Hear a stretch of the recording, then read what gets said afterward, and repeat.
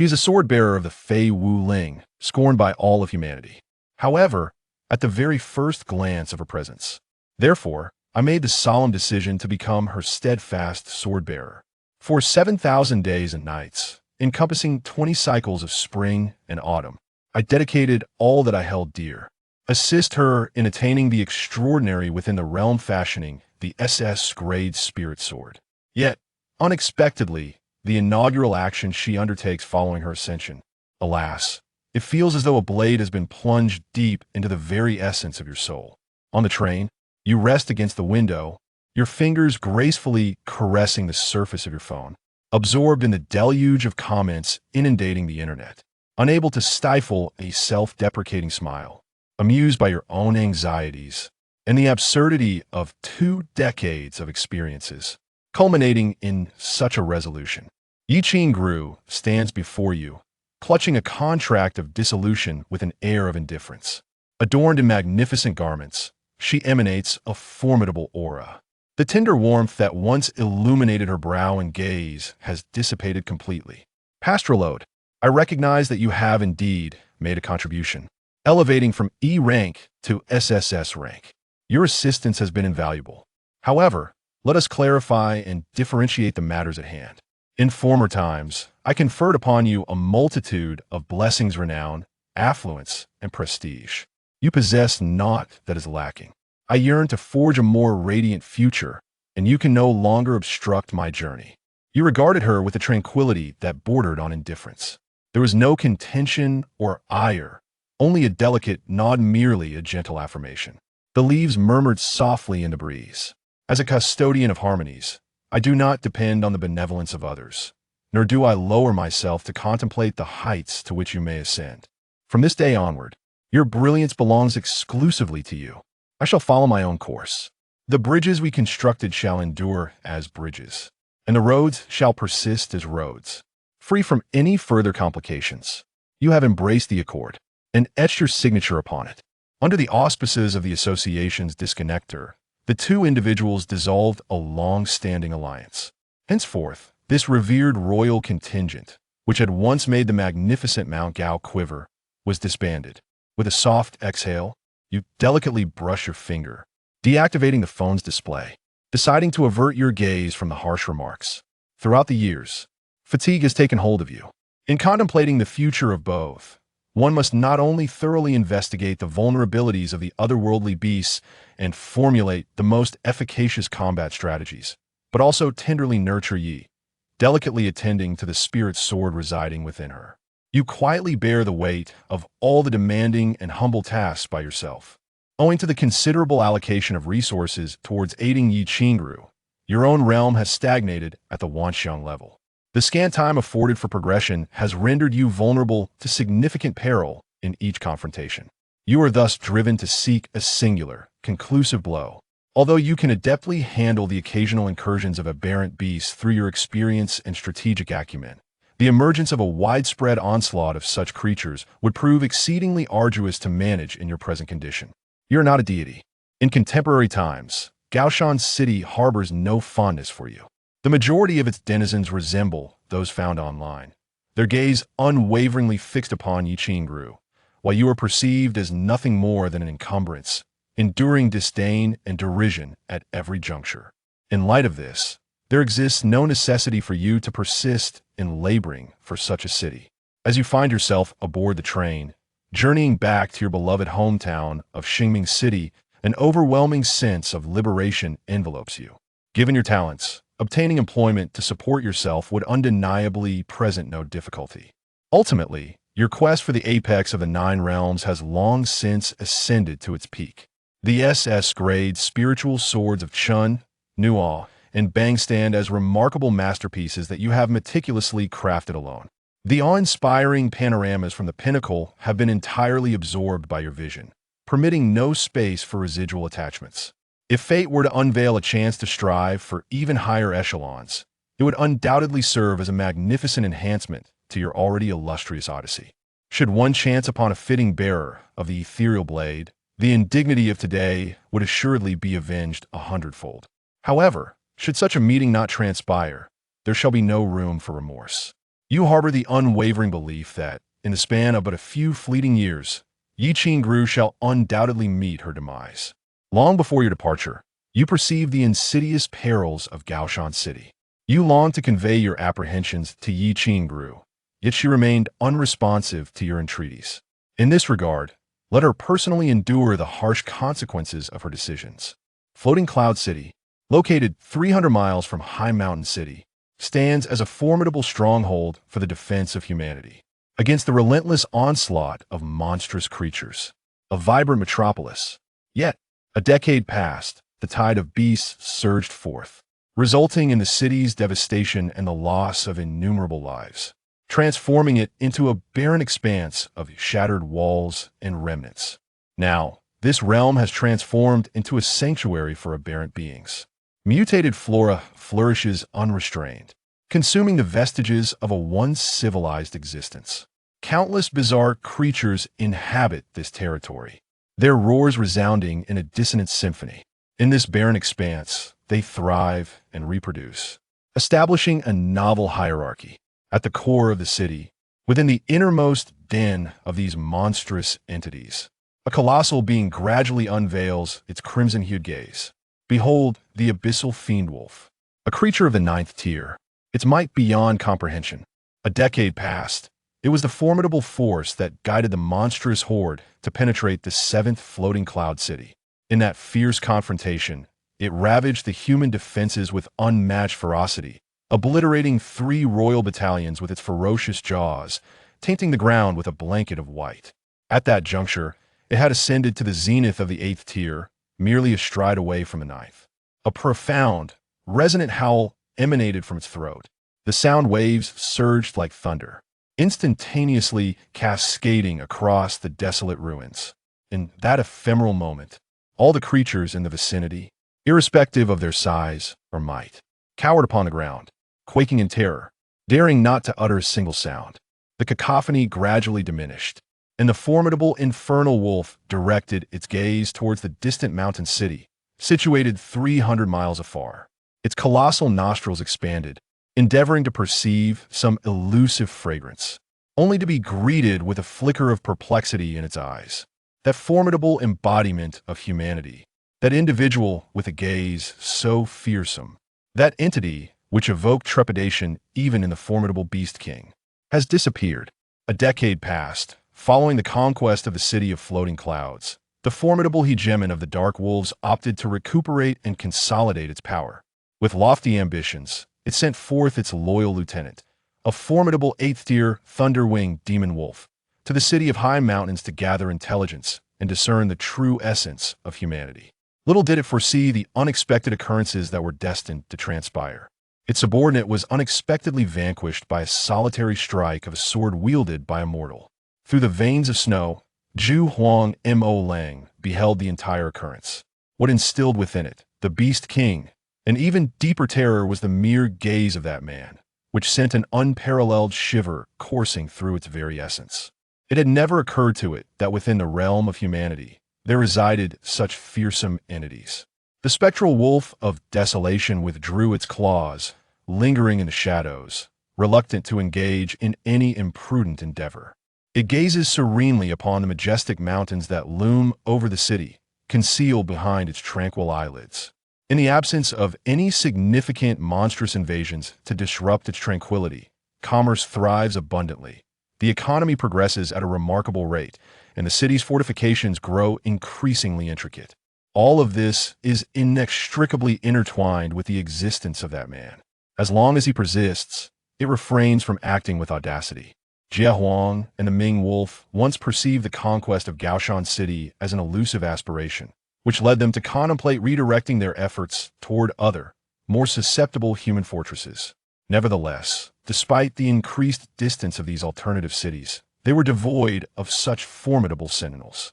Yet, the present situation suggests a favorable shift in fortune. The formidable human warrior, who once instilled profound fear, is unexpectedly absent from the mountain city. The countenance of the shadow howling wolf darkened further. Once again, it drew in the air, affirming that the familiar yet fearsome scent had truly vanished. The shadow howling wolf commenced to enumerate the magical creatures below, poised to designate a suitable vanguard. However, during the enumeration process, it became apparent that the assembly was lacking a diminutive creature of the fourth tier. What might have transpired? One was conspicuously absent. Wong. He was a voracious little being. This afternoon, a train set forth from the high mountain city.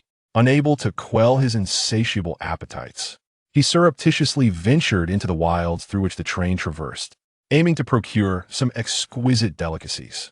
Upon hearing those words, the infernal wolf's eyes glimmered briefly before it emitted a disdainful snort. What a fool! Upon its return, I shall take great pleasure in severing its ears. Now, you are to embark on your journey to the high mountain city. Bear in mind to advance with the utmost vigilance. Should there arise even the slightest sign of upheaval, retreat at once. As for the rest, accompany me to restructure the clan and ready ourselves for forthcoming endeavors. Conversely, as you ready yourself to surrender to slumber and cultivate tranquility within your mind, you perceive a diminutive girl nestled in the corner of the carriage, grasping a cherished plush toy, her gaze fixed upon you with a hint of shyness.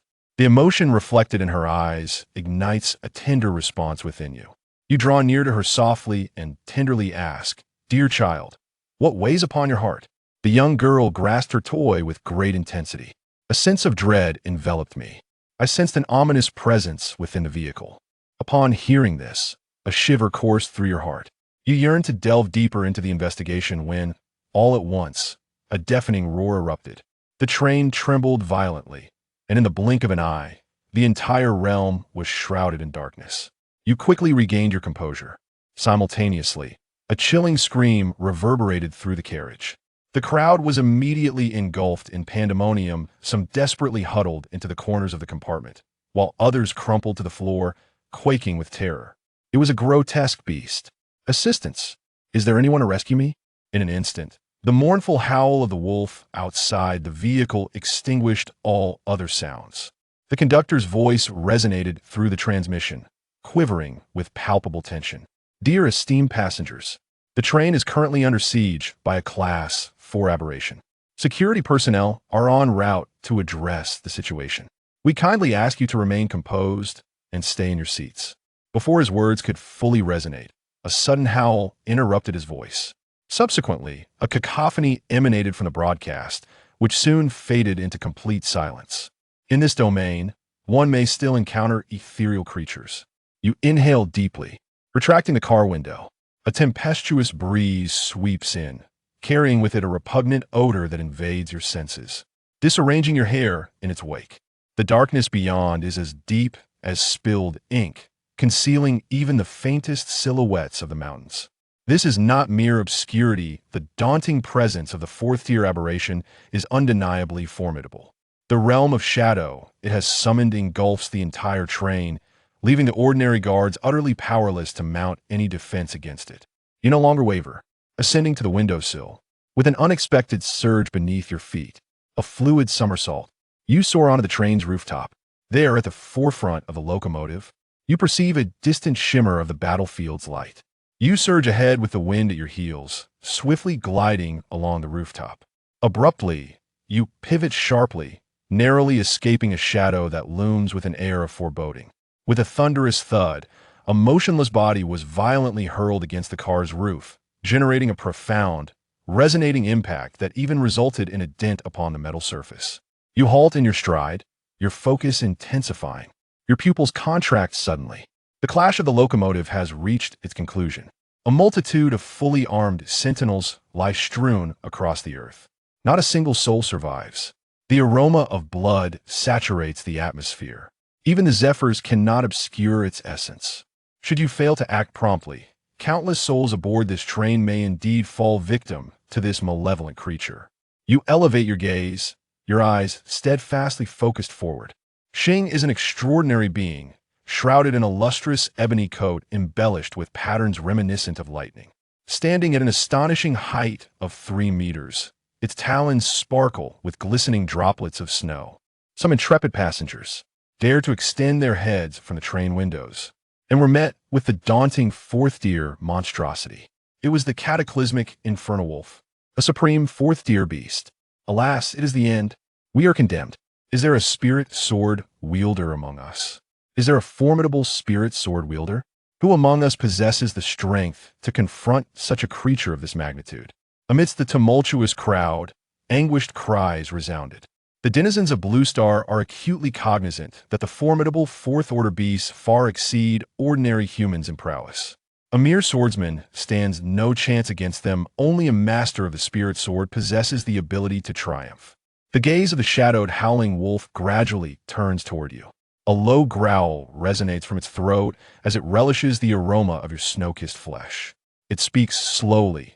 Your flesh, imbued with the essence of snow, is extraordinarily alluring.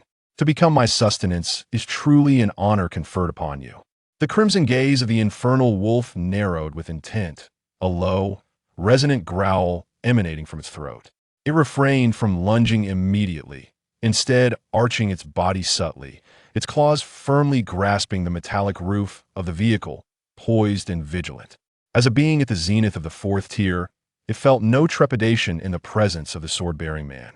Even a swordsman at the return-to-origin stage, whose realm transcends that of the individual preceding it, possesses an unwavering belief in its ability to prevail, bolstered by its inherent racial advantages and formidable combat instincts. The so-called male human warriors are regarded as little more than mildly bothersome quarry.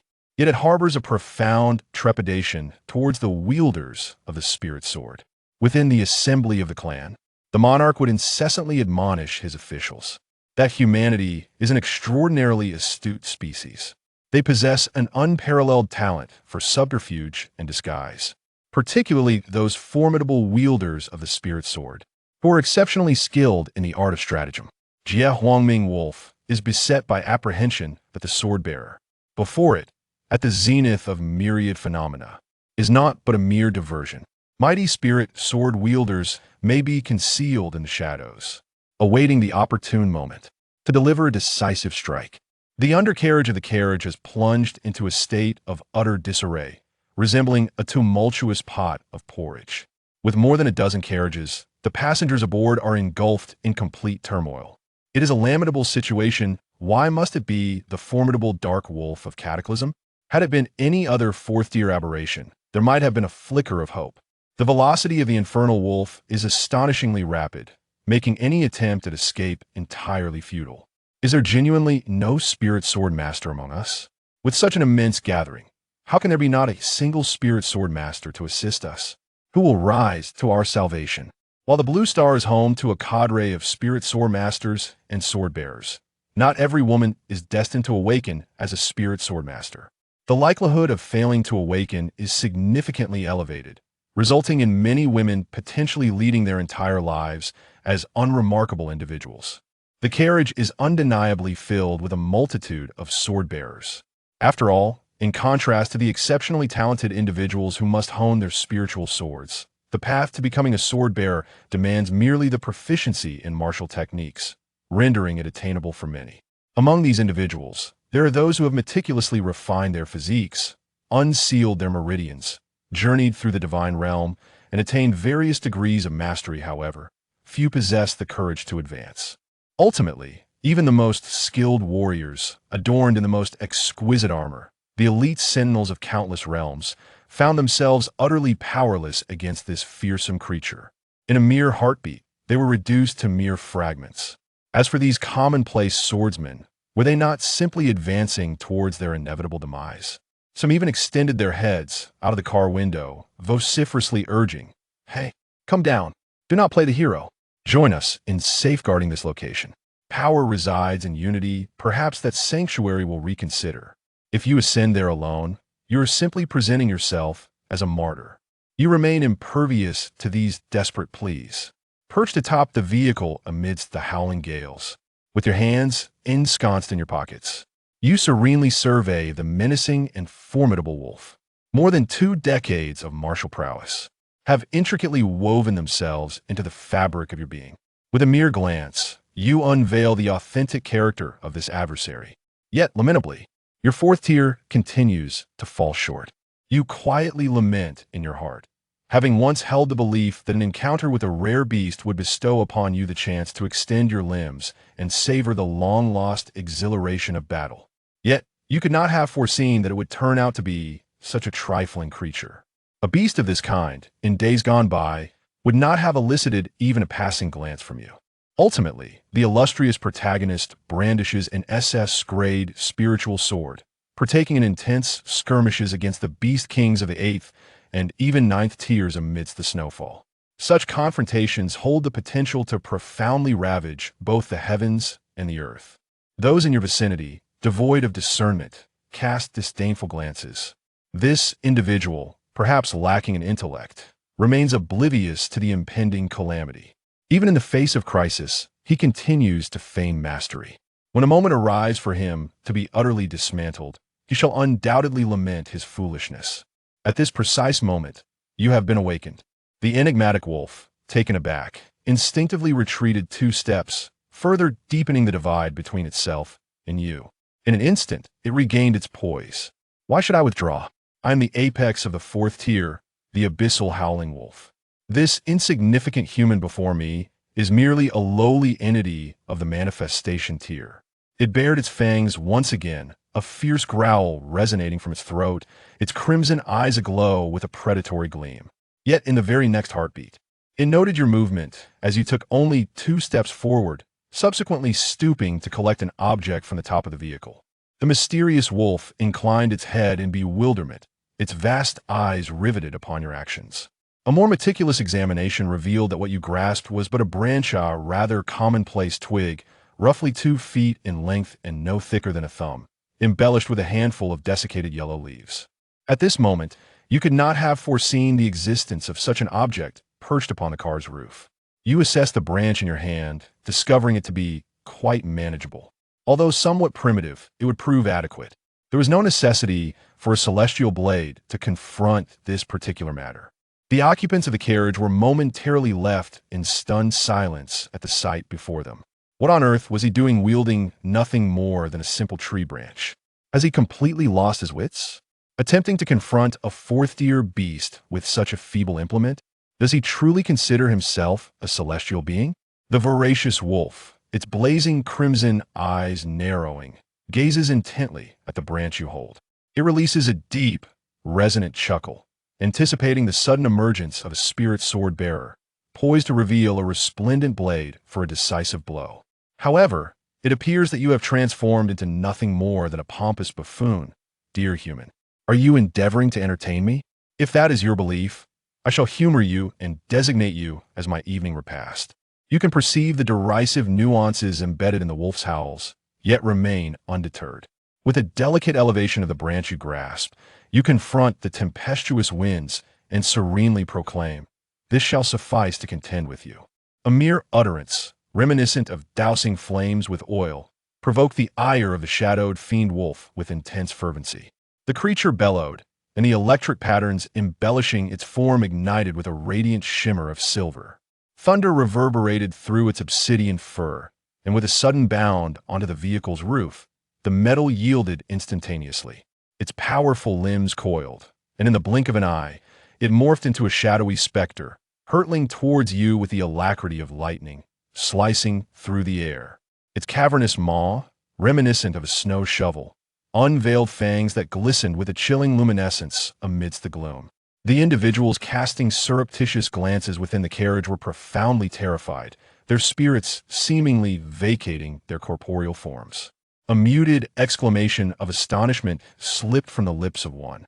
That unfortunate soul is undoubtedly destined for ruin. The wind intensifies, howling with such ferocity that it becomes a challenge to maintain one's vision. You delicately elevate your gaze, your eyes serene like placid waters. The silhouette of a wolf, invisible to the untrained observer, appears before you with striking clarity, as if it were unfolding in a languid dance. The right claw is gently raised. The left shoulder exhibits an excessive degree of aggression. The path of the strike is excessively abrupt and linear. All of these factors unveil inherent vulnerabilities. You serenely elevate the branch held in your grasp and delicately sway it, precisely as the breeze comes to a standstill.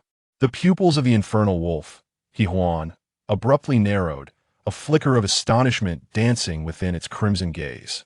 The once howling gale dissipated without a trace in an instant, and the act of pouncing became suspended in midair. Immediately thereafter, an unforeseen tempest of stock market reversal erupted. At the instant the branch swung forth, a profound, resonant hum permeated the atmosphere, which soon evolved into an irresistible surge, propelling the infernal wolf of calamity into the skies. With a thunderous impact, the immense figure of the giant wolf collided with a distant car's roof. The metal buckled inward. Its limbs quaked as it endeavored to restore its balance. At last finding steadiness, it vigorously shook its head. A growl of rage reverberated from the depths of its throat. The figure before me appears out of place, evoking a primal dread reminiscent of standing before the sovereign of their species. It is a feeling that reverberates from the depths of icy veins, a shudder that reaches into the very marrow, rendering one breathless with apprehension. The once vibrant carriage is now shrouded in an unsettling silence. All occupants gaze, wide-eyed and speechless, through the window, transfixed by the figure grasping a branch. After a brief moment of deep stillness, the carriage bursts into a tumultuous chorus of disordered whispers. I must be in error. That wolf was vanquished by nothing more than a humble twig. It cannot be a reality. How could he, wielding naught but a branch, succeed in besting such a formidable adversary? A dozen guards would falter within mere moments against it. How could he possibly accomplish this feat unaided? Even a swordsman of the Origin realm could not so effortlessly repel it, could they? In this moment, you cast your eyes upon the branch cradled in your hand, assessing its weight with care. A soft murmur escaped your lips, quite satisfactory, more resilient than I had anticipated. Subsequently, you raise your gaze, your eyes once more meeting the imposing shadow wolf, a subtle smile gracing the edges of your mouth. Shall we attempt this once more? The thunderous roar of the fiery dark wolf reverberated once again, its wrath ignited to an extraordinary fervor. Its scarlet eyes shimmered with an unrelenting storm of fury, as the electric patterns embellishing its form blazed into vibrant existence. In a sudden, majestic leap onto the vehicle's roof, its foreclaws reached skyward, and astonishingly, the magnificent wolf ascended into the heavens. The tempestuous winds howl. Foreboding clouds amass ominously above the train, accompanied by the thunderous reverberation of lightning. Vigorous bolts of electricity cleave the sky, enveloping the infernal wolf, issuing a piercing, hissing noise. Mankind, I implore you, that was indeed unfortunate. In that hallowed space, one must exert every ounce of their strength. A voice from within the carriage erupted in a cry of terror. This represents the inherent prowess of the infernal Howling Wolf clan, one of their most formidable offensive techniques. A fourth-tier infernal Howling Wolf, adept in this ability, may be deemed invincible among its contemporaries. This skill has led to the disheartening downfall of numerous spirit sword wielders and their accompanying teams. It is recounted that several years prior, during an incursion by exotic beasts beyond High Mountain City, 3 elite squads of the Yuan level amalgamated to confront a fourth-tier infernal Howling Wolf.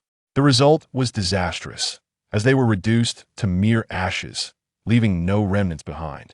At this moment, the formidable fourth-tier peak giant wolf unleashed its full power, manifesting the awe-inspiring might of the Thunder Nine. Bathed in the luminous flashes of lightning, it hovered in the air, resembling a divine entity of thunder, capturing the gaze of all who beheld it. In the ensuing moment, the tumultuous sphere burst forth with ferocity. A bolt of lightning, as robust as a barrel, sliced through the obsidian night, tearing apart the firmament and the earth with a resounding clamor. Rushing towards you, the metallic roofs of the vehicles in its trajectory liquefied instantaneously. Where the lightning traversed, it bequeathed a warped wave of searing heat. The entire train trembled violently, on the brink of annihilation. Yet you remain steadfastly anchored, unyielding amidst this cataclysmic onslaught, not a single flutter of an eyelid betraying your poise. You elevate your gaze, impartially surveying the tumultuous lightning that electrifies the heavens, the edges of your lips gently curling, unveiling a trace of scornful amusement. Then, with a delicate flourish of the branch held aloft, The heavenly lightning came to an abrupt standstill in the air. That bolt, potent enough to obliterate all existence, disappeared without a remnant the instant it made contact with the branch. Instantaneously, an imperceptible shockwave surged forth from the depths of your essence. The resplendent sphere of lightning, the whirling eddies, even the foreboding clouds that shrouded the heavens, in a heartbeat, dissolved into insignificance, transmuting into the abyss. The countenance of the infernal wolf shifted instantaneously to one of pure terror. In that ephemeral moment, it appeared to witness something profoundly unfathomable.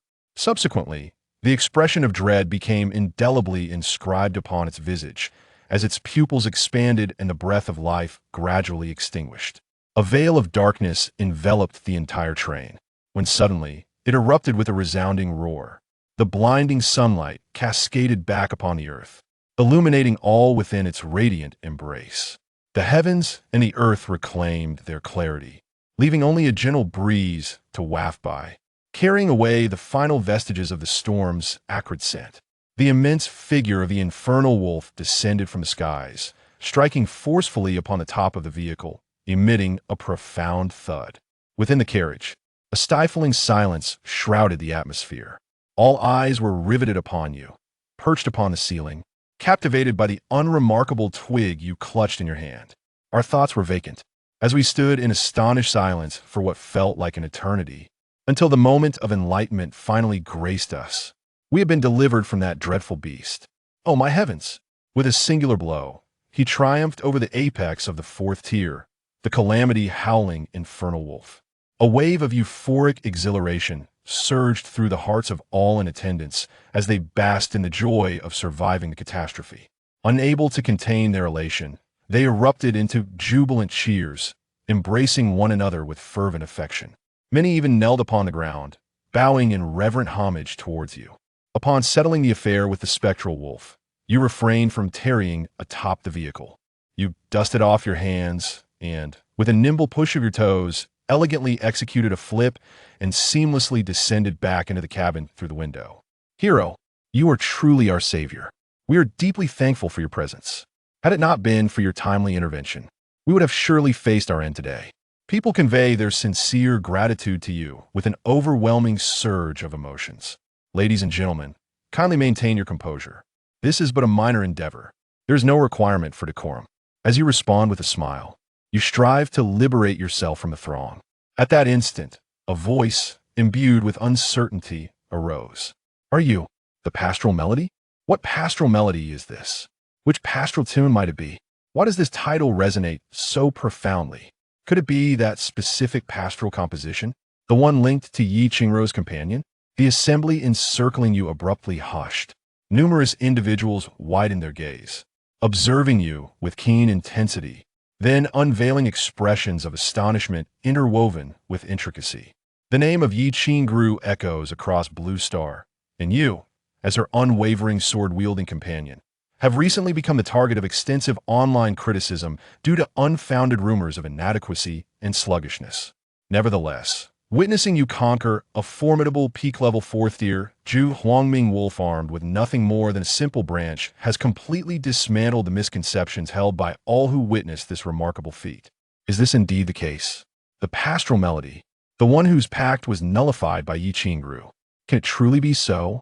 Is it not confined merely to the realm of countless manifestations? How could it ever triumph over a fourth-level pinnacle beast with nothing but a solitary branch? Many individuals display expressions of embarrassment and guilt upon their visages. Among them, a significant number have previously participated in the online uproar to castigate you. Some have even audaciously asserted that, should you possess any sense of propriety, you ought to voluntarily distance yourself from Yi Qingrou to safeguard her future endeavors. Yet now, it is precisely you, whom they have belittled as entirely insignificant, who rises in a moment of danger and rescues the lives of all those on the train. This leaves them enveloped in profound humiliation. Amidst the intricate scrutiny of the crowd, you exude an aura of indifference. The experiences amassed over 2 lifetimes have long rendered you impervious to such observation. You heed not the judgments of others, but rather focus on your own conduct. Allow not the murmurs of gossip to disturb your peace. That which has occurred resides in the past. Permit it to remain there. At this juncture, the illumination within the carriage momentarily flickered. The train's communication system has at last reverted to normalcy. This is the K307 train. We were besieged by a formidable peak-level 4-stage spectral wolf, resulting in the obliteration of all the guards. Fortunately, a passenger stepped in and vanquished the monstrous entity. It has been reported that a solitary traveler single-handedly subdued a formidable 4-tiered abyssal howling wolf. Upon hearing this news, the staff stationed at the site initially reacted with skepticism, presuming that the crew member was merely engaging in jest. May I inquire which illustrious swordsman came to the rescue? We must extend our deepest gratitude. The attendant cast a hesitant glance in your direction, cleared their throat, and repeated the gesture, lacking the expertise of a spirit sword practitioner. The astonishment in that vicinity is unmistakable. It is highly likely that a swordsman of the returning origin realm stands among them, or perhaps even one hailing from the breaking void realm. Without a master of the spirit sword, it would be inconceivable to conquer a pinnacle 4th-tier beast without a doubt. They are adorned with exquisite, high-grade armaments. The passengers within the carriage descended into an abyss of silence, their heads lowered in apprehension, reluctant to voice a sound. The conductor, with a subtle twitch of his lips, summoned the fortitude to articulate that is not the case he is referred to as Muge.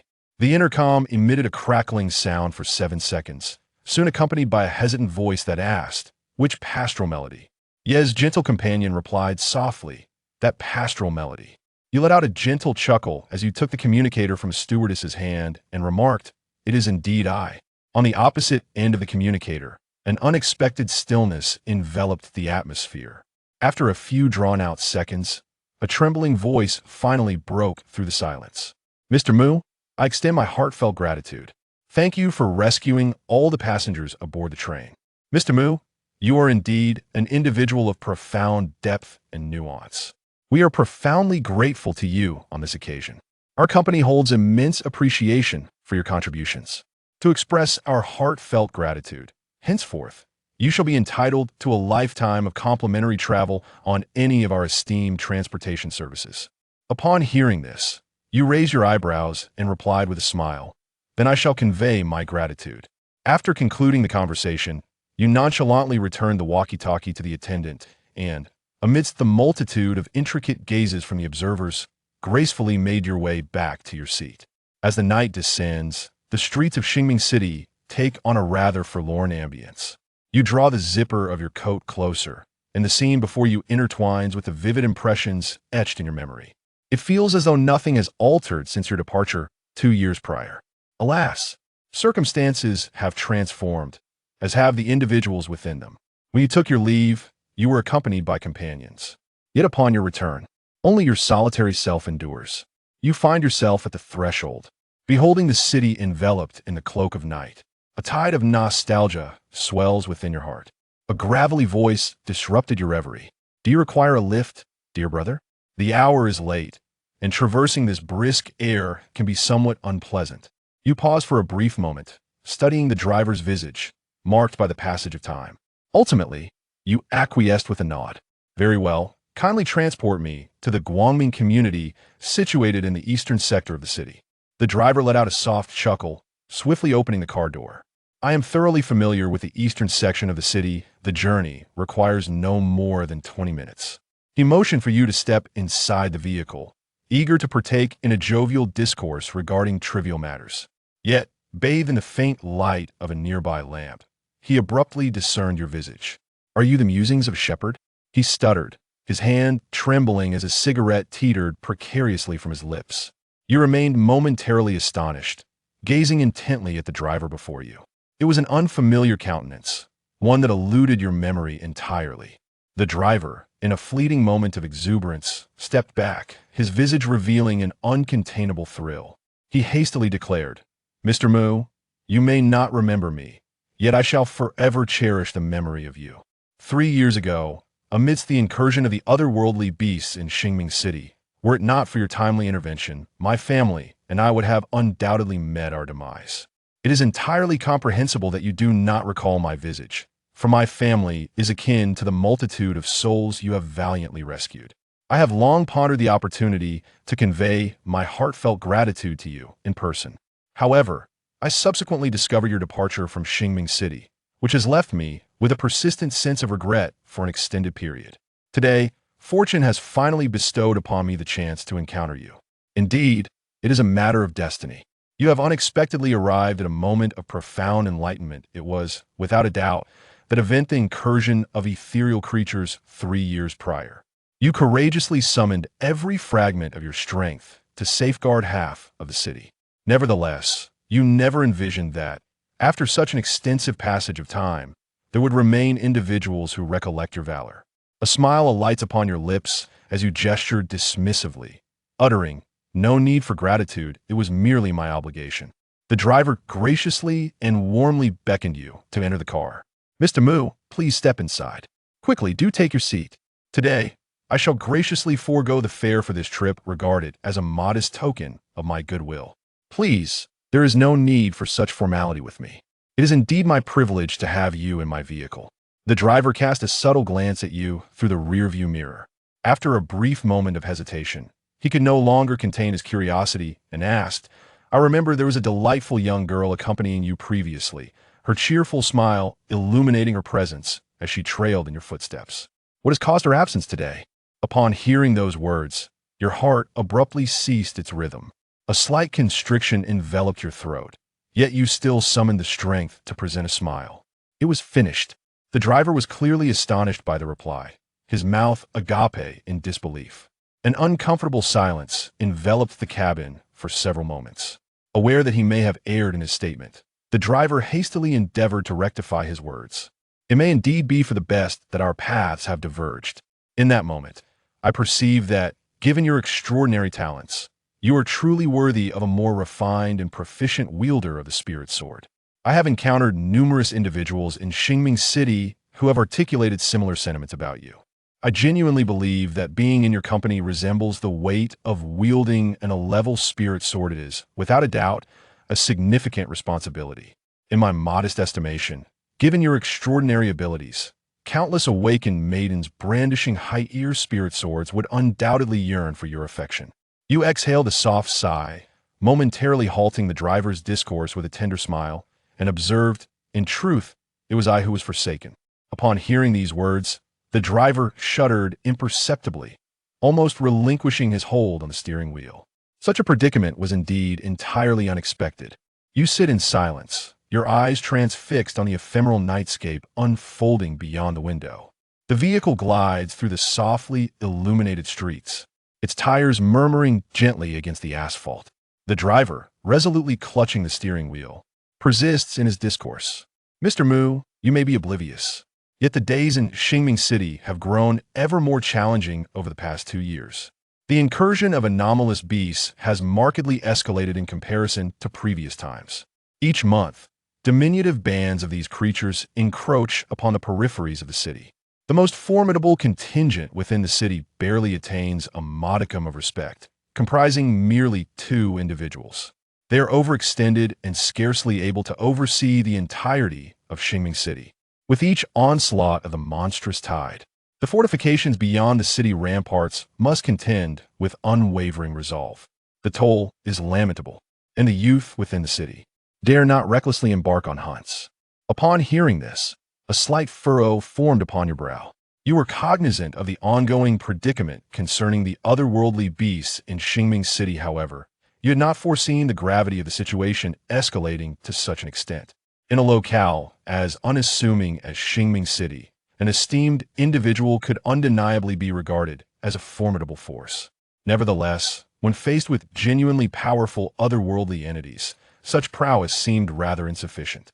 The sole facet that might be considered satisfactory is the fact that our Xingming City is devoid of any notable resources, in stark contrast to the neighboring Floating Cloud City and High Mountain City, which are said to be entombed beneath a treasure trove of energy crystals and frequently beset by formidable Yisho.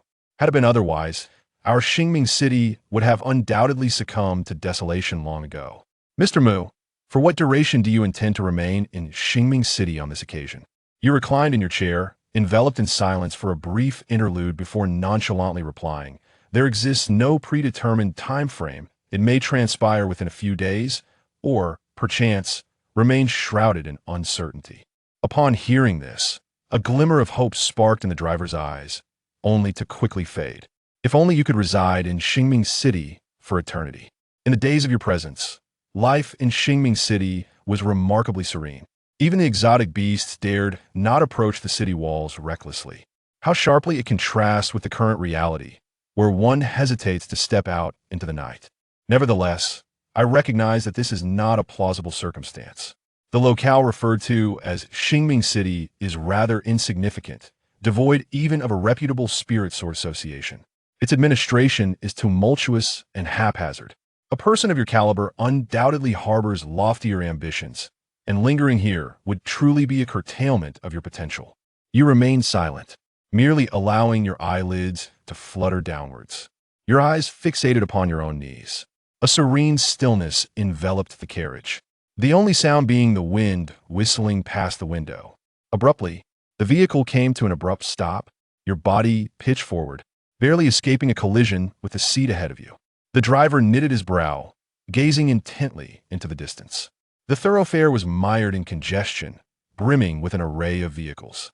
He glanced back and bestowed upon you a sardonic smile. "Mr. Mu, I implore you not to take umbrage. This road often succumbs to such traffic in the evening hours. It is probable that a truck has encountered a malfunction further along. The situation shall rectify itself momentarily." As you peer through the window, you behold the shimmering headlights in the distance, creating an elongated procession of 7 vehicles, extending infinitely towards the horizon. With a touch of perplexity, you pose the question, "Master, is this not the route leading to the eastern quarter of the city?" Mr. Mu, you may not be cognizant of the fact that the thoroughfare leading to the eastern section of the city has transformed into a treacherous path after dusk. Whispers abound of enigmatic creatures that wander there, veiled in shadow, making it rather fearsome. Numerous individuals who ventured along that road during the late hours have inexplicably vanished, with both vehicles and their drivers disappearing without a remnant. Each of these incidents unfolded on that very stretch, leaving behind an utter absence of life or refuge.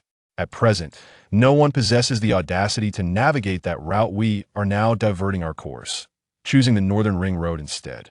While it may extend our journey, it guarantees our safety. You nodded, indicating your comprehension. As you gazed into the inky darkness of the night, your thoughts appeared to drift into deep reflection. "Do you have faith in me?" you inquired. Chapter 10. Do you believe me?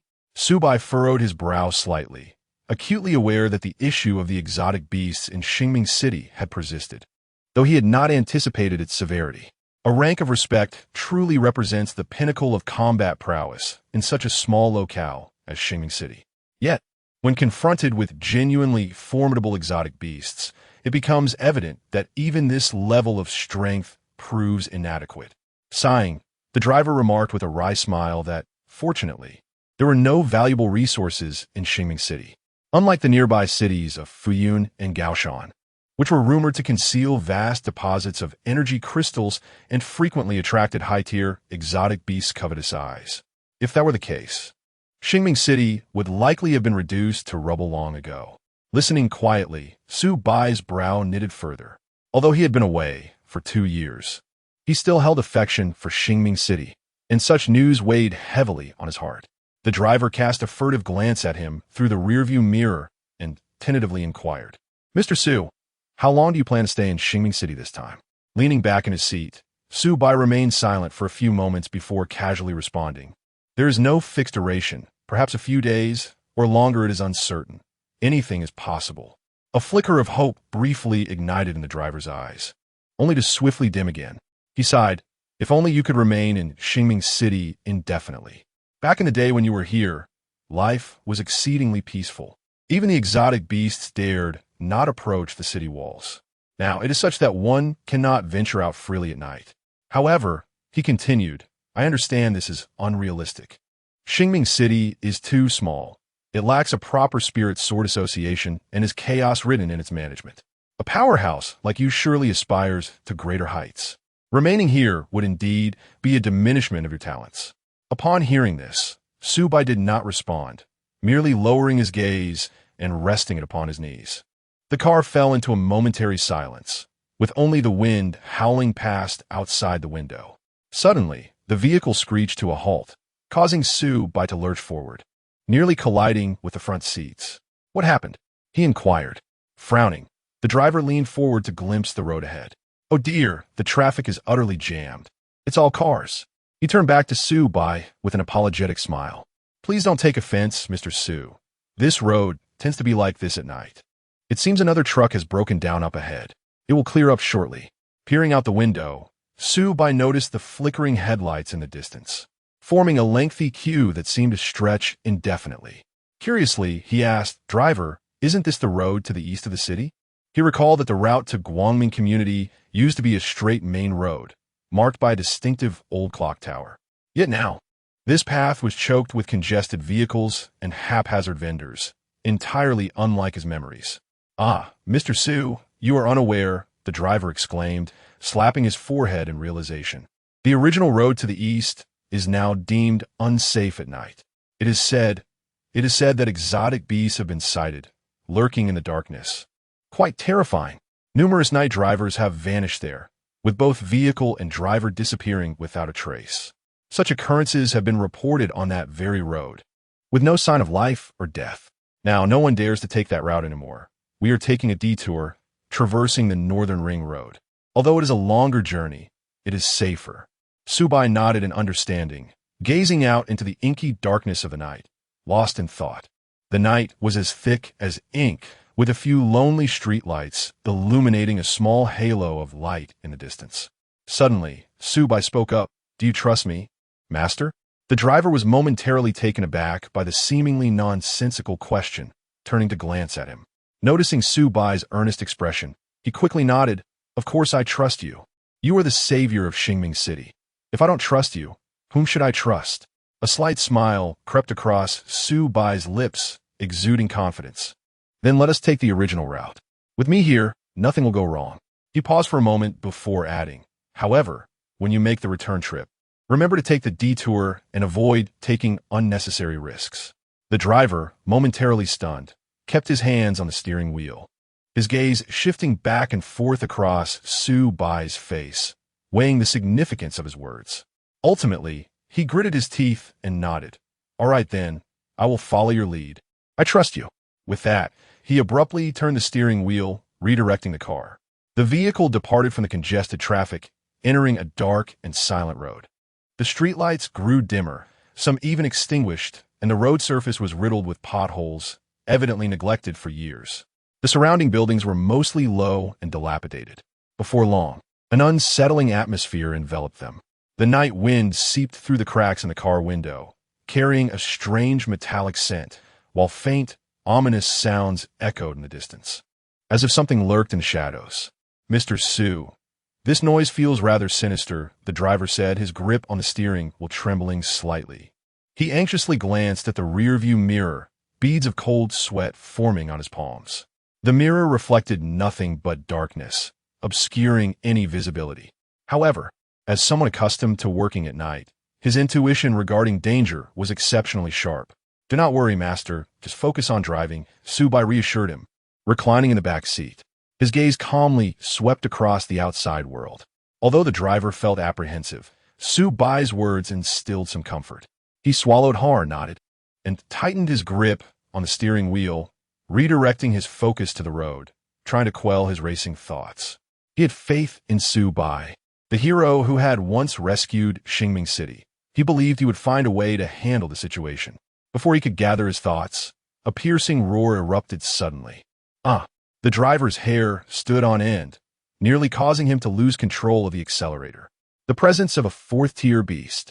Although he was just an ordinary person, he was not unfamiliar with the aura of such creatures. He had once caught a distant glimpse of a fourth-tier beast near the city walls, and the terrifying pressure had almost rendered him incapacitated. Now, with the presence so close, he dared not turn back to look, feeling his back drenched in cold sweat, his heart racing as if it would burst from his chest. A fourth-tier beast, such a terrifying entity, could easily obliterate a small town. At that moment, A thunderous crash resounded, followed by a chilling, beastly roar. The driver's body trembled violently as he sensed a formidable gust of air sweep past the vehicle, stirring up a tempestuous wind. The aura of the fourth-tier beast swiftly receded, vanishing into the enveloping darkness. The driver fixated his gaze on the road ahead, hardly daring to breathe, while furtively glancing in the rearview mirror. There, he beheld Su Bai, who remained composed in the back seat, his eyes gently closed, exuding an air of tranquility as if indulging in a brief respite. His posture had not shifted. He merely brushed away the dust from the hem of his garment. The driver's heart raced uncontrollably, for he understood that it was undoubtedly Su Bai who had intervened. Yet, he had not even glimpsed how Su Bai had acted before the beast was already repelled. Chapter 11. Finally home, unbeknownst to him, 20 minutes had slipped by. The vehicle glided smoothly into the Guangming community, the dim yellow glow of the street lamps casting a tranquil light upon the ground, illuminating the quiet residential buildings. The car came to a halt beneath Su Bai's residence. The driver, releasing the accelerator, leaned back in his seat, utterly spent, beads of cold sweat dotting his forehead as he gasped. That was exhilarating. I've never experienced anything like it in my life. In those brief moments, the cacophony of roars and collisions had been relentless, the air thick with the scent of otherworldly beasts, yet none dared approach the vehicle. The driver's emotions surged like a roller coaster, a thrilling and perilous ride. What felt like mere minutes stretched into what seemed an eternity. Turning to Su Bai, his eyes brimmed with reverence, he exclaimed, "Mr. Su, you are truly remarkable." Su Bai opened the car door and stood up, offering a faint smile. "It's nothing much," he replied, pausing for a moment before adding, "However, do remember to take a longer route on your way back. Avoid this one." The driver nodded vigorously. "Of course. I wouldn't dare take such risks again without your prowess." Wiping the sweat from his brow, he gazed at Su Bai's departing figure, his heart filled with countless sentiments. That brief journey felt akin to dancing on the precipice of death, yet he hadn't even glimpsed the shadow of a beast. All due to the presence of that extraordinary man, Su Bai, who once ensured the tranquility of Qingming City. With that thought, everything began to make sense. After all, it was Su Bai, the legend of Qingming City. Who could not be in awe? "Mr. Su, take care," the driver called out, leaning his head out of the window. Su Bai turned back to wave, gradually vanishing into the shadows of the corridor. The car revved to life as the driver deftly turned the steering wheel, opting for the longer northern ring road to depart. Standing beneath the building, Su Bai gazed upward at the familiar window. It was once his home, a repository of countless memories. The six-story edifice bore the marks of time, its grayish-white exterior paint peeling to reveal patches of yellowed concrete beneath, akin to scars etched by the years. The iron gate at the entrance stood askew, the motion sensor light apparently malfunctioning, casting an inky darkness devoid of any illumination. Having been absent for 2 years, everything seemed unchanged, yet there was an undeniable sense of dissimilarity in the air. He did not ascend immediately, but lingered there, absorbing the coolness of a night breeze against his skin. The community was eerily quiet, with only the occasional chirping of insects breaking the silence. Retrieving his keys, the metal's frigid touch brought Su Bai back to the present. He took a step forward, ascending the narrow staircase. The motion sensor lights flickered to life with each of his footsteps, illuminating the walls, which bore the marks of wear and tear. Old advertisements and notices adorned the walls, some yellowed and curling at the edges, others partially obscured by newer postings. The concrete steps were worn and uneven, a thin layer of dust accumulating in the corners, while the paint on the handrails had long since chipped away, revealing the mottled rust beneath. He recalled his childhood disdain for the steepness of the staircase, often needing to pause for breath upon reaching the 4th floor. Yet now, as he ascended step by step, he found the climb surprisingly effortless. At last, he stood before his own door. It was still the familiar security door, though the paint had begun to peel, lending it an air of age. Flanking the doorframe were couplets left over from 2 years prior, their paper yellowed and curling, the characters rendered indistinct, reduced to mere smudges of ink. In the center hung a faded character for good fortune, a token he had affixed before his departure, now tattered and forlorn. Subai retrieved his key, inserted it into the lock, and turned it gently. With a click, the door swung open. A faint musty odor wafted towards him, mingling with the comforting scent of home. He stepped inside and flicked on the light. The living room was modest, approximately 20 square meters in size. Adorned with furnishings nearly identical to those he had left behind 2 years ago. Sofa, coffee table, television. Everything remained as it was, though cloaked in a thin layer of dust. He tossed the key onto the coffee table and hung his coat on the rack by the door. The air was heavy with a damp, moldy scent, a clear indication of prolonged vacancy and poor ventilation.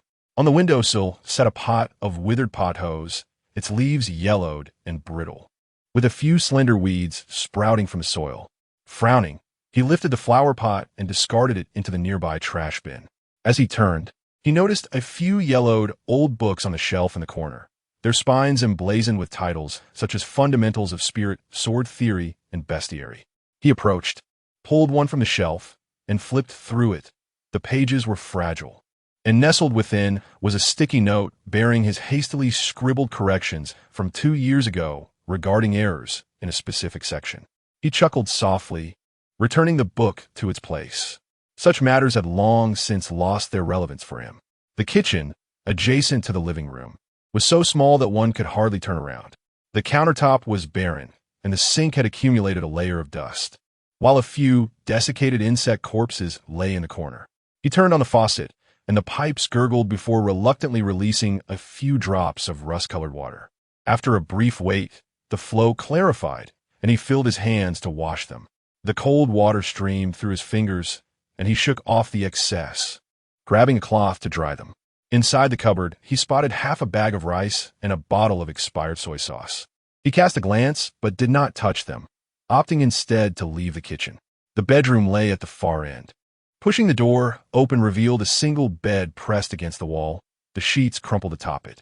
A bedside lamp sat on the nightstand, its shade thick with dust, accompanied by a broken alarm clock. He approached, drew the curtains aside, and outside, the night was as dark as ink, with faint lights flickering from distant buildings. A film of condensation coated the glass, and he traced his finger across it, leaving a clear mark before opening the window to let in the cold breeze, which helped dissipate the mustiness within. Returning to the living room, he sank into the sofa, his body slightly sinking into the sunken cushions. The room was enveloped in silence, broken only by the sound of his own breath, occasionally interrupted by the distant barks of a dog from below. He glanced down at his hands, where faint scars were barely visible under the light, remnants of the adventures of the past 2 years. Leaning against the back of the sofa, he closed his eyes, his mind devoid of profound thoughts, merely sensing a profound weariness. It was not the fatigue of the body, but rather a deep-seated exhaustion that permeated his bones, a hollow emptiness that followed the release of a tension held for far too long. His gaze wandered aimlessly around the room, and he suddenly realized that despite its dilapidated state, there was a comforting essence to this place. Perhaps it was because it was his own territory, a space free from the need for vigilance or pretense. The night had grown late, and he glanced at his phone, just past 1 a.m. Chapter 12. A favor from a brother. After finishing his shower, Subai felt all his fatigue washed away by the warm water, leaving him as refreshed as if he had been ironed. Donning a clean set of pajamas, he approached the bedside. The freshly changed sheets, made of light gray cotton, emitted a subtle fragrance of laundry detergent. He flopped onto the bed, and the soft pillow sank beneath his weight, providing a comfort that made him want to remain motionless indefinitely. A gentle night breeze wafted through the window, bringing a hint of coolness. He pulled the blanket closer and was just about to close his eyes for a brief respite when the phone on the bedside table suddenly rang. Frowning slightly, he reached for the device and glanced at the screen. A familiar name flashed before him. Zhang Haoran.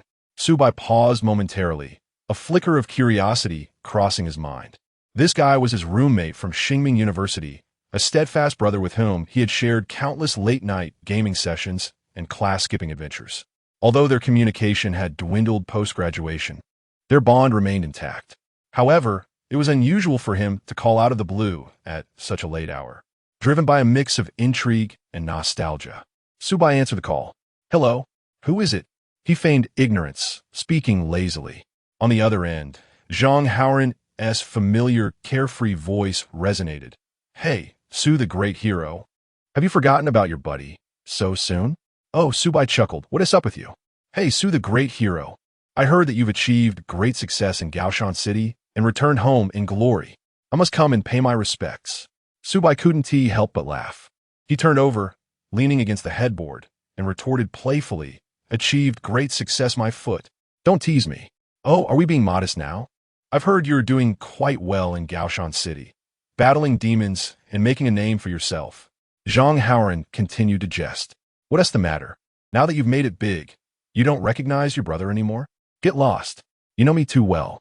If I really made it, will I come back to this little rundown place? Subai shot back with a laugh, adding, besides, aren't you doing well at the Spirit Sword Association? I heard you've even been promoted to management. What's up? Too busy for your friends. Hey, no matter how busy I am, I must keep tabs on our great hero Su. Zhang Haoran replied cheekily. So, how the past 2 years treated you? Anyun fuppi moments. Share them with your brother for a good laugh. Damn you. Can't you wish me some good fortune? Subai playfully scolded. I suspect that my shameful return is all you're doing.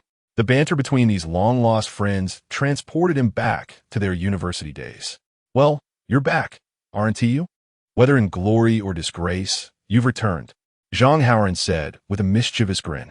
He paused before continuing. You might not know this, but during your absence, quite a few people in Xingming City have been talking about you.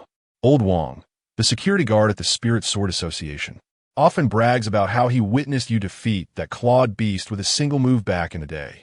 Upon hearing this, Subai couldn't help but burst into laughter. Old Wang, despite his unsteady legs, he still managed to seek out the commotion. It seems he has become quite enamored with his own exaggerations. Indeed, Zhang Haoran chuckled. You have no idea. Ever since you left 2 years ago, Xingming City has lost its former vibrancy. Just the other day, I inquired about you, asking if you had become some notable figure in Gaoshan City, and lo and behold, you stealthily returned without even a word of greeting. Are you looking down on your brother? How could that be?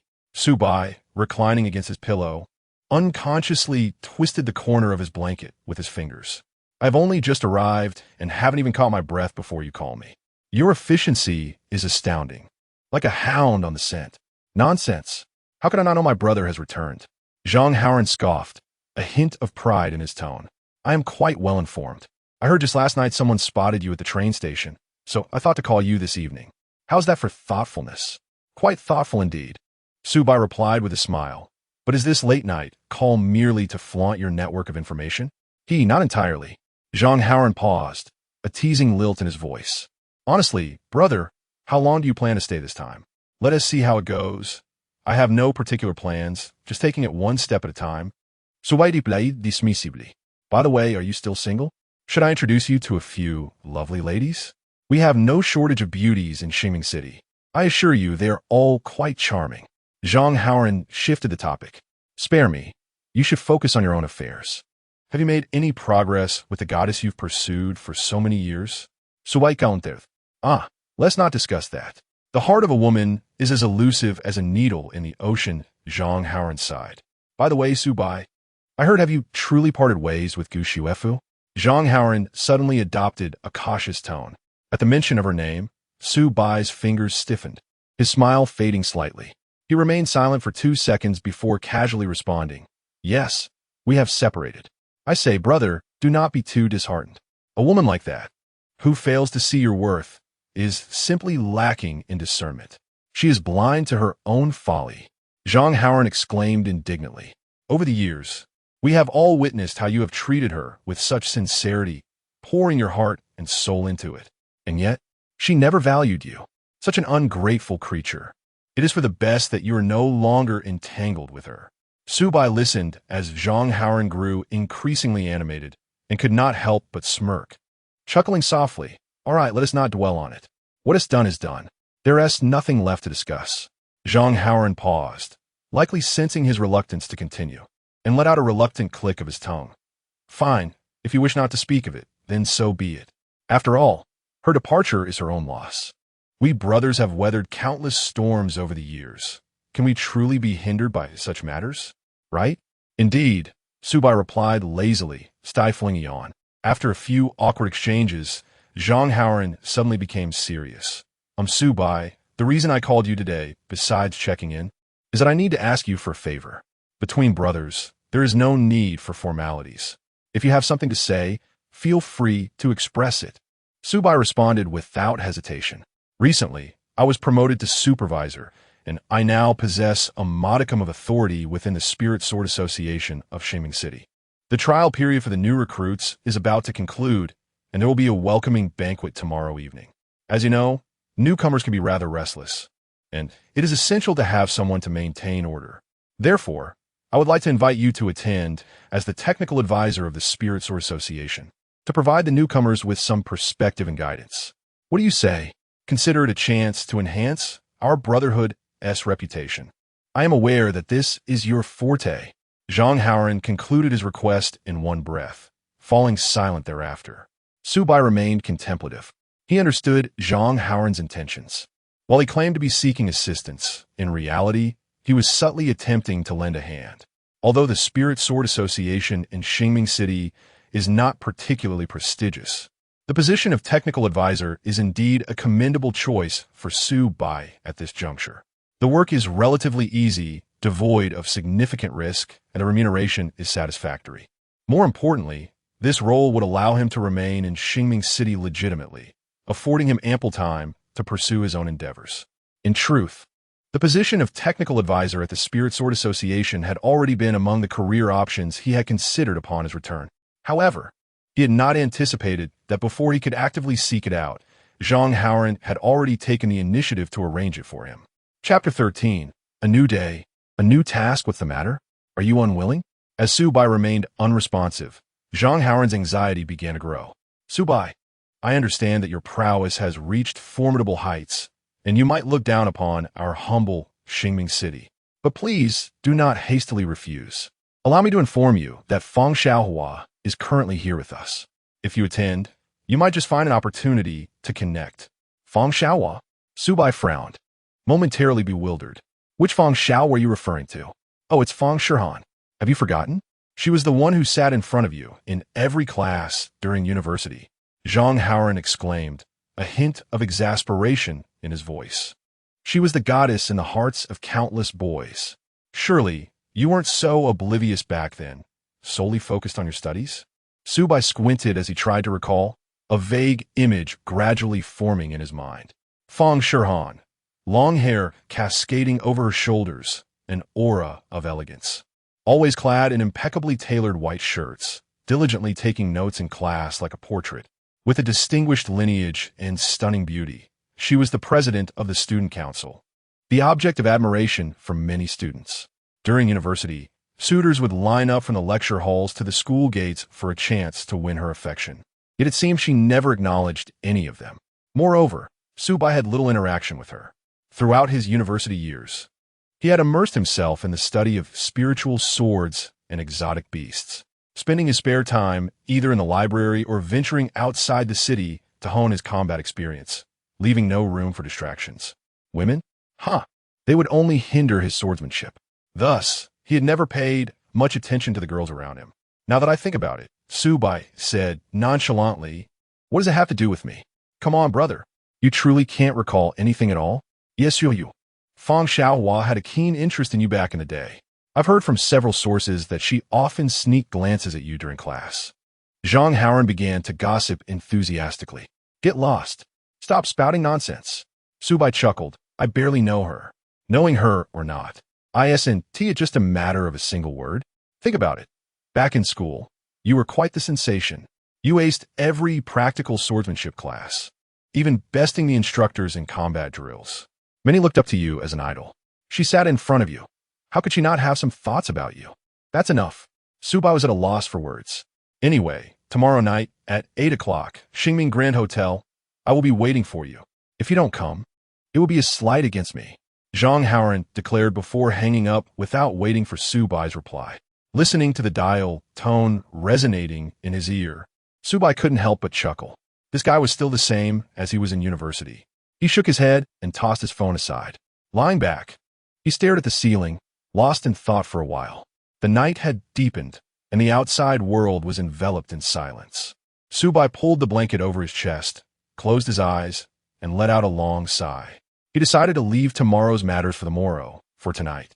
He would first indulge in a good night's sleep. The night passed without incident. His dreams were void of substance, leaving no trace behind. Subai opened his eyes as dawn broke, the world outside still cloaked in a gentle twilight. Last night, he neglected to close the window before bed, and a night of wind swept in, refreshing the previously stuffy air of the room with a hint of the morning's unique chill. He turned over and sat up, stretching lazily, feeling invigorated. Fortunately, he had reached the Yuan level, endowing him with physical prowess far beyond that of ordinary individuals. Otherwise, a night exposed to the cold breeze would have left a common person sniffling and succumbing to a cold. Rising from his bed, he performed a brief morning routine. The rushing water cascading over his face, washing away the last vestiges of sleep. Standing before the mirror, he gazed at the familiar, yet foreign reflection. Over the course of 2 years, his appearance had not changed significantly. However, his eyes bore a deeper intensity, and his demeanor exuded a newfound steadiness. After drying his face, he proceeded to the living room, where the first order of business was to summon the system interface. A translucent screen unfurled before him, accompanied by the familiar notification chime. Ding! Today's task is complete a set of sword practice. Task countdown, 1543. 26. Subai focused on the task details. A slight twitch at the corner of his mouth as he couldn't help but chuckle softly. Ah, this system truly is a daily check-in mechanism. Yesterday's task had involved vanquishing a beast, leading him to expect something similarly intense for today. Yet to his surprise, it was merely a simple sword practice. For any swordsman, sword practice is the most fundamental and routine training activity. It encompasses a series of basic sword techniques, footwork, and body movements, aimed at enhancing a swordsman's swordsmanship and physical coordination. Back in school, Subai had engaged in extensive sword practice daily, mastering these movements thoroughly. However, despite his amusement, a significant issue loomed for Subai. He had no sword. He glanced at his empty hands, letting out a sigh. Since parting ways with Gu Shuefu, he had not formed a contract with any spirit swordsman, leaving him akin to a sword-wielding drifter. Without a spirit swordsman, naturally, there was no spirit sword. Though the task appeared straightforward, how could he practice without a sword? Seeking a spirit swordsman at the last minute was evidently impractical and ran counter to Subai's disposition. Thus, the only viable venue for completing sword practice would be the Spirit Sword Association. Subai swiftly made up his mind. The Spirit Sword Association in Xingming City, besides offering various support to spirit swordsmen and sword bearers and publishing bounty tasks, also serves a crucial function, providing training facilities. Within the association, there are dedicated training rooms equipped with an array of training apparatus, including practice swords of varying materials and weights. Although these swords cannot compare to the exclusive weapons of contracted spirit swordsmen, they are more than adequate for practice. Some martial arts schools or gyms in Xingming City offer similar training, but their equipment pales in comparison to the professionalism of the Spirit Sword Association. Moreover, just last night, Zhang Haoran had invited him to serve as a technical consultant at the association, making this the perfect opportunity to familiarize himself with his prospective work environment. With this in mind, Subai ceased his procrastination, donned his jacket, and stepped outside. The morning sunlight was just right, warm yet gentle on the eyes. Several breakfast stalls have already set up along the roadside, with the oil-fried dough sticks sizzling in the pan, and the steam from the warm soybean milk rising delicately into the air, mingling with the vendors' cheerful calls, exuding a vibrant atmosphere of everyday life. The scenery along the way remains largely unchanged. The small grocery store at the corner is still there, with the proprietress sitting at the entrance, happily cracking sunflower seeds. Upon seeing him, she greeted him warmly. "Oh, Subai, I must not be mistaken, right? Good morning. Is this your return?" Subai smiled and nodded, exchanging no further pleasantries as he continued on his way. The Spirit Sword Association is not far from his home. A mere half-hour's walk will bring him there. Chapter 14. The Spirit Sword Association in the bustling and well-lit hall of the Spirit Sword Association, located in Xingming City, a a lively atmosphere prevailed. Several bounty notices adorned the walls, while a few sword-bearers huddled in a corner, engaged in hushed discussions. At the reception desk in the center, a young man appeared to be engrossed in his duties. In his early 20s, he wore an enthusiastic smile, though his eyes betrayed an undeniable pride. The source of his satisfaction was likely the title of deputy supervisor emblazoned on the badge affixed to his chest. He was currently handling the membership registration for a newly arrived duo, a spirit swordsman and a sword-bearer, while clutching a stack of documents in his hands. The pair appeared to be around 20 years of age. The girl was petite and charming, while the boy was tall and handsome. You two have arrived just in time," he exclaimed, flipping through the registration forms and beaming at the newcomers. "Our Spirit Sword Association is currently thriving. The recent trial training has just concluded, and each newcomer is a promising talent. Your joining us is undoubtedly a delightful addition. I must tell you, when I joined back in the day, the scene was nowhere near as lively. The trial assessment nearly exhausted me. I chased after a second-tier windwolf for 3 days and nights. My legs nearly gave out." The spirit swordsman standing before him, a short-haired girl clad in a simple black training outfit, interjected, 3 days and nights? Did you actually catch it or not?" The young man slapped the table, his eyes widening. "Of course I caught it. How could I not? Who do you think I am?" That windwolf was as swift as the wind. Yet I managed to corner it in a ravine, and with one clean strike, it was done.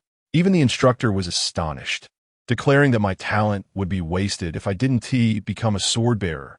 He paused, adopting a modest demeanor. "Of course, I am a novice now, not wishing to overshadow you younger folks. Haha." Beside him stood a tall, slender sword-bearer, wearing thin-framed glasses and exuding an air of refinement. He adjusted his glasses and inquired with a frown, "If you have such practical experience, why didn't you become a sword-bearer instead of taking the position of deputy supervisor?" You have hit the nail on the head," the young man replied, setting down his pen and spreading his hands. "It's not that I do not wish to. It's that I am simply too versatile. I excel in both practical combat and administrative duties. The association recognized my worth and insisted on appointing me as deputy supervisor, believing I could make a greater impact from behind the scenes. Just think, if I were out battling fierce beasts, who would attend to these mundane matters? Who would handle your registrations and guide you? Now, both of you, please hand me your spirit swordsman and sword-bearer certificates, and I shall register you," he said, receiving their documents and raising an eyebrow. Just by looking at you two, I can tell you are exceptional talents, destined for greatness. Especially you, young lady. While your spirit sword level is currently E, your aura is pure, and your potential is immense. You may very well ascend to S level in the future." The girl, feeling a bit bashful from the praise, lowered her head, her cheeks flushed. "Thank you, Deputy Supervisor. I will strive to do my best. Just call me brother. In our Spirit Sword Association, what we value most is unity and mutual assistance." The man waved his hand dismissively and continued, "Since you are newcomers, you might not be fully acquainted with our association's circumstances. Allow me to inform you that while our Spirit Sword Association in Xingming City may not rival those in larger cities, it certainly ranks among the finest in the surrounding areas, especially our supervisor Zhang, a remarkable individual who has ascended to this position at such a young age, with a bright future ahead." Curiously, the boy inquired, "Brother, who is the most formidable swordsman in our association?" "The most formidable swordsman? There are many." The man cleared his throat and began to recount with enthusiasm. "Our association's ace team, Starlight, features Su Wenxuan, a formidable void stage powerhouse whose swordsmanship is nothing short of extraordinary, having vanquished countless high-level exotic beasts. And there S." He continued to enthusiastically introduce various notable figures within the association, embellishing their accomplishments. "I must tell you, even the currently popular Su." Just then, Zhang Haoran approached, his hands casually tucked in his pockets, a hint of a smile on his face as he glanced at the pile of documents on the reception desk. "Good day, Supervisor." The man immediately straightened his posture, greeting Zhang Haoran with the utmost respect. "Nothing too urgent, just processing the paperwork for these two newcomers and sharing tales of our association's illustrious history." He gestured towards the two, clearly seeking to earn some praise. You see, these two are promising talents, and I was just encouraging them. Ah, Shaoli, how are the preparations for tonight's welcome banquet coming along? Zhang Hao nodded and casually inquired. Rest assured, supervisor, everything has been meticulously arranged. The man patted his chest in assurance. The venue, beverages, performances, all organized according to your specifications, ensuring the newcomers feel right at home. That's good to hear. Zhang Hao nodded in satisfaction, then leaned in closer, speaking in a conspiratorial tone. By the way, Shaoli, I must inform you that we have distinguished guests arriving tonight. You must be sharp and extend them a warm welcome. Distinguished guests? The man's eyes brightened, and he quickly asked, Supervisor, what kind of distinguished guests are we expecting? Should I make special preparations? Well, you'll find out soon enough, Zhang Hao teased, patting the man's shoulder. Just make sure to perform well and uphold our association's reputation. With that, he turned and departed. The man watched Zhang Hao's retreating figure, pondering. Distinguished guests? Whoever warrants such attention from the supervisor must be someone extraordinary. Could it be an important figure sent from above? Or perhaps the heir of a prominent family? He turned back to continue processing the paperwork for the newcomers, unable to suppress his excitement. You two are truly fortunate. Having just joined the association, you get to attend such a significant welcome banquet. I must tell you, the banquet tonight is extraordinary. You may just encounter some prominent figures, which would greatly benefit your future endeavors. Is that truly the case, brother? How should we conduct ourselves then? The girl inquired with a look of eager anticipation. Well, just follow my lead, and I shall guide you. The man replied with a sense of pride. You see, I am renowned for my extensive connections within our association. I can converse with anyone. When the time comes, I will introduce you to several esteemed seniors. The boy quickly chimed in, Brother, we will rely on your guidance in the future. Certainly, we are all part of the same association, and it is only natural to assist one another. The man waved his hand grandly, brimming with confidence. Excellent. All done. All done. He handed over 2 documents, stamped and sealed, grinning widely. Keep your badges safe. I will ensure your files are recorded later. There is nothing else for today, so feel free to explore the training grounds and familiarize yourselves with the environment. Remember to arrive at the Xingming Grand Hotel by 8 o'clock tonight. Do not be late. Thank you, brother. The two expressed their gratitude repeatedly as they accepted the credentials. No need for such formality. We are all comrades. The man beamed as he watched them depart, then proudly settled into his chair, humming a cheerful tune. Chapter 15, Is That Su Bai? Quite impressive indeed. Su Bai soon arrived at the entrance of the Spirit Sword Association. Standing by the street, with his hands nestled in the pockets of his black trench coat, he leisurely surveyed the familiar, yet somewhat alien structure before him. It had been a long time since he had taken such a leisurely stroll. Ever since he departed from Xingming City 2 years ago, his life had been propelled into a whirlwind of tasks, battles, and cultivation, leaving him with scarcely a moment's respite. Now, as he trod upon this familiar cobblestone path, accompanied by the lively calls of street vendors and the chatter of passers-by, he found the experience somewhat surreal. The exterior of the Spirit Sword Association remained unchanged, its gray-white stone walls adorned with creeping vines. Above the main entrance hung a large plaque inscribed with the 4 vigorous characters of Spirit Sword Association. The windows on either side stood wide open, faint sounds of commotion wafting from within. Su Bai squinted, observing his surroundings, which bore little difference from his memories upon leaving 2 years prior. In contrast to the grand and opulent headquarters of the Spirit Sword Association in Gaoshan City, this place indeed appeared more modest and somewhat shabby. Yet, this familiar ambience evoked a sense of warmth within him. A gentle smile crept upon Su Bai's lips, reminiscent of his youthful days when he had just become a swordsman. He took a step forward and pushed open the door to enter. Upon entering the lobby, he was immediately enveloped by a vibrant atmosphere. The spacious area buzzed with activity. Groups of swordsmen congregated, discussing various matters, while some spirit sword wielders stood by the walls, clutching their swords and perusing the bounty notices. Su Bai glanced around, his gaze flitting over several faded bounty notices on the walls, before settling on a few swordsmen engaged in quiet conversation in the corner. Ultimately, His gaze landed on the reception desk at the center. Behind the desk, a young female staff member was diligently organizing documents. Upon raising her head and noticing Su Bai's entrance, she instantly donned a professional smile and hastened towards him. "Hello. Welcome to the Spirit Sword Association of Xingming City. How may I assist you today?" Xiao Lu, you can get back to your tasks. I'll handle this guest," interjected a cheerful voice before Su Bai could respond. Turning in curiosity, he saw a young man in his 20s, a name tag reading Deputy Supervisor affixed to his chest. The deputy supervisor had been comfortably seated behind the reception desk, casually munching on seeds, but upon seeing a newcomer, he set aside his snack and approached with renewed energy.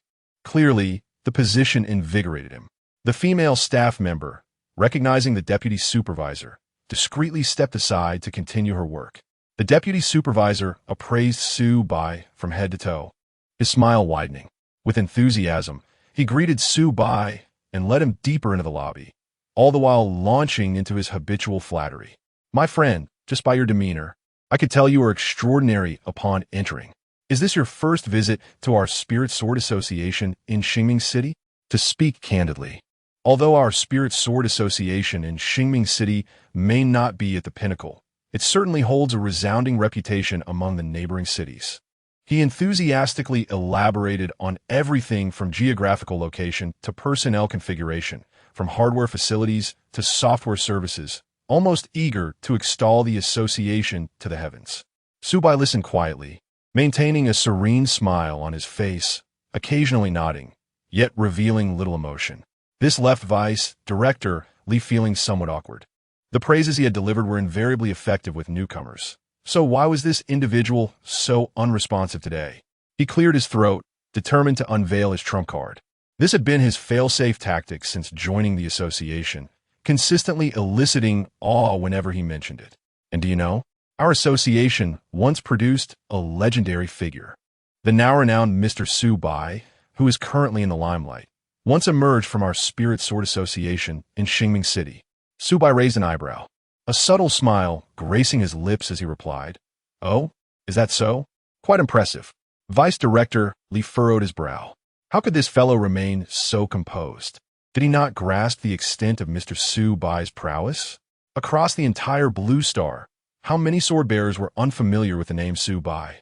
A sense of confusion brewed within him, yet he refrained from dwelling on it too much, as it was not uncommon to encounter the uninformed in these times. He shifted the conversation, inquiring, "By the way, sir, what brings you here? Is it for paperwork or to seek someone?" Su Bai retracted his smile and replied, "Oh, I'm merely browsing and I would like to borrow your training room to practice with a sword." "Practice with a sword?" Vice Director Li scrutinized Su Bai from head to toe. He appeared to be in his early 20s, rather handsome, dressed stylishly in a black trench coat, exuding a calm demeanor. Yet there was an indefinable quality lacking, suggesting he was not of distinguished background.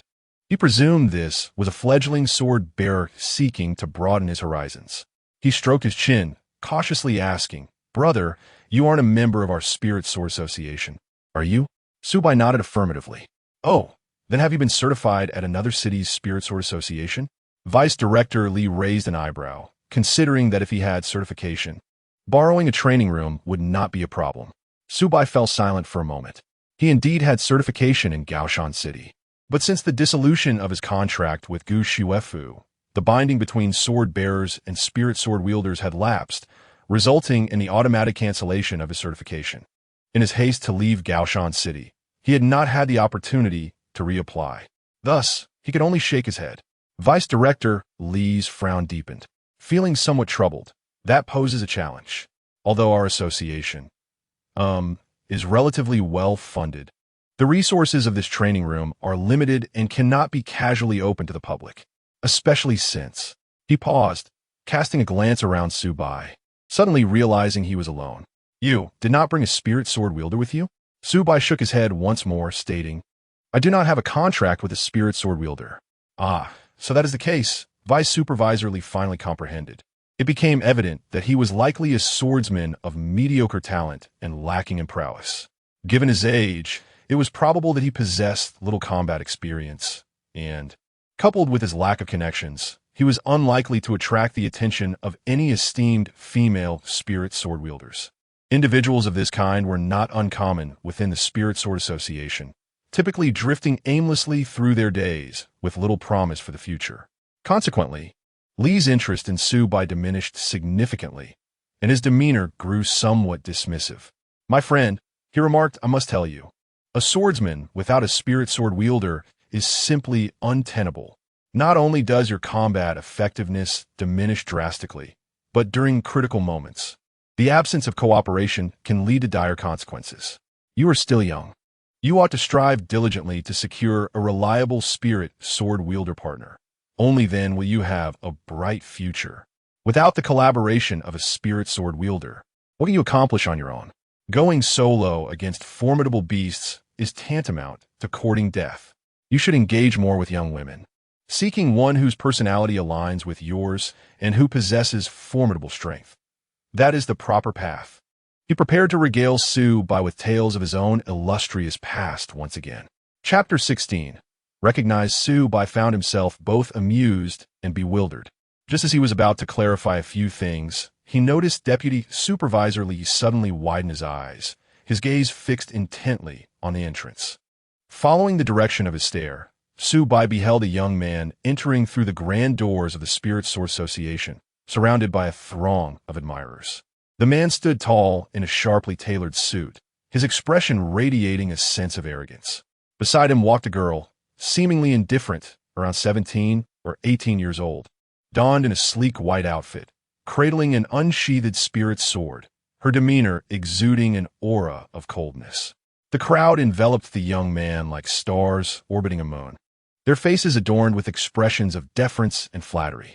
The previously boisterous hall fell into a sudden hush at the moment he stepped inside, all eyes involuntarily drawn to him. That is, Deputy Supervisor Li stammered. "Su Wenxuan, the Su Wenxuan of the Starlight team. I can't believe we are encountering him here today." He muttered to himself, quickly adjusting his attire and hastening forward, entirely dismissing Su Bai from his thoughts. Su Bai stood rooted in place, hands tucked in his pockets, his gaze calmly resting upon the newcomer. He held little interest in this so-called Starlight team, or Su Wenxuan. His purpose here was merely to borrow the training room. He cared little for anything beyond that. As for the Starlight team, he had heard whispers of their reputation, given their notable standing among the Spirit Sword Associations in several nearby cities, even having caught wind of their discussions during his time in Gaoshan City. However, he held no recollection of Su Wenxuan himself, as 2 years prior, when he departed from Xingming City, the newcomers in the association were still mere unknowns. He was about to turn away, seeking a quiet corner to wait until Deputy Supervisor Li was finished, when Su Wenxuan stepped inside and casually scanned the hall. His gaze quickly landed on Deputy Supervisor Li, to whom he offered a slight nod. However, when his gaze inadvertently brushed past Su Bai, he abruptly froze, nearly dropping the bag in his hand, and came to a sudden halt. "Wenxuan, what's wrong?" The girl beside him noticed his unusual demeanor, furrowing her brow and whispering in inquiry.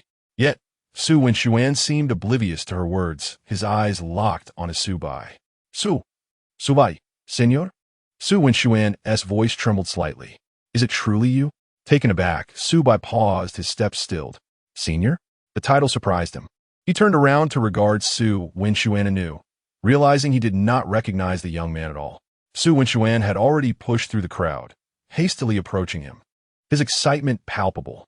The girl, icy and aloof, followed closely behind him. "Su Bai, Senior, it really is you. How could you possibly be here?" Su Wenxuan rushed before Su Bai, his excitement rendering him somewhat incoherent. His voice resonated loudly in the hall, which had quieted somewhat due to his arrival. This exclamation, laden with surprise and uncertainty, was akin to a stone cast into a tranquil lake, instantly stirring ripples across the surface. The individuals who had been engaged in hushed discussions or attending to their business turned in unison, their gazes fixated on the young man whom Su Wenxuan had called out. "Su Bai. Wait, which Su Bai? Could it possibly be that Su Bai? How many Su Bais could there be in Xingming City? It must be him. No way. Hadn't he left Xingming City long ago? How could he possibly return so suddenly? Oh my, it truly is him. He has actually come back." Whispers of astonishment arose around them. It is important to note that the name Su Bai holds a unique significance in the Lingjian Association of Xingming City and indeed throughout the entire city. He was the legendary figure who departed from here 2 years prior. Although Su Bai had been absent for 2 years, his legend had never faded from the association. His accomplishments and tales continued to be recounted with enthusiasm. And now, this mythical figure had appeared before them without any forewarning. How could they not be astounded? Is this truly Su Bai, the fabled sword-bearer? Everyone held their breath in anticipation. Deputy Supervisor Li was rendered completely speechless. His mouth agape, his eyes wide as saucers, his jaw nearly grazing the floor. He felt his mind go blank, utterly devoid of thought. He could hardly comprehend that the seemingly aimless young man he had just been earnestly advising was, in fact, the illustrious Su Bai. It is noteworthy that Deputy Supervisor Li had only joined the Lingjian Association after Su Bai's departure from Xingming City 2 years ago. Thus, he had never met Su Bai in person, only hearing the myriad legends surrounding him. In an instant, he felt an acute sense of embarrassment. The girl standing behind Su Wenxuan, who had initially leaned against the wall with an icy demeanor and crossed arms, now cast a disdainful glance over the crowd. However, when Su Wenxuan mentioned Senior Su Bai, and the reaction in the hall intensified, her brow furrowed slightly, and her gaze finally settled upon Su Bai. Su Bai, she murmured softly, her previously indifferent eyes widening, her tightly pressed lips parting slightly. Her expression transformed, revealing unmasked admiration. A faint blush appeared on her once frosty visage. She bit her lower lip, shifting her stance somewhat awkwardly, like a bashful girl, unable to tear her gaze from Su Bai. Feeling the weight of the surrounding attention, Su Bai found himself somewhat helpless. Here we go again. Over the years, he had grown accustomed to it. Yet, he still did not understand how this Su Wenxuan knew him. You know me? Su Bai inquired, passive. Of course I know you. You are my idol. Su Wenxuan stated without hesitation. I'm also a graduate of Xingming University, 2 classes below you. During your time at the academy, you were a figure of great renown. I have watched recordings of each of your battles countless times, learning from them. Senior, you may not recognize me. 2 years ago, when you left Xingming City, I had just passed the newcomer training. Back then, I was merely an inconspicuous character, but you are my idol. Su Bai then realized that this was his junior. He smiled faintly and replied, So you're my junior, greetings. However, I have been away from Xingming City for quite a while. I did not expect anyone to still remember me. How could one forget? You are a legend in Xingming City. Su Wenxuan quickly responded. By the way, Senior, is there something specific that brings you back this time? Do you require my assistance?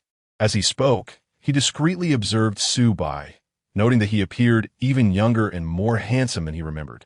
Moreover, even though Su Bai emitted no discernible aura of spiritual power, Su Wenxuan could sense an almost imperceptible aura of pressure emanating from him. I have no particular business. I am merely passing through, taking a casual look, hoping to borrow a training room to practice my swordsmanship, Su Bai replied nonchalantly. Practice swordsmanship? Su Wenxuan paused for a moment before quickly responding, Of course, that is no problem. Which training room would you prefer to use? While our association's training facilities may not be the finest, they are certainly adequate for general sword practice. If you are willing, I would be delighted to join you and learn from your sword techniques. No need to trouble yourself. Su Bai waved his hand dismissively. I will manage on my own for a while. Chapter 17. Have the people of Gaoshan City lost their minds? Su Wenxuan turned to Deputy Supervisor Li, his demeanor instantly becoming grave. Li, please arrange the training room. I will take my senior there. It was only then that Deputy Supervisor Li snapped back to reality, utterly astonished by Su Bai's identity. He could hardly fathom that this seemingly ordinary young man was, in fact, the illustrious Su Bai. A wave of dread washed over him. Grateful that he had not previously spoken too indiscreetly. Otherwise, the consequences would have been dire. He nodded vigorously and said, Yes, I will arrange it immediately. Master Su, please wait a moment with Mr. Su. He hurriedly nodded and turned to attend to the matter, muttering to himself as he ran, Goodness, Su Bai. The living Su Bai. Su Bai stood still, a mix of amusement and incredulity washing over him. Was it truly necessary? Senior, allow me to introduce my spirit sword wielder, Su Wenxuan said, gesturing to the girl behind him. This is Chen Yueying, my spirit sword wielder and partner. Come on, Xiao Yu, don't be shy. He pulled Chen Yueying forward, presenting her before Su Bai. Senior, although she appears as cold as an iceberg, she is remarkably dependable and possesses formidable strength. Chen Yueying stumbled slightly as he pulled her, and upon raising her gaze, she met Su Bai's eyes, her face instantly flushing crimson. She shot Su Wenxuan a glare and whispered through clenched teeth, Su Wenxuan, could you refrain from such nonsense? Quickly, she adjusted her posture, standing tall like a novice soldier. Su Bai smiled gently, addressing her, hello. Su, Senior Su Bai, hello. Chen Yueying responded hurriedly, her voice trembling with nerves. I never anticipated meeting you. I have always found your stories recounted by my seniors quite impressive, and seeing you in person, I realized the tales were not exaggerated in the slightest. All right, Xiao Yu, enough flattery. I still have a few words to say. Su Wenxuan interjected with a grin before turning to Su Bai. Senior, Xiao Yu is no ordinary spirit sword wielder. She is one of the most talented newcomers in Xingming City over the past 2 years, currently at A class in spirit sword rank, yet her aura is remarkably pure. The instructors have said she has the potential to reach S class. I have partnered with her for over a year. Su Bai's gaze lingered on Chen Yueying for a moment before he nodded. Her aura is indeed quite stable. She possesses considerable potential. Upon hearing this, Chen Yueying's eyes sparkled with delight. Biting her lip, she could not restrain herself from asking, Senior, do you truly believe I have potential? I have always feared I might not be good enough and would hold Wenxuan back. You are already quite impressive, Su Bai replied calmly. Your ability to control your spiritual energy to this extent indicates a solid foundation. Engage in more practical battles, and as your proficiency increases, so too will your capabilities. Really? Chen Yueying's eyes widened, and with Su Bai's affirmation, her spirit soared. Thank you, Senior. I will certainly strive to improve. By the way, Senior, how long do you plan to stay in Xingming City this time? Su Wenxuan inquired further. I haven't decided yet. I might just return temporarily to take a look. Oh, I see. A look of disappointment crossed Su Wenxuan's face. What's wrong? Is there an issue? Su Bai asked. No, nothing's wrong, Su Wenxuan hurriedly replied. I just feel somewhat regretful. I want to learn more from you. Learn? Su Bai checked. You are already a capable swordsman in your own right. Your strength must be considerable by now. What more do you need to learn from me? You are too modest. Senior, Su Wen Sun et Go Lim. Compared to you, I still have a long way to go. He suddenly fell silent for a moment, gathering his courage before looking up at Su Bai, hesitatingly and somewhat indignantly. Senior, may I ask you something? It might be a bit presumptuous, but I can't help it. Su Bai regarded his hesitant demeanor and smiled gently. Feel free to ask whatever you wish. It's fine. Su Wenxuan rubbed his hands together. Speaking softly, it's about you and Gu Xuefu. I've heard some things regarding your dissolution of the contract with her. I feel is quite unjust. You treated her so well, and without you He did not finish his sentence, but the implication was clear. The people of Xingming City all knew that Gu Xuefu was initially just a mediocre E-rank spirit sword wielder, and no one was willing to form a contract with her. It was Su Bai who, when no one else would look her way, resolutely chose her and devoted all his resources to nurture her, aiding her gradual rise to fame as an SSS rank spirit sword wielder. Su Bai listened quietly, his expression largely unchanged, though his gaze dimmed slightly. Chen Yueying, standing nearby, could not help but interject. Indeed, Senior Su Bai, I saw those comments online, and they infuriated me. They say you lack strength and are unworthy of her. I feel indignant on your behalf. How is that fair? Those people know nothing and just spout nonsense. They have no idea how much you have sacrificed for Senior Gu Xuefu. Xiao Yu, don't get worked up, Su Wenxuan reassured Chen Yueying and continued to Su Bai. Senior, although Xiao Yu's words may be a bit extreme, they reflect my sentiments as well.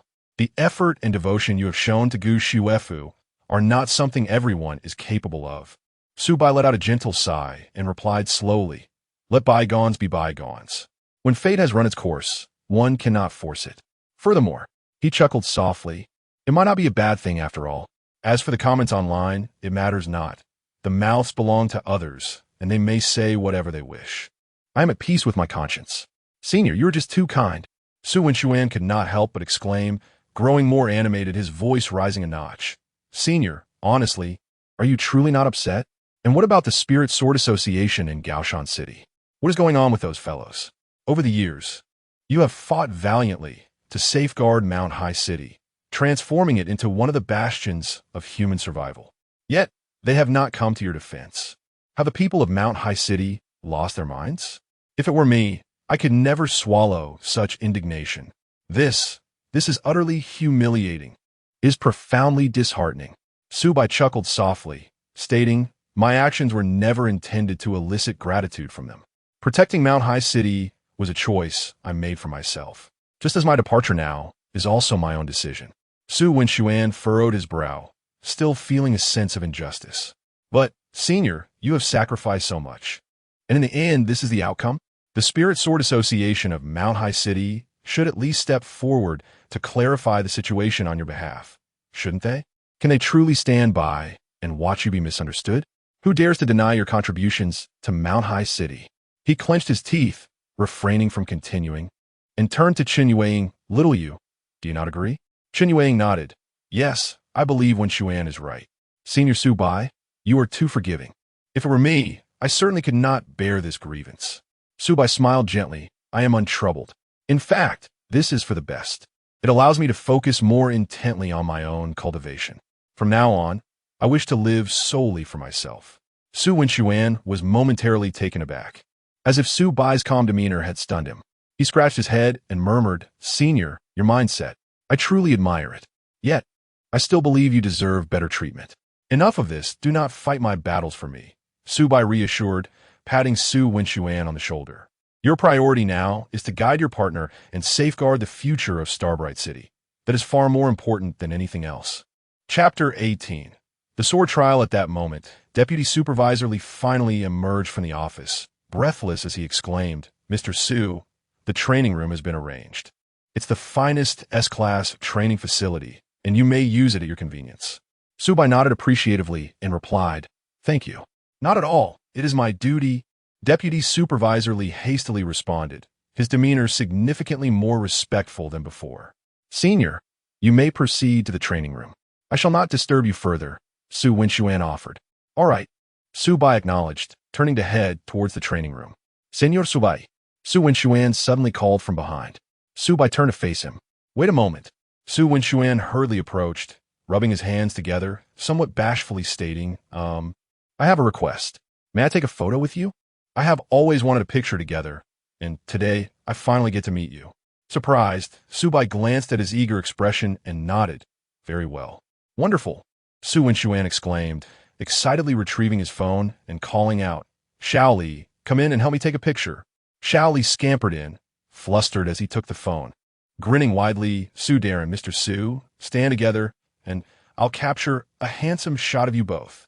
With a sense of resignation, Subai stood beside Su Wenxuan, who wore a goofy grin, eager to display his enthusiasm. Click! The shutter sound echoed, immortalizing the moment.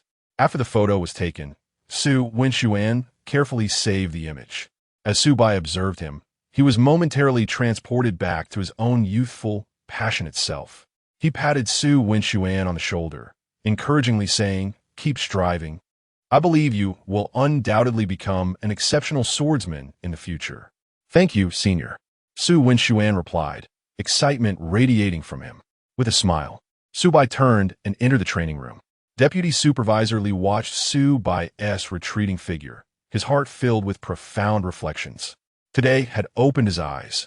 He realized that true strength is embodied in such humility. Subai pushed open the heavy metal door and stepped into the S-class training room. The door slowly closed behind him, isolating him from the clamor of the outside world. What greeted his eyes was a remarkably spacious area. The training room was circular, boasting a diameter of 500 meters and a height of at least 10 meters. The air within was fresh and slightly cool. The walls were constructed of deep gray metallic material, gleaming with a cold luster. Soft white lights were embedded in the ceiling, illuminating the entire space without being harsh on the eyes.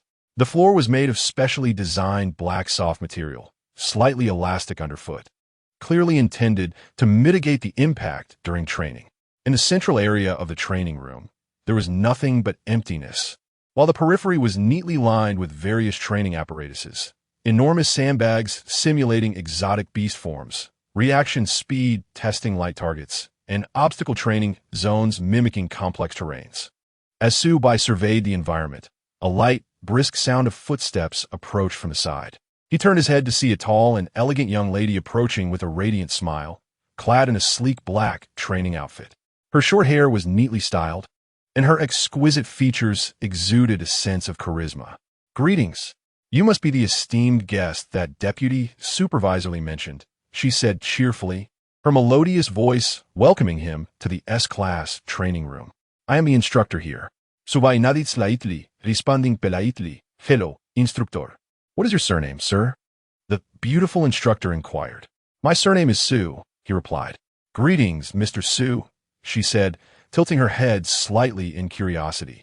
She glanced around and added, "Was the Deputy Supervisorly saying that Lord Su would be joining us as well?"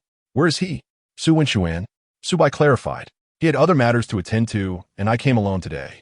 Upon hearing this, a glimmer of understanding crossed the instructor's eyes as she formed a simple conjecture about Su-bai's status. He appeared youthful, yet had garnered the attention of Deputy Supervisorly, suggesting a connection to Lord Su. However, since Lord Su was not personally accompanying him, it indicated that their relationship was merely casual. Maintaining her warm smile, she curiously asked, "Mr. Su, what is your relationship with Lord Su?" Su-bai smiled lightly and replied nonchalantly, "There is nothing particularly special. We both graduated from Xingming University, and I am 2 years his senior, so I am his upperclassman." "Oh, I see," the beautiful instructor exclaimed, her eyes lighting up. "I wish I had applied to Xingming University too.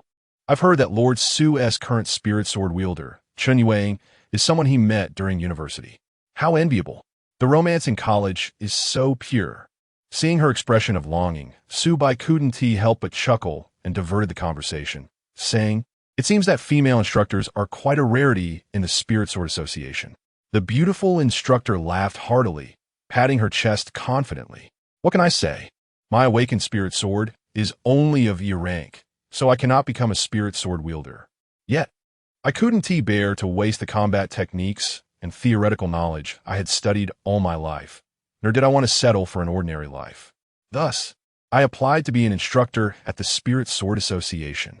After a brief pause, she added, "Don't let my gender deceive you. My strength is on par with any male instructor.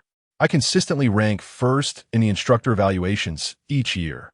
In this S-Class training room, there are only 2 of us, and we take turns managing it." Su-bai nodded earnestly, expressing his admiration. Impressive. Flattered by the compliment, the beautiful instructor stood a little taller and said, "Since you are a valued guest introduced by Lord Su, allow me to give you a brief overview of the S-Class training room." She gestured around, briefly introducing various facilities, including the apparatus for simulating beast attacks and a light target for testing reaction speed. After just a couple of sentences, Su-bai raised his hand gently. "I understand." That was quick. The instructor paused in surprise, then smiled. "All right, what would you like to practice today?" Su-bai responded, "I would like to try the sword." The beautiful instructor inquired with a hint of curiosity, "Are you the sword bearer?" Su-bai nodded affirmatively. "And what is your current rank?" She pressed on, with a calm demeanor. Su-bai replied, "I am at the returning origin stage." "By heavens!" The instructor could not help but exclaim, her face reflecting utter astonishment. "Mr. Su, I had no idea you were such a formidable figure at the returning origin stage. I'm truly humbled." As she spoke, she instinctively reached out to pat Su-bai's muscular arm, marveling, "You exude no aura whatsoever, so composed. Your control is remarkable. No wonder Lord Su holds you in such high regard. I clearly underestimated you." With a gentle smile, Su-bai modestly remarked, "It is not as exaggerated as you suggest. There are indeed many who can maintain their aura at the returning origin stage. You are too humble." The instructor waved her hand dismissively. "Now come." I shall take you to the sword testing area. Chapter 19, allow me to demonstrate. The two individuals arrived at the sword testing area. One wall was adorned with a colossal metal rack, brimming with an array of training swords. Long swords, short swords, heavy swords, and flexible swords, all crafted from ordinary alloys, significantly inferior to genuine spiritual swords. At the center of the testing area floated a holographic projection device, casting a circular light screen approximately 2 meters in diameter. The beautiful instructor, with a hint of pride, gestured towards the holographic projection device and introduced it, stating, "This is the latest technology imported from a major city, the holographic projection simulation device. Unlike traditional wooden dummies or sandbags, which are prone to damage and lack immediate feedback, this device can simulate various attack targets and display in real time the damage values of the martial techniques you employ during sword testing. Along with attack trajectories and more, it is incredibly convenient." Subai observed the device and nodded in agreement. "Indeed, it is quite impressive." The instructor pointed to a vertically positioned display screen adjacent to the holographic device, her enthusiasm evident as she said, "Mr. Su, look, your sword testing data will be recorded in real time on this screen." As she spoke, she skillfully manipulated the screen, pulling up a leaderboard. Instantly, a lengthy list appeared, accompanied by corresponding damage values. "See," she indicated, "this is the statistical data of all the swordsmen who have tested their swords in this S-class training room in Xingming City. At the top is Lord Su, who previously set the record here with a staggering 39,348 points of damage. A full 5-digit figure. Impressive, isn't it?" She paused, still somewhat in awe, adding, "This damage value could likely overwhelm even a 6-tier aberration in just a few strikes." Turning back, she noticed Su Bai's expression was rather placid, as calm as a still pond. The instructor, slightly puzzled, inquired, "Mr. Su, you're not encountering this holographic projection sword testing equipment for the first time, are you?" Su Bai nodded, replying, "No, I have used similar devices before during my time in Geo Shanxing." "Oh, I see." The beautiful instructor clapped her hands in realization, then remarked, Geo Shanxing is beyond our comparison. As you know, before Geo Shanxing developed, it was already considered a large city compared to us here in Xingming City. Not to mention now, Geo Shanxing is among the few major cities inhabited by humanity, boasting the most advanced technology and the most formidable spiritual swordsmen. Compared to that, we in Xingming City appear more like a quaint village." Upon hearing this, Su Bai merely smiled softly and refrained from further comment. He reminisced about 2 years prior, before leaving Xingming City, when he had also trained at the Spiritual Sword Association in this very city. At that time, the training rooms were quite dilapidated, equipped with outdated apparatus, far from the extravagant holographic projection devices now on display. Little did he anticipate that in just 2 years, Xingming City would experience such remarkable progress, with even the training facility transformed into its current impressive state. The beautiful instructor, noticing Su Bai's silence, took the initiative to propose, "Since you are already acquainted with the basics, I shall refrain from elaborating further. Allow me to demonstrate a fundamental sword technique, after which you may begin your own practice."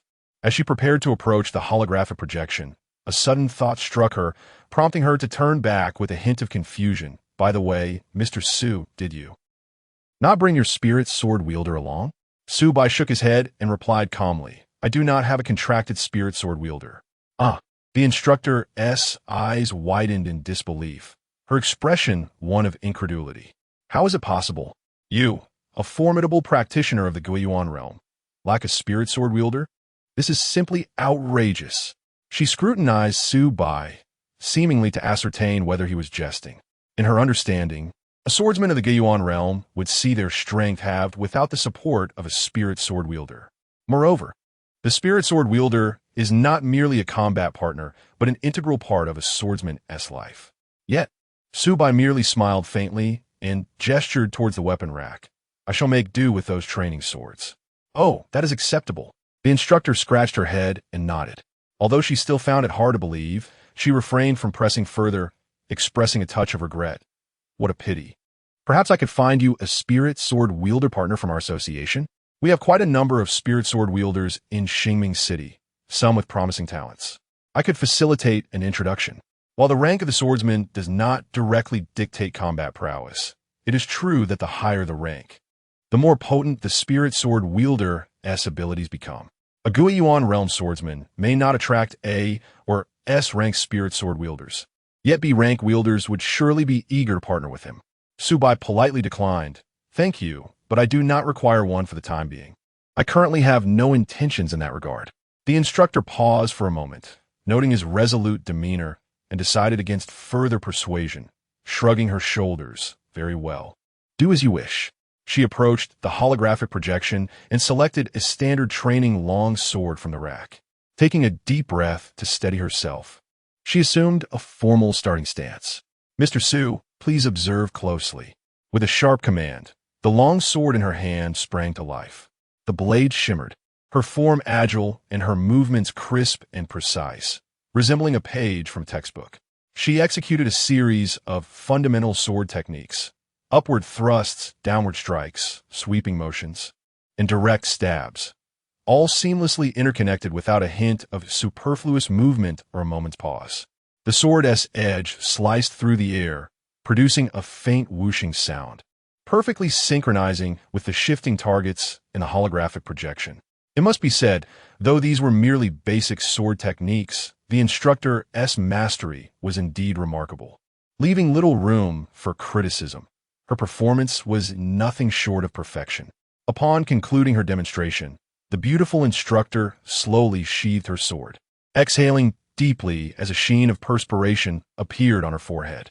She set down the training sword in her hand and turned to face the display screen. On the screen, a vivid crimson number flickered a few times before finally settling at 1549. Wiping the sweat from her brow, she smiled broadly, saying, "I haven't performed my best this time. There are many occasions when I can reach 1600. Su Bai gazed at the number on the screen and sincerely exclaimed, "That's quite impressive." "Hee, thank you." The instructor's smile widened, and she waved her hand. "It's just a pity that I cannot become a sword wielder. Many martial techniques remain beyond my reach, and the E-grade spiritual sword within me cannot be fully unleashed. Such a waste of my abilities." Su Bai nodded in agreement, acknowledging, "Indeed, it is evident that your strength is in no way inferior to that of the male instructors." Chapter 20. 999-9999. At least from Su Bai's recollections, 2 years ago, the Sword Association in Xingming City did not have a single reliable instructor. It was unthinkable for anyone like her to execute an entire set of swordplay movements with near perfection. Back then, it was challenging to find even a few individuals capable of wielding a sword with steadiness in Xingming City.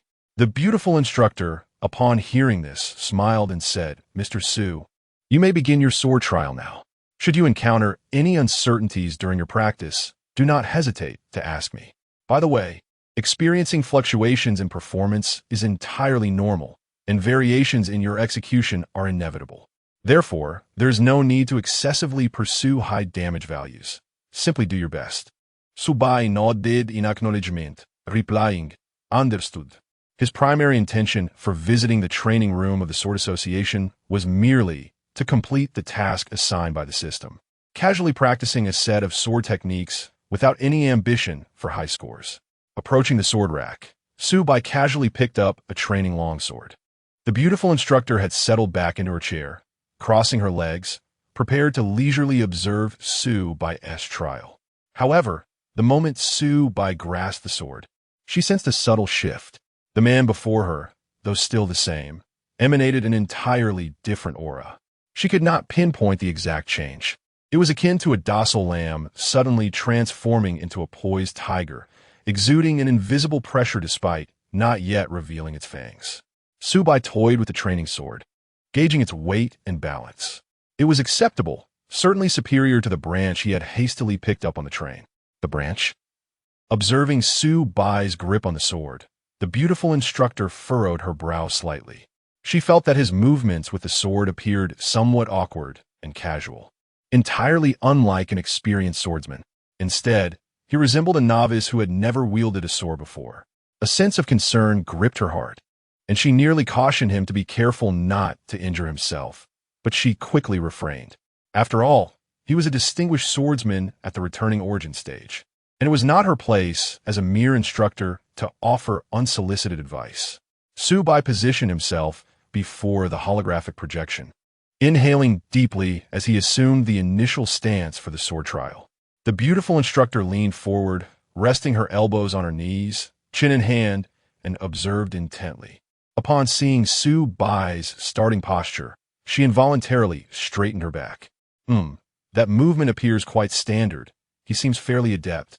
Certainly not the novice I was worried he might be, she thought to herself. In the next moment, Su Bai slowly raised the training sword. A diagonal slash. The blade sliced through the air, producing a sharp whistling sound.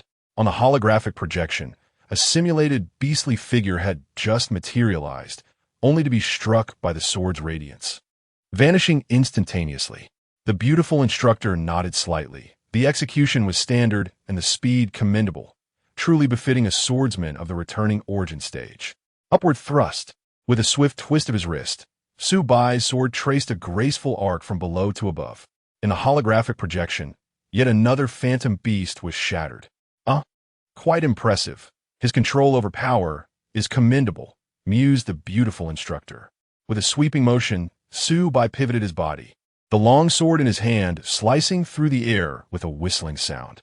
The holographic display showed a multitude of phantom beasts severed in half.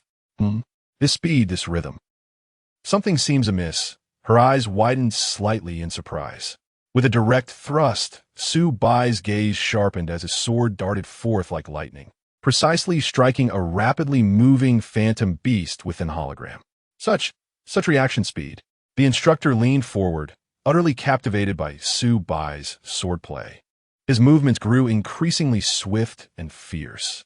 The long sword transformed into a blur of afterimages, its brilliance flashing, accompanied by the roar of wind, as phantom beasts in the holographic projection were obliterated one after another. The sword light flowed like a continuous stream, emitting a faint hum in the air, the entire space resonating with his sword's might. The instructor's eyes widened further, her mouth agape. Is this truly just a basic sword trial? She considered herself well-versed in this set of motions, each movement ingrained in her memory. Yet Su Bai's display transcended her comprehension entirely. It's too fast, unbelievably fast. As the performance progressed, she could barely discern Su Bai's actions, only catching blurred afterimages and flickering sword lights.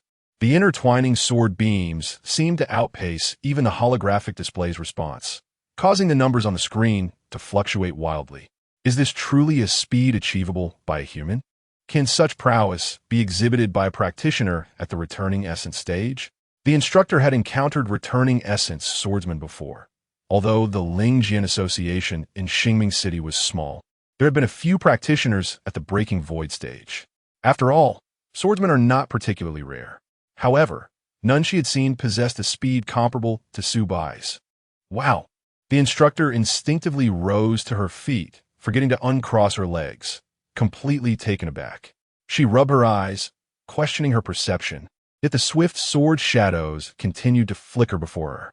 Most astonishingly, Su Bai was employing merely the most fundamental sword trial movements, devoid of any flamboyant techniques or spiritual energy enhancements. How is he accomplishing this? The beautiful instructor found herself questioning her entire understanding of swordsmanship. She had always believed that, although she could not become a spirit sword wielder, her comprehension of sword techniques had reached a considerable height. Yet now, she felt like a frog at the bottom of a well, utterly ignorant of the true path of the sword. Is this what it means to be a genuine swordsman? Could it be that this is merely a basic sword trial? Surely it cannot be some hidden SSS-level sword technique? Oh my, the speed, the power. The expression on her face transformed with the fluctuations of her inner emotions, surpassing even the dramatic transformations of Sichuan opera. As the sword technique flowed seamlessly to completion, Su Bai slowly sheathed his sword and steadied his stance. He exhaled softly, feeling a wave of tranquility wash over him. Ding! Task completed. Congratulations to the host for completing today's check-in, receiving a random gift pack 1. Current consecutive check-in days. 2. The host is encouraged to maintain continuous check-ins and complete daily tasks to earn additional rewards. The more consecutive days checked in, the more generous the rewards. The holographic projection of the exotic beast had long since vanished, leaving the training room enveloped in silence, save for the vivid red number on the display screen, pulsating and flickering. At last, the number settled. 999, 9999. Chapter 21.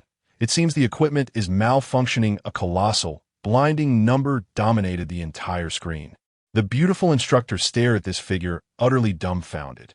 She opened her mouth, yet no sound escaped her lips. Instinctively, she rubbed her eyes and then pinched herself hard.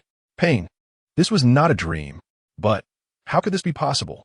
Su Wenxuan's highest record was 39,348. Already the pinnacle in the history of the Spirit Sword Association in Xingming City. Yet now, Su Bai had produced a staggering number of 999, 9999. This was not merely a surpassing of records. It was an overwhelming dimensional assault. This was a number that transcended conventional realms. This cannot be. Finally regaining her voice, the beautiful instructor murmured to herself, This must be a malfunction of the equipment, right? Yes, it must be a malfunction. She hastily approached the display, meticulously inspecting it, tapping the screen, and even rebooting the system. However, no matter how she fiddled with it, that glaring 999, 9999 remained stubbornly fixed on the screen. Turning around, she gazed at the calm Su Bai standing nearby and stammered, Su. Mr. Su, did you really only use the basic sword trial movements just now? Su Bai nodded and replied, Yes, is there a problem? And no problem. The instructor's voice trembled. It seems our equipment might be malfunctioning. She simply could not fathom that a mere cheer-turning stage swordsman could inflict such terrifying damage using only the basic sword movements. He hadn't even brought a spirit sword with him. Seeing her astonishment, Su Bai smiled slightly and remarked, Perhaps so. I too feel this number is a bit unusual. He was certainly aware of the anomaly, for during the sword trial, he had inadvertently entered a profound state. This sensation of power, while he had occasionally felt it in Gao Shanxing, had never been as clear or intense as it was today. Perhaps it was due to the tempering of dragon blood and a breakthrough in his realm. It might also simply be a transformation in his state of mind. It seemed that after parting ways with Gu Xuefu, though he had lost certain things, he had also gained new insights. However, these thoughts were not something he would share with a stranger like the instructor. Seeing Su Bai's agreement, the beautiful instructor felt somewhat reassured. It appears that there has indeed been a malfunction with the equipment. She muttered to herself, contemplating how it was inconceivable for anyone to inflict such tremendous damage.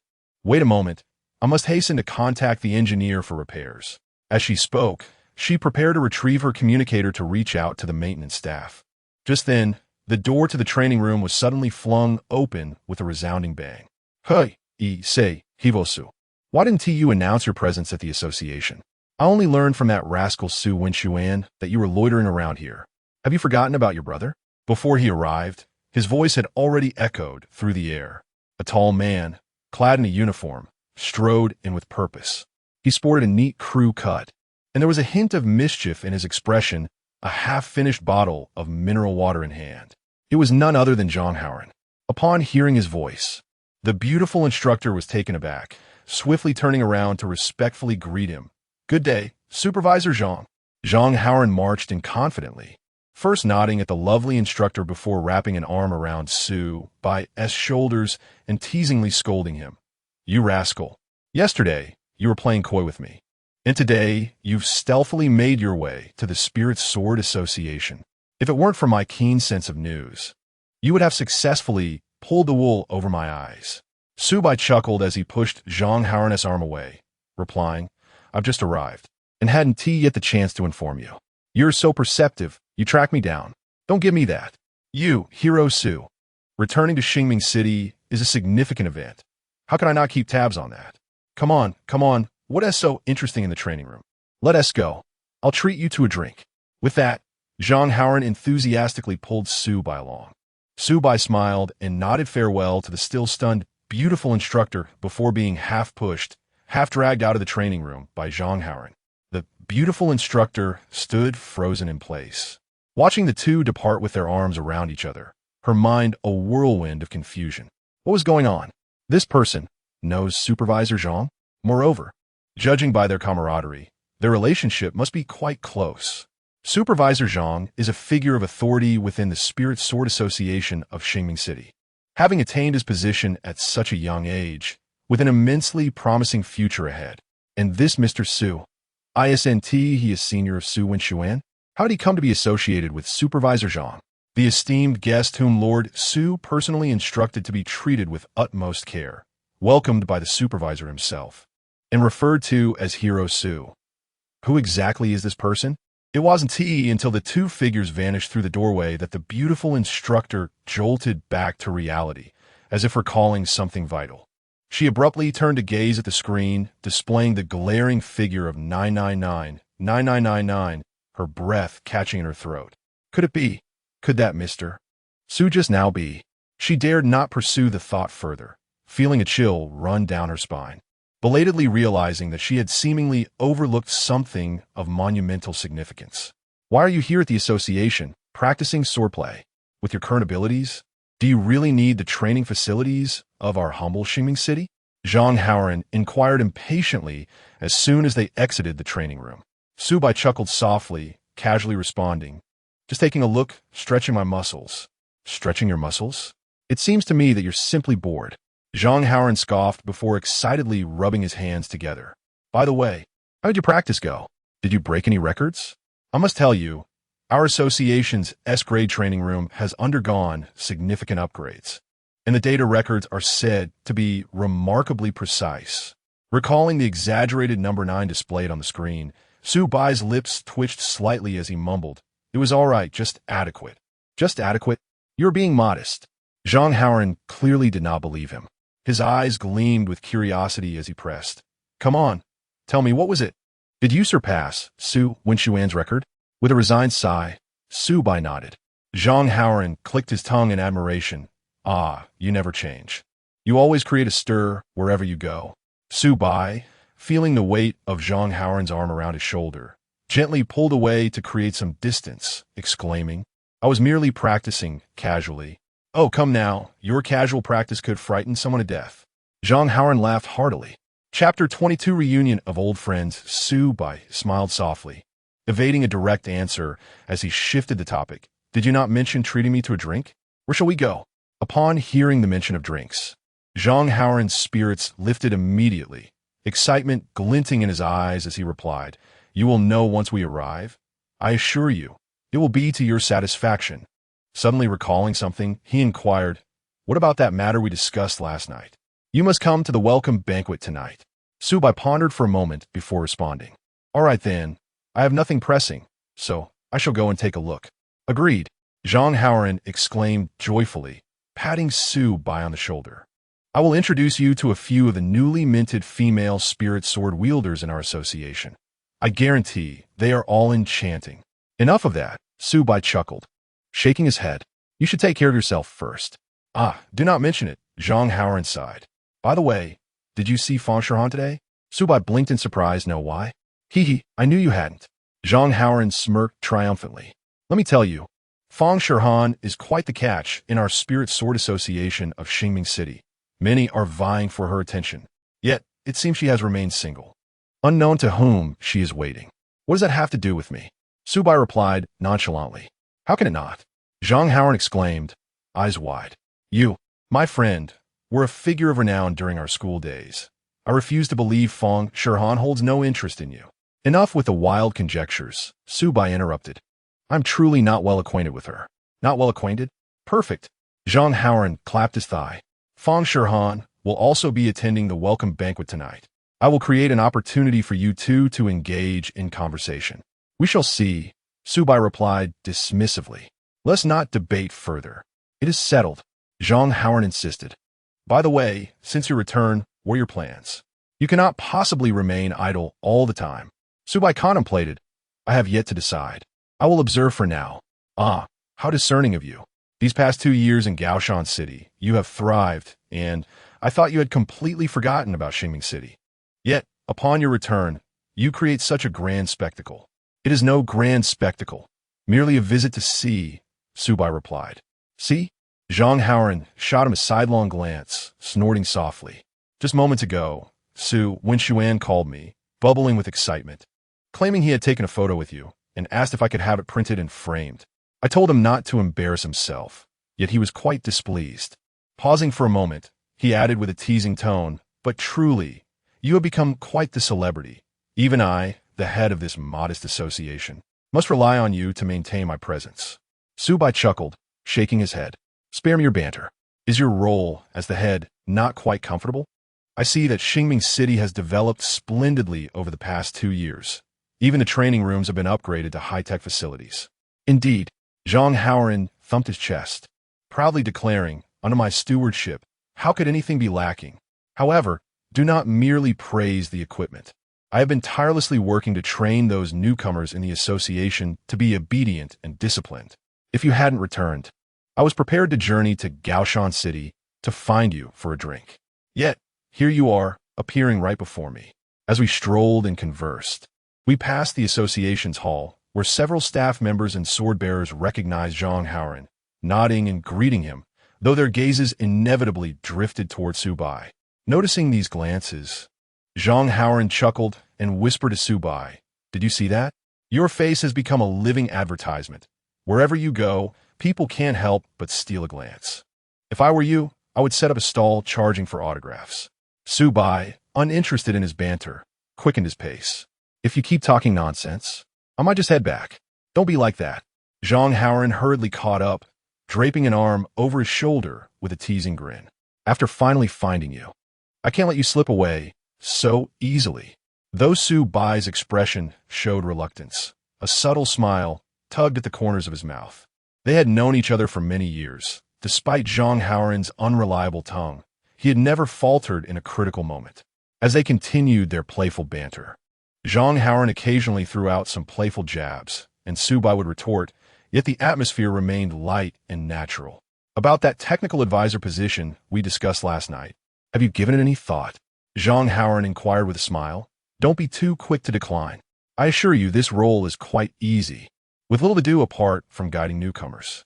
The compensation is decent, and most importantly," he lowered his voice, speaking with an air of mystery, "most importantly, you can legitimately remain in Xingming City, with ample time to pursue your own endeavors."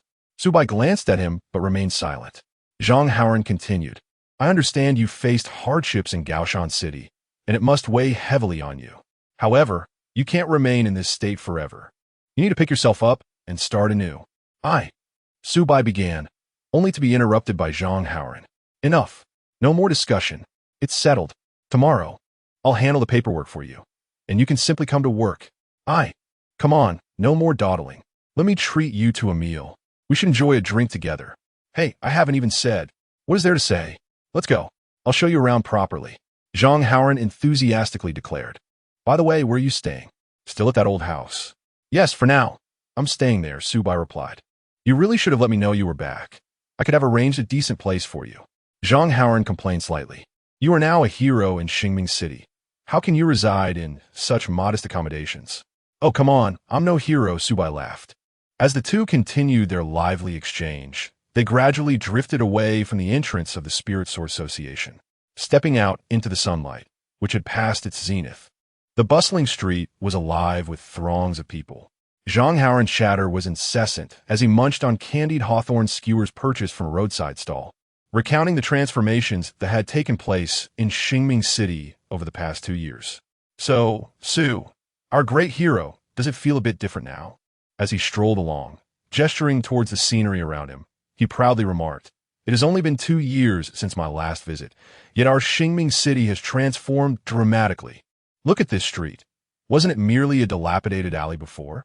Now, it exudes grandeur, lined with newly constructed shops that, when illuminated at night, resemble those in a bustling metropolis. Oh, and over there, a newly opened spiritual energy market specializes in trading materials and equipment for spiritual swords. The business is thriving, drawing even people from the outer city to seek treasures." Subai surveyed his surroundings and indeed sensed a distinctly different atmosphere compared to 2 years ago. The streets were broader and more immaculate, The buildings on either side more modern, and an array of fascinating shops dazzled the eye. The air was infused with the tantalizing aromas of food and the lively sounds of the crowd. The changes were undeniably significant. Subai nodded in agreement, genuinely expressing his thoughts. When he departed from Xingming City 2 years prior, the city had seemed somewhat conservative and dreary. However, it now radiated an invigorating vitality. Indeed, Zhang Haoran proudly patted his chest. In these past 2 years, our Xingming City has been working tirelessly towards development. Look over there at that tallest building. Do you see it? That is the newly completed Starlight Tower, the new landmark of our Xingming City. It houses upscale office spaces and shopping centers. And I've heard that even some major companies from Gaoshan City have established branches here. Chapter 23. The transformation of Xingming City. Look over there, that pedestrian street. Do you see it? That is the newly renovated Qin Hao pedestrian street, bustling with activity in the evening, filled with various food stalls and entertainment options. A favorite haunt for the youth. Subai followed his guidance and indeed beheld a lively street thronged with people, the air resonating with music and laughter. And look at the road beneath our feet. It used to be riddled with potholes, accumulating water on rainy days. But now, it is entirely paved with non-slip tiles, making for a most comfortable walk. Subai listened with great interest, nodding in response, feeling quite moved. The transformation of Xingming City had truly exceeded his expectations. He nodded and casually remarked, "It certainly looks quite different." Indeed, Zhang Haoran took a bite of a candied hawthorn, speaking with his mouth full. In the past 2 years, the environment has improved significantly, and the Lingjin Association has invested considerable resources, even upgrading the training rooms. You should have seen it before. We had none of these amenities. Back then, the association was financially strapped, unable to assemble even a decent sword rack. Pausing for a moment, he cast a sidelong glance at Subai. "But speaking of changes, you have played a part in it as well." "Me?" Subai was taken aback, halting in his tracks to look at him. Zhang Haoran chuckled. "Let me take you somewhere first." "Where to?" Subai inquired, his curiosity piqued. "You will find out once we arrive." Zhang Haoran teased, quickening his pace. After navigating several turns, they arrived at a spacious square. In the center of the square, illuminated by brilliant lights, stood a massive circular fountain, its water jets spraying high into the air, the droplets reflecting myriad colors under the lights, creating a breathtaking spectacle. Behind the fountain, prominently positioned in the heart of the square, loomed a grand statue. Zhang Haoran pointed at the statue. "There, take a look." The statue, carved entirely from pristine white marble, depicted a young man wielding a long sword, exuding an aura of valor and determination. His gaze was resolute, and the sword's tip pointed toward the ground, embodying both heroism and a sense of composure. Subai stared at the statue, his steps halting abruptly as he froze in place. The visage of the statue was all too familiar. It was none other than himself. "What on earth?" Subai gaped at the statue, his brow furrowing in confusion. "What do you think? Surprised?" Zhang Haoran looked at Subai with pride. Subai opened his mouth, momentarily at a loss for words. He was utterly taken aback. "Huh, that's right. This is your statue. Isn't it impressive? It was erected last year, spearheaded by the association, funded by donations from the townspeople, meant to commemorate your contributions to Xingming City. After you left, everyone here kept mentioning you, calling you the pride of Xingming City, so they decided to erect this statue for all to admire daily. Isn't it magnificent?" Subai was rendered speechless. His own statue, in Xingming City? He had never anticipated that upon returning after 2 years, he would encounter such a scene. He had always believed himself to be merely an ordinary swordsman from Xingming City, certain that once he departed, he would soon be forgotten by its inhabitants. Little did he anticipate that the people of Xingming City would commemorate him so grandly, even erecting a statue in his honor. This left him utterly bewildered. Subai's lips twitched as he turned to Zhang Haoran. "Did you not intervene?" "Intervene? What for?" Zhang Haoran replied innocently. "I am still the supervisor here. I approve this endeavor. I figured since you made such a remarkable name for yourself, our Xingming City should bask in some of that glory as well. Besides, the statue looks magnificent, standing there like a guardian deity." Children passing by will surely shout, Brother Su Bai. How splendid is that? Su Bai, exasperated, rubbed his forehead. I'm still alive. Why erect a statue? This is far too extravagant. Extravagant? How so? Zhang Haoran waved dismissively, his eyes widening in disbelief. You have no idea. After you left, the people of Xingming City spoke of you as a legend. The tales of the fierce battles you fought alongside Gu Xuefu have already spread far and wide. Even merchants from the outer city know of the remarkable Su Bai from Xingming City. With the news from Gaoshan City, everyone now believes you are truly a figure of significance, and this statue is well-deserved. Su Bai gazed at the statue, lost in thought.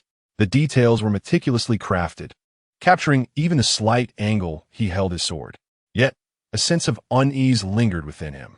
Is it not too exaggerated? Exaggerated? Where lies the exaggeration? Zhang Haoran retorted, his eyes narrowing in discontent. Do you not realize how much you have done for Xingming City? Without you, would we be enjoying such peaceful days? We would have been trampled by the beasts long ago.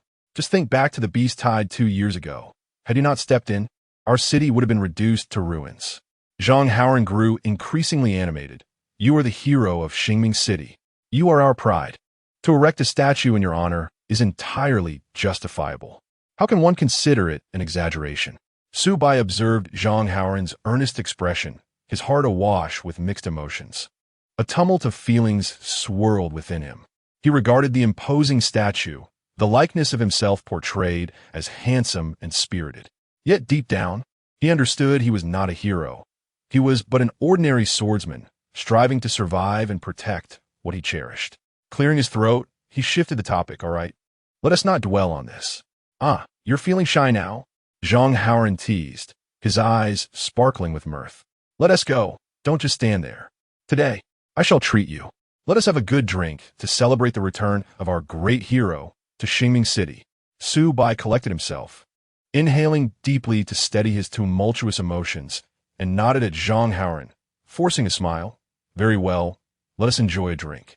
Zhang Haoran led Su Bai through winding paths until they finally arrived at the entrance of a lavishly decorated restaurant. The exterior of the restaurant is constructed from dark-hued stone, while 2 colossal glass lanterns at the entrance emanate a warm golden glow. The restaurant sign, adorned with gilded letters, reads Xingyue Pavilion. 2 uniformed attendants stand by the door, and upon spotting Zhang Haoran, they promptly and respectfully open the door. What do you think? Quite impressive, isn't it? This is one of the most prestigious restaurants in Xingming City. Securing a reservation is quite a challenge for most. Zhang Haoran remarked with a hint of pride, leading Su Bai inside. Despite its ostentatious appearance, there are significant individuals awaiting you today. Su Bai raised an eyebrow, but refrained from further inquiry, following him in.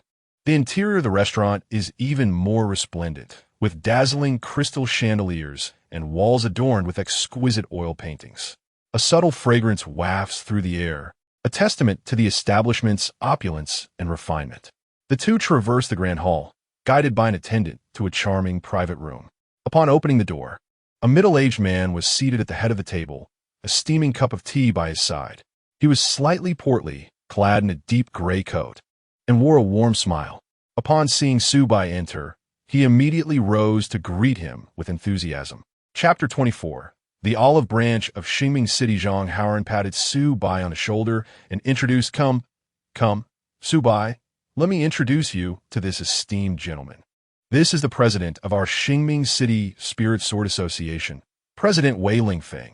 President Wei, I need not elaborate further. Su Bai, he is a legend in Xingming City. Wei Lingfeng chuckled heartily and strode over, firmly shaking Su Bai's hand. Su Bai, it is a pleasure to finally meet you in person. You are even more youthful and accomplished than the rumors suggest. Please, take a seat. Do not stand on ceremony. As he spoke, he beckoned to the waiter. I have already arranged a menu for today, featuring all the specialties of Xingming City, ensuring you will be thoroughly satisfied. Su Bai felt somewhat overwhelmed by his warm welcome, nodded and took a seat. Zhang Haoran casually plopped down beside him, poured himself a cup of tea from the teapot on the table, and cheerfully remarked, I splurged on this meal today. It cost me nearly half a month's salary. The waiter respectfully acknowledged and turned to leave. Wei Lingfeng then turned his intense gaze towards Su Bai. Mr. Su Bai, on behalf of the Xingming City Spirit Sword Association and all the citizens of Xingming City, I extend a most heartfelt welcome upon your return. He paused, speaking earnestly. You were born in Xingming City. It will always be your home. Here, you can completely relax without any reservations. Should you require anything, do not hesitate to let us know. The Xingming City Spirit Sword Association will do everything in our power to assist you. Listening to President Wei's sincere words, Su Bai felt a warmth in his heart and smiled. Thank you, President Wei. You are too kind. Kindness is merely a duty. Wei Lingfeng waved his hand dismissively. To be candid, we are all aware of the situation you faced in Gaoshan City. We know how those individuals treated you. Truly, it is better left unsaid. He sighed, shaking his head, his expression darkening. Zhang Haoran chimed in. Exactly. Su Bai, rest assured, our Xingming City is nothing like those ungrateful folks from Gaoshan City. We remember what you have done for Xingming City. He continued, do not pay heed to the comments online.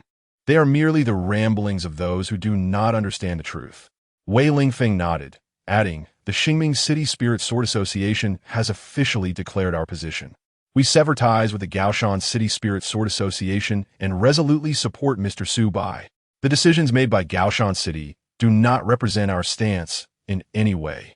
Upon hearing this, Su Bai paused, holding his teacup, and replied lightly, you overstate my situation, President. I truly have not given it much thought. Do not say that. Wei Lingfeng waved his hand again. You are a hero of Xingming City, having made such a name for yourself out there. Now that you have returned, how can we treat you poorly? Let's not beat around the bush. As he spoke, he retrieved a document from his briefcase and handed it to Su Bai. Mr. Su Bai, this is a small token of our appreciation from the Xingming City Spirit Sword Association. Please do accept it. Su Bai, perplexed, took the document and opened it, immediately taken aback. The file meticulously outlined an array of generous benefits, including the esteemed title of Senior Advisor of the Sword Association, substantial allowances, rare cultivation resources, and even a luxurious estate situated in the heart of Xingming City. President Wei, this, Su Bai said, somewhat astonished, as he raised his gaze to Wei Lingfeng. Wei Lingfeng smiled and replied, Mr. Su Bai, these are simply tokens of appreciation from the Xingming City Sword Association and its citizens, expressing our gratitude and respect towards you. This estate boasts a splendid environment, abundant spiritual energy, and proximity to the association. While it may seem trivial to you, in this land where space is at a premium, it is indeed a generous gift. I hope you will find it to your liking. Zhang Haoran, standing nearby, whistled and winked, exclaiming, wow, President Wei is quite generous. Su Bai, you've hit the jackpot. Su Bai gazed at the wooden box without rushing to accept it, instead looking up at Wei Lingfeng. With such generosity from the president, there must be some expectations, right? Wei Lingfeng laughed heartily, unabashed, and candidly stated, precisely. I appreciate your straightforwardness. Indeed, I have a request. Observing Wei Lingfeng's earnest demeanor, Su Bai began to suspect what was coming. Please, President Wei, go ahead, he said. Wei Lingfeng took a deep breath, his eyes firmly fixed on Su Bai. I wish to ask you to protect Xingming City. Although our city has developed well, our foundation is still fragile. And in times of great trouble, we rely on the support of strong individuals. If you're willing to stay, it would bring peace of mind to all of us in Xingming City. He continued sincerely. While Xingming City may not rival the grandeur of Gaoshan City, the warmth and vitality of its people are unmatched. We yearn for growth and strength, but we also seek safety and security. Mr. Su Bai, your prowess is evident to all of us. If you choose to remain in Xingming City, it would undoubtedly be the greatest blessing for us. After finishing, Wei Lingfeng's gaze remained fixed upon Su Bai, eagerly awaiting his response. Su Bai fell silent for a moment, meeting Wei Lingfeng's hopeful eyes and glancing at the generous benefits outlined in his hands. Finally, he lifted his head and spoke with calm resolve. President Wei, I am grateful for the trust and kindness extended to me by Xingming City. To protect Xingming City, I have no reason to decline. Splendid, Wei Lingfeng exclaimed, slapping the table with glee, his face creased with joy. With your assurance, my heart is at ease. Let us celebrate. No one leaves sober tonight. He waved to the waiter, and soon an array of exquisite dishes was presented, filling the air with tantalizing aromas. Zhang Haoran picked up a piece of roasted meat, stuffing into his mouth, and mumbled, "Su Bai Si, I told you returning would be worthwhile, with food, drink, and a home. The treatment in Xingming City surpasses anything Gaoshan City can offer." Su Bai chuckled, refraining from further conversation as he savored a bite of the dish. Meanwhile, Wei Lingfeng raised his wine glass enthusiastically, declaring, "Su Bai, welcome home. From now on, Xingming City will be your stronghold.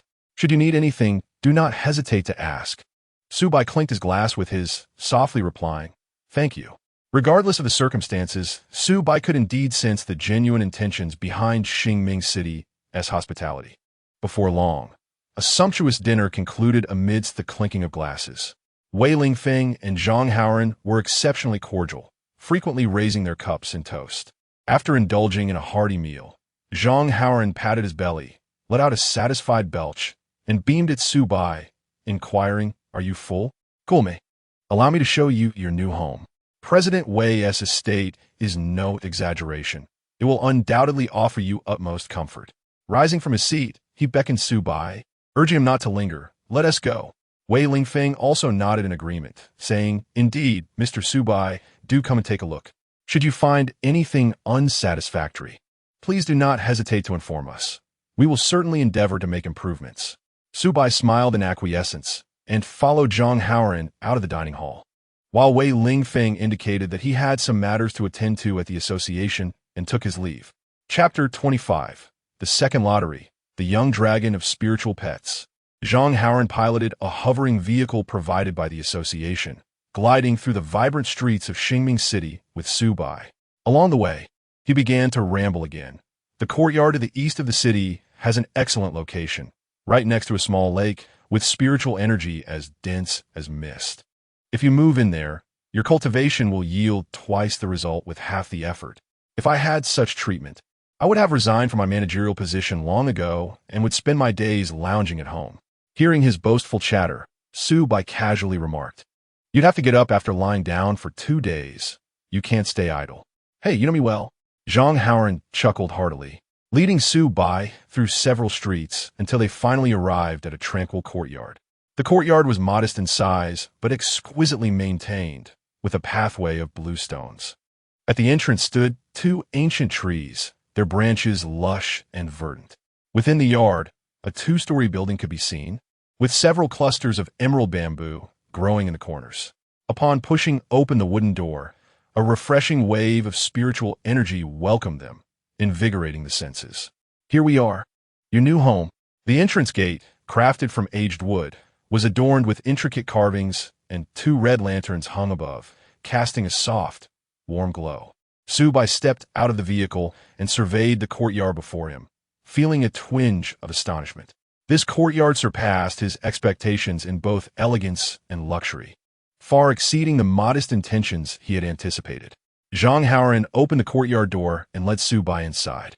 The yard was paved with blue stone, flanked by a variety of flowers and trees, all meticulously trimmed, filling the air with a delicate floral fragrance. At the center stood a charming 2-story building, its design graceful and antiquated, standing in stark contrast to the surrounding modern architecture, yet possessed a distinctive charm. "How you like it?" Zhang Haoran inquired with a smile. Su Bai nodded appreciatively and replied, "It's beautiful." "That's wonderful to hear." This courtyard was personally selected by President Wei, who said it perfectly matches your temperament. The furnishings and appliances are all brand new, ready for you to move in with just your luggage. As Su Bai entered the small building, he found the rooms to be spacious and bright, featuring a minimalist yet sophisticated decor with solid wood furnishings that exuded quality. Each room was equipped with an advanced smart home system, allowing control of lighting, temperature, and curtains via voice commands or gestures, brimming with a sense of modern technology. This place is truly delightful," Zhang Haoran exclaimed as he explored the premises, enviously clicking his tongue. "Su Bai, you've really made it big living in such a splendid house. Don't forget your brother in the future." Su Bai chuckled, giving Zhang Haoran a reassuring pat on the shoulder. Don't worry, you 1T miss out on the benefits. After a few more casual exchanges, Zhang Haoran noticed the time and prepared to take his leave. Well, it's getting late, so I 1T intrude on your rest any longer. Call me anytime if you need anything. I'm always just a phone call away. He waved goodbye as he departed from the courtyard. Alone in the yard, Subai watched as Zhang Haoran's vehicle faded into the distance and took a deep breath. A gentle breeze brushed against him, carrying a hint of coolness that dispersed the subtle fatigue in his heart. He turned and stepped into the small building, closing the door behind him as he made his way to the center of the living room, surveying his surroundings. The pristine furniture and immaculate environment appeared both alien and refreshing. Although it was said to be a ready-to-move-in space, in reality, he required no luggage at all. He had no belongings to transport. During his journey to Gaoshan City, he had already taken everything necessary. Now, upon his return to Xingming City, he brought back almost nothing, signifying a farewell to his former self. Subai approached the sofa, gradually sinking into its embrace, leaning against the supple backrest and closing his eyes to inhale deeply. The air was suffused with a subtle scent of wood, invigorating and serene. He opened his eyes, a flicker of excitement igniting within them. Ah, the lottery! Just moments ago. Upon concluding a sword training session in the gym, the system had notified him that the lottery function had refreshed. Engaged in conversation with Zhang Haoran and others, he had nearly forgotten about it. This was undoubtedly the highlight of his day. With a mere thought, a semi-transparent system interface materialized before him, displaying an array of information. At the bottom of the interface, a shimmering icon caught his attention, inscribed with the words Grand Gift Package. Focusing his mind, he gently tapped the icon. In an instant, a blinding brilliance erupted from the screen, illuminating the entire living room. Golden. Once again, it was golden. Subai widened his eyes, unable to suppress an exclamation of astonishment. What luck! He stifled his excitement, fixating intently on the system interface, eagerly awaiting the revelation of his reward. As the dazzling golden light gradually dissipated, a new icon emerged at the center of the interface. Simultaneously, a white egg materialized on the coffee table before him. An egg? Subai paused, bewildered as he gazed at the white orb, slightly larger than a basketball. What was this? Just as he pondered, a message automatically appeared on the system interface. Congratulations, host, for opening the Golden Grand Gift Package and obtaining a spirit pet. Sun Eclipsing Dragon Emperor Cub. A spirit pet? Sun Eclipsing Dragon Emperor Cub? Subai blinked, caught off guard, when another message emerged on the interface, offering a more detailed description. Sun Eclipsing Dragon Emperor, a 9th-tier beast deity. One of the most formidable beings among extraordinary creatures, possessing the power to annihilate the heavens and the earth. According to legend, the sun-eclipsing Dragon Emperor can devour stars and manipulate time and space, existing above all rules. Even among the mightiest of dragon clans, the sun-eclipsing Dragon Emperor is the undisputed sovereign, revered by all dragons. Though the cub of the Dragon Emperor is in its juvenile phase, it already harbors potential far exceeding that of ordinary beings. Over time, the sun-eclipsing Dragon Emperor cub will gradually awaken the latent bloodline power within, ultimately maturing into a new sun-eclipsing Dragon Emperor, endowed with the ability to devastate the universe. Subai was left in a daze. Wasn't this a tad exaggerated? Devouring stars? Manipulating time and space? Existing above all rules? Was this truly a spirit pet? It seemed more akin to a creature from myth and legend. At that moment, the once tranquil white dragon egg, which lay quietly on the table, began to tremble restlessly. Crack, crack. A series of delicate sounds emanated from within the shell, and the originally immaculate surface of the egg started to reveal fine fissures. The cracks grew larger and multiplied rapidly, soon enveloping the entire shell.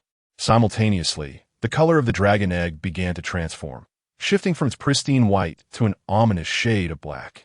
Irregular dark red crystals began to form on the surface of the ebony shell, their surfaces glistening with molten magma, exuding a chilling aura of destruction. The atmosphere in the room became thick with tension. Subai squinted his eyes and murmured, "It's about to emerge." Crack! At last, with a crisp sound of shattering, the shell completely fractured. From the remnants of the broken egg, a small, black, fluffy head emerged. Chapter 26. Ways to enhance affection. Before him lay a diminutive dragon. This little creature possessed a pair of large, round, golden eyes, brimming with curiosity and bewilderment, constantly swiveling as it surveyed the world around it. Its head was no larger than a fist, entirely cloaked in obsidian scales with a hint of magma-like crimson glimmering upon them.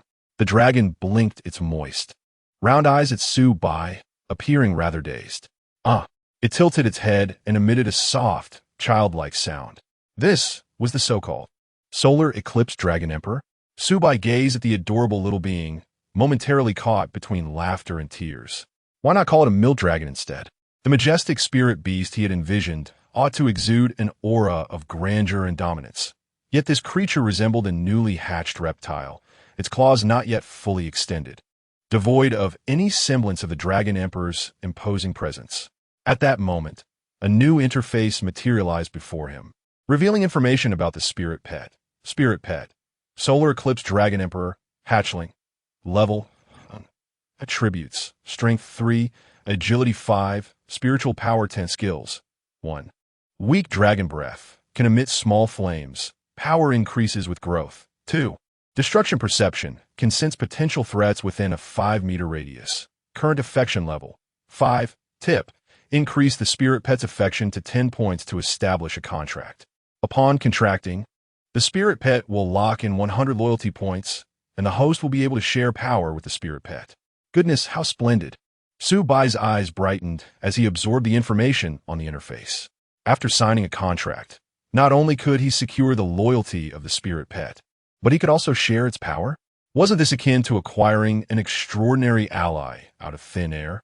Furthermore, the little one's growth potential sounded absolutely phenomenal. With proper care, it could undoubtedly become a formidable weapon in the future. After all, this was the offspring of the Solar Eclipse Dragon Emperor. He glanced down at the hatchling, which was struggling to emerge from its shell. After a couple of futile attempts, it lost its balance and tumbled onto the tabletop, letting out a pitiful yelp. Su Bai couldn't help but chuckle as he reached out to set it upright.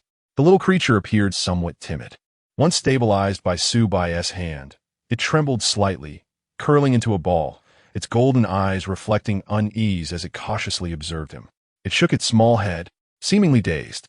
The hatchling fixed its moist, large eyes on Su Bai for a moment, then suddenly yelped and retreated to the edge of the table, its claws gripping the surface tightly, its tiny body quivering slightly. Su Bai found the little one's timidity amusing, yet he was also faced with a conundrum. The system indicated that increasing the affection level to 10 points would enable a contract, but how could he elevate that affection? He attempted to call out to the system in his mind. System, how can I enhance the spirit pet's affection? Ding! The system emitted a crisp prompt, followed by a message appearing on the interface. The initial affinity of a spirit pet is 0. It can be increased by feeding it its favorite food. The current spirit pet is the sun-eclipsing Dragon Emperor, Cub, and its favorite foods are star shards and stellar cores. Su Bai OO.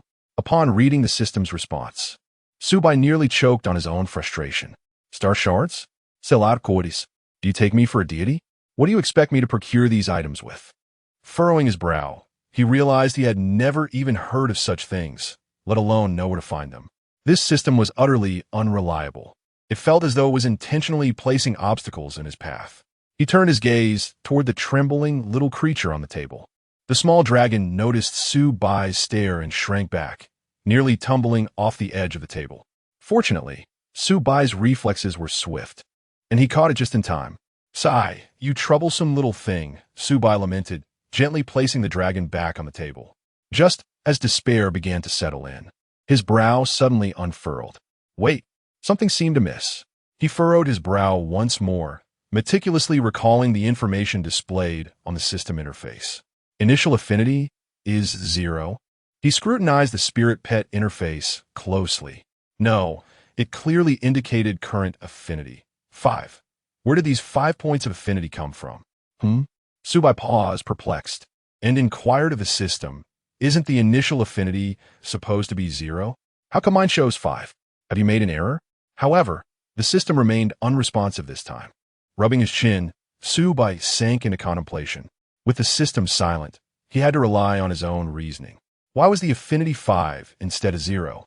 Could it be? He suddenly recalled the time on the train when he received a reward for using dragon blood to temper his body, inadvertently awakening the aura of dragon might. Could that be the reason? The more he pondered, the more logical it seemed. The sun-eclipsing dragon emperor, after all, was a royal among dragons. Although it was merely a cub, it bore the bloodline of the dragon clan. His own possession of dragon might may have naturally instilled a sense of closeness within it, thus elevating the affinity from 0 to 5. If that were the case, it would indeed make sense. However, even with the reason understood, what could be done? The process of tempering one's body with dragon blood was not something that could be summoned at will. Aside from the system's rewards, he had yet to discover a reliable method. Subai pondered deeply, yet remained at a loss for a solution. Suddenly, a spark of insight illuminated his mind. Previously, on the train, in addition to dragon blood tempering, he had acquired a martial technique known as beast mimicry, which allowed one to emulate the aura of various exotic beasts, achieving a remarkably convincing effect. Though he had never encountered a fully grown dragon, the overwhelming and majestic sensation of pressure from the dragon blood tempering was still vivid in his memory. If one were to utilize the beast mimicry to emulate that sensation, the more Subai contemplated, the more feasible it appeared. He promptly rose from the sofa, traversing to the center of the living room. Taking a deep breath, he began to adjust his breathing and state of mind. With his eyes closed, a mere thought set his internal spiritual energy into motion along a designated trajectory. He reminisced about the previous experience of tempering his body with dragon blood, recalling the exquisite sensations of boiling blood, trembling bones, and a soul in ascension. Gradually, Subai's aura began to transform. The originally tranquil essence evolved into a sharp intensity, a subtle pressure emanating from him and radiating outward. In the next moment, an invisible force emanated from his being. The air in the living room momentarily stagnated, and faintly, a deep dragon's roar reverberated through the void. A roar! His body trembled slightly as a formidable power brewed and accumulated within him, although it was still far from the terrifying might of true dragon power. A nascent form was already taking shape. Subai slowly opened his eyes, his pupils shimmering with a golden hue. Chapter 27. The Success of the Covenant. The little creature, initially curled up in the corner of the table, suddenly raised its head, its golden eyes wide with curiosity as it sensed an overwhelming presence. It tilted its tiny head, its nostrils twitching slightly as it inhaled the scents in the air. Howl! The young dragon emitted a perplexed sound, tentatively inching closer to Subai. Seeing this, a surge of joy blossomed within Subai, who mused to himself, "It's working." He deliberately tempered his aura, ensuring it did not feel overly oppressive, instead striving to cultivate a gentle ambience, conveying a friendly signal to the young dragon. After a moment of hesitation, the dragon finally summoned the courage to slowly crawl over. Its diminutive claws gripped the tabletop, advancing step by step, its gaze still tinged with caution, yet significantly less timid than before. Howl! The little dragon came to a halt before Subai, gazing up at him and emitting a soft, childlike cry. Subai beamed, extending his hand to gently stroke the dragon's head. The little one flinched at first, but quickly relaxed, even nuzzling against his palm. Simultaneously, the system interface quietly refreshed the information regarding the spirit pet. Current affection level, beep. The affection level of the spirit pet, Sun Eater Dragon Emperor Cub, has risen to 10. Contract conditions met. Would you like to proceed with the contract? Without hesitation, Subai affirmed his choice. Beep. Congratulations, host. The contract has been successfully established. In an instant, a soft, golden light emanated from the system interface, enveloping the little dragon. Initially taken aback, the creature soon released a joyous howl, its black scales shimmering slightly, while the dark red crystal on its body radiated a gentle glow. At the same time, Subai felt a wondrous connection arise from deep within his heart, as if an invisible thread bound him closely to the young dragon. The contract was successful. As the luminous aura dissipated, Subai sensed an extraordinary bond forming between him and the dragon. He could distinctly feel the dragon's emotions: joy, affection, dependence. Concurrently, the Spirit Pet page on the system interface underwent a transformation. Spirit Pet, Sun Eater Dragon Emperor, Cub. Level, attributes, Strength 3, Agility 5, Spirit Power 10, Skills, 1. Weak Dragon Breath, able to emit small flames. Potency increases with growth. 2. Destruction Perception, can sense potential threats in the vicinity. Current range, 5 meters. Loyalty, 100. Shared status. Host has acquired Spirit Pet skills. Weak Dragon Breath, Destruction Perception, gazing at the updated interface. Subai could not suppress a broad smile. The shared status section particularly warmed his heart. Following the successful contract, he had directly gained 2 skills from the young dragon. With a thought, he attempted to activate the weak Dragon Breath. A small flame materialized at his fingertip, albeit no larger than his thumb, yet it radiated a searing warmth. This is for use in hand, if it truly is the breath of a dragon. In the next moment, a surge of searing heat erupted from his throat. He opened his mouth and gently exhaled, releasing a small fireball the size of a fist. It burned in the air for a moment before gradually dissipating. Although its power was modest, it was indeed authentic dragon breath. He then attempted to activate his destructive perception. An invisible wave emanated from him, expanding outward. Closing his eyes and concentrating, he could distinctly sense all movements within a 5-meter radius, even the subtle sound of leaves rustling in the wind outside the window. Subai nodded in satisfaction. The benefits of this contracted spirit companion were indeed immediate. Just imagine how formidable the little creature would become as it matured. While he was immersed in joy, a peculiar sensation suddenly surged from the depths of his heart. He paused, looking down at the little dragon. The creature was sprawled on the table, scratching its belly with its paw, then lifting its head and letting out a pitiful cry. Hungry? Subai raised an eyebrow. After the contract, the bond between him and the little dragon deepened, allowing him to directly sense its emotions. At this moment, the feeling was unmistakable. It was somewhat hungry. Ow! Ow! The little dragon gazed at Subai with a forlorn expression, emitting a series of weak cries. Indeed, the little one had just hatched and must be quite famished. Subai chuckled as he stood up and walked to the kitchen, rummaging through the refrigerator. Unfortunately, it was nearly empty, save for a small piece of raw beef tucked away in the corner. He returned with the meat. Squatting in front of the table and tentatively asking, "Little one, would you eat this?" He was uncertain if dragon hatchlings consumed raw beef. However, to his surprise, the moment the little dragon caught sight of the meat, its eyes sparkled with excitement. It eagerly opened its mouth and bit down on the raw beef, devouring it ravenously. Before Subai could react, he felt the weight of his hand lighten. The little creature had already gulped down the meat whole. Ow! The little dragon licked its lips, squinting contentedly, its tail wagging joyfully, clearly relishing the meal. Subai watched its gluttonous display, chuckling in disbelief. "You, the celestial dragon emperor, behave like a puppy. I thought you only feasted on shards of stars and stellar cores. It seems raw beef suits you just fine." The little dragon, unable to comprehend his words, merely tilted its head and let out a sound before climbing next to him and nuzzling its small head against his hand. "All right, tomorrow I shall prepare something more delectable for you. For today, this will have to suffice," Subai said with a smile, reclining on the sofa while watching the little dragon joyfully roll on the table. He reached out, gently stroking the dragon's fluffy head, and softly said, "I can't keep calling you little one. How about I give you a name?" The little dragon halted its antics, raising its head with curious golden eyes fixed on him, letting out a cheerful owl. "Henceforth, you shall be called Rainbow Su Hongni." Subai stroked his chin in contemplation, finding the name quite delightful, as it exuded a vibrant essence and resonated with a familial warmth.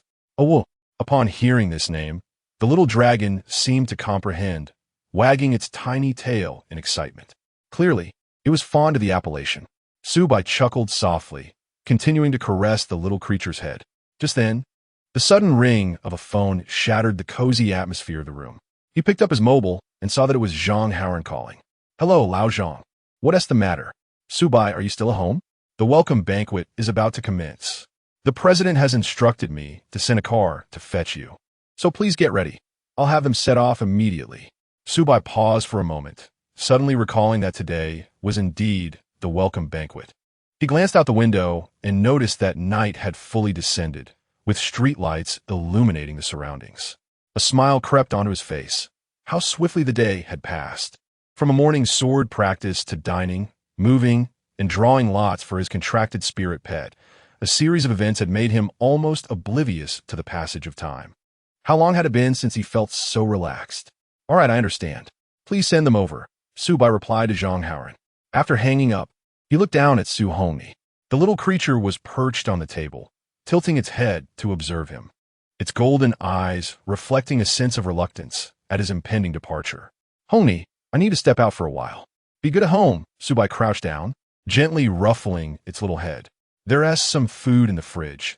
If you get hungry, feel free to help yourself. I'll try to return soon. Awoo. Hongni blinked its eyes, understanding Subai's words, and obediently nodded in agreement. Chapter 28. Feng Shirhan at the zenith of the Xingming Grand Hotel. The atmosphere is resplendent, ablaze with lights and alive with a vibrant hum of excitement. The venue is adorned as if the very stars have descended to grace the occasion. This evening, it stands as the focal point of not just Xingming City, but the entirety of Blue Star. The expansive banquet hall stretches endlessly, with opulent chandeliers descending from the lofty dome, casting a gentle yet dazzling glow that reflects upon the polished marble floor. A delicate floral fragrance permeates the air, emanating from the grand bouquets strategically placed around the hall. White lilies, deep crimson roses, and exotic blooms of unrecognizable names, evidently rare treasures transported from beyond the city borders, contribute to the ambience. Positioned by the windows, the vast floor-to-ceiling glass frames the silhouette of Xingming City's nighttime panorama, with distant lights flickering like stars against the darkness.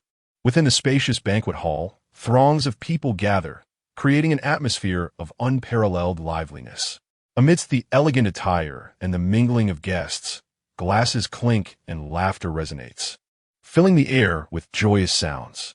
Well-dressed attendees cluster in small groups, engaged in hushed conversations, their faces alight with anticipation. The exquisitely set tables boast an array of culinary delights, from delicate appetizers to sumptuous main courses that tantalize the palate. Attentive waitstaff navigate through the crowd, courteously attending to the guests. A small ensemble in the distance plays a harmonious blend of strings and piano. Near the center stage, a grand banner hangs prominently, emblazoned in gilded letters. Welcome banquet of the Xingming City Spirit Sword Association. The circular tables below the stage are already filled with guests. The silverware gleams under the soft illumination, and though the dishes have yet to be fully served, the enticing aromas wafting through the air are enough to stir appetites. This evening marks the annual welcome banquet of the Xingming City Spirit Sword Association. After enduring a long and arduous training period, the latest cohort of sword wielders and spirit sword practitioners has finally surmounted all trials, officially becoming members of the association. Entrusted with the noble duty of safeguarding humanity against the encroaching beasts, they embody the hope of a new generation, the heroes of tomorrow. And tonight, they shall make their debut in the public eye as official members. This event is not merely significant to Xingming City. It draws the attention of the entire Blue Star. In a world besieged by otherworldly beasts that threaten to dominate half of Blue Star, even a small city like Xingming holds considerable weight. No one can foresee whether among these newly minted sword wielders and spirit sword practitioners lies the potential for future imperial legends. Consequently, the banquet is graced not only by local dignitaries and members of the Spirit Sword Association, but also by representatives from various factions across different cities. Whether they hail from grand mercenary companies or other cities' Spirit Sword Association branches, all have sent envoys to witness the occasion. Their motives may range from seeking talent to assessing potential threats. More significantly, the elusive, legendary sword wielders and spirit sword practitioners, who are typically shrouded in mystery, have also made an appearance tonight. They come to lend their support to the Spirit Sword Association and to witness the rise of a new generation. In a corner of the banquet hall, at the edge of a table, a young man clad in a sharply tailored suit is engrossed in his phone. Though her hair was styled in a manner befitting an adult, there was something amiss about her appearance. This was none other than Vice Director Li of the Spirit Sword Association in Xingming City. With practiced ease, Xiaoli activated the live streaming software, presenting a warm smile to the camera and proclaiming in a resonant voice, "Hello, hello, good evening to the family in the live stream. Welcome to the annual welcoming banquet of the Spirit Sword Association in Xingming City. This year, I, Xiaoli, have also achieved something quite significant. It has not been an easy journey. I finally ascended to the position of Vice Director. This is all thanks to the unwavering support of all the viewers and family in the stream over the years. Without you, there will be no Xiaoli today. Let me bow to my family first." As soon as he finished speaking, the barrage of comments erupted. "Brother Li, you're amazing. Congratulations on your promotion. You've worked hard. I've been watching your streams. Your explanations are always spot on. Wow, Xiaoli, is that suit borrowed? It fits you like a sausage. The atmosphere is grand. I can almost smell the money through the screen. Quickly switch the camera. I want to see the handsome swordsman. The sword-wielding ladies will do as well. Xingming City? Where is that? Why are there so many people today? Wow, so many beautiful ladies. Did I just see Chu Yuexin? My beloved Yuexin. Beloved one. However, I prefer Liu Ruolan, the ice-cold beauty, to the one in front. Your perspective is too narrow. In my opinion, our strongest swordsman in Xingming City is Su Wenxuan. Brother Xian is the real man. Xionye, Xionye, Xionye. The camera shook, making me dizzy. Xiaoli, can you keep your hand steady? Quiet down, quiet down. The newcomers are about to appear. I can't wait. Brotherly, show us where Su Wenxuan is. We want to see Xiange. I want to see the sword-wielding ladies. Please, Brotherly, give us a glimpse. What remarkable figures can come from such a small place like Xingming City? Just a bunch of country bumpkins. What is so interesting? Xiaoli beamed at the rapidly scrolling comments. While keeping an eye on the banquet hall, he continued to engage with the audience. Everyone, don't rush, don't rush. We will start shortly. I assure you, today will be a feast for the eyes. Now let me show you this luxurious setting. Oh, look at this grand chandelier, this. Wow. As Xiaoli eloquently described the splendor of the banquet hall, suddenly the camera shifted, locking onto a solitary sofa in the corner. His hand noticeably faltered, and the phone trembled slightly. There, seated was a woman, clad in a simple yet elegant black evening gown. Her long hair cascaded down her shoulders like a waterfall, accentuating her porcelain-like skin. She exuded an air of aloof elegance, her brows and eyes revealing a hint of detachment. The high-stemmed glass in her hand swayed gently, the sweet wine creating delicate ripples within. She took a small sip, her red lips parting slightly, each movement casual yet as beautiful as a painting. The live stream exploded in excitement, the comments flooding the screen like a burst dam, their speed dizzying. Oh my goodness! Oh my goodness! Oh my goodness! What celestial beauty is this?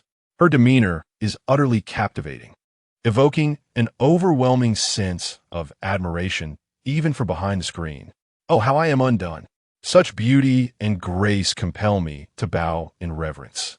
A single glance can seal one's fate. Henceforth, the protagonist of this tale has truly become a vision of perfection. Who can possibly withstand such allure? I hereby declare that she shall be my beloved from this moment on. Stand azide Rivas. Her elegance is unparalleled, reminiscent of a celestial being gracing our mortal realm. Li, dear friend, pray, do enlighten us about her identity. Young Li, regaining his composure, cleared his throat with a hint of pride and proclaimed, "Ah, truly, your discerning eyes do not deceive. This remarkable lady is no ordinary individual. She is the illustrious emblem of our Xingming City's Spirit Sword Association." Tactical Advisor. Miss Fang Shihan. Chapter 29. The banquet officially commences. Xiao Li deliberately paused to heighten the suspense before continuing. Our esteemed advisor Fang is truly irresistible to both men and women. It is not an exaggeration to say that countless sword bearers and spirit sword wielders within the Qingming City Spirit Sword Association are drawn to her, merely for the chance to catch a glimpse. However, as you can see, our advisor Fong possesses a rather aloof and cold demeanor, making her difficult to approach, like a flower on a high mountain peak. Yes, a flower on a high peak. One can only admire it from afar, without daring to disturb. You understand that feeling, right? He lowered his voice, adding an air of mystery. Moreover, her identity may astonish you. Our advisor Fong is none other than a young lady of the Fong family from Tianlong City, one of the 8 major cities, a true heiress of a prestigious family. It is said that she came to Qingming City to attend university and fell in love with the local culture and customs, eventually settling here after graduation. The comment section erupted once more. What the heck? A wealthy beauty from the Fong family of Tianlong City. Isn't that a top-tier family? Why did she come to this small city? This background, this beauty, this charisma. I'm green with envy. Don't stop me. I'm off to Qingming City. With such a figure in Qingming City, no wonder there have been so many geniuses emerging in the past 2 years. It's astounding. Don't even talk about it. I already envy the sword bearers and spirit sword wielders of Qingming City. As time slowly passed, the clock struck 8 in the evening. The banquet hall on the top floor of the Qingming Grand Hotel was already filled to capacity.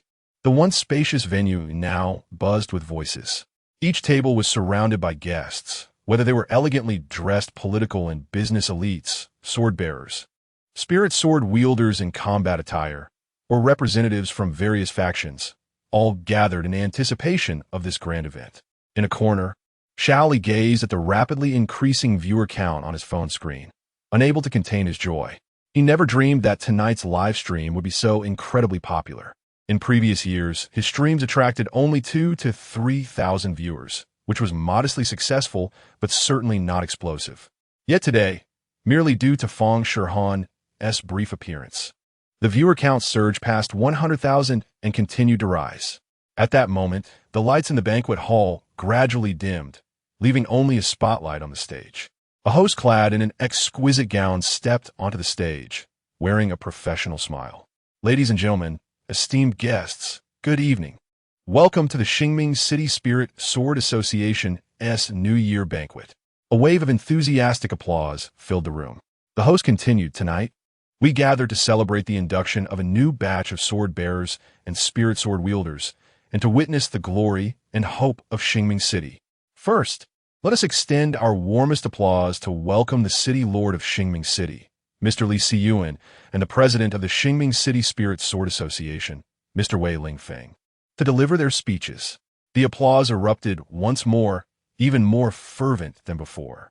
Under the watchful gaze of the crowd, 2 prominent figures from Starbright City ascended the stage side by side. The master of Starbright City was a robust, middle-aged man clad in a deep gray suit, his countenance adorned with a warm smile, yet imbued with an air of seasoned authority. Beside him stood Wei Lingfeng, who had just met Su Bai earlier that day. Both individuals stood at the center of the stage, facing the guests below, their faces radiating amiable smiles. Shaoli immediately directed the camera towards the stage, exclaiming, "Here they come. The 2 titans have taken the stage. The master of Starbright City and the president of the Spirit Sword Association. This is a rare spectacle indeed." Family, quickly flood the screen with presents. The barrage of comments erupted, filled with expressions like Titan in 666. Master Li Siyuan was the first to speak. Good evening, esteemed guests, dear friends, and guardians of Starbright City. Tonight, we welcome a new cohort of sword bearers and spirit sword wielders. They represent the future of Starbright City and the hope of humanity. On behalf of all the citizens of Starbright City, I extend the warmest welcome and utmost respect to them. Though Starbright City may be a small town, we have never relinquished hope, nor ceased our struggle. We firmly believe that as long as we stand united, with collective determination, we shall surely triumph over the otherworldly beasts and safeguard our homeland. Let us strive together for the tomorrow of Starbright City, for the future of humanity. Following this, President Wei Lingfeng delivered his address. Welcome, young sword bearers and spirit sword wielders, to the family of the Spirit Sword Association.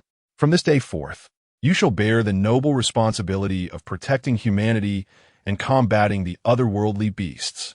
This is a glorious mission, yet it is also a heavy burden. The audience erupted into thunderous applause as Subai entered the banquet hall on the top floor of the Starbright Grand Hotel. He was greeted by the grand and raucous scene before him. The two titans were eloquently speaking on stage, while applause echoed from below. Standing at the entrance, he found himself both amused and bewildered by the spectacle. He had indeed arrived late. Initially, the driver had taken him halfway, only to receive a sudden phone call that forced him to make a U-turn to buy him formal attire. The driver had insisted, "Mr. Su, you are attending the welcome banquet of the Spirit Sword Association. How can you dress so casually? This is a significant event for Starbright City." Unable to resist, Subai had acquiesced to the driver's whims. Consequently, this detour consumed a considerable amount of time. Scanning the hall, he noted that it was packed to capacity, with no empty seats in sight, and he did not recognize anyone at first glance. Momentarily uncertain of where to sit, he lingered at the entrance. Hands tucked into his pockets, feeling somewhat awkward yet unperturbed, intending to blend into a corner later. Just then, he felt a gentle poke on his back. Turning around in curiosity, his gaze met a pair of cool, discerning eyes. It was Fong Shihan. Even after years apart, he recognized her instantly. There was no way around it. After all, during their university days, this woman had always sat directly in front of him, although their paths had never truly intertwined. Subai could never forget that face. She resembled a masterpiece sculpted from ice and snow, strikingly beautiful and cold, leaving an indelible impression. Moreover, there was little choice. She was one of the few university classmates whose name he could recall. At this moment, Fong Shihan still bore that same frosty demeanor, yet it was imbued with a touch more maturity than during their college years. She donned a black evening gown that accentuated her exquisite figure to perfection. Of course, to describe her as mature was perhaps a stretch. She was merely a young woman of 24-25, freshly graduated, not overly seasoned in the ways of the world. Fong Shihan gazed at Subai and offered a faint smile, nearly imperceptible, yet this very smile softened her icy disposition, infusing it with a hint of warmth. She took the initiative to speak. "Subai, I didn't expect to see you here." Subai nodded, responding with an air of calmness, devoid of any tumult. "Yes, I came." Chapter 30. A reunion with old classmates. Fong Shihan's gaze lingered on Subai for a few seconds. She continued, "You seem to have changed little." Subai raised an eyebrow slightly, responding with an air of nonchalance. "Is that so? You, on the other hand, have become quite beautiful." The compliment flowed naturally from his lips. Her eyes flickered momentarily. Soon, she proactively initiated a new topic. "What made you arrive late?" Subai gestured to his attire, succinctly stating, "Changing clothes." Fong Shihan's eyes fell upon him, seemingly grasping the implication, and she softly replied, "Oh, I see." A brief silence enveloped them. Ordinarily, such a pause would evoke discomfort, yet curiously, there was no awkwardness between them. Fong Shihan observed him, tilting her head slightly, her voice clear. "Are you standing here as a door guardian?" Subai arched an eyebrow, his expression remaining unfazed as he casually remarked, "I just couldn't find a place to sit." "What about you? Why are you here?" Fong Shihan did not respond, yet she was not inclined to let the conversation end. Taking a step closer, she stood beside him, her gaze scrutinizing, as if deliberately seeking to engage. "This outfit is decent, though it doesn't quite suit your style." Subai glanced down at the formal attire that had been thrust upon him. While the tailored black suit fit impeccably, it felt somewhat awkward. He tugged at his tie and sighed. "The driver insisted on buying it for me, claiming I shouldn't just throw something on. Your eye for detail is rather sharp." With that, he turned his attention to the crowd, searching for a seat. However, Fong Shihan was relentless, shifting to obstruct part his view. "Whether it's sharp or not, I can't say, but you're still the same, standing here like a wooden post. Haven't seen you in years. And you can't even muster a few words?" Finally turning to meet her gaze, Subai maintained his unflappable demeanor, replying mildly, "There's not much to say. The banquet has just begun, and I'm still trying to grasp the situation.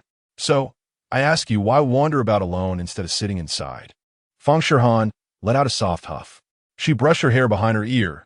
It's too stuffy over there. I needed some fresh air. Yet here you are, standing by the entrance, not worried that others might mistake you for a waiter. She paused before adding, you used to do this in college, always standing alone. Lost in thought. At her words, Su Bai's eyebrows twitched slightly, finally showing some reaction. He regarded her for a moment. You have quite the memory. But I was merely daydreaming then. You, however, are you now seeking out conversations with everyone? That's not characteristic of you. Fang Shihan narrowed her eyes, as though he had struck a chord, but she quickly concealed it. My style is none of your concern. Enough standing around. Come sit with me. I have an empty seat at my table. Without waiting for a reply, she reached out and tugged at his sleeve, turning to stride towards her corner table, offering him no chance for refusal. Su Bai glanced at the sleeve she had touched, his expression subtly shifting, yet he said nothing. With his hands casually tucked into his pockets, he ambled leisurely behind her. The pair navigated through the bustling crowd, ultimately arriving at a table nestled in the corner of the banquet hall. This spot was somewhat secluded, distance from the main stage, and the cacophony had diminished, allowing for a semblance of tranquility. The table was unoccupied. Fang Shihan walked directly to one of the seats and sat down, patting the chair beside her to beckon Su Bai over. Without much thought, Su Bai pulled out the chair opposite her and settled in, reclining lazily against the backrest. His gaze wandered over the array of snacks on the table, and he casually grabbed a handful of nuts, tossing them into his mouth as he chewed indifferently. Observing this, Fang Shihan frowned slightly, rising to fetch her utensils and wine glass before sitting down beside him. Su Bai turned to glance at her, still munching on the nuts, and mumbled, "What are you doing?" Adjusting the hem of her dress, Fang Shihan replied nonchalantly, "Sitting opposite is too far. It's inconvenient for conversation." Su Bai raised an eyebrow, but refrained from further comment, returning his attention to the nuts. Watching his nonchalant demeanor, a subtle smile curved at the corners of Fang Shihan's lips. She then lifted her wine glass, taking a delicate sip of the sweet drink, her gaze resting on him as she initiated the conversation. "How have you been these past 2 years?" "Not bad. I haven't done much. Just a few trips to Gaoshan City, taking on some tasks, passing the time," Su Bai replied succinctly, still chewing. "And you?" "I'm doing fine as well." Fang Shihan's response mirrored Su Bai's almost perfectly. She gently swirled her glass, causing the sweet wine within to ripple softly. "Recently, I heard about your contract dissolution with Gu Xuefu. I had thought you two would continue to partner, given how well you previously complimented each other." Su Bai paused, looking at her with a smile. "You seem quite well informed. After all, you are quite the prominent figure," Fang Shihan replied calmly. "So, you no longer have a spirit sword wielder?" Su Bai nodded, not denying it. "Indeed, compatibility is one thing, but differing principles lead to separation eventually. She aspired to reach greater heights, and I had no desire to get entangled in that, so we parted ways." "And you?" Fang Shihan hesitated. Su Bai turned to face her, countering, "What about you? After all these years, why are you still single?" A flicker of discomfort crossed Fang Shihan's face as she lightly snorted. "I'm only 24. Why the rush?" "Speaking of you," Su Bai interrupted her, a slight smirk gracing his lips. "That's not what I meant. I was inquiring about your spirit sword wielder. Why is it that you're here alone?" Fang Shihan's gaze sharpened slightly, and she averted her eyes from his. "I do not have a contracted spirit sword wielder." Su Bai clearly did not believe her, frowning. "Don't joke. I remember when you graduated from university, you had already awakened your spirit sword, right? A spirit sword wielder without a contracted partner is a waste of talent. Is it absolutely necessary to have a contracted partner upon awakening a spirit sword?" Fang Shihan retorted with a hint of stubbornness. Su Bai chuckled, placing the nut he was holding aside, leaning slightly forward to draw nearer to Fang Shihan. "So, after all this time, without seeking the sword bearer, what are you waiting for?" Fang Shihan's breath caught momentarily, and she instinctively took a sip of sweet wine, using it to mask the turmoil within her. The effect of the alcohol brought a delicate blush to her fair cheeks. She lifted her gaze to meet Su Bai's, her clear, cold eyes shimmering faintly.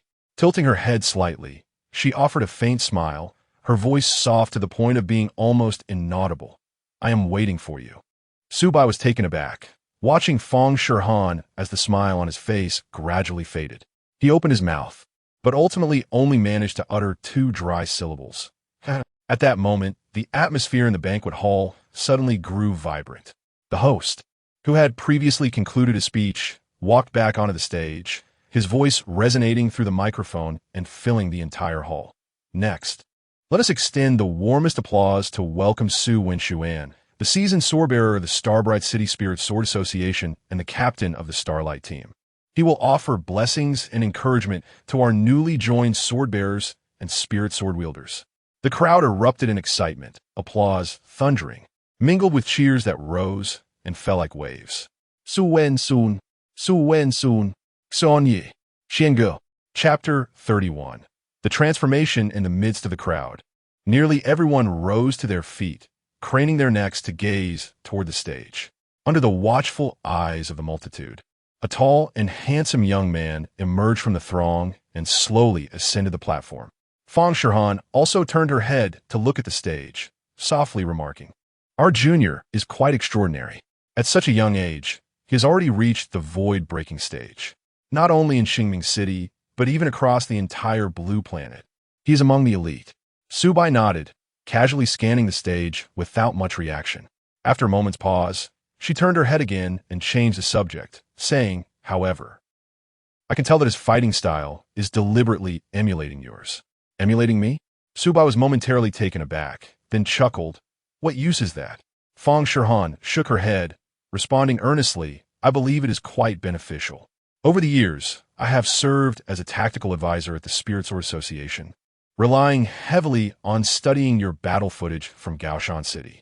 Your fights, the rhythm, the timing of your strikes, the fluidity of your sword techniques, left a lasting impression." Upon hearing this, Su Bai raised an eyebrow, finally intrigued. He turned to her, a sardonic smile gracing his lips. "Should I be asking you for a commission then?" Fang Shihan laughed lightly, her smile subtle, yet imbued with an indescribable charm. "That wouldn't be out of the question. After all, I'm not sure on money." Su Bai did not respond to her jest, but instead lowered his gaze to pick up the wine glass on the table and took a sip. On stage, Su Wenxuan had begun to speak. "Welcome, newcomers, to the Spirit Sword Association. From this day forth, you will no longer be ordinary individuals, but guardians of humanity. The battles ahead will not be easy, but if you persevere, you will discover that your limits far exceed your imagination." In a corner, Su Bai listened, setting down his glass, and casually remarked to Fang Shihan, "This fellow has quite a way with words." Fang Shihan glanced at him and softly replied, "He is indeed impressive, but compared to you, he still lacks a certain finesse." Su Bai raised an eyebrow. "Are you complimenting me?" Fang Shihan did not deny it, only offering a faint smile. "What do you think?" Meanwhile, in Xiao Li's livestream, the chat was in a frenzy. The moment Su Wenxuan appeared, the comments flooded in like a torrent, unstoppable. After all, Su Wenxuan's reputation stretched far beyond Qingming City. As a distinguished member of a prestigious team, he frequently assisted in defending other major cities, garnering a multitude of fans. Xuan Yi, Xiange, my husband is finally on stage. Starshine team, forever a legend. Void-breaking stage powerhouse. Terrifying indeed. Wait, I think I see Chen Yuyan. She's next to Xiange. Yu Exin is here too. What a miraculous day. And Liu Ruolan, the Ice Princess, is stunning. The 3 goddesses on the same stage. I'm done. Xiao Li, quickly focus the camera on Xiange. We need a close-up. Li Ge, say something. Stop just gawking at the beauties.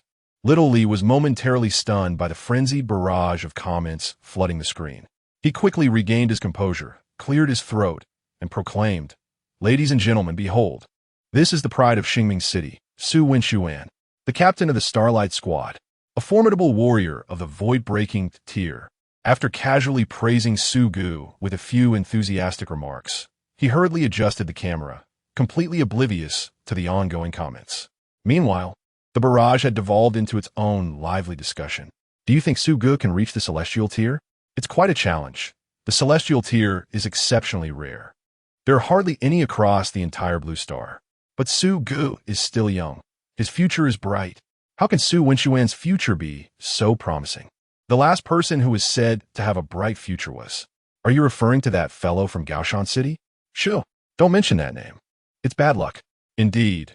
What's there to discuss about a mere waste who relies solely on spirit swords? I heard he has been dumped by Fufu. It's truly gratifying. Ha! After all these years, the goddess Fufu has finally rid herself of that leech. What a cause for celebration. The goddess Fufu will undoubtedly find a better swordsman. By the way, will the goddess Fufu come to Xingming City? What are you thinking? How could a small place like Xingming City ever attract the goddess Fufu? True, she is a woman of extraordinary stature, with discerning taste. I've heard Fufu is currently seeking a new swordsman. I wonder who she will choose. I'm quite eager to find out. So Bai deserves it. Who told him he's so lackadaisical?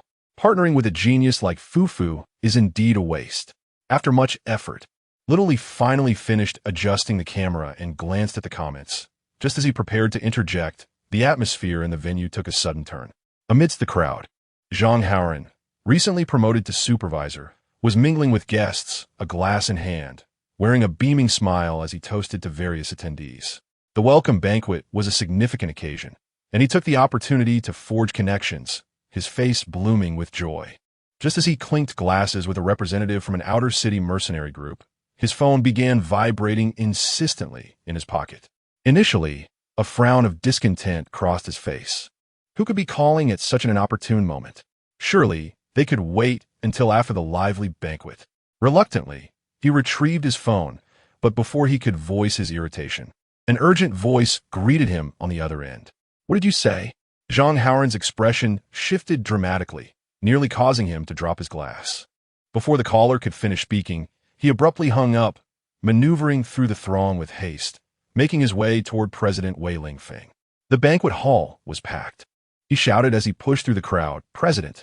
President!" No sooner had the words left his lips than, boom! A deafening explosion reverberated through the banquet hall, shaking the very foundation. The chandeliers above swayed violently before crashing down onto the floor with a sharp, shattering sound. The immense shockwave from the explosion sent guests tumbling to the ground. Tables and chairs upturned, plates shattered, and drinks splattered everywhere.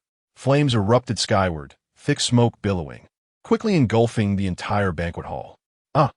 Help! What is happening? A cacophony of terrified screams erupted from the crowd as everyone frantically sought refuge. The scene was engulfed in chaos. Young Li, stunned by the sudden explosion, sat motionless in a corner, nearly dropping his phone. The camera tilted awkwardly towards the ceiling, revealing a gaping hole in the hotel's top floor, through which the ominous sky loomed. Countless grotesque beasts flapped their wings menacingly, some even lunging directly through the opening, their shrieks piercing the air. "Monsters! We are under attack by monsters!" Someone shouted in fear. In an instant, the spirit sword wielders in the banquet hall sprang into action, transforming into shimmering beams of light, soaring towards their respective sword bearers. The sword bearers, in harmonious coordination with their spirit swords, confronted the oncoming creatures. The clash of sword light and beastly claws intertwined, and a metallic scent of blood swiftly permeated the air. Young Li's livestream spiraled into utter pandemonium. What the hell? What is happening? En explosion. A terrorist attack. Monsters? Am I seeing this right? This is live. What am I witnessing? Is that a rift beast? And a bloodthirsty bat? My goodness, these are high-level monsters. Is Starbright City doomed? Run for your lives. What are you waiting for? Where's Brother Xian? Brother Xian, come help us. You in front. Are you still in the mood for jokes? This is real. We're in serious trouble now. What misfortune has befallen the Starbright City Spirit Sword Association? How could they attract so many beasts at this time? Who knows? It could be retaliation from the monsters. Young Li, are you still alive? Speak up. Chapter 32. The invasion of beasts. Literally sat in the corner, his legs feeling somewhat weak, and his mind a blank slate. He instinctively tightened his grip on his mobile phone, the camera erratically scanning the chaos, murmuring, "Family. What on earth is happening?" Before he could finish his thought, a winged beast swooped above him, stirring a gust of foul wind. He shivered in fright, nearly dropping his phone. Fortunately, a nearby swordsman reacted swiftly, cleaving the creature in two with a single stroke, blood splattering across the floor. In the banquet hall, a full-scale battle had erupted. Su Wenxuan stood at the center, wielding his long sword in fierce combat. Qin Hao had transformed into a streak of silver light, seamlessly coordinating with him, dispatching a beast with a decisive strike. The newcomers below, though initially taken aback, quickly formed into small squads and joined the fray, unwilling to be outdone. The situation took a dire turn. The number of beasts far exceeded anyone's expectations, and among them were formidable high-tier creatures. Although the newly minted swordsmen and spirit sword wielders had undergone rigorous training, their lack of real combat experience rendered them somewhat disoriented in the face of such a massive beast tide, making their resistance exceedingly difficult. Sword lights flickered and flesh flew. Yet the swarm of beasts showed no signs of diminishing. In fact, it seemed to grow with every kill. Su Wenxuan's performance was undoubtedly the most dazzling. With his spirit sword in hand, he moved like lightning, weaving through the throng of beasts and forcing them to retreat. However, no matter how powerful Su Wenxuan was, he ultimately found himself overwhelmed. The sheer number of beasts was insurmountable, and they continued to pour in through the gaping hole in the ceiling. Gradually, he felt his strength waning, and injuries began to mar his body. Little Li, on the other hand, had lost all semblance of his previous ease and composure. Fear drained the color from his face as he clutched his phone tightly, cautiously crawling on the ground to evade the rampaging beasts and the chaotic crowd. He crawled his way to where Zhang Haoran was hiding behind a massive flower pot. "Zhang, supervisor, what is going on?" Little Li's voice trembled, tinged with a clear note of despair. Zhang Haoran's face was ashen, beads of sweat dotting his forehead. His suit was torn, revealing a shirt stained with dust and blood. He stared intently at the battle unfolding in the banquet hall, gritting his teeth as he spoke. "It's a beast tide. A massive beast tide. Our Starbright City has never experienced such a terrifying assault." He took a deep breath and continued. "Those damned beasts have calculated the timing of our welcoming banquet, deliberately launching their attack now. Fortunately, our city's defense system proved effective, detecting the movement of the beast tide in advance and diverting most of their main force to the city walls. The small fraction that breached the city did not directly attack the citizens, but instead headed straight here. Their intent is clear. They aim to wipe out all members of the Spirit Sword Association." Upon hearing these words, Xiao Li's complexion grew even more pallid, and with a trembling voice, he inquired, What shall we do now? These monstrous beasts. How can they be so organized and strategic?" Zhang Haoran clenched his teeth and replied, "It is likely that a Beast King is orchestrating this." "A Beast King?" Xiao Li exclaimed in shock. Zhang Haoran nodded and elucidated. "The Beast King is the sovereign among these creatures, possessing an intellect that rivals that of humans. They have the ability to command and control other beasts, launching attacks that are both organized and tactical. Typical beast surges are merely instinctual behaviors, but surges led by a Beast King are entirely different. They exploit the weakest links and formulate strategies." Xiao Li's phone, awkwardly angled towards Zhang Haoran, broadcasted the scene, and the viewers in the live chat erupted. What on earth is happening? Is Xingming City about to be annihilated by these beasts? This is terrifying. There are so many of them, it's overwhelming. What about the sword bearers and spirit sword users? It feels like they can't hold out. So many newcomers are injured. How can we fight like this? It's over. The newcomers are doomed. This welcoming feast has turned into a funeral banquet. Xuanyi, Xiangu, hold on. You must endure. The situation became increasingly dire. A beast surge commanded by a Beast King is not easily dealt with. As Zhang Zhuguan stated, these creatures are intent on annihilating the team. It's ruthless. At times like this, how I wish Goddess Fufu were here. Indeed, Goddess Fufu is an SSS-class spirit sword user. With her presence, these beasts would surely be vanquished effortlessly. Xiao Li could no longer afford to read the comments. In a state of panic, he hastily stowed his phone in his pocket.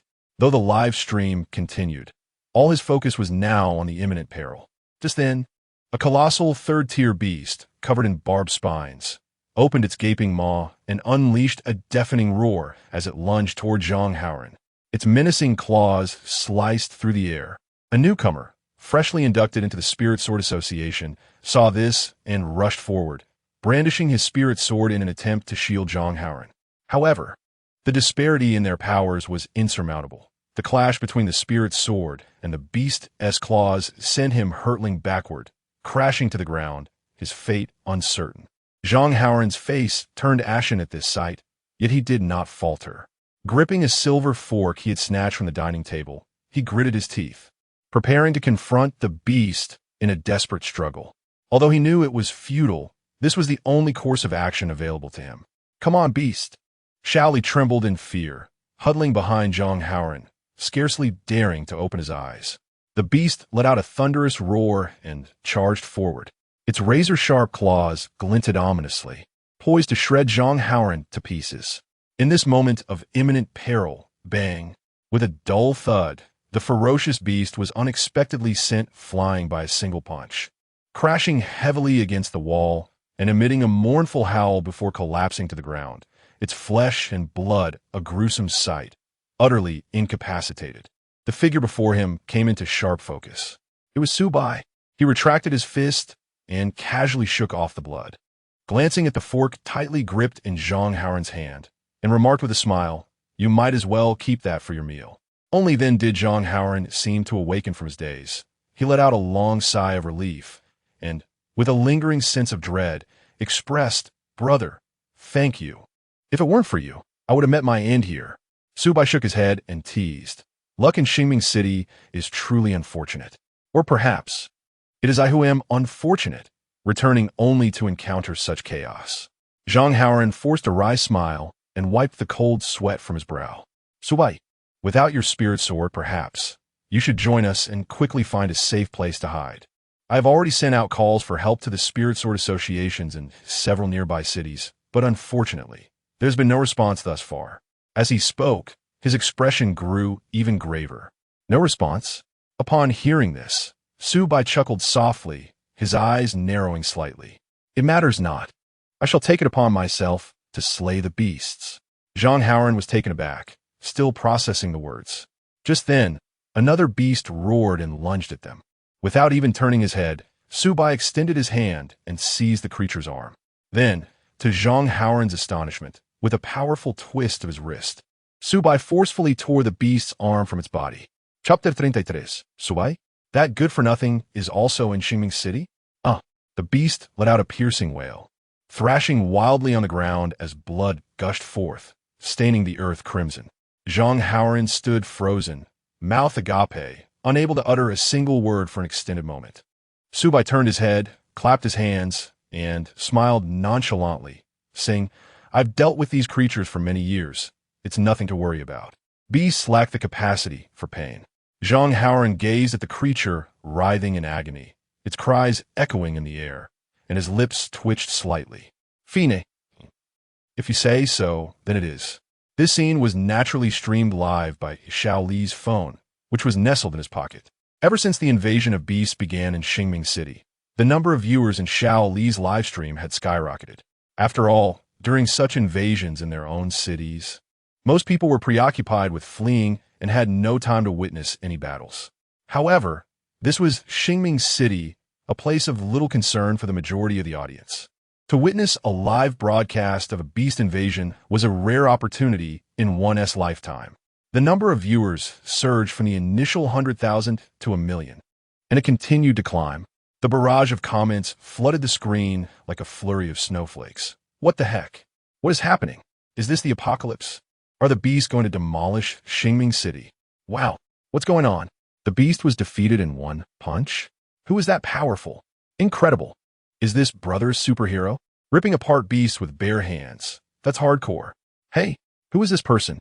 He looks somewhat familiar. Oh my gosh, isn't that Gu Xuefu's former sword wielder? What? Su Bai? That useless sword wielder from Gu Xuefu? How did he end up in Xingming City? Has he come begging for food in another city? So quickly? Truly shameless. Such scum should be torn apart by beasts. Does the Xingming City Spirit Sword Association have a screw loose? Why invite such trash to the welcoming banquet and embarrass themselves? Exactly. What qualifications does a mere burden like him have to appear here? This is hilarious. Su Bai, the good-for-nothing, dares to show his face. Fu Fu was wise to dump him. Hurry up and leave Xingming City. Don't embarrass yourself here. Wait, I think I know. Su Bai actually came from Xingming City, right? I found the information. Is it true? Let me see. It really is. I can't believe this guy is from Xingming City. How could such a disgrace come from there? A single rotten apple spoils the barrel. Xingming City must have run out of luck this time. Get this good-for-nothing out of here. Don't let him drag down Xingming City. Stop the nonsensical comments. He tears apart beasts with his bare hands. Can you do that? Keyboard warriors, shut up. What a joke. Without the spirit sword, he is just a useless person, merely lucky. Don't try to spin it. Can Su Bai's fans still show their faces? Fu Fu wasted her talent partnering with him for those years. My heart aches for Fu Fu. Roll away. Seeing Su Bai is just irritating. He should quickly distance himself. Unbeknownst to Su Bai, these disparaging remarks echoed around him. He wiped the blood from his hands and turned to Zhang Haoran, inquiring, how many beastly creatures remain? Zhang Haoran, regaining his composure, swallowed hard and responded. The specifics are unclear, but there are likely quite a few. The beast wave commanded by the Beast King is not small in scale.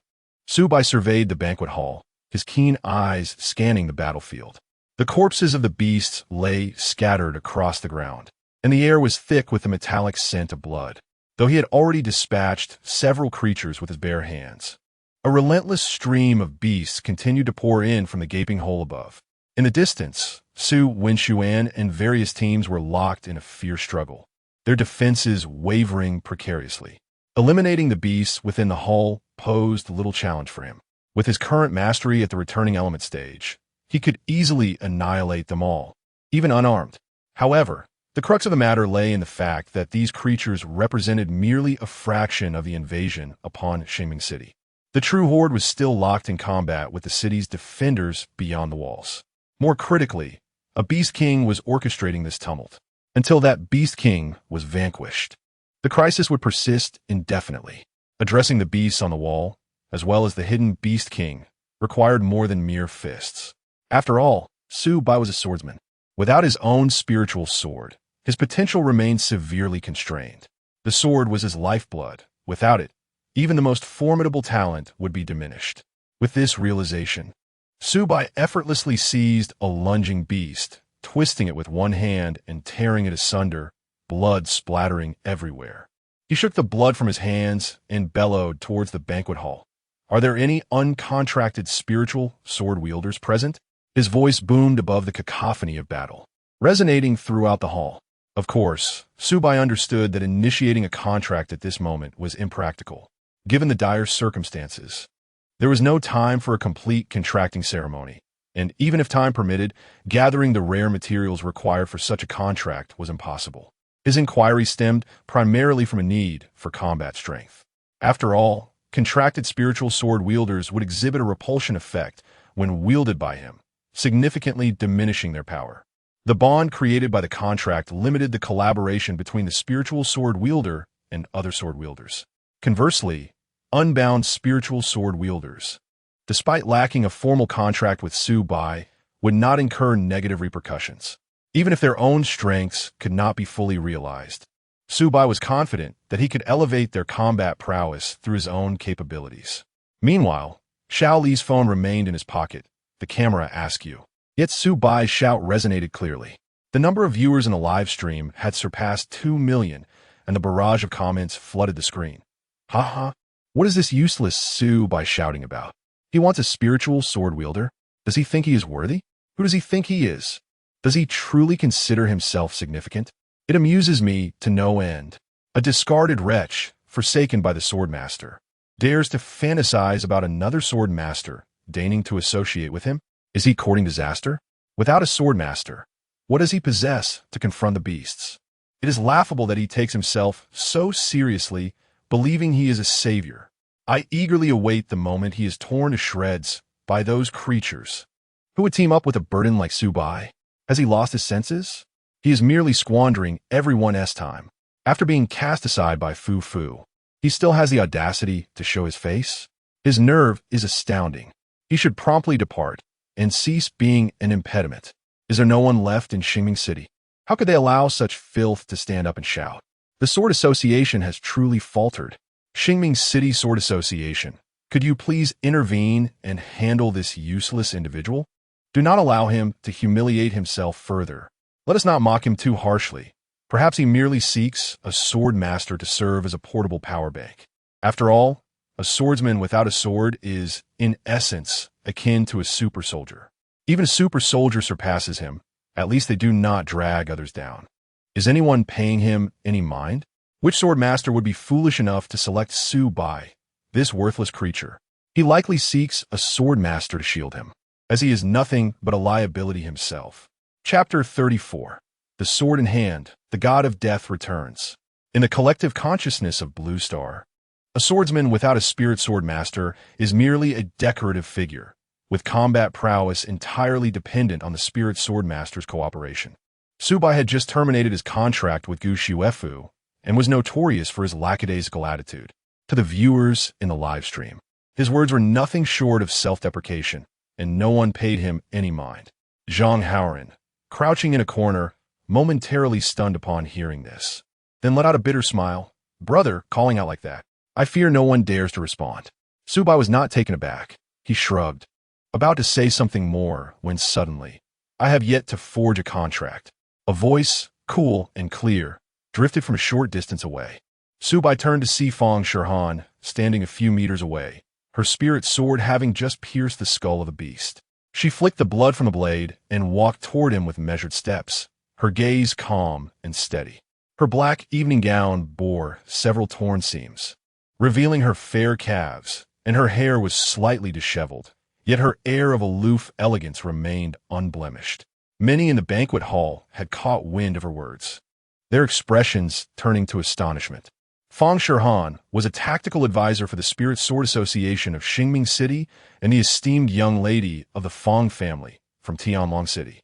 Her spirit sword talent had long been awakened, yet she had never contracted a swordsman, a matter well known within the association. Now, as she stepped forward to respond to Su Bai, the crowd was left in stunned silence. Zhang Haoran widened his eyes. Fang Shirhan? What is this? Fang Shirhan paid him no heed, her attention fixed solely on Su Bai as she spoke with serene detachment. You seek an uncontracted spirit sword master, do you not? I am willing. Su Bai gazed into Fang Shirhan's eyes, the cool depths reflecting the fragmented light of the chandelier, her words echoing in his mind. Why has she not sought a swordsman for a contract? What is she waiting for? I am waiting for you. At a loss for words, he simply stared at her. Fang Shirhan sheathed her sword, the blade gleaming silver, adorned with intricate patterns, a faint dragon carving visible, exuding an air of nobility. She extended the sword towards Su Bai. He slowly reached out, not directly taking the sword, but grasping Fang Shirhan's hand where she held the hilt. Their hands, thus joined through the sword's grip, were tightly clasped together. At that moment, a surging wave of invisible energy erupted.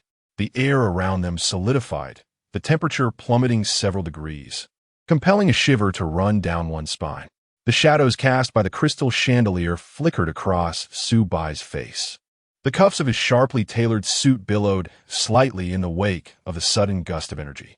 Fresh claw marks slithered across the crimson carpet. The acrid scent of the beast mingled with the aroma of spilled champagne, wafting through the columns. In an instant, the atmosphere of the entire banquet hall grew palpably oppressive. The beasts, previously in a frenzy of attack, abruptly ceased their onslaught, their scarlet pupils collectively turning towards this direction. Within their eerie gazes, the figures of Su Bai and Fang Shirhan were reflected. The valiant swordsmen, who were fiercely resisting, also sensed this sudden shift. They paused their actions, gazing curiously at Su Bai and Fang Shirhan. The momentum of their counterattack hung suspended in the air. This unexpected tranquility provided a rare opportunity for everyone to catch their breath. In the next moment, Fang Shirhan's figure flickered, transforming into a silver streak as she melded into the sword. Buzz! Su Bai tightened his grip on the hilt, the blade quivering slightly, emitting a sharp, clear note. Instantly, his aura shifted, though he still appeared to be the same Su Bai, unremarkable, innocuous, even exuding a hint of nonchalance. There emanated from him an inexplicable, formidable presence that commanded respect. making it difficult for others to look directly at him. The slumbering beast had finally opened its eyes. Following this was an overwhelming killing intent. A palpable and dense aura of slaughter erupted from Su Bai, enveloping the entire banquet hall. With the sword in hand, the once feared god of slaughter had returned. The extraordinary beasts within the hall let out piercing cries, their voices laced with primal terror. Yes, fear. Even the beasts could feel fear. Their pupils reflected the figure of Su Bai. In this man stood the wailing, struggling souls of countless beasts. It was terrifying. Who exactly was this man? How could he exude such a staggering scent of blood? Swish! The sword was drawn from its sheath. A crisp sound shattered the suffocating silence. His previously casually loosened tie fluttered in the bloodied wind, resembling a fragment of twilight severed in midair. Yet, despite the breathtaking spectacle, the comments in Xiao Li's livestream remained rife with skepticism. All show, no substance. Looks so real. But drawing a sword is nothing special. Anyone can do that. Just a pretty face. This sword, it does look quite exquisite, but it's wasted on a fool. What does having a sword even mean? It doesn't change the fact that he is still a loser. Just wait for him to be crushed by a beast. Who does he think he is? A supreme being? Please, don't insult those actual powerhouses. They are far beyond his capabilities. Exactly. He is not even worthy to carry their shoes. Why would Fang Shihan lend him her sword? She must be blind. I feel sorry for her, having to fight alongside such a waste. Just wait for the show. Watch him get torn apart by beasts. I bet he won't last 3 minutes. 3 minutes? You are overestimating him. I bet he'll last only a minute. To be honest, his entrance was quite impressive, but his strength doesn't match up. Does anyone truly think striking a pose will defeat beasts? Even from behind the screen? I can feel his embarrassment. Haha. I strongly suggest Xiao Li move the camera away. I don't want to see this garbage. It is far more worthwhile to observe those fledgling sword bearers, for at least they are still striving valiantly in battle. What has this idler accomplished, save for posturing? It would be best to return the sword to Fang Shihan, lest they tarnish her honor. Su Bai nonchalantly took a step forward. This seemingly inconsequential movement resonated like a tremor throughout the entire banquet hall. A low growl emanated from the beasts, their crimson eyes narrowing sharply. The creatures, akin to startled birds, instinctively recoiled 3 steps. Their claws scraped against the scarlet carpet, producing an unsettling sound, trembling with primal fear. Before them stood not merely a man, but an insurmountable mountain of slaughter. Within the expansive banquet hall, the once dense throng of beasts was forcefully repelled by Su Bai's singular step, creating a vast void. This bizarre spectacle rendered all present momentarily speechless. Even the sword bearers and spirit sword users, who had been fiercely resisting, instinctively ceased their actions, gazing at Su Bai with bewilderment. Even from afar, Su Wenxuan and Chen Yuyao, who were embroiled in combat with the beasts, could not help but cast a sidelong glance. It was widely acknowledged that Su Bai was formidable. However, none had anticipated the overwhelming sense of dread he instilled in the beasts. Fearful? Could beasts truly feel fear? In a collective consciousness, these creatures were perceived as cold-blooded, merciless killing machines, oblivious to the concept of terror. They would attack relentlessly until either slain or their adversaries were torn asunder. Never had anyone witnessed such a display of fear from these beasts. Yet before them, those creatures were undeniably terrified. Their bodies quivered ever so slightly, and in their crimson pupils no longer gleamed the light of bloodlust, but rather a profound sense of trepidation. Chapter 35. The sword chi spans 30 li. The lens of Xiao Li's mobile phone captured an astonishing scene.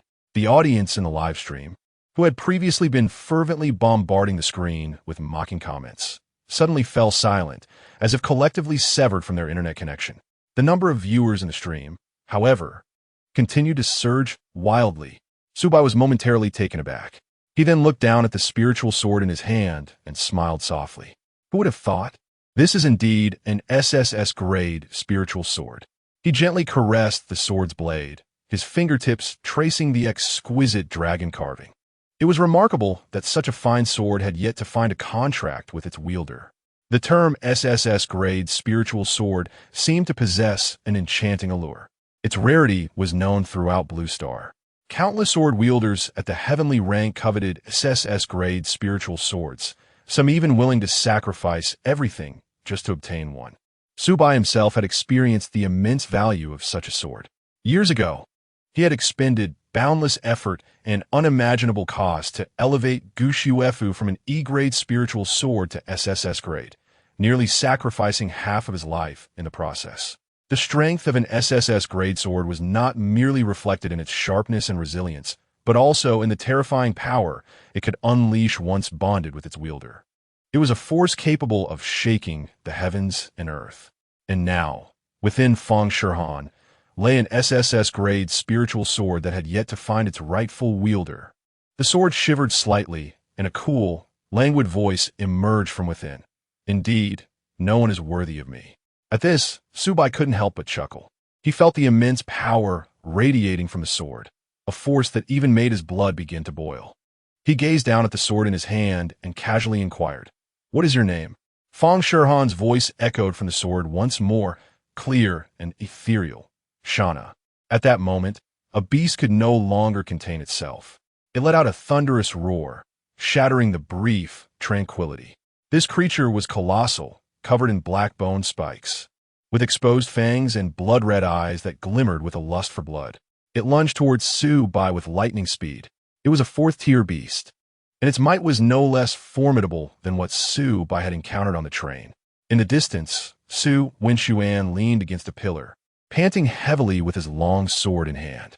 Upon witnessing the scene, his pupils constricted sharply, and he shouted at the top of his lungs, "Senior, be careful." Subai had just acquired the spiritual sword, and it was not even his contracted sword. Whether he could harness its power remained uncertain. In such a situation, being ambushed by a fourth-tier beast was exceedingly perilous. However, Subai seemed unfazed by Su Wenxuan's warning, not even lifting his head. He merely smiled lightly, his fingers tapping casually on the sword's hilt as if conversing with an old friend. Shana, a lovely name. Then, with a casual flick of his wrist, he made his move. There were no dazzling techniques, no earth-shattering momentum, a mere flick of the wrist, as if swatting away a bothersome fly. Buzz! In a flash, the blade emanated a dazzling silver light, instantly cleaving the dimly lit banquet hall and soaring towards the heavens. The air was rent asunder in its wake. Producing a cacophonie explosion. The sword's radiance spanned 30 miles. Even the heavy clouds above were forcefully split apart, revealing a slender fissure through which heavenly light cascaded, illuminating Subai's tranquil visage. The fourth-tier beast lunging at Subai appeared minuscule before the brilliance of the sword. With a swift slice, the formidable creature was cleaved in two before it could even brush against Subai's garment. Flesh and blood erupted, accompanied by a dull thud as the severed halves plummeted to the ground, crimson liquid swiftly staining the carpet, the stench permeating the air. Not even a cry of agony escaped its lips. Blood instantly soaked the ground. Silence. A deathly stillness enveloped the room. The entire banquet hall fell into an eerie hush. Everyone was left astounded by Subai's astonishing display of prowess. Whether it was the sword wielders and spirit sword users engaged in fierce battles, or the trembling figures of Xiao Li and Zhang Haoren cowering in the corners. Even the once menacing beast stood frozen. Su Wenxuan's sword clattered to the floor with a clang. His mouth agape, he muttered, is this still human?" Chun Yao emerged from the blade, standing beside him, her eyes wide with disbelief. A fourth-tier beast, defeated in a single strike? Zhang Haoren collapsed onto the ground, the silver fork slipping from his grasp with a sharp clatter. He swallowed hard, his voice quaking. Is this the might of an SSS-grade spirit sword? Xiao Li's phone remained nestled in his pocket, the camera tilted awkwardly towards the floor, yet the aftermath of that earth-shattering strike resonated clearly through the live stream. At that moment, the barrage of comments disappeared entirely. Over 2 million viewers were collectively rendered speechless. All were left awestruck by Subai's singular blow. How could a newly appointed sword wielder, one who had yet to contract his own spirit sword, unleash such a terrifying attack? Could this truly be the discarded waste known as Su Bai, abandoned by Gu Shuefu? Was this truly the individual who had languished in mediocrity, the subject of ridicule? Was this really the Su Bai that they had mercilessly mocked as utterly worthless? The sheer power of Su Bai's strike indeed left everyone, including those who had once jeered at him in the live stream, utterly stunned. Yet, the legion of Gu Shuefu's admirers was simply too vast. Their faith, their goddess, could not be surpassed by anyone, especially not by Su Bai, the former outcast. The harsh reality of the situation was difficult for them to swallow. Thus, after a brief silence, the comments in the live stream erupted anew. Puffed. What's so impressive about that? It's all thanks to the SSS grade spirit sword. Exactly. The prowess of an SSS grade spirit sword, who is unaware of its might. Anyone wielding it could effortlessly vanquish a fourth-tier beast. I could do it myself. No, even a dog could accomplish that feat. Indeed, even a mere dog could achieve such a task. What is there to boast about? Slaying a fourth-tier beast is hardly impressive. I expected them to challenge a beast king. Exactly. If one possesses the capability, why not confront a beast king? Bullying lesser creatures here amounts to nothing significant. Disperse, disperse. There's nothing worth watching. It is solely the sword's merit. Starbright City Spirit Sword Association. Could you reclaim the spirit sword? Do not allow such ineptitude to tarnish the reputation of the SSS grade spirit sword. Indeed, such incompetence is unworthy of wielding an SSS grade spirit sword. I strongly suggest that Feng Shihan find another sword bearer. Su Bai is utterly unworthy of her. The comments are dripping with disdain. They would prefer to believe that Su Bai relies on the sword's power rather than acknowledge his own strength. For to admit Su Bai's prowess would be to concede that Gu Shuefu's initial choice was flawed, thereby undermining their long-held beliefs. This is an acceptance they simply cannot endure. Thus, they are compelled to persist in their stubbornness, continuing to belittle Su Bai. Chapter 36. The beginning of a legend. The newcomers who had just joined the Spirit Sword Association of Xingming City experienced a whirlwind of emotions. The name Su Bai was both familiar and foreign. It was familiar because Su Bai had once been a member of Xingming City, leaving behind a series of captivating legends during his time there.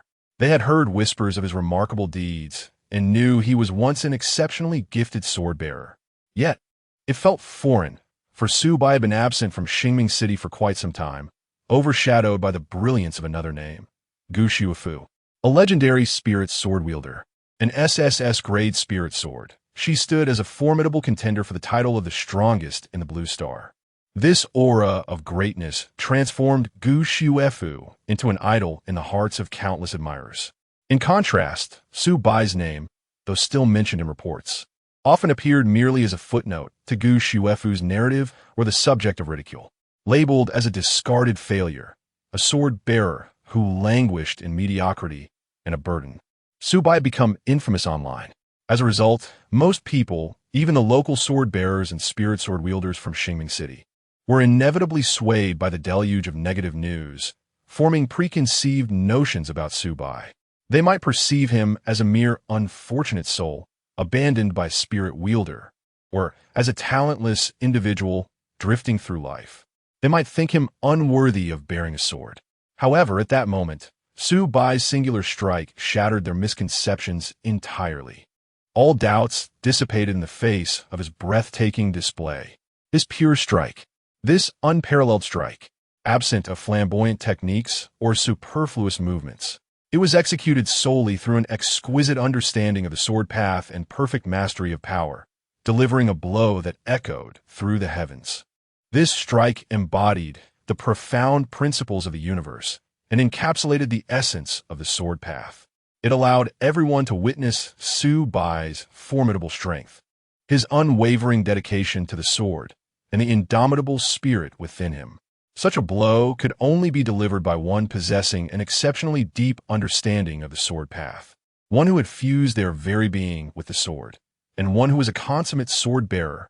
This strike not only severed the fourth-tier beast, but also cut through all prejudice and doubt surrounding Su Bai. It revealed that the true Su Bai was far removed from the portrayal circulating online. Amidst the crowd, Zhang Haoran, as Su Bai's close brother, felt an overwhelming surge of excitement. From the very beginning, he had unwavering faith in Su Bai's abilities, convinced that the online narrative was a distortion of the truth. He believed that Gu Xuefu had wronged Su Bai, betraying his trust and efforts. He had always felt a sense of injustice for Su Bai, lamenting his plight. Now, at last, Su Bai had the opportunity to prove himself to the world. This sword not only cleaved through the monstrous beast, but also severed all rumors and whispers, dispelling every doubt and prejudice. He firmly believed that from this moment forth, the name Su Bai would be etched in the memories of all. No longer would he remain in the shadow of Gu Xuefu, nor be the target of online vitriol. He would present himself anew, showcasing his true strength and genuine charisma. Su Bai was destined to become a legend uniquely his own. This moment was merely the beginning.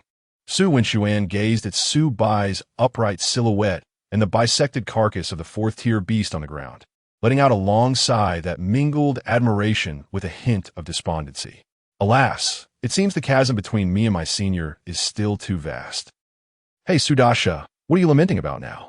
Chen Yuyao poked him in the shoulder. What is so shameful about not measuring up to Su Bai? Su Wenxuan paused, then chuckled in understanding. He had been chasing this person's footsteps for 6 years. It was not a revelation of disparity that had dawned on him today. Indeed, there was no disgrace in falling short of Su Bai.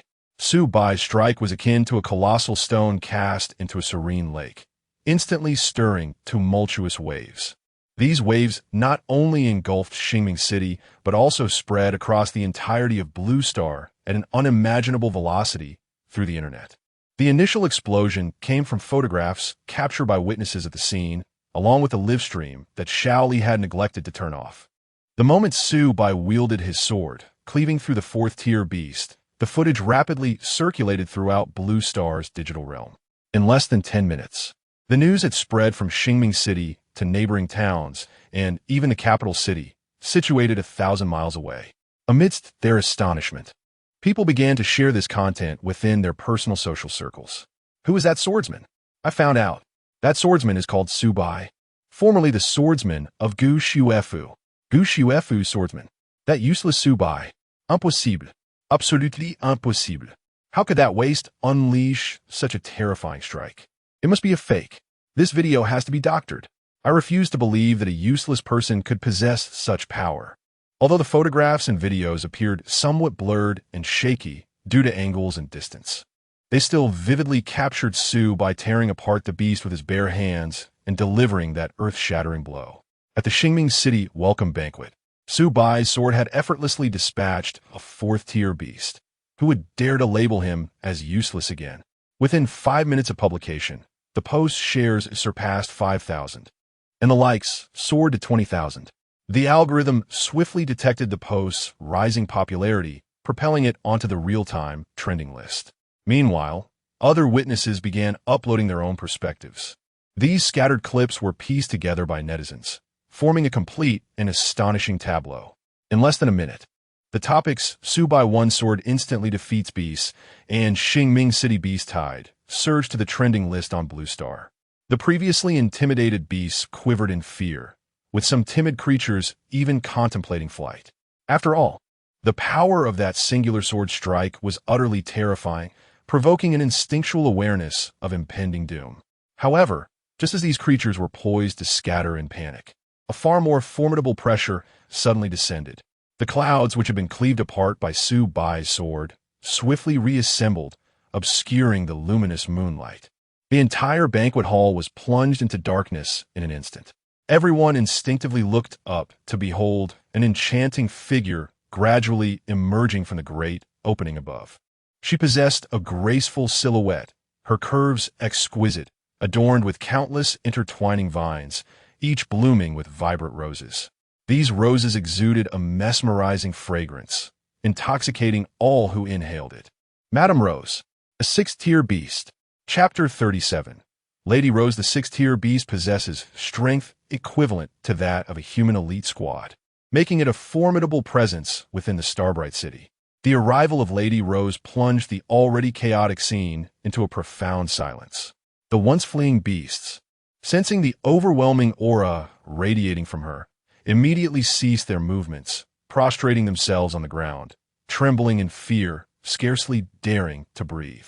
This was a manifestation of absolute dominance from a higher-tier beast over its lesser counterparts. The spectators were equally paralyzed by the sight of Lady Rose.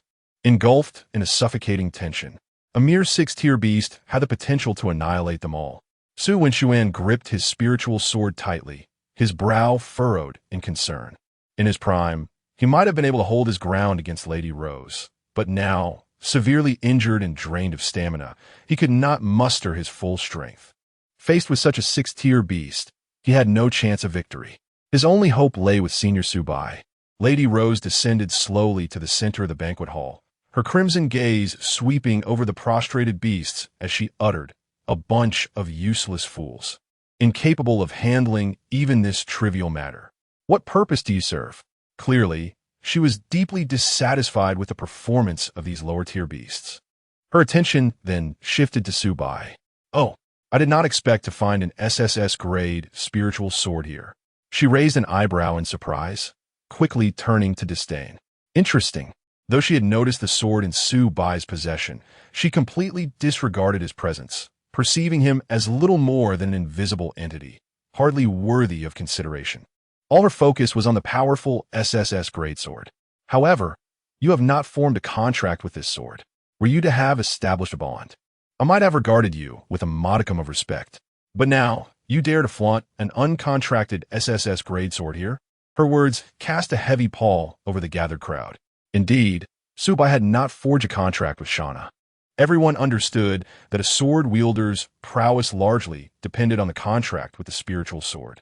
Only through this bond could the wielder and the sword communicate their intentions, unlocking the sword's full potential.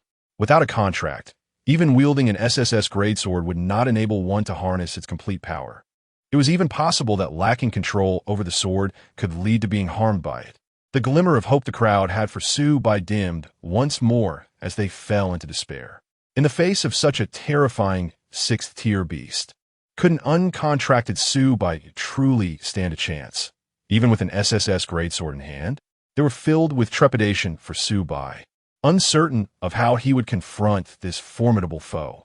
In Xiao Li's livestream, the comments erupted in a frenzy, overflowing with mockery, derision, and skepticism. "Damn, I told you, Su Bai's nothing but a waste. What significance does wielding an SSS-grade spirit sword hold if it merely serves as a mere ornament? Truly, without a contract, such a spirit sword is no different from a mere firewood stick. This individual stands here posturing, much to my amusement. Is Su Bai here merely for comic relief? I was nearly frightened into believing that this useless fellow might actually turn his fortunes around. I eagerly await Madame Rose to tear this fool into shreds. It's infuriating just to behold. Guekui, have you truly overstepped this time? A 6th-tier beast, an uncontracted spirit sword. Doesn't that simply equate to delivering oneself as a meal? My heart aches for Fong Shihan, who has lent such an SSS-grade spirit sword to this waste of space. What a travesty. Is this what they mean by a person with great appetites, yet lacking skill? Brandishing an SSS-grade spirit sword only to be slapped in the face by a 6th-tier beast is laughable. Gu Shiwefu was right to dismiss him. Such trash deserves to remain single for eternity. An uncontracted SSS spirit sword is utterly useless. I doubt it could withstand even a single blow before being obliterated. Alas, it seems that Xingming City is doomed. Su Bai, this waste is certainly a liability. The barrage of comments reveals no one holds any faith in Su Bai. What is the matter, lad? Are you afraid? Madame Rose chuckled, saying, "Hand over that sword, and I might grant you a quicker demise." Yet, Su Bai merely lowered his gaze upon the blade in his hand, a slight smile gracing his lips. Gently caressing the sword's body, he softly remarked, "Is it forbidden to strike without a contract? Who decreed such a thing?" As these words left his lips, the entire venue fell silent. Madame Rose narrowed her eyes, a disdainful huff escaping her. "Are you putting up a brave front? Allow me to see how long you, this uncontracted waste, can endure under my might." No sooner had she spoken than the vines surrounding her surged violently, transforming into countless spiked whips that descended upon Su Bai with ferocity. Senior, Su Wen Sun Sao, instinctively rushing forward, only to be restrained by Chun Yu Yao. Do not seek death. Su Bai displayed no hint of panic. Not even a flicker of emotion graced his eyes. He merely elevated the blade he held. Then he swung the sword. The blade trembled slightly, unleashing an invisible sword intent that erupted forth. Boom! As the sword's edge sliced through the air, a deafening shriek echoed, and a visible white shockwave emanated from the tip, expanding wildly in all directions.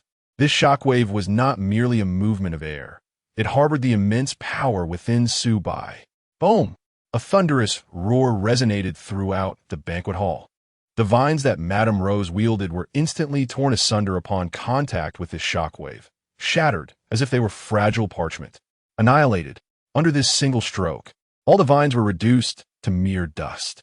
Not only the vines, but even the surrounding air trembled and warped under the weight of this force. The ground quaked, sustaining slight fractures. Tables and chairs within the banquet hall were overturned, and the low-tier beasts crawling on the ground emitted mournful cries under the oppressive force. Everyone felt an overwhelming pressure, akin to suffocation, as the lingering sound of sword energy echoed in their ears. Everyone felt a suffocating pressure, as though a colossal stone lay upon their chests, rendering them breathless. Lady Rose, who had once worn a smile laced with disdain and mockery, now found that expression frozen upon her visage. Her once radiant countenance turned as pale as parchment, her beauty fading in an instant.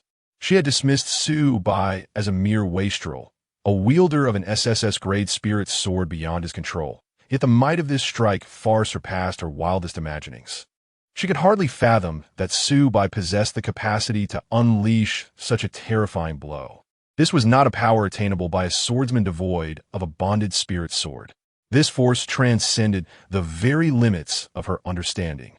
Danger, extreme peril. The shadow of death swiftly enveloped Lady Rose. Instinctively, she yearned to flee, to evade this lethal strike. But it was too late. Su Bai's sword was too swift, so fast that she had no time to react. Whoosh! The sword's aura soared like a rainbow. Chapter 38. Has the eulogy concluded? Lady Rose could only watch, helpless, as the dazzling sword light surged toward her. Despair, an abyss of despair. In the final moments of her life, Lady Rose manifested her instinct for survival. In a panic, she hastily summoned vines, forcibly seizing a dozen low-tier beasts crawling on the ground, hoping to use them as a flesh shield to protect herself. She wished to sacrifice the lives of these low-tier beasts to secure a sliver of hope for herself. Bang, bang, bang, before the cataclysmic sword strike unleashed by Su Bai. The lives of these low-tier beasts were as inconsequential as ants. The sword energy howled past. The low-tier beasts, shielded by Lady Rose, did not even have time to emit a cry of agony before being instantaneously torn to shreds by the sword energy. Flesh and blood flew in all directions. Not a trace of their bones remained. The sword energy surged onward, unabated. With a piercing scream, Lady Rose unleashed a heart-wrenching wail. She exerted all her strength to maneuver the remaining vines in a futile attempt to resist, yet she could not halt the residual force of the sword energy. The blade grazed her body. Lady Rose let out a shrill cry. One of her arms was severed cleanly by the sword energy.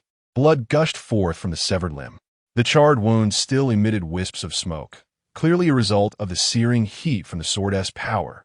Staggering backward, Lady Rose's once enchanting figure now appeared utterly disheveled. The entire venue fell into a profound silence. The sound of a pin dropping could be heard. Everyone was stunned by this shocking spectacle. Mouths agape, yet no sound escaped their lips.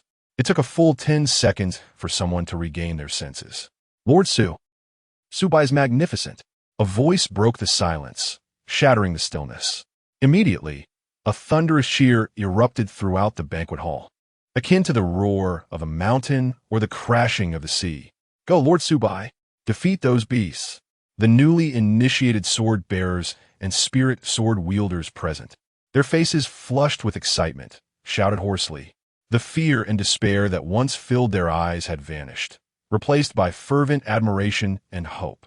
They had never imagined that a man without a contract with a spirit sword could unleash such terrifying power. Subai, who had previously been looked down upon and ridiculed as a burden, relying solely on the spirit sword wielders to elevate him, had now transformed into a hero in their eyes, their sole savior. Lady Rose steadied herself, clutching the wound where her arm had been severed with her remaining hand. Her face pale as a sheet, her scarlet gaze brimming with malice. She fixed her eyes on Subai, her voice hoarse and gritting her teeth. "You arrogant fool. Even if you kill me, you shall not escape Starbright City. The Beast King will not spare you. The entire Starbright City shall accompany you to your grave." Ha ha ha ha ha. Cough, cough, cough. She laughed maniacally, yet could not suppress a few coughs of blood. Upon hearing this, Subai merely lifted his head coldly, the weapon in his hand emitting a continuous, sharp resonance. He slightly tilted his head, calm as a still lake, and spoke softly. "Is the last word finished?" Merely 4 words, yet they bore an unimaginable weight of oppression, causing the fleeting courage that Lady Rose had mustered to dissipate in an instant. She instinctively took a step back, her body trembling uncontrollably. You. She wished to articulate something, yet found herself utterly at a loss for words. She was unwilling to accept her fate. She could not resign herself to death so easily.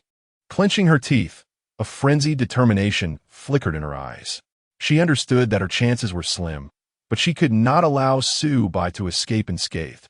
"You useless wretches. What are you waiting for? Kill him. All of you attack." She abruptly turned her head and emitted a piercing shriek towards the remaining low-tier beasts. "Tear him apart. Roar. Hiss. Howl." The surviving dozens of low-tier beasts, though filled with fear towards Subai, were compelled to charge forward under Lady Rose's command. They emitted a cacophony of roars, converging from all directions towards Subai, an overwhelming tide of fangs and glimmering claws. Though few in number, the spectacle remained terrifying. The hearts of those present rose to their throats. Particularly, the novice sword-bearers and spirit sword wielders felt a wave of despair.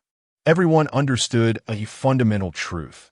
While the cooperation between sword-bearers and spirit sword wielders was formidable, the inherent physical fragility of the sword-bearers represented a significant vulnerability. The might of the spirit sword wielders manifested in their ability to unleash the formidable power of the spirit sword through a pact with the sword-bearers. Conversely, the sword-bearers required the protection of the spirit sword to survive on the battlefield. Should a sword-bearer sustain injury, even the strongest spirit sword wielder's covenant would prove futile. Even a transcendent sword-bearer could feel overwhelmed when besieged by numerous beasts, let alone Subai, who was merely a return-to-origin tier sword-bearer. Despite wielding an SSS-grade spirit sword, he had yet to form a pact with a spirit sword wielder. The onslaught of beasts left everyone breathless. They all understood that the sword-bearers alone were insufficient. Faced with such an assault, even with spirit sword protection, retreating unscathed would be a formidable challenge. Infuriating. These beasts were utterly despicable. The crowd's spirits sank. Simultaneously, Lady Rose no longer hesitated, preparing her final strike. Her remaining arm was raised high, blood from her severed limb dripping to the ground, instantly transforming into a pool of scarlet mist.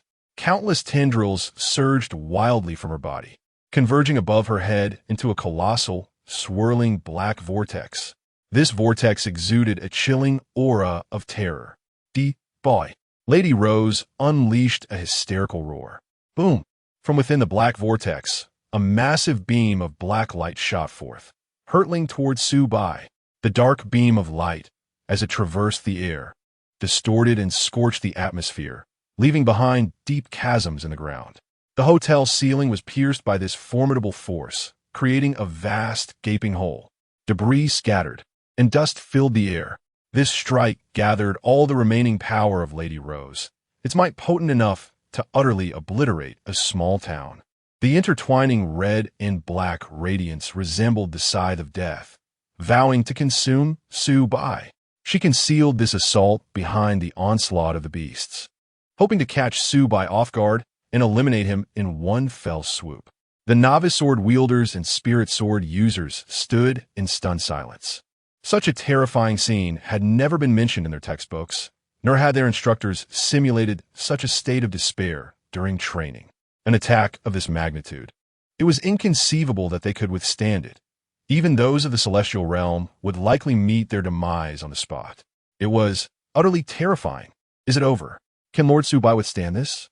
Despair enveloped everyone. They could hardly bear to watch any longer. How infuriating. The assault of the beasts had come too abruptly.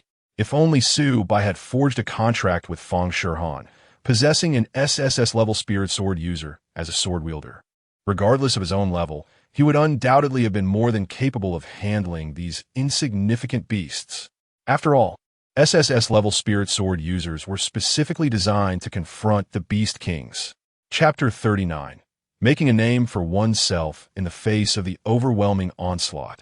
Subai merely sighed softly and shook his head. He then tightened his grip on the sword, raising it slowly.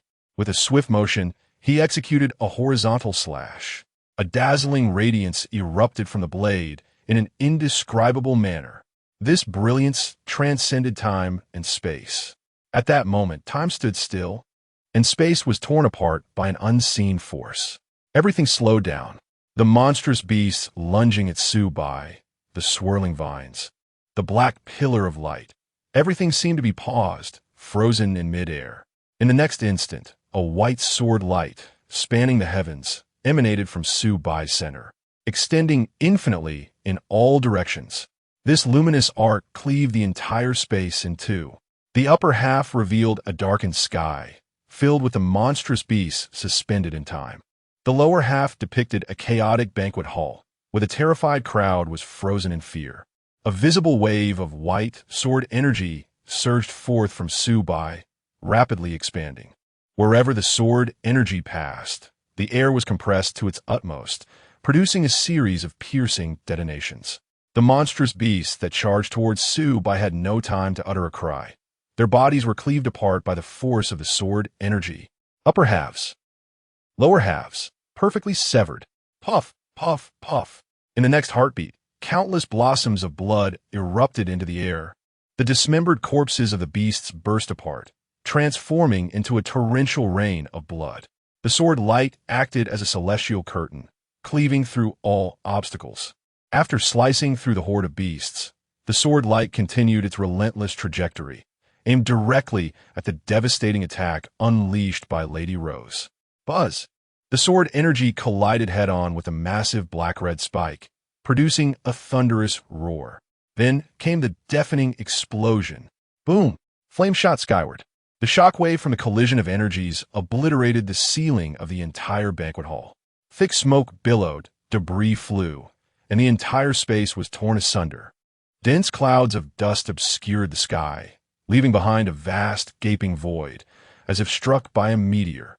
Lady Rose widened her eyes in disbelief, watching as her ultimate attack crumbled before Subai's sword energy.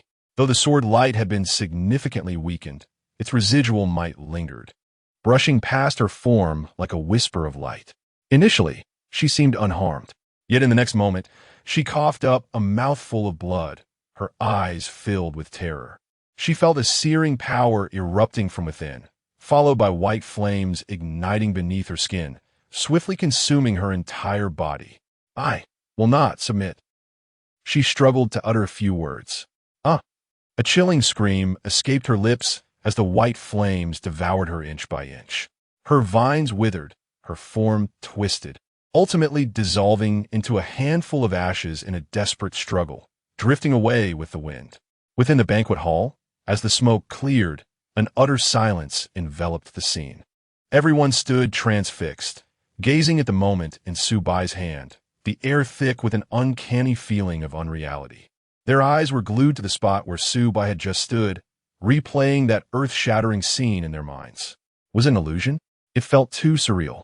Could this truly be the feat of a sword-bearer of the return to Origin Realm without a contracted spirit sword? Yet, the cracks on the ground scattered ashes, and the carnage surrounding them served as stark reminders that all of this was indeed real. Meanwhile, in Xiao Li's livestream, after a brief silence, the room erupted. The viewer count astonishingly surpassed 3 million. This was not a cumulative figure, but a real-time count. Such numbers were exceedingly rare on any live streaming platform. The barrage of comments flooded the screen like a blizzard, as everyone had witnessed Su Bai's monumental strike. Those who had previously attacked Su Bai, mocking him and reveling in his misfortune, were now utterly silent, completely astounded by his display of power. Human nature inherently gravitates toward strength. Although Blue Star had always favored spirit sword users over sword bearers, the inherent strength of a sword bearer is a crucial element in determining combat prowess, especially for formidable individuals like Su Wenxuan, who had earned his reputation through sheer strength. However, during Su Bai's partnership with Gu Shuefu, he had consistently dispatched foes with a single strike. The overwhelming prowess of the SSS-level spirit sword user, combined with the ease of battle, led many to mistakenly attribute all the credit to the spirit sword, overlooking Su Bai's own strength. Now, witnessing Su Bai exhibit such terrifying power without a contracted spirit sword, their attitudes underwent a complete transformation. Thus, the scene of astonishment unfolded. WOC. WOC. WOC. What am I witnessing? How can he be so impressive? Su Bai's incredible. Without a contract, he is still this formidable. Imagine if he had one. Who was it that called Su Bai a waste? Step forward and face the consequences. I think I understand why Fang Shihan lent her SSS-level spirit sword to Su Bai. I previously mocked him, but now I just want to slap myself. Lord Su Bai is amazing. Wow, this is my first time witnessing Lord Su Bai in battle. It's utterly stunning. I've watched other sword bearers fight, but none were as fierce or as clean-cut as Lord Su Bai. This is what a true sword bearer is. One sword breaks, all loss. Absolutely breathtaking. If others were to find themselves in such an environment, they would likely have perished countless times by now. Yet Lord Su Bai has managed to turn the tide. I can only say his strength is indeed formidable. I have become an admirer. I have become an admirer. From this day forth, should anyone dare to criticize Lord Su Bai, I shall be the first to stand against them. In the venue, the newcomers, who were initially in a state of shock, the sword bearers and spirit sword wielders, finally regained their composure. They erupted into a deafening cheer. Lord Su Bai! Lord Su Bai! Lord Su Bai! The chant of Lord Su Bai resonated throughout the banquet hall, echoing endlessly. Su Bai surveyed the fervent scene before him, a subtle smile gracing his lips. He gently raised his hand, signaling for silence. The once thunderous applause ceased abruptly. The entire hall fell into a hushed stillness. Everyone held their breath, fixated on him, awaiting his command. Such a scene of obedience attests to the esteem in which Su Bai is held by all. From now on, you may refer to me as Advisor Su. Su Bai spoke slowly, his tone gentle. However, the crowd did not heed his words. Instead, they erupted into another wave of cheers. Lord Su Bai! Lord Su Bai! Lord Su Bai! Their enthusiasm only intensified. Chapter 40. A favor? Listening to the synchronized shouts, Su Bai could only smile wryly. Master Su Bai is just Master Su Bai. After all, when he was a serious sword wielder, others referred to him in the same manner, and he had grown accustomed to it. Wen Xian, Hao Ran, Su Bai turned to Su Wenxuan and Zhang Haoran, noting that the situation on the city wall might be more urgent. I shall go assist over there. You can handle the concluding tasks here. This instilled a sense of reliability. All right, brother, leave it to me. Zhang Haoran responded cheerfully. They watched Su Bai's upright figure, momentarily transported back 3 years to when Su Bai had not yet departed from Xingming City. At that time, Su Bai was just like this. Now, once again, he had proven himself through his prowess, becoming the hero in their hearts. This lad, after 3 years, he remains unchanged. Zhang Haoran scratched his head, already beginning to fret over how to clean up the aftermath. Su Wenxuan also nodded in agreement, affirming, Senior Su Bai is indeed Senior Su Bai. Meanwhile, the number of viewers in Xiao Li's livestream was skyrocketing. Originally over 3 million online, it surged like a rocket towards the 4 million and 5 million mark. Many of the newly joined audience had come through various channels, having heard the astonishing news of Su Bai slaying a 6th-tier beast with a single sword, drawn by curiosity. Among them were numerous ardent fans of Gu Shuefu. These fans had followed Gu Shuefu since she first became an SSS spirit sword wielder. They witnessed her journey from obscurity to stardom across Blue Star. Consequently, they held lingering resentment regarding Gu Shuefu's breakup with Su Bai. In their eyes, Su Bai was merely a freeloader. Without Gu Shuefu, he was nothing. Thus, many among these fans had turned into his detractors, occasionally posting defamatory remarks about Su Bai online.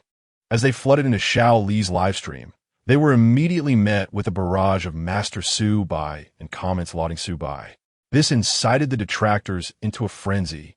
What Master Su Bai? Does he deserve it? A waste who relies on women for success.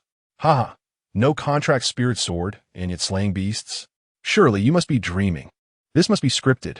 Exactly. Have the people in this livestream been brainwashed? Can't they see such blatant forgery? Trash Su Bai, get out of the sword wielder realm. Do not tarnish our goddess Shuefu's reputation. Strongly demanding the Spirit Sword Association to investigate this matter. Such fraudulent individuals must be severely punished. In an instant, the livestream was engulfed in a haze of malicious attacks and slander against Su Bai. Xiao Li, witnessing these comments, felt a surge of fury. He was currently the deputy director of the Spirit Sword Association, and Su Bai was set to join as a tactical advisor. How could he tolerate these individuals maligning Master Su Bai in his own livestream? Everyone silence. Xiao Li shouted directly in the live broadcast, US 13 folks. Open your eyes wide and see clearly. What just happened was witnessed by my own eyes. Lord Su Bai is indeed this formidable. If you're unconvinced, come and test it yourself. Still talking about scripts? Still fabricating? Have your brains been kicked by a donkey? You know nothing, yet you babble here. Truly a bunch of frogs at the bottom of a well. Xiao Li's words were merciless, leaving those detractors speechless. In the live chat, supporters of Su Bai also chimed in, rallying behind Xiao Li. Brotherly speaks well. These detractors should be firmly rebuked. A bunch of keyboard warriors, only knowing how to babble online. If you have the ability, come see it live. Support Lord Su Bai. Support brother Xiao Li. Detractors, get out of the live stream. Indeed, with the crowd's condemnation, the arrogance of those detractors gradually diminished. Although a few remained stubborn, attempting to continue their arguments, they were soon drowned out by the overwhelming support for Su Bai. Xiao Li observed the gradually calming barrage of comments, snorted softly, and announced, "That's it for today's broadcast, dear viewers. We shall meet again next time. Once Lord Su Bai officially joins the Spirit Sword Association, I will promptly start a live stream to showcase Lord Su Bai's grandeur." With that, Xiao Li decisively closed the live stream. The screen went dark, leaving only a prominent message. The host has gone offline. Please return later. Su Bai approached the edge of this layer, standing upon crumbling remnants. The hotel's top floor had long since lost its former glory. The once splendid hall was now in ruins. Shattered boulders lay scattered about, dark crimson flames flickering among the debris, licking at the night, warping the very air with heat. Thick smoke billowed, the acrid scent permeating the atmosphere. The night wind howled past, carrying the aroma of scorched earth and gunpowder, brushing against Su Bai's garments.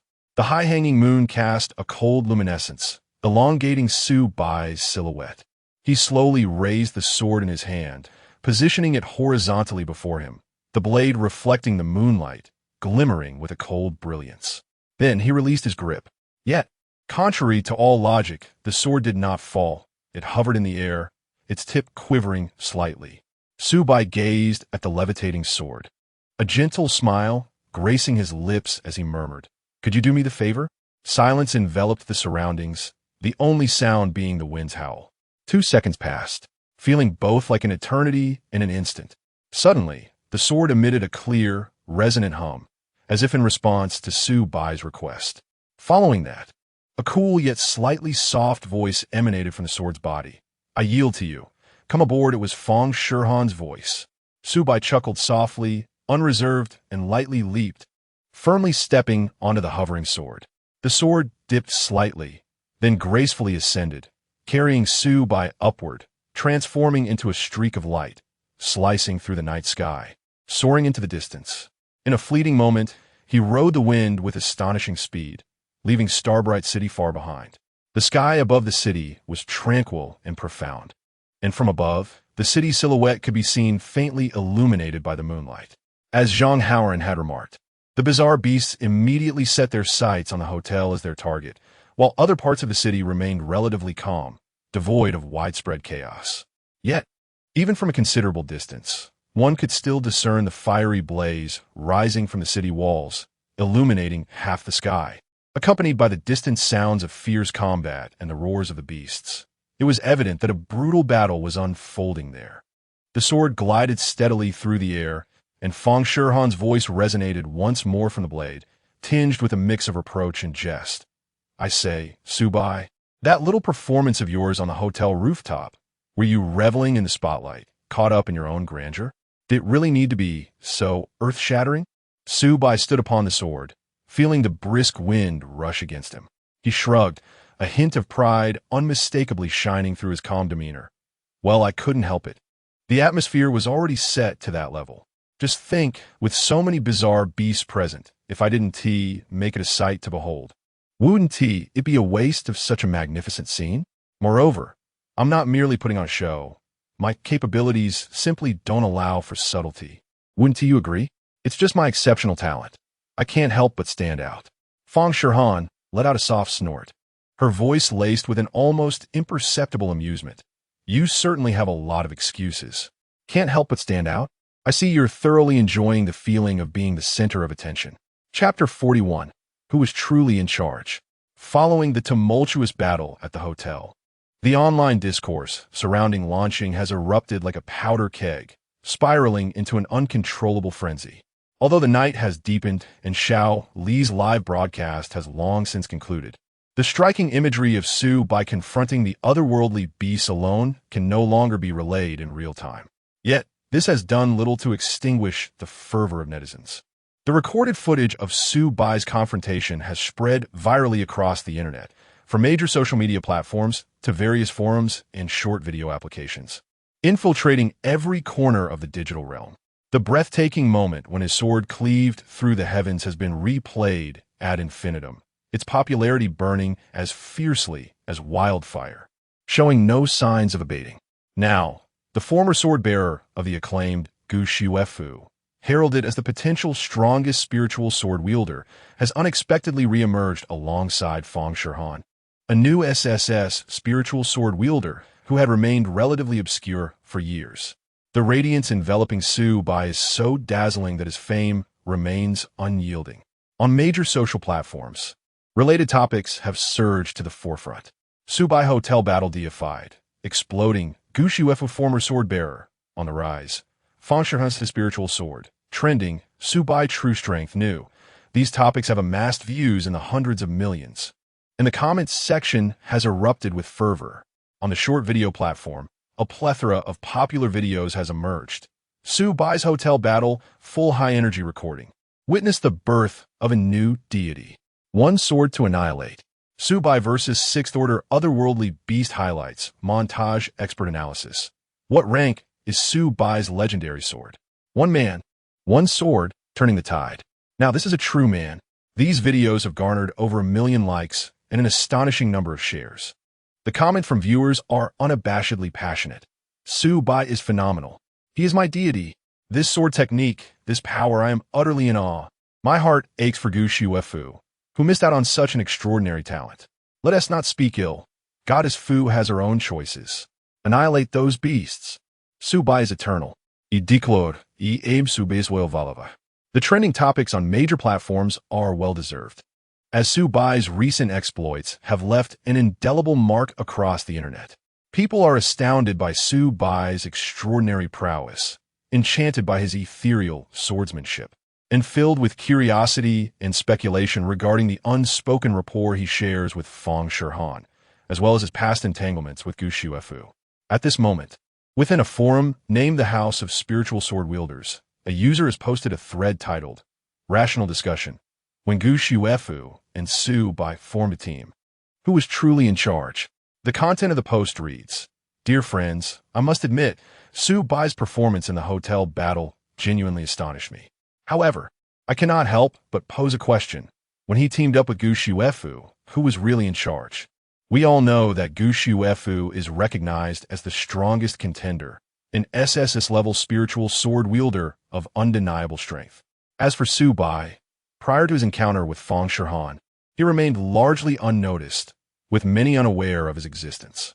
The question arises, given Gu Shuefu's formidable strength, why did their team fail to achieve more illustrious accomplishments back in the day? Could it be that Su Bai's true capabilities have long been underestimated? Or perhaps it was Su Bai who was the genuine core of the team? I understand this inquiry may spark controversy, yet I hope for a rational discourse free from personal attacks. Upon publication, this post immediately ignited a fervent uproar, acting as a fuse that ignited the long-simmering curiosity and doubts within people. After all, the prowess Su Bai now exhibits is astonishing and utterly incredible, compelling a re-evaluation of his past with Gu Shuefu. Is it even a question? Clearly, Su Bai was the one leading. Have you not noticed how formidable he remains, even without a contract with Feng Shihan? When teaming with Gu Shuefu, he must have been the one in charge. Nonsense. Gu Shuefu is hailed as the most promising candidate to become the strongest spiritual swordsman. How could her strength possibly be inferior to Su Bai's? Back then, it was undeniably Gu Shuefu who was leading, while Su Bai merely played a supportive role. This is laughable. Gu Shuefu's fans are still living in a fantasy. Su Bai's performance in the hotel battle has proven everything. He surpasses Gu Shuefu by a significant margin. Can you Su Bai supporters refrain from being so disgusting? No matter the circumstances, Gu Shuefu is an SSS-class spiritual swordsman who has made substantial contributions to Blue Star. Do you not feel any remorse in belittling her? I found it peculiar back then. How could someone as powerful as Gu Shuefu remain so obscure? Now I understand. Gu Shuefu's fans should stop trying to whitewash. It's futile. The forum's comment section erupted in chaos. Supporters of Su Bai and defenders of Gu Shuefu engaged in fierce debates. Each side staunchly held their ground, with the rhetoric growing increasingly heated, filled with palpable tension. Are these fans truly so naive? How could someone like Su Bai, a mere weakling, be compared to my beloved Shuefu? Su Bai is nothing but a freeloader, and if not for Shuefu's guidance, he would have perished at the hands of the beasts long ago. It's only someone of Feng Shihan's caliber who would even consider him. Shuefu must have been blind to team up with such a waste. Su Bai is a parasite, a leech. He drained Shuefu's vitality, only to seek sustenance from Feng Shihan now. Indeed, if Su Bai is truly so formidable, he should refrain from relying on spiritual swords. Why was he abandoned by Shuefu and subsequently sought out an SSS-class sword? It seems only an SSS sword can support such a worthless individual. The comments section devolved into utter chaos, with some users painstakingly analyzing past battle footage frame by frame, while others resorted to derogatory remarks about their ancestors. And even some indulged in humorous photo edits. Before long, even bystanders could no longer tolerate Gu Shuefu's fans. To be fair, though I'm a neutral observer, I believe Su Bai has done nothing wrong in this instance. He demonstrated his strength and safeguarded the city. What is there to criticize? Setting aside the rest, I respect Su Bai for his courage and capability in facing the beast tide alone. If it were you keyboard warriors, you would have likely been too frightened to even move. To speak candidly, Gu Shuefu possesses considerable strength. However, the incessant comparisons with Su Bai, along with the relentless undermining and elevation of different parties, render the discourse rather tedious. Must the tactics of the entertainment industry be brought into this arena? This is a forum for discussing spirit sword users, not a battleground for your petty squabbles. I find these rabid fans intolerable, each akin to a frenzied dog, snapping at anyone within reach. Despite the numerical superiority of Gu Shuefu's supporters swiftly dominating the discourse under relevant topics. Propelling hashtags such as Gu Shuefu is the real C and Su Bai is just a tool to the forefront of trending searches, the fervor of this online feud proved fleeting. Just as the fans of both sides were embroiled in a flurry of comments, a completely new trending topic surged forth with alarming rapidity, abruptly seizing the attention of all major platforms. The mountain city has been besieged by a horde of beasts. Chapter 42. Reminiscences the long sword soared steadily through the night sky, propelling Su Bai toward the city walls. He touched his nose awkwardly and shifted the topic. Ahem, let's not dwell on that. By the way, Fang Shihan, it's been quite a while since we last met. How have you been? As the words left his lips, Su Bai realized how little he knew about her. Even a simple greeting felt somewhat awkward. Fang Shihan fell silent for a few seconds, as if sorting her thoughts or savoring the simple inquiry. When her voice returned, it retained its usual cool tone, yet softened slightly. I'm well. And you? Su Bai paused for a moment, then chuckled lightly, responding with a casual air. What else can I say? I'm alive, running about, slaying some exotic beasts to make a living. And you? Still as aloof as ever. It seems you haven't changed at all. In response, Fang Shihan remarked mildly, nothing particularly special. Just nurturing my spirit sword, vanquishing foes, and guarding Xingming City. Yet your reputation has grown significantly. Even in this remote place, I've heard whispers of your exploits. Whispers? Su Bai raised an eyebrow, a playful smirk forming. I hope they're not claiming I felled some beast king with a single stroke. Those tales tend to exaggerate. I'm not that remarkable.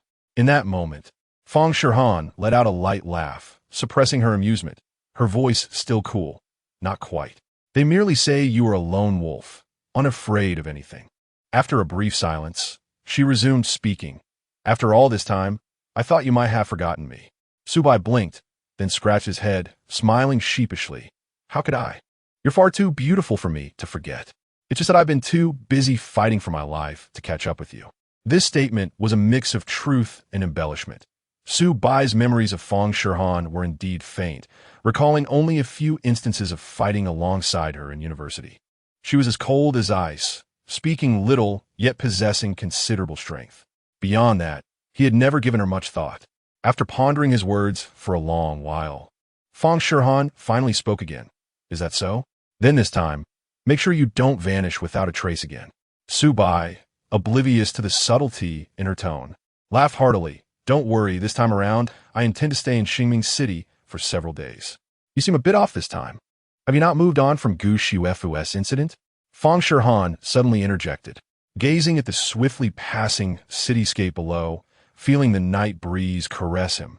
A wave of inexplicable emotion surged within Su Bai. He inhaled deeply and replied, No, I've long since put that woman's matters behind me. I just find myself missing home a bit. Fang Shihan's voice came again, tinged with curiosity. Missing home? Aren't you in Xingming City now? Su Bai offered a wry smile. Not that home. My other home is far away. He reminisced about that distant and warm hometown.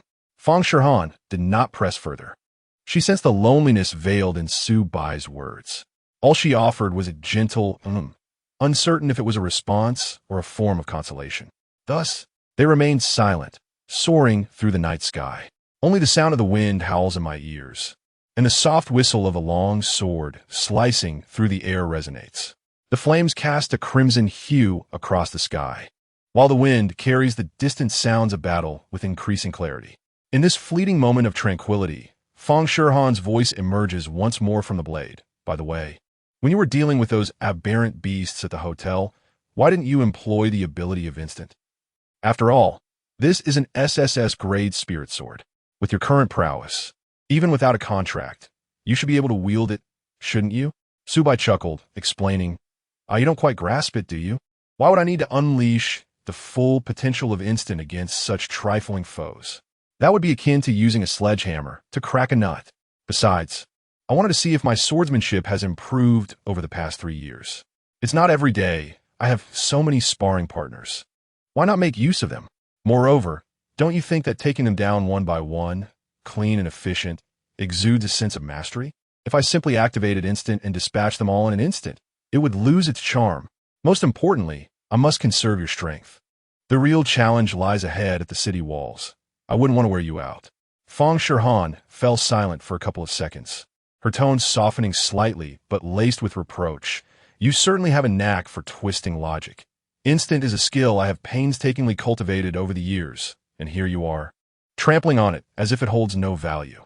I believe you're simply too lazy to think and prefer to charge ahead without a plan. Not all. Su Bai quickly waved his hand, grinning as he soothed her. How could I not recognize the prowess of your spirit sword? It's swift, powerful, and versatile.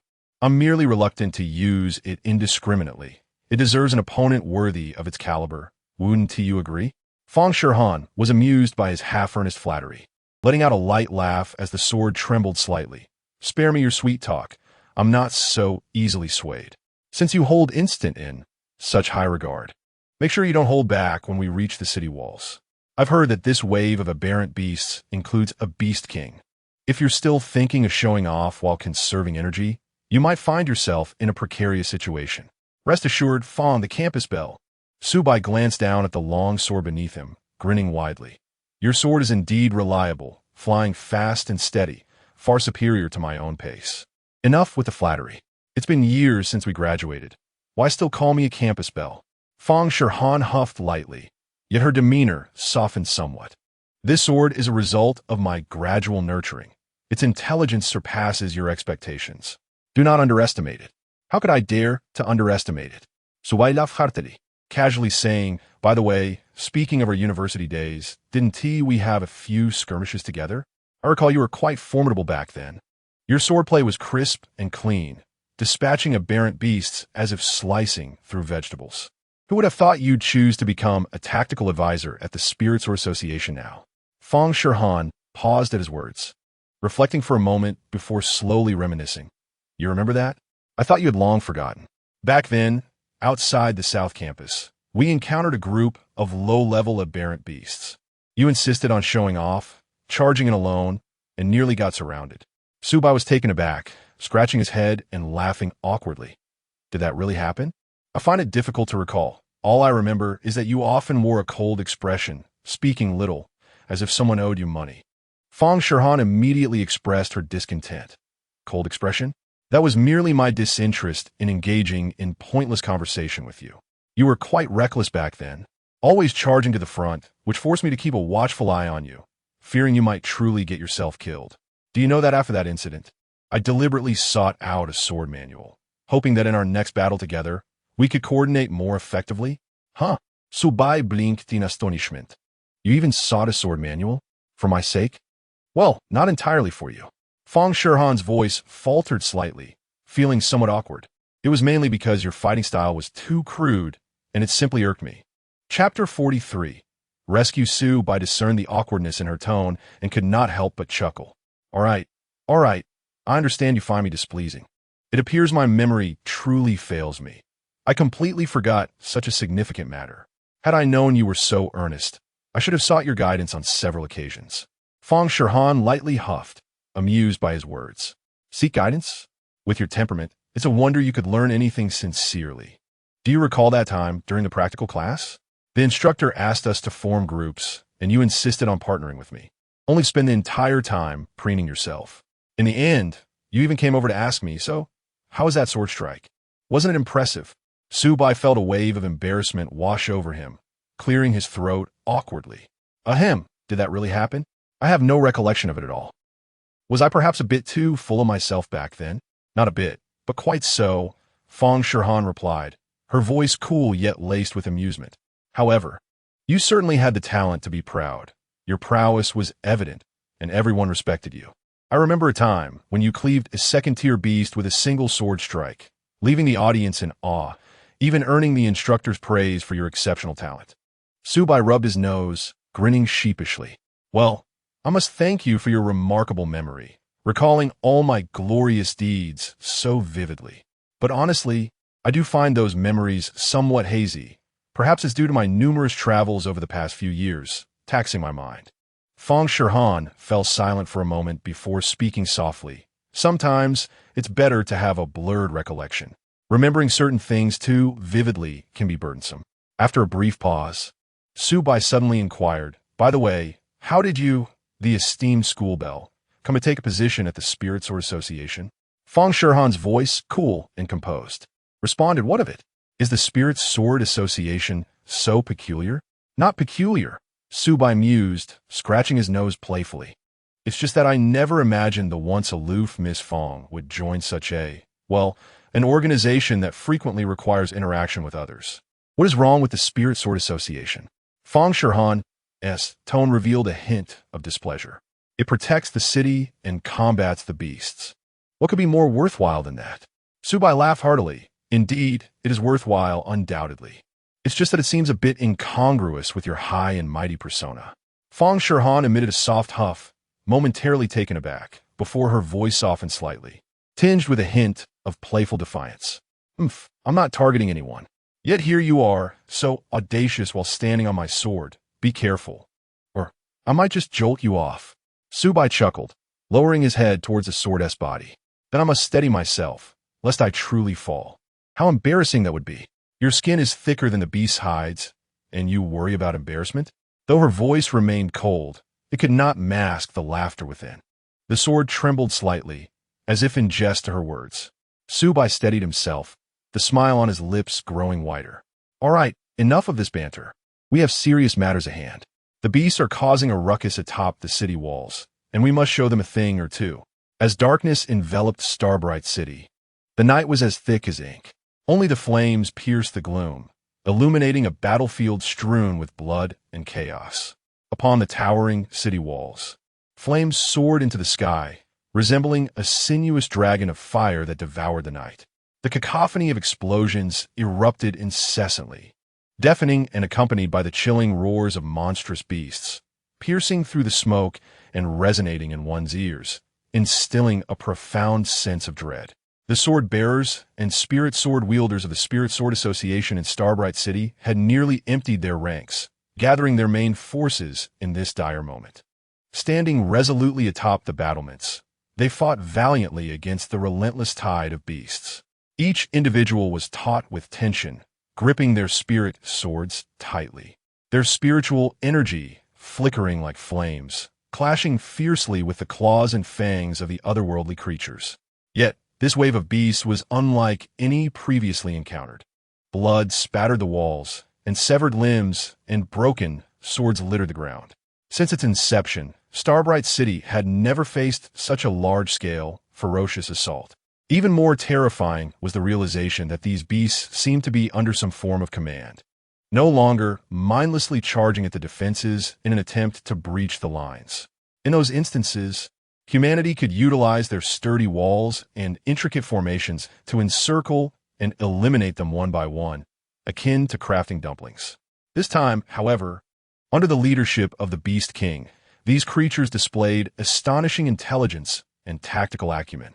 Their goal was both clear and ruthless, to annihilate the main force of the Spirit Sword Association atop the walls. A heavy weight settled upon everyone's hearts. Before their eyes, the battlefield was filled with high-ranking beasts rarely seen in ordinary times. Fourth and fifth-tier beasts swarmed in overwhelming numbers, akin to a black tide, relentlessly advancing.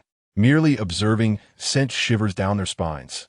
Even more despairing were the towering sixth-tier beasts, exuding an aura of terror as they rampaged through the throng, threatening to topple the defenses. And lurking in the shadows, the Beast King remained concealed, a Damocles sword hanging ominously overhead, poised to deliver a devastating blow at any moment. Under normal circumstances, with ample rest and preparation, the members of the Spirit Sword Association would have a fighting chance against one or two six-tier beasts, thanks to their exquisite coordination and formidable spirit swords. However, now, confronted with such a massive number of beasts, the relentless intensity of the battle, compounded by the incessant harassment from lower-tier creatures, each person's stamina was rapidly depleting, their spiritual energy waning, fatigue crashing over them like a tidal wave. The situation was deteriorating rapidly. The fall of the city seemed merely a matter of time. Despair spread among the crowd. The front lines were continuously retreating. The once steadfast defenses outside the city were being forced inward with each wave of assaults, and the figures of beasts began to appear in the streets, the situation precarious. A thunderous roar suddenly erupted, shaking the very foundations of the walls, as a sixth-tier, gorilla-like beast leapt onto the battlements. Towering over 10 zhang, its arms resembled iron pillars, and its crimson eyes gleamed with savagery. It howled toward the heavens, the sound waves radiating outward with palpable force, causing those present to feel dizzy, their eardrums pierced, and even prompting some of the less proficient to spew blood and stagger to the ground. At this critical juncture, several cunning fifth-tier beasts seized the opportunity, their sharp claws mercilessly tearing through the bodies of numerous sword-bearers. Blood splattered, staining the city walls. "Captain, be careful!" Cries of anguish and alarm echoed through the air. The spirit swords, abandoned by their fallen wielders, clattered to the ground, emitting a mournful chime. Instantly, substitute sword-bearers rushed forward, retrieving the fallen spirit swords, striving to coordinate with the spirit sword users to fend off the onslaught of the beasts. However, lacking extensive training and a profound bond with their spirit swords, these makeshift warriors could only muster limited combat prowess, barely managing to hold the line. The situation grew increasingly dire, the already precarious defense teetering on the brink of collapse. Everyone understood that if this continued, they would face the inevitable fate of total annihilation. Resentment, fury, and despair surged within their hearts. They were unwilling to perish in such a manner, unwilling to allow Xingming City to fall, unwilling to see their loved ones suffer. Yet, confronted with such formidable foes, what could they possibly do? In this moment of despair, a tremendous pressure suddenly emanated from deep within the city. This overwhelming force was vast as the ocean, unfathomable, its presence enveloping the entire battlefield in an instant. Chapter 44. The blade yet to arrive. The beast tide has already retreated. The once frenzied beasts, relentless in their assault, suddenly halted, their bodies frozen in place. A look of terror unexpectedly surfaced on their previously menacing faces. Their roars, once fierce, now trembled with a hint of fear. A swordsman stood transfixed, the blade in his hand poised, but not yet struck, as he witnessed a fourth-tier beast emit a mournful cry before turning to flee. Seizing the opportunity, he thrust his sword backward, blood gushing forth as the beast collapsed to the ground. In that fleeting moment of the beast's bewilderment, the members of the Spirit Sword Association swiftly counterattacked. Swords danced through the air, their energies slicing and intertwining like a torrential downpour, ensnaring the terrified beasts and dispatching them on the spot. The air thickened with the mist of blood, the stench growing more pungent. Yet, what confounded the onlookers was that, despite suffering grievous wounds, these beasts did not continue their assault. Instead, they began to flee. The first to retreat was a low-tier beast, followed by another, then a third. And a fourth and increasing number of creatures began to scatter from the battlefield. It was not merely the low-tier beasts. Even the ferocious fourth and fifth-tier beasts joined the ranks of the fleeing. What was happening? The beasts were retreating? What could possibly be the cause? The crowd exchanged glances, their faces etched with confusion. The battlefield was still shrouded in smoke. Bloodstains remained, yet the beasts withdrew like a receding tide, leaving chaos in their wake. A singular question arose in everyone's mind. What could have transpired to instill such fear in these savage creatures that they would forsake an easily attainable victory? As the wind picked up, flames flickered. The echoes of the beasts' howls during their retreat lingered in the ears of the crowd. Those sounds were no longer fierce roars, but rather a blend of incredulous terror. This fear was not a mere trepidation in the face of overwhelming power, but a profound submission and trembling reverence towards some unknown presence deep within their souls. What could this mean? Beasts could also be afraid? An elder swordsman, his hair streaked with gray, broke the silence, his voice trembling. He was seasoned, having participated in countless battles against beasts, yet he had never witnessed such a phenomenon. This thought exploded in everyone's minds. Indeed, in all my years, I have never heard of beasts experiencing fear.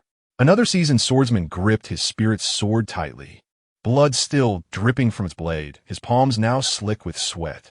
He furrowed his brow, gazing at the retreating horde in the distance, filled with perplexity. Could it be that Lord Su Wenxuan had intervened? A young spirit sword wielder interjected. Su Wenxuan, the most formidable swordsman of Starbright City, had long been regarded as a pillar of strength in the hearts of the people. However, some who had fought alongside Su Wenxuan shook their heads in disagreement. Impossible. I have fought alongside Lord Su more than 10 times. I am all too familiar with his presence. A spirit sword wielder firmly rejected the notion. Though his aura was powerful, it could not instill such terror in the beasts. It was simply she found herself at a loss for words to adequately describe the situation.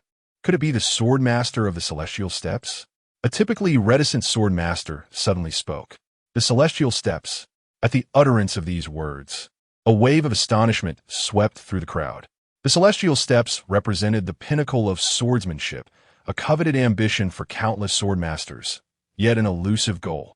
In the entire Starbright City and its surrounding hundreds of miles, there had never been any account of a sword master at the celestial steppes. If indeed a sword master of such caliber were to lend their aid, there might still be a glimmer of hope for Starbright City. All eyes turned in unison toward the source of the overwhelming pressure emanating from within the city. In the distance, a dazzling light streaked across the sky, hurtling toward the city walls with astonishing speed. Within that radiance, a figure could be discerned, soaring on a sword, its form ethereal, akin to a celestial being descending upon the earth. As the figure drew closer, it gradually came into focus. The crowd gazed intently, their expressions frozen in disbelief, swiftly transforming into shock. Subai, Lord Subai? Is it truly him? Am I not mistaken? A chorus of exclamations erupted, reverberating across the walls. The visitor was none other than Subai. This name was not unfamiliar to the sword masters and spirit sword practitioners of Starbright City. It resonated like thunder. 3 years prior, it was indeed Subai who, single-handedly, turned the tide against the ferocious beast tides that threatened the city, becoming a hero in the hearts of many. However, after repelling the beast tide, Subai departed for the great city of Gaoshan to seek his fortune. 3 years had passed, and Subai's name had gradually metamorphosed into legend, a tale recounted with both admiration and a sense of loss. No one could have anticipated that on this fateful day, when the survival of Starbright City hung in the balance, Subai would reappear, and in such a breathtaking manner, he descended upon the battlefield. With a swift motion, the figure alighted gracefully, the tips of his feet barely touching the city wall, his spirit sword spinning before him, instantly returning to his grasp.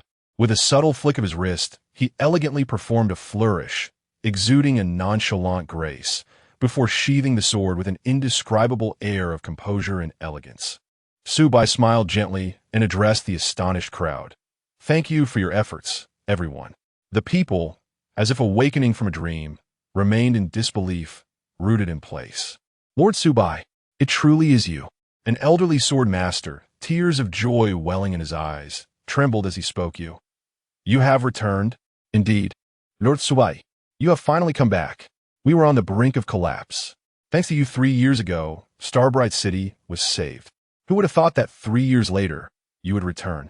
The return of Lord Subai was nothing short of a monumental surprise. How magnificent! With Lord Subai here, victory was assured. In an instant, the walls of the city erupted with fervor. The sword wielders and spirit sword users were no novices. They had been members of the Spirit Sword Association in Xingming City for several years, having witnessed Subai's remarkable prowess in the past. As Subai surveyed the familiar and excited faces surrounding him, a look of satisfaction graced his countenance. He gently raised his hand, signaling for silence, and then spoke. "In my haste to return, I did not have the opportunity to greet you all. My 3 years of training outside have indeed yielded some gains. Now that I am back, I will assume the role of tactical advisor within the association, and we shall once again fight side by side." Wonderful. A tactical advisor. Lord Subai is staying in the association. We can fight alongside Lord Subai again. The crowd erupted into a fervent cheer. However, amidst this jubilant uproar, a terrifying aura suddenly emanated from beyond the city, sweeping towards the walls like a looming storm cloud. Instantly, every smile froze upon the faces of the gathered crowd. A collective sense of dread enveloped them. They felt a tightness in their chests, their legs weakened, and the very ground beneath them seemed to sink slightly. Ugh, it's so uncomfortable. I can't breathe. Many of the less powerful sword wielders and spirit sword users turned pale under the weight of this oppressive presence, their bodies swaying precariously, with some collapsing to the ground, unable to move. Chapter 45. The Seventh Order Beast, the Radiant Moon Lion King. Subai's gaze sharpened, and his brow knitted in concentration. He suddenly stepped forward. unleashing a formidable aura that surged forth like a sword drawn from its sheath, soaring into the heavens. The two forces clashed violently in the air, generating a series of invisible ripples that distorted the surrounding atmosphere. With a resounding roar, the two auras dissipated simultaneously, as Su Bai resolutely pushed back against the oppressive force. The onlookers steadied themselves, breathing heavily, their expressions filled with uncertainty as they gazed toward the battleground below. There, beneath the city walls, the previously retreating horde of beasts abruptly halted, turning to confront the source of the disturbance. Emanating from the throng, a colossal white-furred lion emerged with deliberate grace. This magnificent creature, measuring a staggering 20 meters in length and standing 10 meters tall, was cloaked in a shimmering coat of pure white fur, glistening silver under the moonlight. A crown of golden mane adorned its head, resembling flames in full blaze, exuding an aura of majesty. Its eyes, a deep crimson, appeared to harbor flickering flames, while a single, curving horn sprouted from its forehead, crackling with arcs of electric light. The lion's tail was long and robust, with its ends splitting into 3 tendrils, each entwined with a faint black mist that writhed as if alive. The Beast King. It is the 7th Order Beast King. It has come in person. Su Bai fixed his gaze upon the approaching behemoth, a flicker of recognition passing through his eyes. Drawing upon his extensive experience and keen perception, he immediately identified the creature's origin. The Radiant Moon Lion King. Su Bai murmured softly. The Radiant Moon Lion King is no ordinary lion beast. It belongs to a rare and formidable special lineage among the beasts, typically inhabiting areas rich in spiritual energy and extreme cold. They absorb the power of moonlight and frost for their cultivation, thus earning their name. Unlike the ferocity and bloodlust exhibited by other lion beasts, the Radiant Moon Lion King is characterized by its composure, cunning, and superior intelligence. Possessing immense spiritual power, it can effortlessly control lesser beasts and even exert a degree of influence over human minds. This explains the sophisticated tactics previously displayed by the Beast Wave, which cunningly lured the main forces of the Spirit Sword Association to the city walls with the intent of annihilation. Legend has it that the lineage of the Radiant Moon Lion King flows with the blood of ancient divine beasts, granting them extraordinary potential and a powerful legacy. Each adult Radiant Moon Lion King possesses at least the strength of a 6th Order, with the most exceptional individuals capable of breaking through to the 7th Order, becoming sovereigns in their own right. A 7th Order Radiant Moon Lion King transcends mere physical prowess. It commands certain natural laws, able to manipulate the surrounding spiritual energy to unleash various formidable spells. Ordinary beasts appear as mere ants before a Radiant Moon Lion King, easily crushed. Even other 6th Order beasts struggle to withstand its overwhelming pressure. According to the records of the Spirit Sword Association, the Radiant Moon Lion King is not invincible. However, the cost of each encounter with it is invariably steep. Several centuries ago, a formidable holy squad comprising 3 transcendent sword wielders and an S-class spirit sword master delved deep into the wilderness to hunt down a newly ascended 7th-tier Moonlight Lion King. This fierce battle raged for 3 days and nights, culminating in the creature's demise. Yet the squad suffered near total annihilation, with only one member returning grievously wounded. The present 7th-tier Moonlight Lion King is, however, the apex among its kind, emanating an aura that transcends the ordinary 7th-tier beasts, reaching a more terrifying realm. As the Moonlight Lion King took a step forward, the ground trembled slightly, causing even the walls of Starbright City to shiver under its advancing might. With a thunderous roar that pierced the heavens, the sound waves surged like a tempest, causing the flames atop the city walls to flicker erratically. Those beasts that had been fleeing in panic halted in their tracks, prostrating themselves in submission, trembling uncontrollably, including those of the 4th and 5th tiers. In the realm of beasts, a stringent hierarchy exists. The 6th tier represents a significant threshold, where creatures below this level, despite varying strengths, still belong to the animal realm, relying on instinct and brute force in their battles. However, upon transcending to the 7th tier, a profound metamorphosis occurs. endowing them with wisdom and abilities far surpassing their peers, earning them the revered title of Beast King. As the name suggests, Beast Kings are sovereigns among beasts, favored by nature, yet they embody a nightmare for living beings. The tiers of 7, 8, and 9 do not possess intricate subdivisions, but are collectively referred to as Beast Kings. This is due to the fact that from the 7th tier onward, each ascension signifies a cataclysmic evolution, with the disparity in power being staggering. Each Beast King reigns as a dominant force, wielding tremendous strength and influence, capable of commanding entire beast hordes and instigating disasters that could engulf human cities. The terror of Beast Kings lies not solely in their formidable physical prowess and destructive capabilities, but also in their awakened intelligence and unique abilities. They are no longer mere instinct-driven creatures, but cunning adversaries who engage in strategic thinking and tactical planning. Even more fearsome is the brutal competition and bloodshed that occurs among Beast Kings, as they consume other beasts, including their peers, to acquire greater power, continuously evolving into even more terrifying entities. Thus, within the realm of humanity, the emergence of a Beast King is nearly synonymous with calamity. The appearance of a single Beast King often heralds a deluge of bloodshed and the loss of countless lives. Each outbreak of beast tides may conceal the shadows of one, or even multiple, Beast Kings lurking behind. And now, beneath the walls of Starbright City, stands a 7th-tier Beast King. This white-furred lion emanates a terrifying aura, sufficient to signify impending doom. A 7th-tier entity represents an entry into the realm of kings, possessing the power to effortlessly obliterate a fortified city, and its mere presence commands submission from myriad beasts. Even more chilling is the realization that a Beast King is not merely a symbol of raw power. They often possess unique bloodline talents, whether commanding flames, thunder, or wielding toxic mists and shadows. In the annals of Starbright City, encounters with Beast Kings have been rare. A century ago, a 7th-tier Beast King led a tide of beasts to assault the city.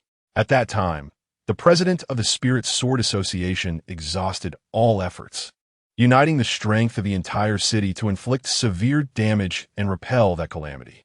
Yet, no Beast King of Tier 8 or above has ever been sighted in the vicinity of Starbright City, leaving the populace's understanding of them confined to the realms of legend and fear.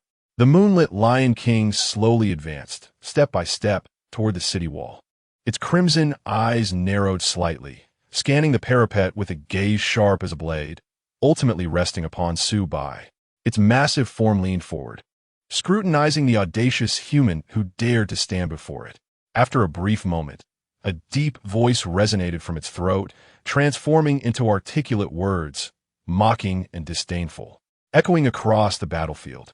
Insignificant human, a mere return to origin tier, swordsman dares to impede the steps of this king? It seems your Starbright City has truly exhausted its fortunes, with no one left to defend it. The spirit sword in your grasp possesses some intrigue. SSS grade? Alas, judging by your aura, it appears you have not even forged a contract, have you?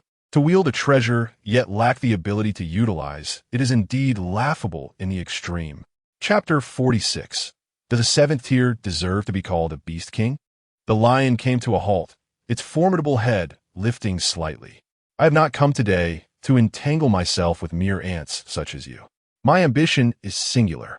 It paused momentarily, a flash of lightning erupting from its horn. That ambition is the complete annihilation of Starbright City, to erase this city from existence, to turn all humanity into sustenance for my beastkin. Its gaze swept across the city walls, reveling in the despair etched upon the faces of the humans. You ants, 3 years ago, relying on a stroke of luck, managed to thwart my vanguard. Do you still harbor delusions of obstructing me once more? Such folly. The tide of beasts beneath my command is as vast as the ocean, with countless high-tier creatures. You, a mere rabble, are hardly worthy of opposing me. As for you, the Crescent Moon Lion King redirected its attention to Su Bai, who wielded an SSS-grade spirit sword, yet had failed to complete the contract, an utter waste. Such a treasure, squandered in the hands of one so inept. However, today I am in a generous mood. I shall grant you an opportunity. The crescent moon lion king bared its sharp teeth in a grin. Kneel before me, submit, and offer up your spirit sword, and I may consider sparing your life.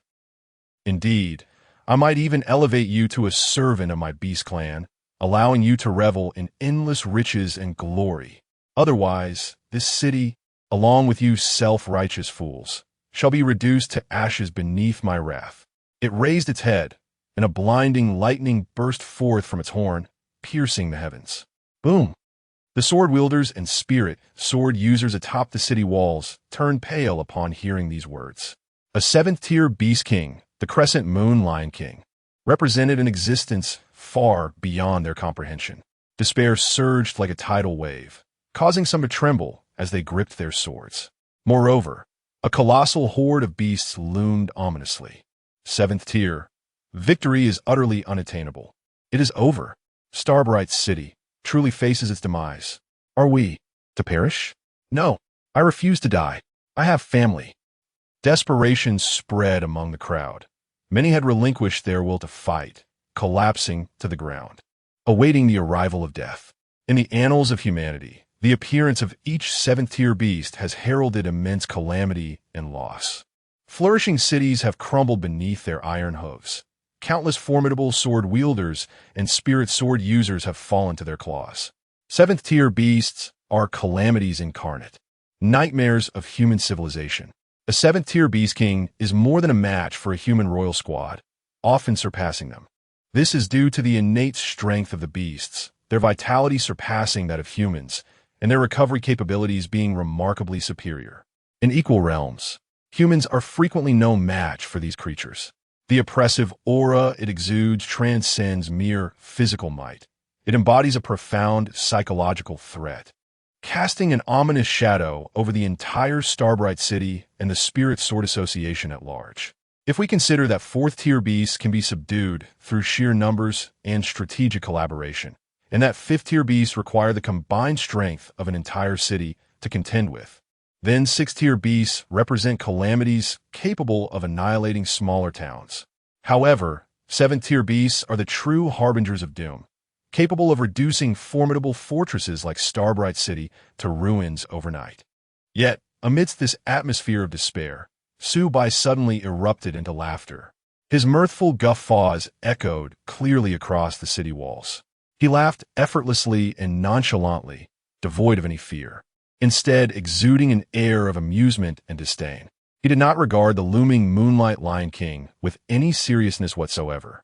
Meeting the creature's crimson gaze, Su Bai calmly remarked, "Is a seventh-tier beast truly worthy of the title Beast King?" At this proclamation, the crowd fell into stunned silence. His words were akin to a boulder cast into a tranquil lake, stirring up tumultuous waves. The smile on the Moonlight Lion King's face instantly froze. It could not fathom how a mere human at the returning origin stage could dare to belittle it so brazenly. "What did you say?" The Moonlight Lion King's voice dripped with fury, imbued with murderous intent. "You arrogant wretch, you seek death." The surrounding beasts raised their heads, their fierce gazes fixed upon Su Bai, as if yearning to rend him limb from limb. The onlookers atop the city walls were equally taken aback by Su Bai's audacity. They exchanged bewildered glances, scarcely able to believe their ears. How could Su Bai provoke a creature of such formidable rank, the seventh-tier beast? Yet, Su Bai remained unfazed, gently shaking his head. A seventh-tier beast is merely a slightly stronger animal. Daring to spew such bravado here? An ignorant insect. How dare you speak so arrogantly before this king? The Moonlight Lion King seethed with rage, its crimson eyes narrowing dangerously. In an instant, its fury erupted like molten lava. "Today, I shall demonstrate to you what true power is, what despair truly entails." Its massive form trembled slightly, every strand of its white fur standing on end, while the lightning emanating from its single horn surged forth, crackling with explosive resonance. "Roar!" It bellowed skyward, the sound reverberating like thunder, laden with inexhaustible malice that engulfed the arena. "I will shatter you into a million pieces. Your soul shall be eternally imprisoned, tormented for all eternity.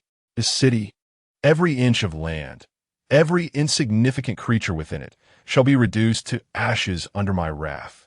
I will ensure that all of Starbright City mourns your demise. They will witness your tragic end. They will languish in endless fear and despair until they slowly perish. I will cleanse your insult to me with their blood. I shall forge my throne from their bones. With another resounding roar, the Moonlight Lion King unleashed its fury. As it did, the already radiant moonlight intensified, illuminating the beast in a brilliance akin to daylight. The ethereal azure lines upon its form seemed to come alive, flickering madly and emanating an otherworldly glow. A resounding rumble reverberated through the sky, as if thunder itself had awakened. Silver bolts of lightning danced like serpents, streaking across the heavens and converging upon the moonlit Lion King. Countless arcs of lightning struck the majestic creature, yet they inflicted no harm. Instead, they were absorbed into its very being. Enveloped by the electric energy, its physique swelled in grandeur and might.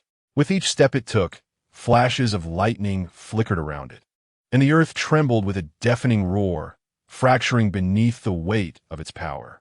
A tempest of lightning cascaded from the heavens, transforming the land beyond the city into a desolate wasteland. Trees succumbed to the thunderous fury, collapsing into charred remnants, while a howling wind whipped up clouds of dust. As for foolish mortals like you, the king has devoured countless such souls. There are always those dim-witted individuals who, believing they possess a mere fraction of power, dare to act insolently before the king, convinced that wielding an SSS-class spirit sword renders them invincible. Chapter 47. The finest test of Steel the Lion cast a disdainful glance at the fleeting moment held by Su Bai, scoffing, an SSS-grade spirit sword? To me, it is merely a sharper toy. Without forging a true bond with the spirit sword, you cannot hope to unleash its genuine power. Before me, you are less than an ant. The fierce wind howled, stirring up clouds of dust over the scorched earth beyond the city walls. Trees outside, succumbing to the overwhelming pressure, snapped and collapsed, leaving devastation in their wake. The already ravaged land now resembled a barren wasteland, devoid of life. Thud, thud. The terrifying weight of the oppressive force bore down like a mountain, causing the sword-bearers and spirit sword wielders on the city walls to falter. They gasped for breath, their legs trembling as one by one, they fell prostrate on the ground, shivering and unable to lift their heads. Yet, amidst the tempest and the oppressive force, one figure stood unwavering. Su Bai, clad in a black suit that seemed utterly out of place on this battlefield, maintained an upright posture. Faced with the overwhelming pressure of the moonlit Lion King, he appeared remarkably at ease, even yawning nonchalantly, dismissing the imminent danger as inconsequential. Lord Su Bai, be cautious. Lord Su Bai, this is a 7th-tier beast king.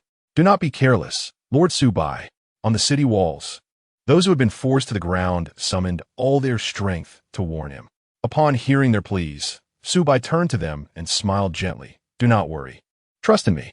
His voice, though soft, flowed like a warm current, instantly dispelling the fear that had gripped their hearts. With a single phrase, he instilled a sense of reassurance in everyone. This was Su Bai.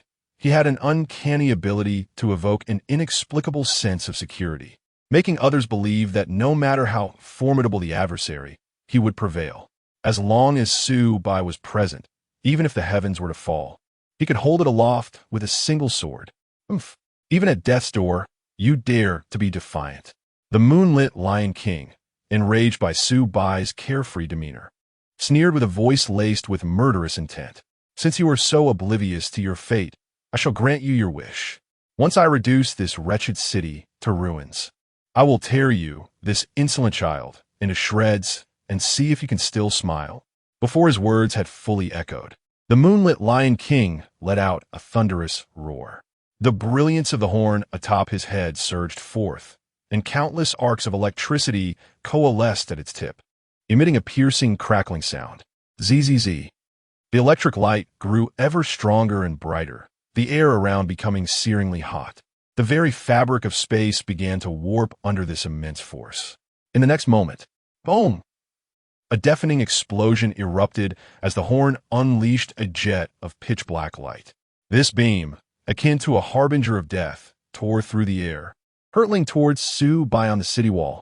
The beam of light, as dark as ink, scorched the air into nothingness wherever it passed, leaving behind a haunting black trail.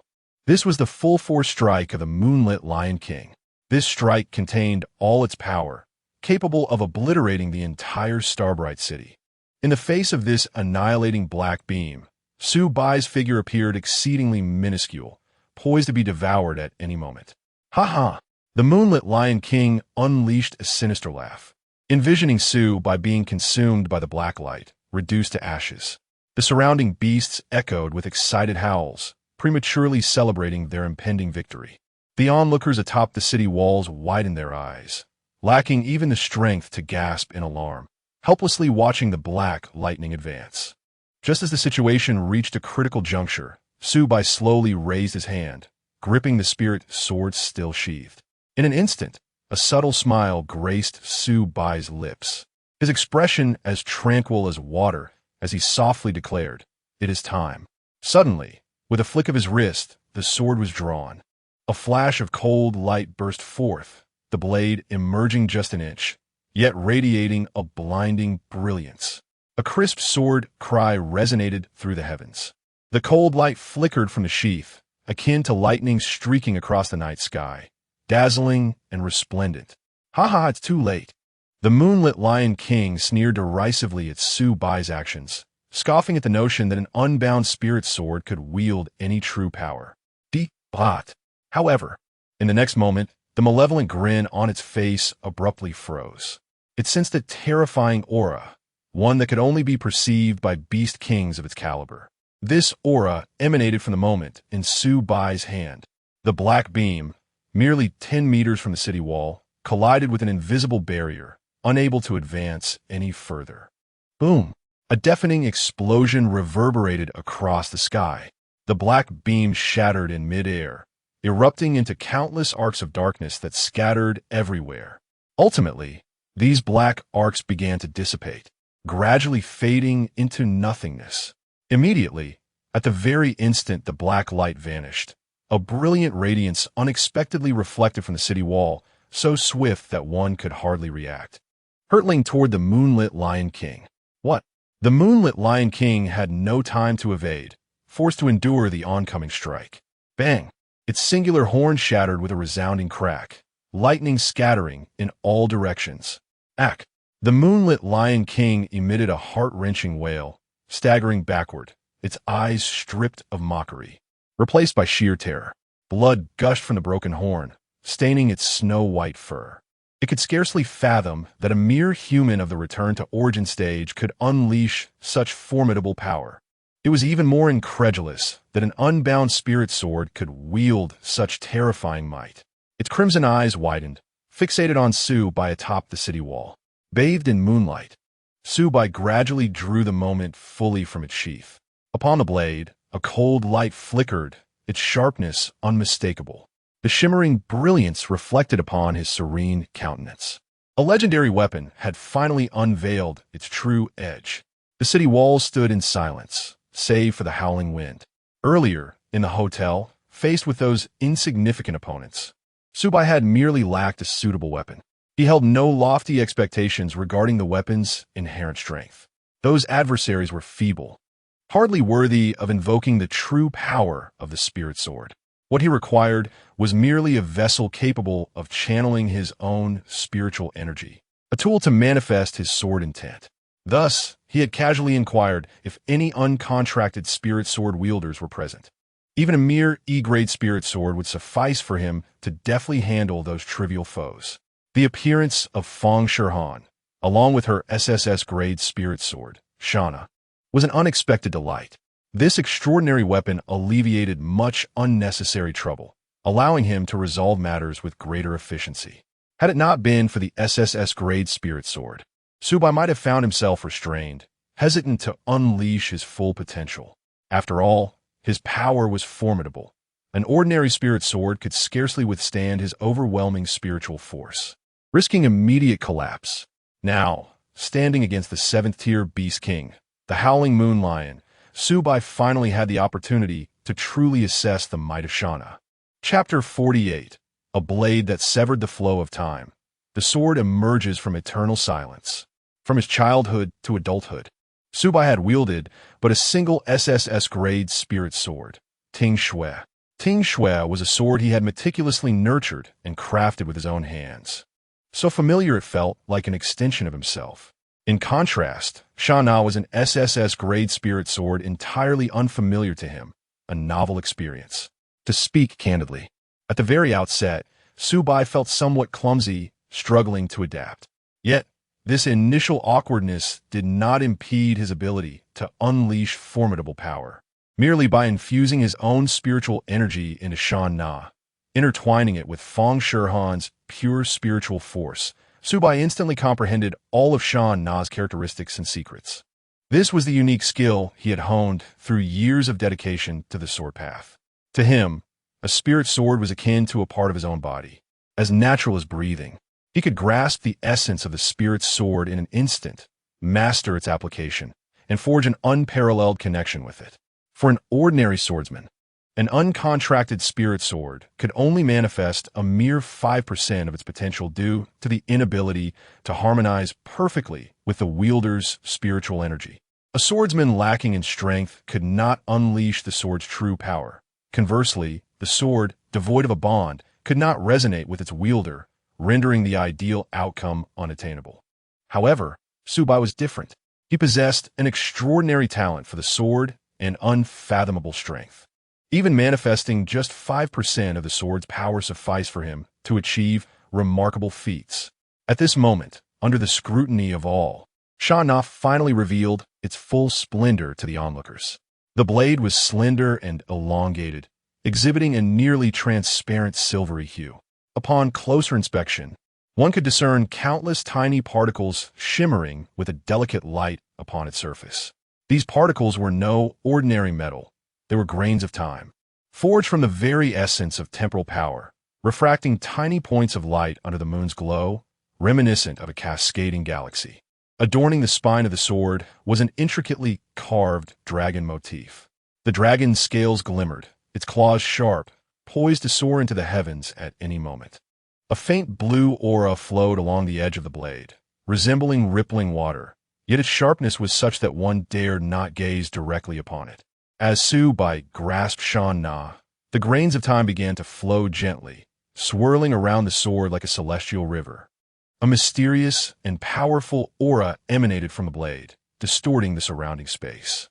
Esoteric runes materialized upon the surface, glowing with a ghostly blue light, as if recounting ancient legends. A blade that severs the flow of time. The sword emerges from eternal silence. Wherever the sword light passed, the space subtly warped, leaving behind rippling afterimages. This was Shan Na, a time-space SSS-grade spirit sword with the might to sever time and obliterate eternity. Shan Na was, indeed, eternity. At the moment he grasped the fleeting instant, Su Bai felt as though he were immersed in an ever-flowing river of time. He beheld the inception of time, witnessed its conclusion, observed the rise and fall of countless epochs, and witnessed the birth and demise of innumerable worlds.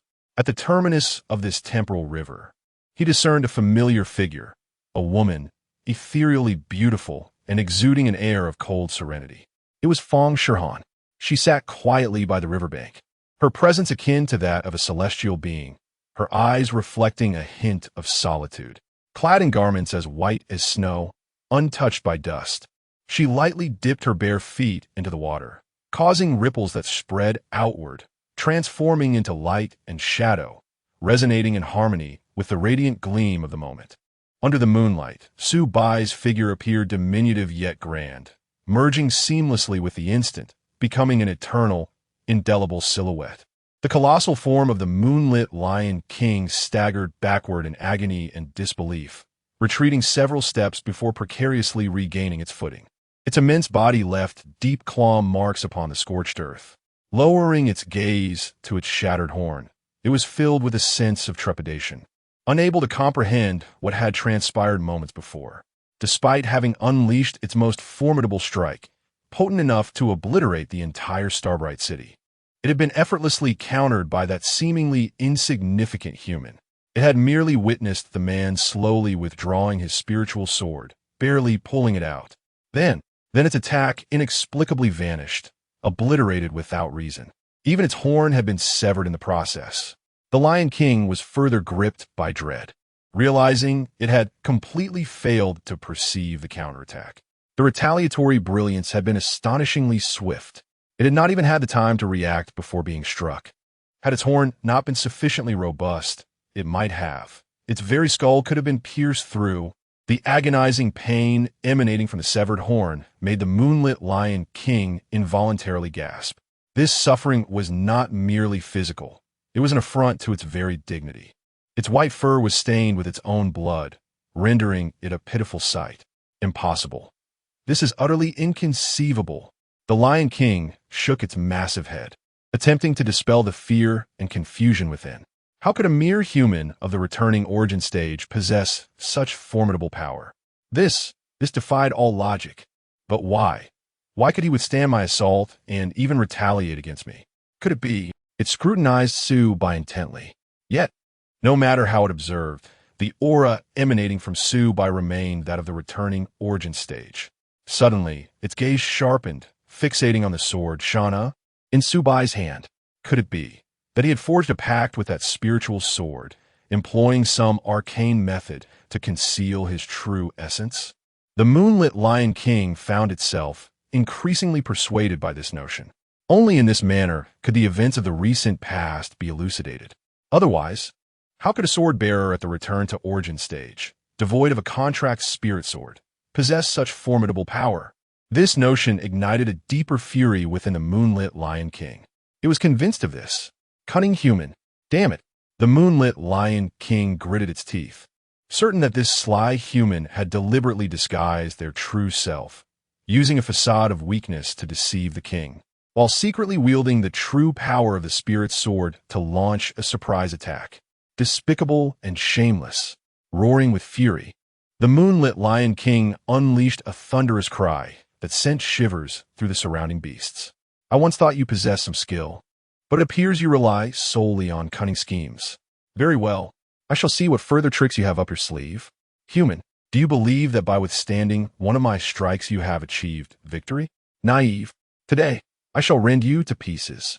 I will extract your soul and incinerate it with beastly fire for a millennium. You shall never attain rebirth. And you all. The moonlit Lion King cast its gaze upon the others atop the city walls. You insignificant ants shall perish as well. You will all become sustenance for my beastkin. I intend to reduce the entire Starbright city to ruins. Let this place become a grave for humanity. I shall make you understand the consequences of offending me. You will wither away in endless fear and despair. In the face of the moonlit Lion King's threats, Su-Bai merely smiled, gently caressing the moment in his hand, and calmly remarked, Enough with the idle chatter. Are you prepared to meet your demise? Chapter 49. A sword severing the dream of the Beast King Yu. Su-Bai's nonchalant demeanor only fueled the rage of the moonlit Lion King. It felt profoundly insulted, as a formidable seventh-tier Beast King. It could not endure being so dismissively regarded by a mere human of the Guiyuan tier. Seeking death. With a furious roar, the moonlit Lion King lunged forward, its massive form surging toward Su-Bai. Booming thunder echoed through the skies as the moonlit Lion King's movements unleashed a cacophony reminiscent of thunderclaps. This time, it was not silver lightning that illuminated the heavens, but rather a storm of purple thunder. The purple bolts were far more ferocious and potent than their silver counterparts, imbued with a terrifying destructive force. Crackling and sizzling, countless purple bolts descended from the sky, enveloping the moonlit Lion King in a cocoon of electric light. As the lightning refined its form, the lion's physique grew even larger and more menacing, with the eerie blue patterns on its body flashing wildly. The ground trembled beneath its might, fissures spreading across the earth, while dust billowed into the air. With the thunder refining its body, purple lightning erupted around it, arcs crackling and dancing across its white fur. A torrential downpour of lightning cascaded from above, akin to divine retribution, illuminating the night sky. Trees, already toppled, were ground to dust by this overwhelming force, dissipating into the atmosphere. Wherever one looked, the lightning fell like a waterfall. The brilliance of the purple light was blinding. The thunder roared, reverberating through the air. The very heavens and earth quaked in response. A fierce wind whipped up clouds of dust, obscuring the moon. The devastation was monumental. Even the stone walls trembled under the residual force of the thunder. From a distance, the moonlit Lion King resembled a colossal sphere of lightning, enshrouded in a tempest of electric light, charging towards Su Bai with an awe-inspiring and terrifying presence. The moonlit Lion King was not inherently a seventh-tier beast.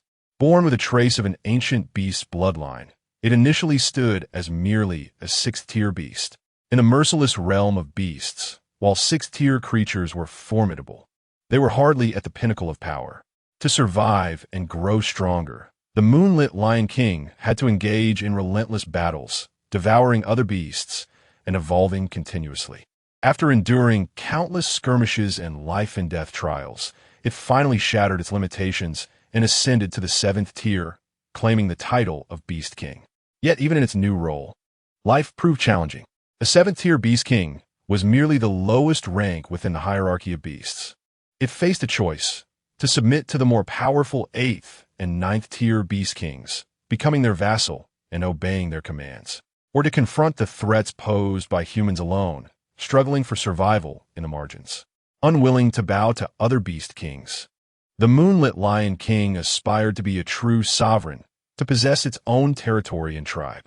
For this ambition, it meticulously plotted and prepared for years. It chose Starbright City, a small settlement on the edge of human territory, as the starting point for realizing its dreams. It is aware that humanity is currently hosting a grand banquet, with many formidable beings abandoning their posts atop the city walls to partake in the festivities. This presents an unparalleled opportunity.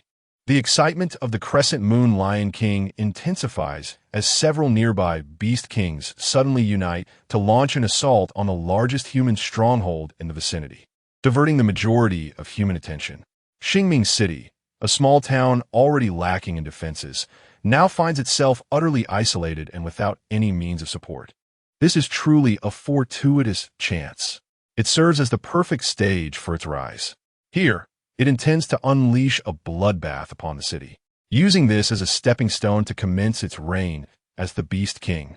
The Crescent Moon Lion King firmly believes that if it can conquer Xingming City, it will be able to establish its own dominion and lay a solid foundation for its future path as a Beast King. At this moment, the Crescent Moon Lion King has pushed its power to the utmost limit. Its inner spiritual energy surges wildly, intertwining with the purple lightning descending from the sky, forming a force capable of devastating the heavens and the earth. This strike embodies its full might. The power of lightning-enhanced strength has elevated its destructive capability beyond that of 7th-tier Beast King, reaching the level of an 8th-tier Beast King. It has even brushed against the threshold of the human imperial elite. This is the pinnacle of its years of arduous training, a culmination of all its ambitions. The dream of the Crescent Moon Lion King to become the Beast King shall not be obstructed by anyone. With this full-force strike, it aims to utterly crush the human before it, who remains blissfully unaware of the impending doom. Su Bai slowly raises his weapon, the Shana, its silver blade shimmering with light, the dragon patterns faintly glimmering under the moonlight. He gazes calmly at the charging Crescent Moon Lion King, a slight smile gracing his lips, and then he swiftly brings down his sword. This marks the first time he truly wields the Shana, the first time he exerts his full effort in a swing, the first time he channels his spiritual energy into a strike. After all, the opponent is a 7th-tier Beast King, a ruler in its own right, deserving of some respect. His inner spiritual energy surges into the blade like a torrent, merging with the residual energy of Feng Shirhan. In an instant, the Shana emits a clear, resonant sword cry, and the power of time and space explosively unfolds. This sword will sever your dream of becoming a Beast King. Roar! The roar of the Crescent Moon Lion King resonates through the heavens. its massive form enveloped in a tempest of lightning, purple arcs dancing like frenzied serpents as it charges toward the city walls. The impending cataclysmic blow draws near, poised to reduce the entire city wall to dust in but a heartbeat. This devastating strike is more than capable of annihilating the entire city wall along with all those upon it. Yet, just as its fearsome visage is about to collide with the city wall, its pupils suddenly widen, a look of terror flashing in its crimson eyes. Immediately after, its gaze loses focus, turning a ghastly white.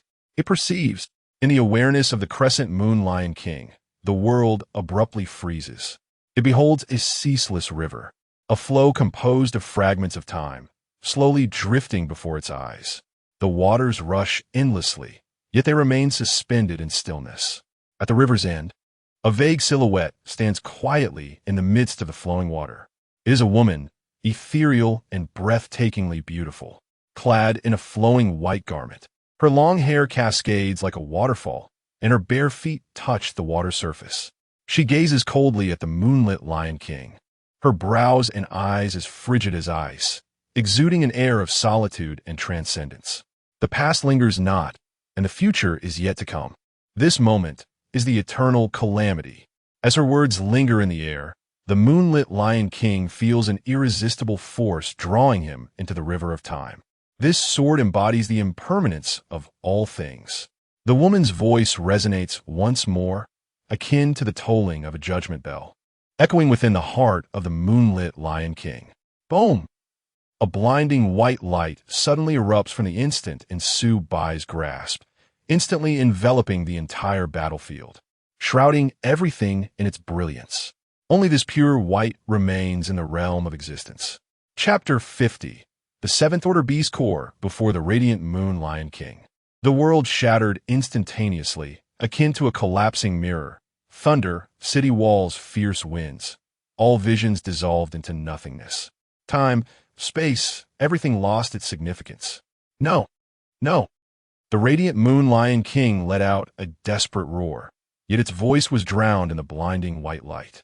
In the next moment, as the radiance dissipated, the radiant moon Lion King regained its senses. To its astonishment, it found itself back at the foot of Starbright City, standing in place. Am I in Skye? The radiant moon Lion King gazed down at its form, its white fur pristine, surrounded by crackling lightning, not a single wound in sight. The dread within it was instantly replaced by euphoric triumph. Ha ha ha! Humans are but trifles. The radiant moon Lion King threw its head back, emitting a thunderous laugh. What are the SSS, Spirit Sword? Is this all it can muster? I thought you were formidable. It turns out you're merely posturing. Despicable mans. What can you do to me now? However, this laughter abruptly ceased the very next second. It lifted its gaze to see Su Bai atop the city wall, slowly sheathing his sword. Click! The crisp sound of the sword sheath echoed. The radiant moon Lion King froze in place, an inexplicable sense of suffocation rising in its heart. It gradually lowered its head to inspect its body. To its horror, it noticed fine cracks appearing upon its form, spreading rapidly like a spider's web. Crack, crack. The fissures grew larger and deeper, emitting a dazzling white light from within. This is... The radiant moon Lion King finally comprehended its fate, terror and despair reflected in its eyes. Indeed, it was bound by a contract with the Spirit Sword. This is the Spirit Sword's innate sword technique. Despicable human. This was the last thought flickering in the radiant moon Lion King's mind. The next moment, darkness enveloped its vision entirely. With a splintering sound, the radiant moon Lion King's body disintegrated completely, torn apart into fragments, scattering across the ground. Boom! The thunderous light extinguished, akin to a collapsing mountain crashing down. The earth trembled, dust swirling, leaving behind a harrowing scene of devastation. The Seventh Order Beast, the radiant moon Lion King, lay lifeless. The surroundings fell into an eerie silence. Whether it was the sword wielders atop the city wall or the trembling beast below, all stood in stunned disbelief.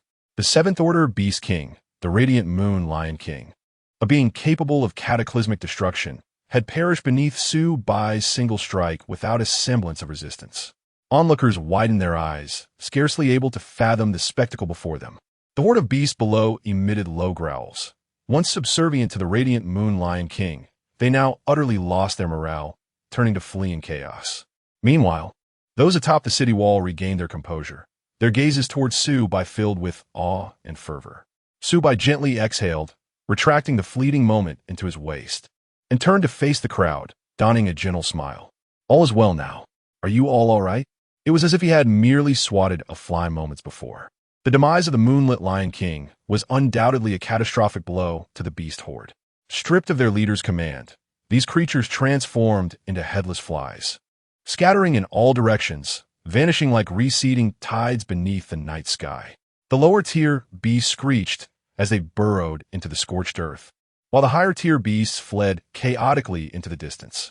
In mere moments, what had once been a dense throng, resembling a black wave, had vanished without a trace, leaving behind a desolate battlefield. Thus, the beast tide had come to an end. On the ramparts of Xingming City, despite the devastation, cracked blue stones, bloodstains splattered across the ground, scattered remnants of broken swords and limbs, and the extinguished flames with only wisps of smoke lingering. The city had indeed been defended. Ultimately, it had been preserved. The survivors exhaled in relief, their taut nerves finally relaxing, erupting into a thunderous cheer. Lord Subai! Long live Lord Subai! We have won! The jubilant shouts reverberated like a tidal wave across the walls, deafening in their intensity. Everyone exerted their utmost strength, calling out Subai's name, expressing their excitement and gratitude. Standing atop the city walls, Subai surveyed the animated and elated faces around him, a faint smile gracing his features. He gently raised his hand, signaling for silence, preparing to depart. Lord Subai, please wait. At that moment, a few individuals suddenly burst forth from the crowd, calling out to him. With agility, they leapt down from the towering walls and landed gracefully on the ground. Rushing to the massive carcass of the Moonlit Lion King, they skillfully extracted a snow-white beast core from its body. This beast core, the size of a watermelon, glistened with a translucent sheen, emanating a soft glow, clearly a treasure of no ordinary kind. Truly, as a seventh-tier beast king, the size and luster of this core was nothing short of astonishing. The individuals returned swiftly to the top of the rampart, presenting the core to Subai. Lord Subai, this is your trophy. The leader among them, cradling the beast core in both hands, reverently offered it to Subai. Taking the core, Subai lowered his gaze, his fingers lightly tracing its cold surface. Momentarily lost in thought, the beast core is a crystallization of the energy within the beast, encapsulating its essence of power, and is an exceedingly precious resource for a swordsman. The value of a beast core varies immensely depending on the level and type of beast. Generally, the higher the beast's tier, the greater the worth of its core. Particularly, the core of a 7th-tier beast king is worth a fortune and is exceedingly rare. It contains vast energy, making it an exceptional resource for cultivation for any swordsman. The absorption of beast core's energy can significantly enhance the cultivation of the sword wielders, potentially aiding them in breaking through their limits and ascending to loftier realms. 7th-tier beast cores are nearly priceless in the market. A single core could exchange for the wealth of a small city, whether at auction or in private transactions.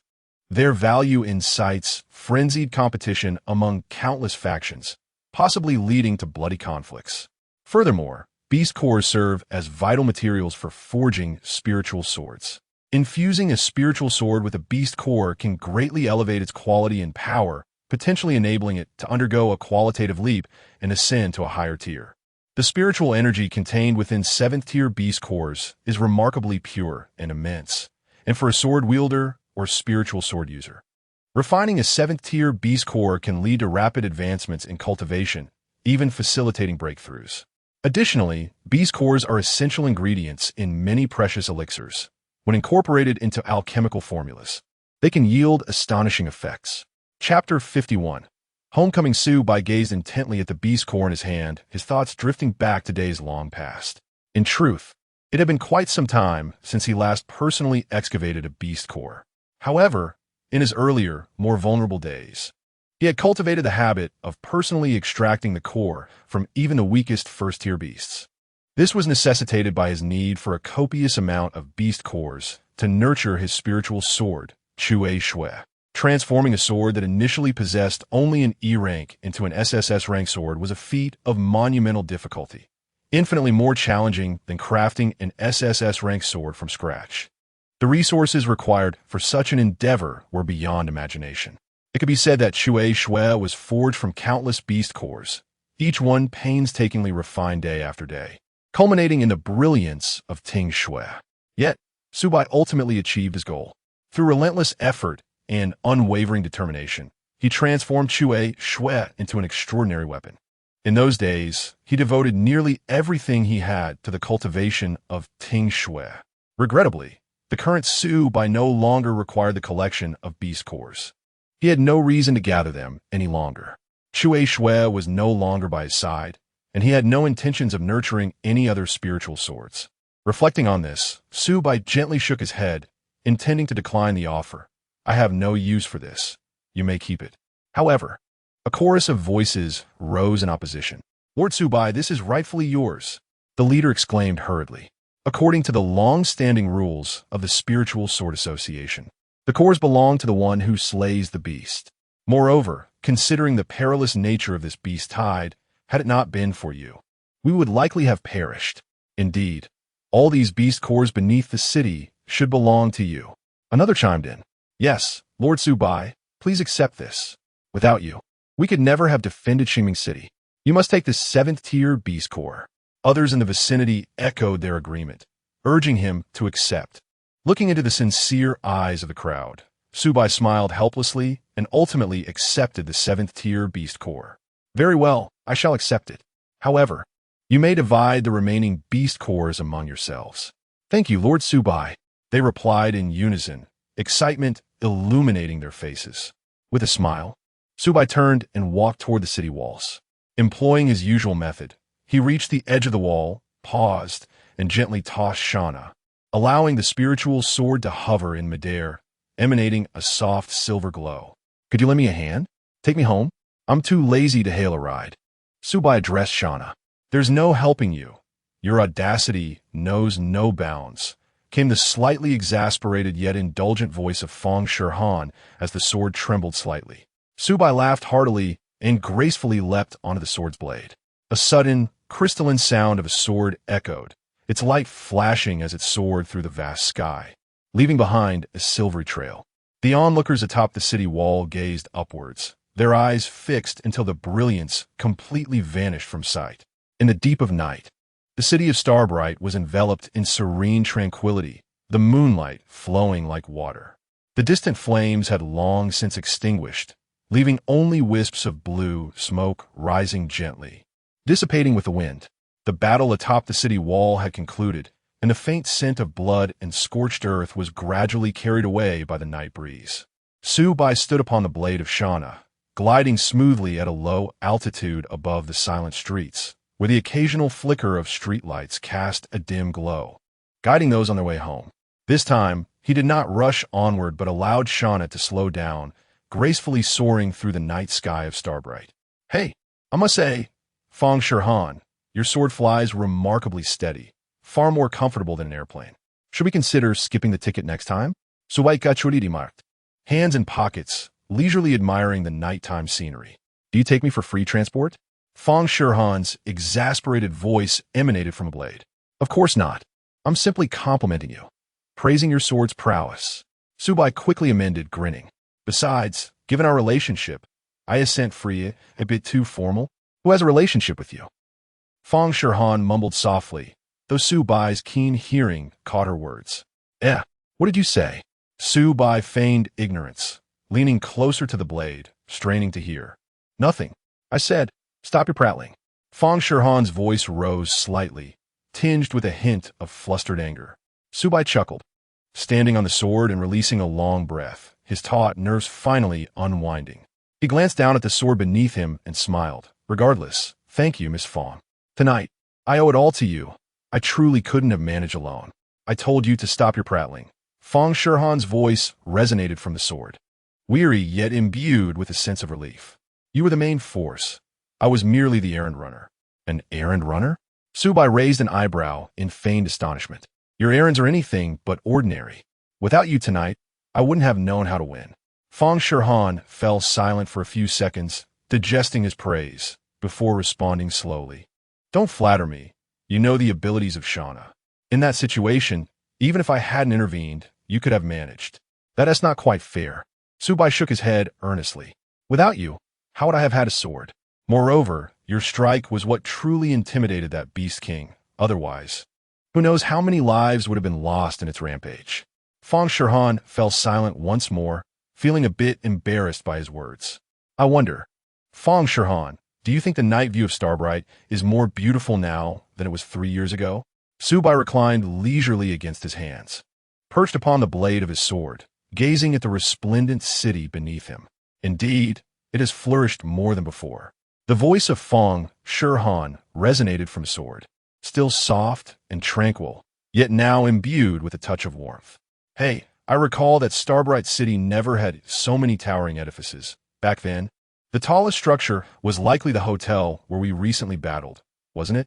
Subai tilted his head, attempting to discern traces of memory amidst the night. Yes. In those days, the city often experienced power outages, shrouded in darkness at night. Nothing like the brilliance we see now. Haha, I used to ponder when Starbright City would catch up to those major cities. It seems, in retrospect, the development has been quite rapid. Subai mused. Yet, regardless of how swiftly it progresses, the threat of the aberrant beasts still looms. Just moments ago, at the city wall, had you not arrived in time, who knows how many lives could have been lost. Ah, but that is merely part of my duty, Subai replied with a smile. His gaze suddenly drifted towards the distance, towards the location of High Mountain City. He sensed an indistinct stirring there, as if something significant were unfolding. Chapter 52. The secrets of wielding the spirit sword. The long sword sliced through the silence of the night sky, producing a faint humming sound, regardless of the circumstances. Fang Shihan's voice emanated once more from the sword's body, cool yet laced with a hint of languor. After a busy day, it has finally quieted down. Do you intend to return home for a restful sleep tonight? Or do you have something novel in mind? Subai cast a glance at the sword beneath him, a grin spreading across his face. I think I'll head home for a good night's sleep. Today's skirmish was quite exhilarating, to the point where my bones feel like they might fall apart. But what about you? This sword has been flying all night.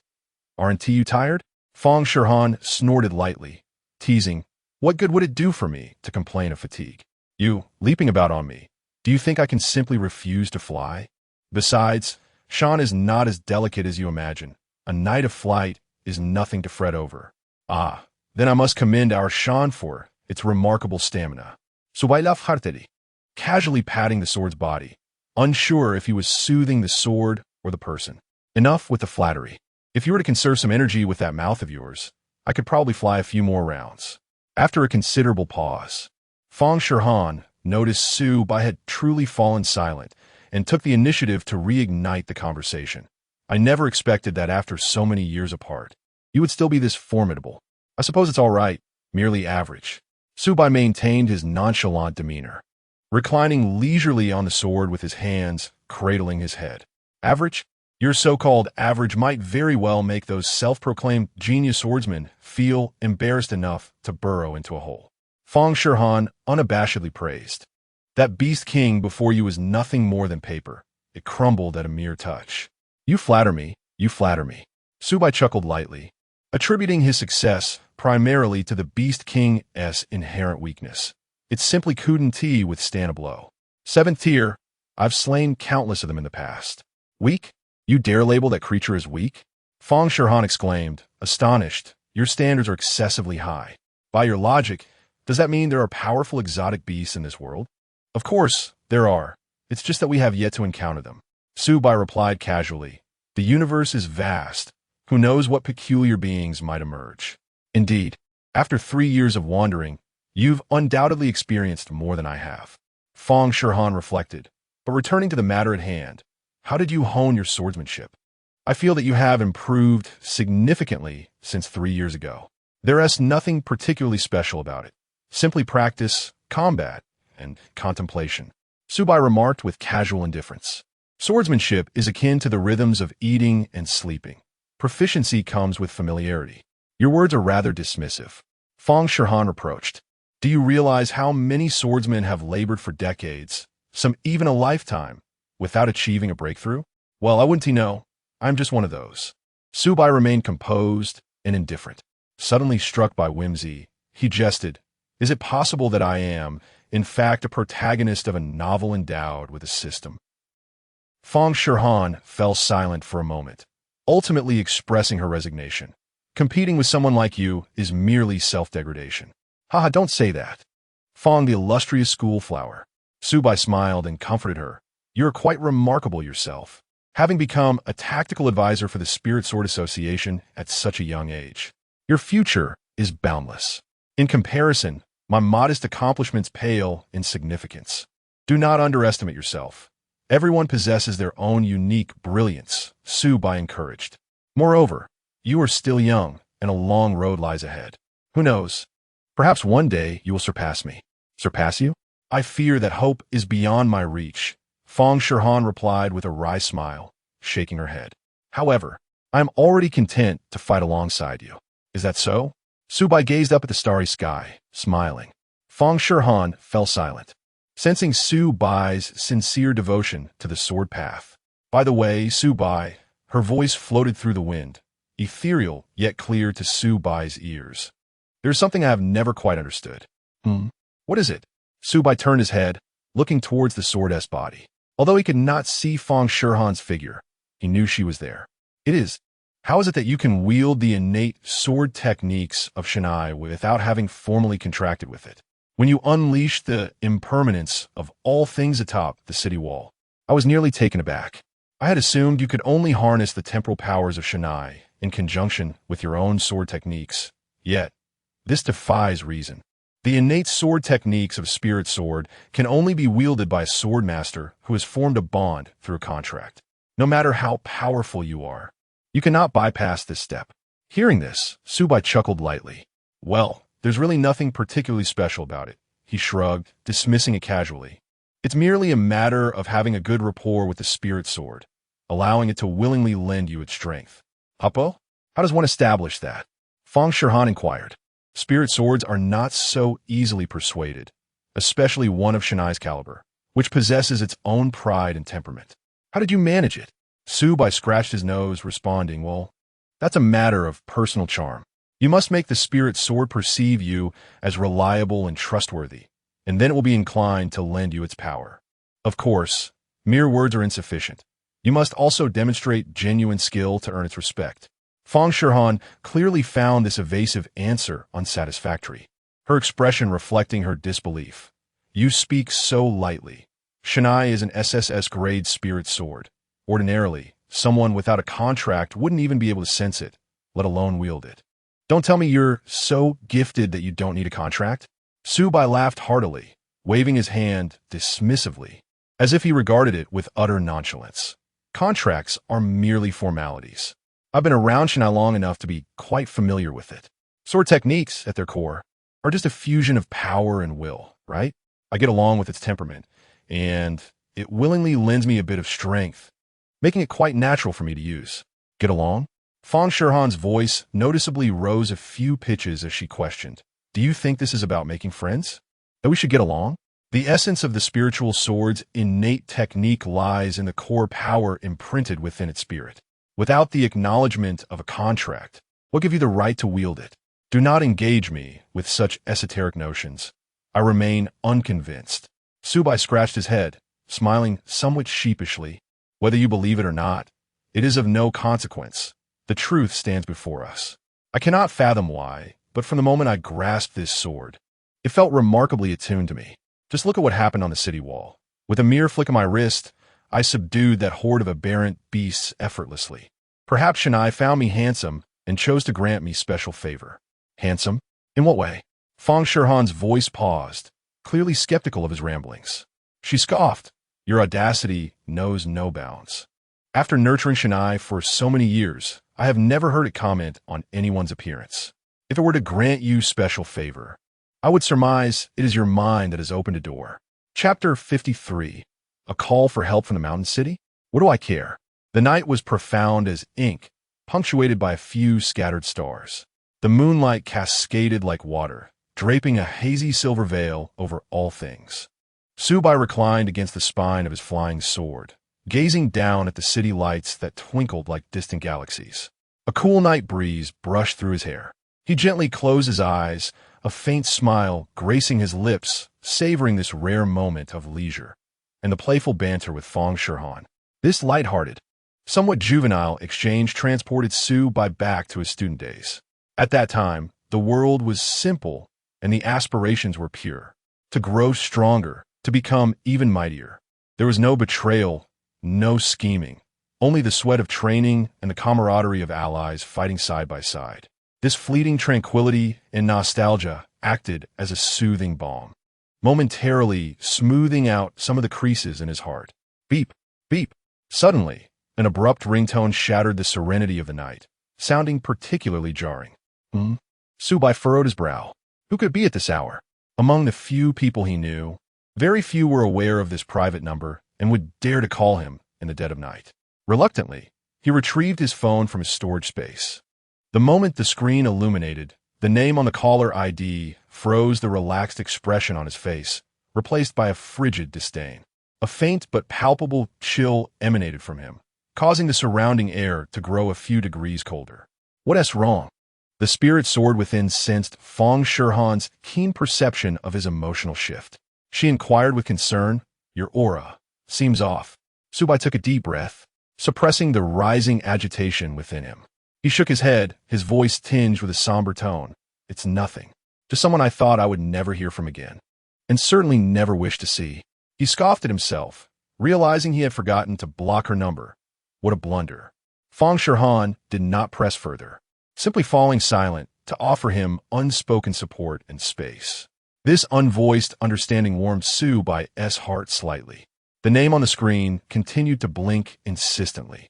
Subai stared at that name, his gaze a tapestry of emotions. He hesitated for a few seconds, his fingertip hovering over the answer button, before finally sliding it down. Perhaps he was curious to see what tricks she might have up her sleeve after all this time. "Hello." His voice was as cold as ice, devoid of any emotional fluctuation. The moment the call connected, before the other party could speak, Subai unleashed a barrage of questions. "Why are you calling me? Didn't we agree that we would never meet again in this lifetime? There's nothing left to discuss between us.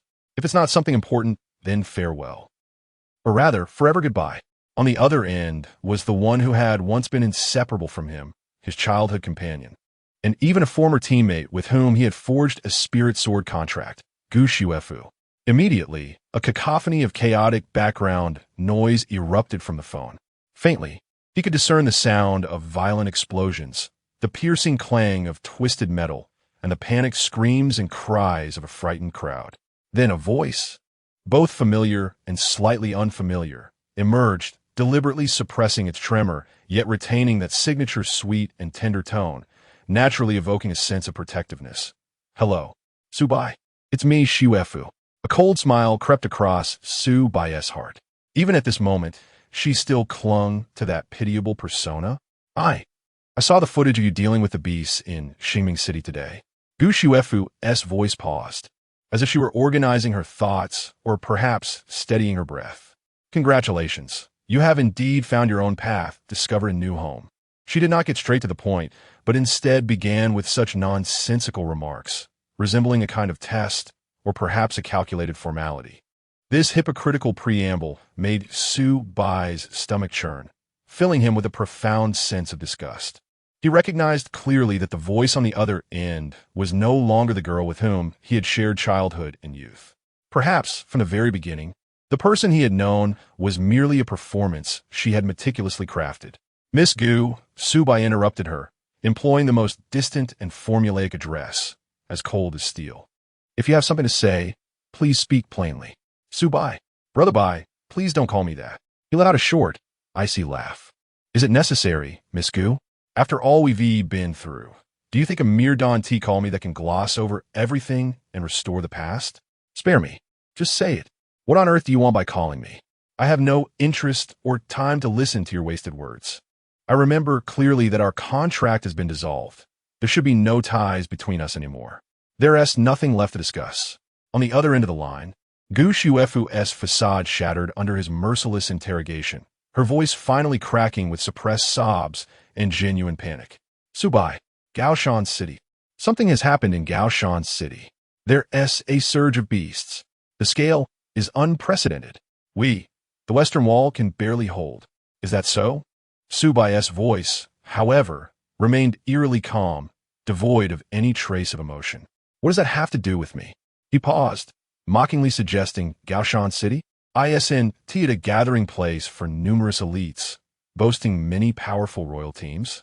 And those formidable figures at the Void and Transcendence ranks. Wasn't he that the strong alliance you longed for which you pursued relentlessly? With them around, shouldn't they be able to handle such a situation? The night breeze swept by, carrying the distant scent of gunpowder, becoming heavier. His words struck precisely at Gu Shuefu's sore spot.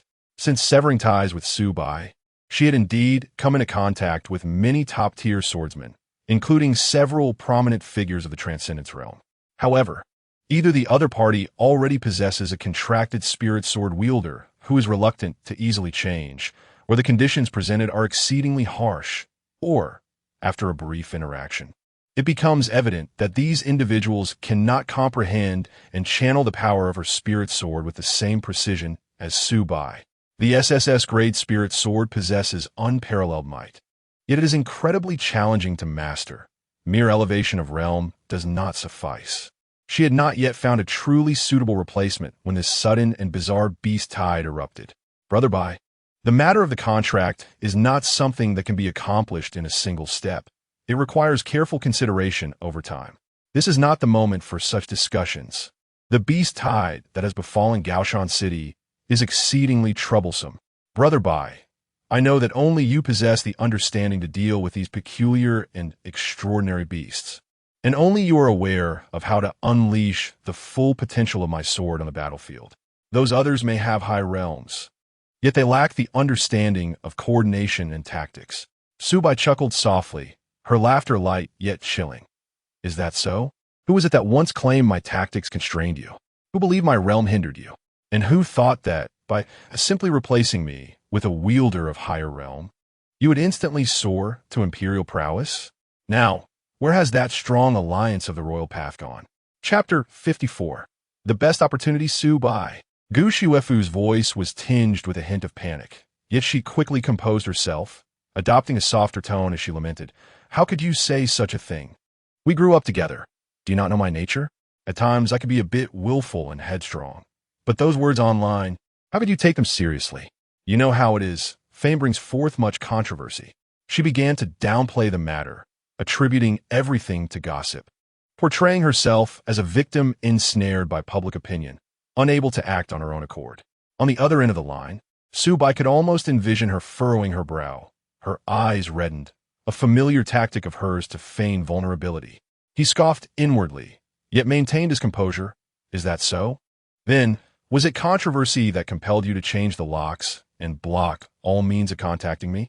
Was that frigid termination agreement signed under duress from others? Gu Shuefu's breath hitched, and faint sounds of inhalation reached him from the phone.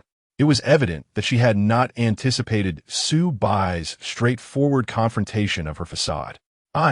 She paused, her voice thickening with emotion, as if she bore an immense grievance. At that time, I was both angry and a bit confused. You know, there were so many voices claiming you were holding me back, saying we weren't compatible, and others from the elite teams approached me, saying much, and I was momentarily overwhelmed. Overwhelmed? So upon regaining clarity, did you realize that those stronger contractors were not as exceptional as they seemed? Did you discover that without me, the burden, your SSS-ranked spirit sword, was not omnipotent? Gu Shuefu, the path you chose was your own. When you severed our contract and rushed towards your so-called higher branches, you should have anticipated the day you would have to face the storms alone. You cannot always bask in the glory brought by an SS-ranked spirit sword, only to seek refuge from me, the burden you abandoned when troubles arise.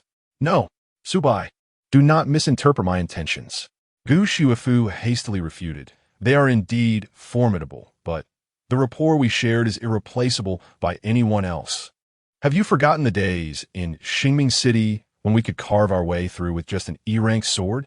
Back then, We had nothing but each other. Subai fell silent for a few seconds. Those days were indeed among the rare, pure, and warm memories he cherished. Yet it was precisely this recollection that rendered Gu Shuefu's current performance all the more ironic and hypocritical. I remember, he replied coolly. I remember who silently reaped the rewards while I toiled like a dog, researching sharpening techniques, cleansing swords, and summoning spirits to nurture your discarded blade into a divine weapon. I also recall who, upon achieving success, deemed my level 2 low and unworthy of her. I did not. I never truly thought that way. It was merely, just in the heat of the moment. You know, I sometimes speak without thinking. Subai, brother Bai, I acknowledge my mistakes. I truly comprehend my errors. Please, assist me this once, will you? Forgiveness? Subai softly echoed this term, as if he had heard a jest. Gu Shuefu, this is not a child's play. Uttering I am wrong cannot erase everything. The choices you made and their consequences now lay bare before you and in Gao Mountain City. You must take responsibility for your decisions, rather than expect the person you abandoned to come back and tidy up the mess. But, the cacophony of explosions and anguished cries incessantly reminded her of the perilous state of battle. I cannot bear this alone. I'm truly terrified. I have never regarded you as a burden. I merely, at that time, believed we might need to explore a different path. Now, Gao Mountain City is genuinely perilous. I implore you, will you not assist me? Subai, I recognize that you can fight even without a contract now, perhaps even more fiercely than before. This time, it is an opportunity for you as well. An opportunity? Subai raised an eyebrow. Yes, an opportunity. Gu Shuefu's voice was urgent yet clear. Everyone now perceives you as worthless since you left me, eagerly awaiting your downfall. Gao Mountain City will broadcast the battle live, and the entire world is watching. If you return now to help Gao Mountain City, would that not serve as the finest platform to prove your worth to everyone? You can fiercely retaliate against those who scorn you. Let them witness that you, Subai, have never relied on anyone as support. Just imagine, when you single-handedly turn the tide of battle and save Gao Mountain City, at that moment, who would dare speak ill of you? Your reputation, your status, will reach unprecedented heights. Furthermore, Subai, if you're willing to assist this time, we can overlook the past. The future is not devoid of possibilities for a new beginning. After all, the one who understands me best and can harness my strength is always you, is it not? She could not believe that Subai would remain indifferent to all of this, especially to the opportunity to prove himself and silence his detractors. She felt that given Subai's past experiences of silent contributions met with misunderstanding, he must deeply yearn for such vindication. Subai listened quietly, the hopeful breaths of Gu Shuefu intertwining with the distant sounds of combat. After a few seconds, he finally spoke, his voice eerily calm, devoid of any signs of temptation or anger, merely a detachment born of profound understanding. Gu Shuefu, you still do not comprehend. Do you believe I need to prove anything to anyone? To those internet trolls? To those in Gao Mountain City who point fingers at me? Or to you? He chuckled softly. Apologies, but I do not require that. I am well aware of my own worth. It does not need to be validated by saving you or Gao Mountain City. As for retaliating, I have even less interest in that. What do the opinions of others matter to me? The so-called opportunities and platforms you speak of are merely your desperate attempts to manipulate me. You wish for me to return and assist you in navigating your troubles, all the while enhancing your reputation as one who forgives past grievances for the greater good, and even dangling the elusive prospect of a promising future to keep me tethered. Subai's voice suddenly turned frigid. Gu Shuefu, cease your cheap machinations. I'm not a pawn to be maneuvered at your whim. As for your notion of a fresh start, he paused, his scorn unmasked, that is unnecessary. I, Subai, never tread the path of regression, especially not one that has proven to be a cul-de-sac. You. Gu Shuefu was rendered speechless by his ruthless and incisive dissection. The carefully maintained facade of vulnerability and coaxing crumbled in an instant, leaving only the embarrassment and panic of being exposed. Subai, you. She wished to utter something more, perhaps a threat or a more abject plea. Yet Subai no longer wished to listen. Chapter 55. Guarding Someone's Star. Subai. I beg you. Gu Shuefu's voice trembled with emotion. Recalling our past. For the sake of our shared history, please help me. Just this once. History? Subai's voice was as frigid as the winter wind. While you bask in the accolades of being an SSS-level swordmaster, I find myself reviled across the internet. The bond between us has long since withered away. Gu Shuefu, the powerful alliance you desire, the imperial path you have yearned for, now lies at your feet. Go forth and do not look back. Do you think I would assist you? Gu Shuefu, do you truly believe you are worthy? My greatest regret may be the time spent nurturing a stone that would never warm. Why should I gamble my time, energy, and even my life for someone in a city that are no longer connected to me? Before Gu Shuefu could recover from this devastating blow, before she could utter a sound, Subai coldly interjected, "Do not call again. Hearing your voice only makes me feel nauseous. Leave." With that, he decisively pressed the call-ending button. On the screen, the once familiar name and number appeared glaringly vivid.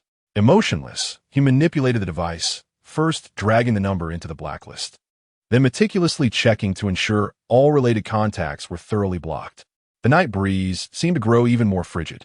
The city's clamor below was silenced, leaving only the haunting sound of the winds whistling in the heights, echoing in isolation. Subai lay back down, his hands cradling his head, his gaze cast into the boundless, profound night sky. Stars twinkled like scattered gems upon the dark velvet canvas. He sought to reclaim the tranquility he had just experienced, but his thoughts rippled like stones cast into a still lake, creating waves that refused to settle. The ties of the past had been irrevocably severed. Gu Shuefu's name would no longer hold a place in his life. Silence stretched between them, punctuated only by the whisper of the wind. After a considerable time, long enough for Subai to nearly drift into slumber, the gentle voice of Fang Shirhan broke the stillness. The stars tonight appear particularly beautiful. Do you not think so? Subai paused, his taut nerves seemingly stirred by this casual remark. Following her words, he turned his gaze once more to the starry expanse, his previously vacant expression sharpening with focus, a faint smile gracing his lips. Indeed, they are quite lovely. You see, Fang Shirhan's voice held a guiding tone. Some stars exist in the universe at remarkably close distances, so close that, from our perspective, they seem to merge into a singular point of light. Yet, they are not one, but two independent celestial bodies, bound together by gravity, illuminating and orbiting one another. Subai chuckled softly. A binary star system. I am familiar with that concept. What brings this up all of a sudden? It is nothing much. Fang Shirhan's voice was somewhat lighter as she gazed at the starry sky, suddenly lost in thought. She paused and continued.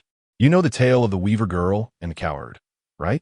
In mythology, they are separated by the Milky Way, and only once a year do they reunite for a fleeting day. Subai nodded, his mood easing slightly. Ah, the legend of Qixi, of course I've heard of it. However, it is merely a myth woven by human imagination. Indeed, it is just a myth. A barely audible sigh brushed through Fang Shirhan's voice, but she quickly regained her composure and shifted her focus. But if you follow the path of the Weaver Star, do you see those few stars arranged in a small diamond shape, slightly dimmer? Subai concentrated and, indeed, found the stars she referred to not far from the brilliant Weaver Star. I see them. Were they? In legend, that is Lyra, the lyre given to the musician Orpheus by the sun god Apollo. It is said that Orpheus's music possessed incredible power, capable of taming ferocious beasts, coaxing stones to nod, and even moving the cold-hearted Hades. Lyra, Orpheus's lyre. Subai murmured, intrigued by this myth he was hearing for the first time. It's quite fascinating. Continue to look in that direction. Fang Shirhan guided his gaze. Do you see those few stars forming the shape of a ladle?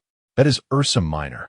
Many are aware of using the Big Dipper for navigation, but often overlook the ever-present North Star, which resides at the tip of Ursa Minor's tail, almost motionless in the northern sky. Her voice became soft and distant. Regardless of the changing seasons or the movements of other stars, it steadfastly remains there, silently guiding all lost travelers through the darkness of night. Subai nodded, acknowledging his understanding of these fundamental astronomical facts. Yes, the North Star, the eternal guide. Sometimes I ponder. Fang Shihan's voice softened. If one day I could also become a star, what would that be like? She paused, a hint of shyness in her tone. I need not be the brightest in the night sky, nor must I compete for a place among the most dazzling in the Milky Way. That would be too noisy. Her voice was dreamlike, perhaps like the North Star. I would quietly occupy my own position. No need for words or grand deeds. Just when someone feels weary, lost, or simply unhappy, and they happen to glance up, they would see me there. To let them know that there exists a star, always, always there, never leaving, and never will. Perhaps that would be enough, to offer him a modicum of solace, or simply to assure him that he is not alone, would suffice. Subai was momentarily taken aback. He turned his head, his gaze falling upon the ethereal sword beneath him, which emanated a gentle luminescence. Piercing through the barriers of the sword's body, he beheld the soul that was currently whispering with the stars. He understood. It felt as though his heart had been lightly nudged by some unseen force. This promise of unwavering companionship, likened to the vastness of the cosmos, radiated a faint yet profoundly warm light, silently penetrating the layers of defenses he had recently erected, gently caressing a long-neglected, tender corner of his heart. The night breeze continued, yet it seemed less frigid. After a considerable pause, Subai finally turned his head once more. His breath returned to tranquility. The tumultuous emotions stirred by Gu Shuefu's phone call had entirely subsided. He regained his composure. To be the North Star, perhaps? That star must surely grow weary, remaining in a singular position. What if that person, being somewhat oblivious, fails to receive the signals from your star immediately? Would it not be a fruitless vigil? Fang Shihan was momentarily stunned, not expecting Subai to express such thoughts. Surely, that cannot be the case. If one could always watch over the person they wish to protect, surely they would feel immense joy. Is that so? It sounds rather delightful. Subai smiled. Yet he pondered, does the star itself not feel a tinge of solitude? Or does it occasionally yearn for another beam of starlight to acknowledge its existence? The air suddenly fell silent again. The starlight twinkled. Subai felt that the matters which had previously troubled his heart were now insignificant. Chapter 56. Homecoming. The starry sky remained tranquil. Just moments ago, Fang Shihan's voice echoed once more, cautiously probing. Was that call from her? She had refrained from mentioning it earlier, aiming to consider Subai's feelings. Now, with his mood slightly improved, Subai fell into silence for a few seconds, his taut jawline relaxing just a fraction. He did not shy away, offering a gentle acknowledgement with a soft From your tone earlier, and the breath you took the moment you hung up, I sensed your anger and aversion, Fang Shihan remarked, her voice delicate yet perceptive. Subai exhaled a heavy sigh, tinged with self-deprecation. Aversion? Perhaps. More than that. I feel it's absurd and revolting. He paused, striving to organize his tumultuous emotions. She had called for help, claiming that Gaoshan City was besieged by a massive wave of beasts, with the western wall on the verge of collapse. He succinctly recounted the essence of their conversation. Gaoshan City, Fang Shihan echoed, her tone betraying no discernible emotion. And you? I, of course, declined, Subai replied decisively, without a hint of hesitation. He hung up and blocked all means of contact, severing ties for good. You acted rightly. This is not cold-heartedness, Subai. She severed all connections between you two first. When you needed support the most, she chose what she deemed the stronger option, abandoning your bond and covenant. Now that she finds herself in distress, what right does she have to seek your aid? I simply find it laughable. Subai's voice deepened, reflecting a sense of melancholy. Once so intimately connected, childhood companions, even bound by a sacred pact that only death could dissolve. And yet, what had become of it? With a mere declaration, she had dissolved their bond, and with betrayal, she had betrayed him. Now, in her hour of need, she called as if nothing had transpired between them, presuming it was her right to seek his assistance. He scoffed. What does she perceive me as? A mere feedback, someone to her convenience? Or does she naively believe that a simple please can erase all past wounds? Some individuals are indeed like that, Fang Shihan gently consoled. They are accustomed to taking, centered around their own needs. When all goes well, they choose what serves them best, When faced with adversity, they instinctively seek out those they once cast aside, perhaps knowing deep down that this person is the most reliable. Yet, they forget that once trust is shattered, it is exceedingly difficult to restore. A broken mirror, even if painstakingly repaired, will forever bear its cracks. Subai listened in silence. Thus, you need not feel any unease about your decision. You owe her nothing. On the contrary, it is she who has indebted herself to you far too much. Heh. Subai chuckled softly. You are right. Thank you, Shirhan. For what? Fang Shirhan inquired, her tone neutral. Thank you. Thank you for understanding me. Thank you for standing by my side. Thank you for being like the North Star, always present here. Thank you for accompanying me to gaze at the stars. In the night sky, the starlight continues to twinkle, yet at this moment, in Subai's eyes, they seem even brighter and warmer than before. The long sword sliced through the night sky, gradually slowing down until it gently descended in front of a small building with a little courtyard. Moonlight spilled into the yard, casting a silvery sheen upon the stone path and several unknown flowers and grasses. Subai leaped down from the sword, firmly standing on the ground, and looked up at the house before him. Home at last. We have arrived. Fang Shirhan's voice emanated from the sword, tinged with a hint of fatigue. Yes, I truly appreciate your help today, esteemed school beauty Fang. Subai turned around, smiling at the long sword hovering in midair, grateful not only for the ride back, but also for the lengthy conversation. You've worked hard. Spare me the flattery. Fang Shirhan's voice remained cool, the sword slightly rising as if urging him to enter quickly, for the night had grown deep and the cold wind was biting. All right, I shall take my leave. Subai waved his hand, turning towards the house. After a couple of steps, he glanced back at the hovering sword and called out, Make sure you return soon. Don't linger outside too long. Be careful not to catch a chill. Catch a chill? Fang Shirhan's voice was noticeably taken aback, followed by a resigned chuckle. I am now one with the spirit sword. How could I catch a chill? Your mind is truly. Never mind, I can't be bothered to argue. Take care on your journey. Subai nodded, watching the long sword. The sword trembled slightly. Oh, wait, Subai suddenly recalled something and spoke again. See you tomorrow. Understood. Stop being so talkative. Hee, then I shall eagerly await. Subai grinned. The sword no longer lingered, gently spinning before transforming into a streak of light, vanishing into the night. Subai stood still, watching the sword disappear until it was no longer visible. His smile gradually faded. He shook his head and turned to enter the courtyard. With a creak, the door swung open as Subai stepped inside, casually shutting the door behind him. The room was enveloped in darkness. He did not turn on the lights, but instead relied on the moonlight streaming through the window to navigate his way to the sofa, where he plopped down. Leaning back against the sofa, he gazed at the ceiling, replaying the events of the night in his mind, from the fierce battles at the hotel to the clash on the city wall, and finally to the sword flight and casual conversation with Fang Shirhan. Subai let out a long sigh. At last, he could enjoy some peace. Before he could finish his thought, a faint, somewhat aggrieved and restless whimper emanated from the direction of the living room. What was that sound? Ow, goo. The sound resonated again, this time even weaker. What could this sound be? Oh no, how could I have forgotten? Subai suddenly recalled. Today, did I take a little dragon? He noticed a subtle change in his expression and hastened toward the living room. Indeed, in the center of the room, on the carpet, lay a diminutive dragon, no larger than the palm of his hand, its body adorned with glossy black scales and a pair of delicate jade horns atop its head. Su Hongni was languidly sprawled there. Its small head drooped its round, glistening eyes half closed, and its usually lively little claws lay listlessly beneath it, while its tail tip barely stirred, resembling a piece of meat on the verge of drying out. A pang of alarm struck Subai's heart. My heavens! Hongni! He rushed over, crouching down with utmost care. What are you doing here?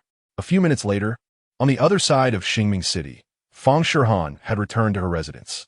Standing by the window, she gazed at the luminous moon hanging in the night sky. Her heart stirred with unease. Subai, she whispered, the name lingering on her lips. The reunion of the night rippled through her previously tranquil life. She was unsure of the implications of this ripple, yet she did not shy away from the sensation. Shall we meet tomorrow? Fang Shirhan murmured to herself, a glimmer of anticipation flashing in her eyes. With a gentle sigh, she refrained from retreating to her bedroom and instead ventured to the balcony. There, an astronomical telescope awaited her. In that moment, she sensed her master's emotions coursing through her, causing the sword to tremble slightly, emitting a faint hum. The night deepened further. Chapter 57. Are you really hungry? Observing the pitiful state of the little creature, Su Bai felt a pang of guilt in his heart. After a night filled with battling strange beasts and engaging in playful banter with Feng Shihan, followed by the distressing phone call from Gu Xuefu, he had completely forgotten about the hungry little one at home. It was all my fault, entirely my fault. Su Bai lamented as he slapped his forehead, hastily rising to head towards the kitchen. He had been so caught up in the evening's excitement that he had neglected this little one. You must be starving, huh? Don't worry, I'll get you something to eat right away. He hurried to the refrigerator, skillfully pulling open the door while muttering. Didn't I mention that if you were ever in dire need of food, there's some prepared meat inside? You could nibble on a bit to tide you over, but before he could finish his sentence, his voice trailed off as he beheld the stark emptiness within the refrigerator. The refrigerator was utterly bare. Su Bai stood frozen in the act of opening the door, engulfed in a profound silence. A deathly hush enveloped him. Slowly, he turned his head, casting his gaze towards the small dragon sprawled helplessly on the living room carpet, appearing weak, pitiful, and utterly forlorn. Are you truly this insatiable? Su Bai stood there, dazed before the empty refrigerator, his mind momentarily malfunctioning. A gentle evening breeze crept through the slightly ajar window, brushing against him. It had offered no solace, only a sense of absurd shock. He gradually closed the refrigerator door and turned to face the small creature, still whimpering on the carpet. His expression, a complex mix of emotions. No. Su Bai's voice wavered. It's the dead of night, and all the shops outside have closed. Where am I supposed to find you something to eat? He instinctively reached for his phone to order takeout, but then it hit him. This was not his original world. There were no 24-hour delivery services at his beck and call, ready to bring him fresh beast meat. In this world, especially in residential areas, once a certain hour passed, all that remained was silence and the occasional patrol. Su Bai anxiously raked his fingers through his hair, beginning to rummage through his home. The kitchen pantry, aside from some spices and a few packets of expired instant noodles, which were a poor version of what he was accustomed to, it was completely bare. Nothing at all. Su Bai, unwilling to give up, checked once more, but the result was disheartening. He even suspected that Hong and I might have licked the edible packaging clean. Instinctively, he patted his pockets, searching for something, anything. In addition to his now useless phone and keys, there was, wait. His fingers brushed against a hard, warm object, radiating an astonishing energy. Su Bai paused, extracting it from his pocket. It was the beast core of the Moonlight Lion King. This was the only thing he possessed that could even remotely be considered food. He gazed at the feeble little red dragon sprawled on the ground, then shifted his attention to the invaluable, energy-laden Tier 7 beast core in his hand, his expression turning exceedingly peculiar. Su Bai crouched down, tentatively extending the beast core towards Hong and I, uncertainty clouding his voice. Can you eat this? No sooner had the words left his lips than the previously lethargic creature twitched its nose, its half-closed eyes suddenly widening in astonishment. It abruptly lifted its head, fixating on the beast core in Su Bai's hand, a jubilant gurgling sound emanating from its throat, while its tail began to wag uncontrollably, thumping against the carpet. The little creature's eager demeanor resembled that of someone who had just encountered the most exquisite delicacies known to man. Seriously? You actually want to eat it? Su Bai was taken aback by its fervent reaction, bemusedly retracting his hand. Hey, take a closer look. This is no ordinary jerky. And with that exuberant response, he couldn't help but wonder, are you a dragon or a dog? Where's your dignity as a dragon?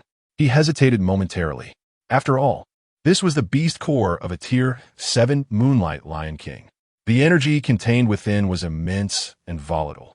Not to mention, even an experienced spirit guide, tasked with assisting the spirit sword, would handle it with extreme caution.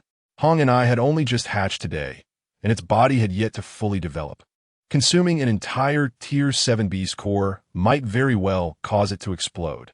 Yet, looking at the empty refrigerator and the pitiful, longing gaze of the little creature, Su Bai pondered, If he were to forcibly break the core and feed it in portions, the energy loss would be substantial, and he currently lacked the appropriate tools. Sighing, Su Bai observed the drool almost spilling from Hong Ni's mouth and decided, "All right, let us try it as a last resort. If you desire it, don't blame me." There were no other options available.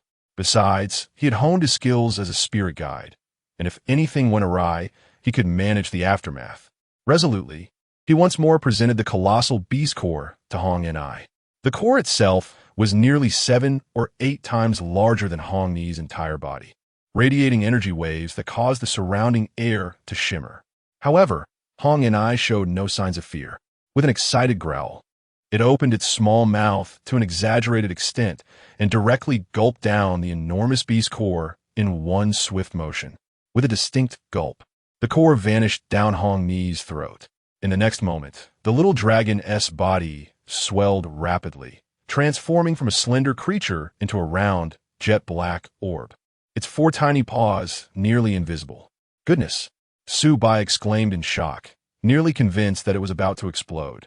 Instinctively, he took a half-step back, holding his breath in anxious anticipation, his eyes fixed on this peculiar Dragon Ball. Silence. An eerie silence enveloped the room. Hong Ni's rotund form hovered in midair, utterly motionless, yet its originally pitch-black scales now radiated a fierce crimson glow akin to a scorching iron. Amidst the intense red light, a glimmering layer of silvery moonlight subtly intertwined, the distinctive aura of the Moonlight Lion King. Shortly thereafter, an even more extraordinary phenomenon unfolded. Clusters of scarlet flames erupted unexpectedly from the crevices of the scales, enveloping it entirely, causing the air temperature to rise abruptly. However, beneath its 4 diminutive claws, a thin layer of white frost swiftly formed on the ground, exuding a chilling aura. Ice and fire, 2 utterly opposing energies, clashed violently within its petite form. A heart-wrenching scream of anguish erupted from within the dragon orb. It was evident that Hong Ni could not endure the overwhelming and conflicting energies and began to tremble violently. Su Bai's lips twitched in exasperation, his expression one of incredulity. "I told you not to eat indiscriminately." Truly a little troublemaker. Complaints aside, he could not stand idly by. Su Bai stepped forward, extending his right index finger, where a pure and gentle pale golden spiritual energy coalesced, cautiously touching the swelling surface of Hong Ni's body. "Do not fear, relax, I am here to assist you." Chapter 58, Arrogance. A mere swordsman dares to take himself seriously. In the city of Gaoshan, at the headquarters of the Spirit Sword Association, the atmosphere starkly contrasts with the makeshift branch in Xingming City, which resembles a gathering place for adventurers, imbued with a rugged charm. The headquarters stands as a magnificent edifice in the heart of the city, its streamlined alloy exterior reflecting a cold luminescence under the night sky. Inside, the premises are brilliantly illuminated, and through the expansive floor-to-ceiling windows, one can observe an array of cutting-edge technological apparatuses operating silently. Swordsmen and spirit sword wielders bustle in and out, clad in association uniforms or various combat armors, their hurried strides and solemn expressions betraying a sense of caution and restraint, even their voices instinctively lowered. Suddenly, a resounding slam of a door shattered the corridor's tranquility outside the president's office, causing several passing association members to recoil slightly and hasten their departure. Inside the office, the luxurious yet somewhat frigid decor enveloped Gu Shuafu, her delicate features marred by fury, her chest heaving with agitation. She had just stormed into the room and slammed the heavy alloy door behind her with great force. "What has happened, Miss Gu? Who has provoked your ire?"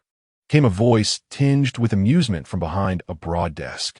Seated in a tailored and sophisticated casual outfit, a young man, only a few years her senior, turned to face her. He lounged with one leg crossed over the other, toying with an expensive fountain pen, a playful smile gracing his face. He was Ma Dongyi, the current president of the Spirit Sword Association in Gaoshan. Despite his youth, Ma Dongyi occupied this coveted position, not due to any extraordinary talent as a swordsman, for his abilities were rather mediocre. His true advantage lay in his illustrious lineage, a father who was a transcendent swordsman, and a mother, an SSS-class spirit sword wielder. Although now semi-retired, still wielded considerable influence. This formidable combination afforded him power and resources far surpassing those of his peers, naturally positioning him as the local authority within the Spirit Sword Association. Gu Shuifu paid him no heed, striding directly to the sofa on the opposite side of the room. She forcefully tossed the latest communication device onto the plush couch, the device bouncing twice on its luxurious leather surface. Her expression was so dark it seemed capable of dripping with frustration. "It's that guy Su Bai," she seethed, her voice laced with suppressed fury. Ma Dongyi raised an eyebrow, setting aside his pen, leaning forward with interest. "Oh, Su Bai, what did he say? Did he agree to come back and assist?" Gu Shuifu, as if hearing a jest, rolled her eyes dramatically, her demeanor brimming with indignation. "Agree? He refuses." Instantly, the smile faded from Ma Dongyi's face as he furrowed his brow. This Su Bai is truly an ungrateful wretch. How could he not appreciate the opportunities provided by our Spirit Sword Association?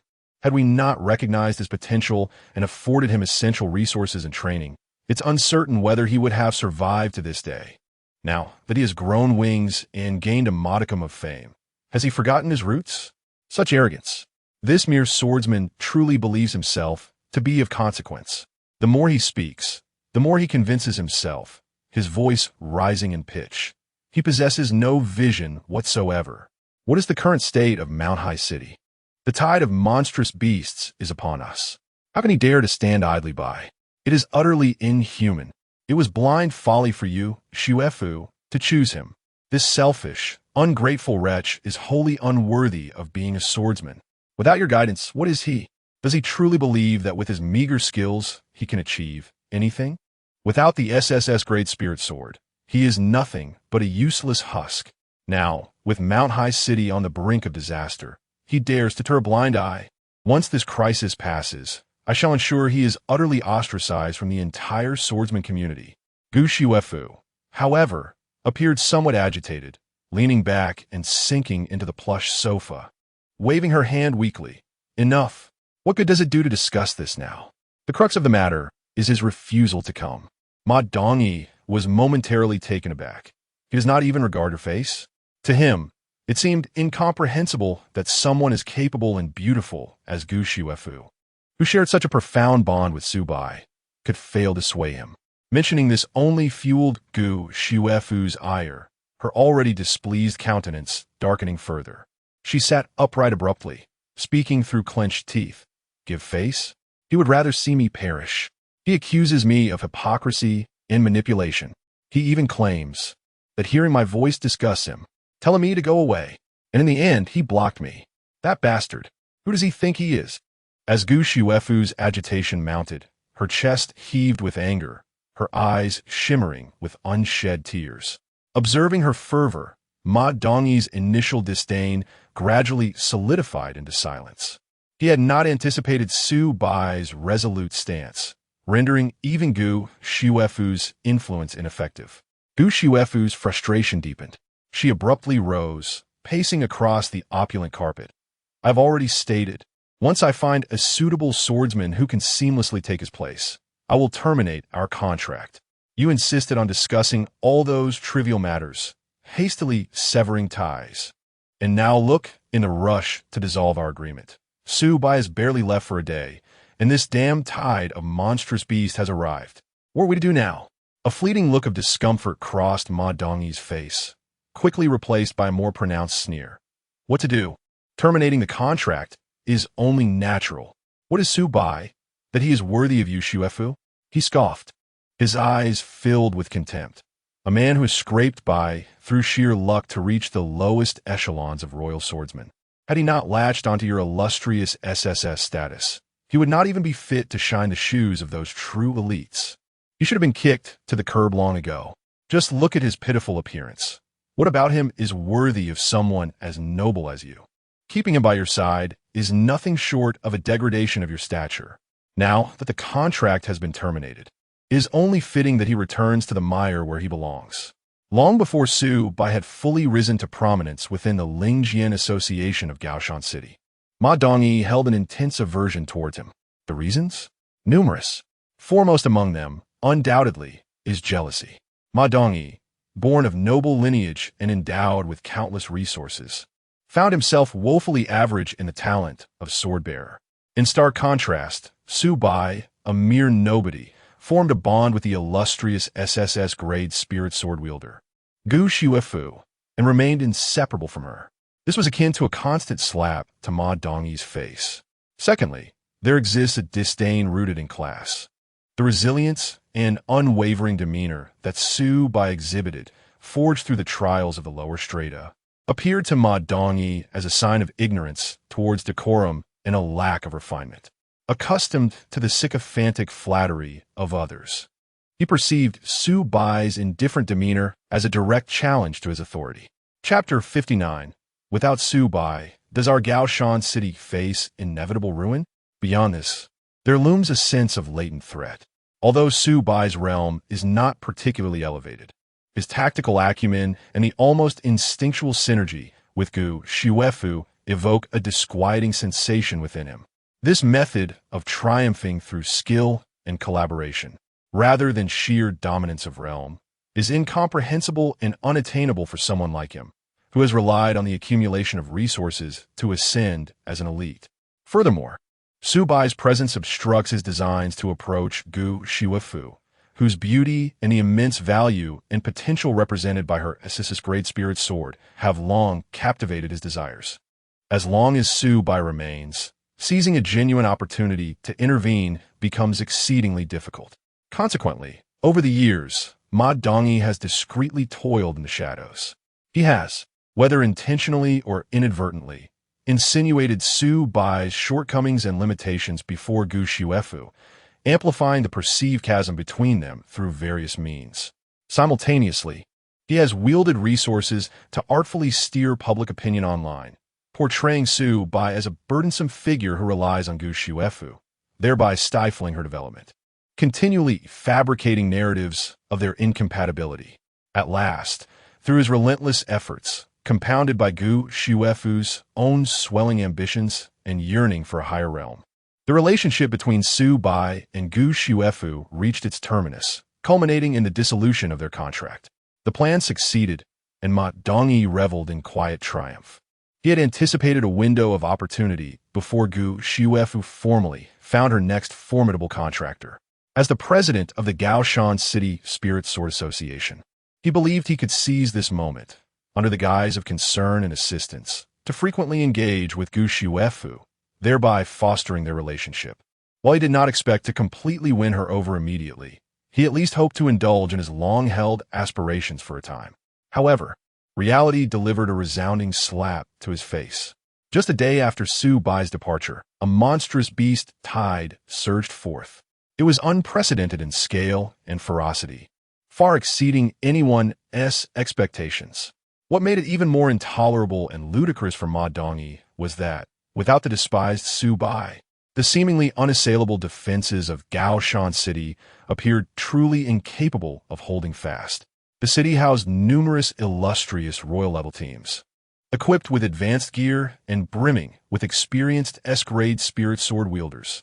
There were even figures like his father, a towering master swordsman stationed in the rear. The association invested astronomical resources each year to sustain them, and yet the outcome? They could not fend off those bizarre and formidable beasts. Incompetent, a mere assembly of incompetence. Now, the most critical combat strength, Gu Xuefu, lacked a suitable contractor for guidance and synergy. Despite possessing an SSS-grade spirit sword, she was unable to translate that potential into effective, sustained combat power. It was akin to a super cannon of immense power that could neither aim nor load, wielding limited influence on the chaotic battlefield. Clearly, if that scoundrel Su Bai were to return, given his profound understanding of Gu Xuefu's spiritual sword and his exceptional battlefield command abilities, he could swiftly stabilize the situation and eradicate these aberrant beasts, thus ensuring all would be well. Yet that wretch, whom he deemed a useless ingrate, dares to refuse. By what right does he refuse? Gaoshan City nurtured him. Gu Shuefu shaped him. What audacity does he possess to act so imperiously at this critical juncture? The more Ma Dongyi contemplated, the more his fury ignited. His complexion turning a deep shade of iron, fists clenched tightly.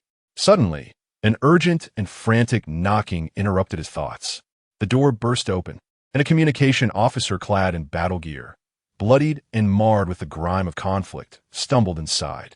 Ma Dongyi furrowed his brow, suppressing the tumult of irritation and rage within him, and asked in a grave tone, "What is it? Why the chaos?" The communication officer gasped for breath. His voice hoarse, "Chairman, the Western City can barely hold on. There are too many aberrant beasts. Our brothers, they're suffering heavy casualties. We truly cannot hold the line." A weight descended upon Ma Dongyi's heart, though he maintained an exterior of composure. "Do we have specific data on the casualties and enemy movements?" The officer's face contorted with bitterness and helplessness. "No. The technical department has completely collapsed. The interference on the battlefield is too intense. The data link has been severed multiple times. They simply cannot keep up. The observers at the front have made an exceedingly conservative estimate based on visual observations and energy reactions." He swallowed hard, his voice trembling with fear. "Just from the Western Front alone, the aberrant beasts surging forth. The conservative estimate is at least 100,000. What?" Ma Dongyi sprang from his chair, the color draining from his face, leaving it a ghastly pallor. 100,000 aberrant beasts. Where do they come from? And just from the West. What jest is this? The aberrant beast monitoring network surrounding Gaoshan City has been functioning normally.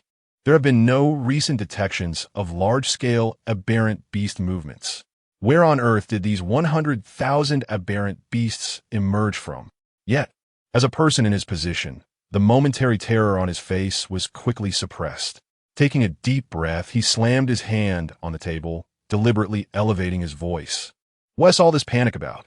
He reprimanded the communication officer sharply, also rallying himself. "What is 100,000? Even if 400,000 were to converge from all directions, what of it? Before Gaoshan City, they would merely be 400,000 slightly stronger ants." He turned, his gaze fierce as he looked at Gu Shuefu. "In our city, there is not just one transcendent swordsman stationed. Moreover, we have Shuefu, our strongest SSS-level spiritual sword wielder." He approached Gu Shuefu, softening his tone. "Shuefu, you must heed my words. The ungrateful Su Bai is not coming. We do not care. We shall immediately find you a temporary partner. I assure you, within our Lingjian Association, I will locate the most accomplished and experienced swordsman available." Gu Shuefu's tightly furrowed brows did not fully relax, her face etched with unwillingness. Su Bai's absence ignited within her a lingering fury of betrayal and disdain. Nevertheless, the current dire situation compelled her to confront reality. She took a deep breath and nodded. "It must be done. I shall make do for now." Indeed, while Su Bai exhibited a certain synergy, he ultimately remained merely a being of the myriad realms. I, on the other hand, am an SSS-level spirit sword wielder, my potential far surpassing that of the ordinary A and S-level individuals. Back when I partnered with a waste of such low caliber as Su Bai, we could effortlessly vanquish even the Beast King-level entities. Now, with a genuine celestial tier swordsman, even if our coordination is initially awkward, through sheer realm superiority and the absolute might of my spirit sword, I am confident in overcoming these seemingly numerous, yet individually subpar, otherworldly beasts. Ma Dongyi, seeing her acquiescence, raised his voice once more. "Oomph. Without Su Bai, does that mean our Gaoshan City is doomed? What a farce. Today, we shall reveal to everyone the true nature of Su Bai, the burden that he was to you. Shuefu." He gazed intensely at Gu Shuefu. "Shuefu, forget that waste. Unleash your true power. I believe that with a new and stronger companion, you shall shine with unprecedented brilliance. Your opportunity to ascend to the imperial level is today." These words struck a chord deep within Gu Shuefu's heart, resonating with her most fervent desires. To prove herself, to transcend her past, to reach the pinnacle. The days of pent-up frustration, the humiliation of rejection by Su Bai, and her hopes for the future intertwined, finally coaxing a faint yet strained smile onto her pale visage. Thank you, Brother Dongi. Chapter 60. The Path of the Dragon Emperor's Growth. Su Bai softly reassured, simultaneously infusing his spiritual energy into Hong Ni's body. This energy flowed like a gentle stream, tenderly permeating within, beginning to untangle and guide the chaotic, clashing energies of ice and fire that rampaged within Hong and I. The once ferocious energy, under Su Bai's guidance, found its outlet and anchor, gradually becoming orderly. Hong Ni's anguished cries began to subside, replaced by a soothing series of purring sounds, reminiscent of a contented kitten. The flames enveloping its form and the icy grass beneath its claws began to retract slowly, the violent aura stabilizing. Su Bai exhaled in relief, yet dared not become complacent. He continued to meticulously guide the energy's circulation and absorption within Hong and I. The chilling power of the moonlight and the searing dragon flames ceased their fierce clash and, under the harmonization of spiritual energy, began to intertwine and merge in a mystical manner, ultimately being greedily absorbed and transformed by Hong Ni's seemingly diminutive body. This process unfolded with astonishing rapidity. The immense energy contained within the beast core surged forth like a flood, inundating Hong Ni's limbs, nourishing its flesh, bones, and even its soul. The little creature's momentum grew at a visibly frantic pace. What once was merely a nascent being exuding a hint of spiritual vitality now radiated an aura of pressure that surged like tides, increasingly potent and weighty. Your familiar Su Hong and I has leveled up to LV2. Your familiar Su Hong and I has leveled up to LV3. Your familiar Su Hong and I has leveled up to LV4. Your familiar Su Hong and I has leveled up to LV10. Su Hong and I has comprehended a new ability, Celestial Dragon Authority. Your familiar Su Hong and I has leveled up to LV20. Su Hong and I has comprehended a new ability, Solar Claw. Your familiar Su Hong and I has leveled up to LV30. Su Hong Ni's original ability Faint Dragon Breath has evolved into Star Crown Breath. Your familiar Su Hong and I has leveled up to LV40. Su Hong Ni's original ability Destruction Perception has evolved into Dragon Emperor's Majesty. Your familiar Su Hong and I has leveled up to LV43. A series of rapid system notifications echoed in Su Bai's mind. Meanwhile, in the wilds outside Starbright City, the low-tier beasts that had been stirring under the cover of night suddenly sensed the arrival of a formidable adversary.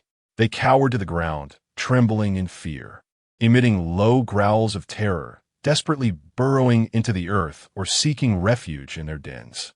In more distant realms across the mountains, deep seas, volcanoes, and dense forests of blue star, all beasts bearing dragon lineage, regardless of their strength or kind, felt a stirring from the depths of their bloodline at that very moment.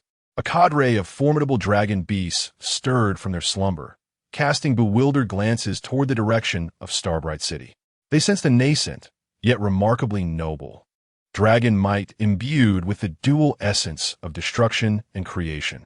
Awe enveloped them, accompanied by an instinctual reverence rooted in their very bloodline. At last, as the final vestige of the radiant Lion King's energy was wholly absorbed, the blinding luminance enveloping the little dragon, Hong Ni, gradually diminished, returning her form to its previous diminutive size, though her scales now shimmered with a deeper, more resplendent crimson, seemingly alive with swirling light. With a long exhale, Su Bai released a cloud of stale breath and withdrew his finger. Guiding such immense energy proved to be an arduous task, even for him, leaving him momentarily fatigued. A resounding burp erupted from Hong Ni, accompanied by an ethereal fragrance reminiscent of moonlight. The little creature, invigorated, opened her eyes wide, her obsidian orbs radiating satisfaction and excitement. She affectionately emitted a low growl, gracefully ascending to perch upon Su Bai's shoulder, nuzzling her smooth head against his cheek while emitting a soothing purr. Su Bai felt the warmth against his face and the potent aura emanating from Hong Ni, exponentially stronger than before, leaving him momentarily speechless.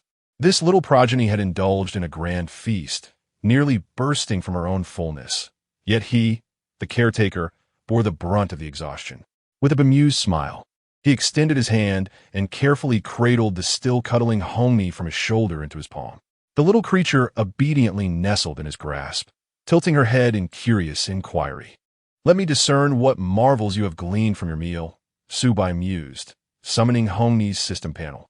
Spirit Pet, Hongni, Species, Eclipse Dragon Emperor Cub, Level, LV43, Attributes, Strength, 528, Agility, 495, Constitution, 651, Spirit, 783. Dragon Might, 850, Loyalty, 100 Eternally Loyal. Abilities, Celestial Dragon Authority. Passive, emanates a faint dragon might, imposing a suppression effect on targets of lower rank, diminishing their attributes by 10 and slightly bolstering allied morale. Solar Claw. Active, condenses dragon flame energy at the claw tip, infusing the next claw strike with intense heat and formidable penetration, dealing additional damage to energy shields. Starry Breath. Active, unleashes a torrent of energy infused with stellar power, inflicting continuous area damage and applying a melt effect that reduces target defenses. Dragon Emperor's Presence. Passive active. Passive, significantly enhances perception of danger, hostility, and power levels. Active, releases the Dragon Emperor's pressure, causing mental shock and fear to all targets below its rank within a specified area for 5 seconds. Lunar Death Ray. Active, absorbs the core essence of the Radiant Lion King, condenses moonlight power to emit a highly penetrative silver beam of death, inflicting substantial single-target damage and applying a soul freeze effect that briefly paralyzes the target spirit. By the heavens! Upon discerning the information displayed on the panel, Subai could not help but draw in a sharp breath, his eyes widening in astonishment. Level 43. He had skyrocketed from a mere level 1 to level 43. This was undeniably the strength characteristic of a 4th-tier beast. Yet, as he glanced down at the diminutive creature resting in his palm, appearing harmless and no larger than a handful, it was exceedingly difficult to associate it with the formidable and often colossal 4th-tier beasts. What astounded him even more were the attributes: strength, agility, constitution, spirit. Each value was extraordinarily high. This was hardly the panel one would expect from a 4th-tier beast. Subai was certain that if these attributes were presented elsewhere, one could easily claim it to be a 7th or even 8th-tier beast, and many would believe it. Particularly striking was the dragon's might attribute, which was unprecedented and alarmingly high. Was this the growth potential of the Dragon Emperor? A 4th-tier level, effortlessly manifesting attributes comparable to those of 7th or 8th-tier beasts. Such a notion was terrifying. Subai was overwhelmed with shock. However, he pondered, why did it only gain strength without an increase in size? This Dragon Emperor still appeared as insignificant as a common fish. Chapter 61. An unexpected path to advancement. Subai noticed the juvenile nestled within the parentheses of the species name, and a light bulb moment struck him. Indeed, merely ascending in level does not equate to an increase in age. The body has yet to fully mature. Thus, its size remains unchanged, still residing in the juvenile phase. However, a frown soon creased his brow. Is it possible that the Radiant Moon Lion King is somewhat underwhelming? After all, it possesses a pinnacle tier 7 beast core, brimming with immense energy, yet has only propelled the little one to level 43. Could it be that the solar eclipsing Dragon Emperor's species inherently faces extraordinary challenges in leveling up, requiring an astronomical amount of experience points? His gaze eventually settled on the skill list. In addition to the 4 abilities acquired or evolved through level advancement, there was an additional newly acquired skill, Illusory Moon Death Ray. Upon clicking to delve into its description, it was indeed confirmed that this power was derived from absorbing the Radiant Moon Lion King's beast core, akin to receiving a formidable single-target attack skill without any cost. Quite splendid. Observing the little creature, Rainbow, who was yawning once more in his palm, appearing as if it had eaten to its heart's content and succumbed to drowsiness. Subai's emotions were immensely complex. This little one harbored unfathomable potential. More importantly, as its contractor, he could distinctly sense it. That surging power flowed through the mysterious link of their bond, rushing into his own body like a thundering river. An unprecedented, almost savage sensation of fullness surged within him. He could feel his muscle fibers rejoicing, the density of his bones silently augmenting, and the velocity of his blood coursing through his veins quickening, imbued with explosive strength. Instinctively, he clenched his fist, the joints emitting a subtle crackling sound as the air around him slightly warped under the pressure. This power. Subai gazed down at his hands, his eyes wide with astonishment. This was not merely an enhancement of spiritual energy. It was a leap in the most pure and primal aspects of physical prowess. What astounded him even more than the ornate new skills displayed on Rainbow's panel was the terrifyingly exceptional foundational attributes reflected back to him through their shared status. He tentatively attempted to harness the power within him, and with the slightest exertion, he felt an almost primal force stirring, eager to break free. The strength he now possessed evoked a sense of trepidation within himself. What am I now? A humanoid beast? The thought struck him, and he couldn't help but chuckle softly. In the past, even when he ascended to the Origin Realm, he remained a relatively fragile swordsman. His physical attributes paled in comparison to those of similarly ranked or lower-tier beasts specializing in close combat. Not to mention during his time in the Myriad Phenomena realm. When faced with even slightly higher-tier beasts, he had to tread cautiously, calculating each strike meticulously, aiming for a swift kill or a hasty retreat. He was acutely aware that once entangled in combat, with his former physical condition, his demise was almost a certainty. However, at this moment, he could feel the surging power within him, akin to a tempestuous sea, and the unwavering strength of his physique, even sensing a substantial enhancement of his mental fortitude. Not only was he beyond the realm of mere combat, but Subai also found himself enveloped in an absurd confidence. He mused that even without the reliance on his spiritual sword, he could likely confront some mid to high-tier exotic beasts with nothing but his bare hands, perhaps even treating them as mere punching bags. The very thought elicited a bemused smile from him. A swordsman, neglecting the art of swordsmanship in favor of grappling with beasts? Such a notion was utterly ludicrous. To his astonishment, he had discovered this unconventional path of advancement. Subai reflected, "My system has indeed charted a course entirely distinct from that of other swordsmen, drawing upon the growth of his contracted beast to enhance himself. Gaining such formidable physical prowess was an unheard-of phenomenon within the traditional cultivation framework of swordsmen. Subsequently, his attention shifted to the newly acquired skills.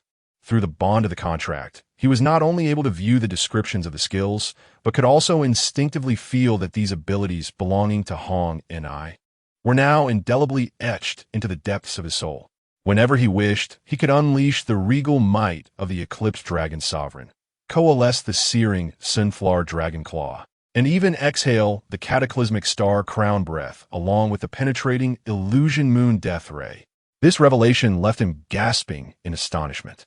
This was not merely a transformation of physical attributes. It heralded a seismic shift in his combat style. This overwhelming power, this terrifying potential for growth, was undoubtedly a monumental blessing. However, this little creature, it thrived on beast cores.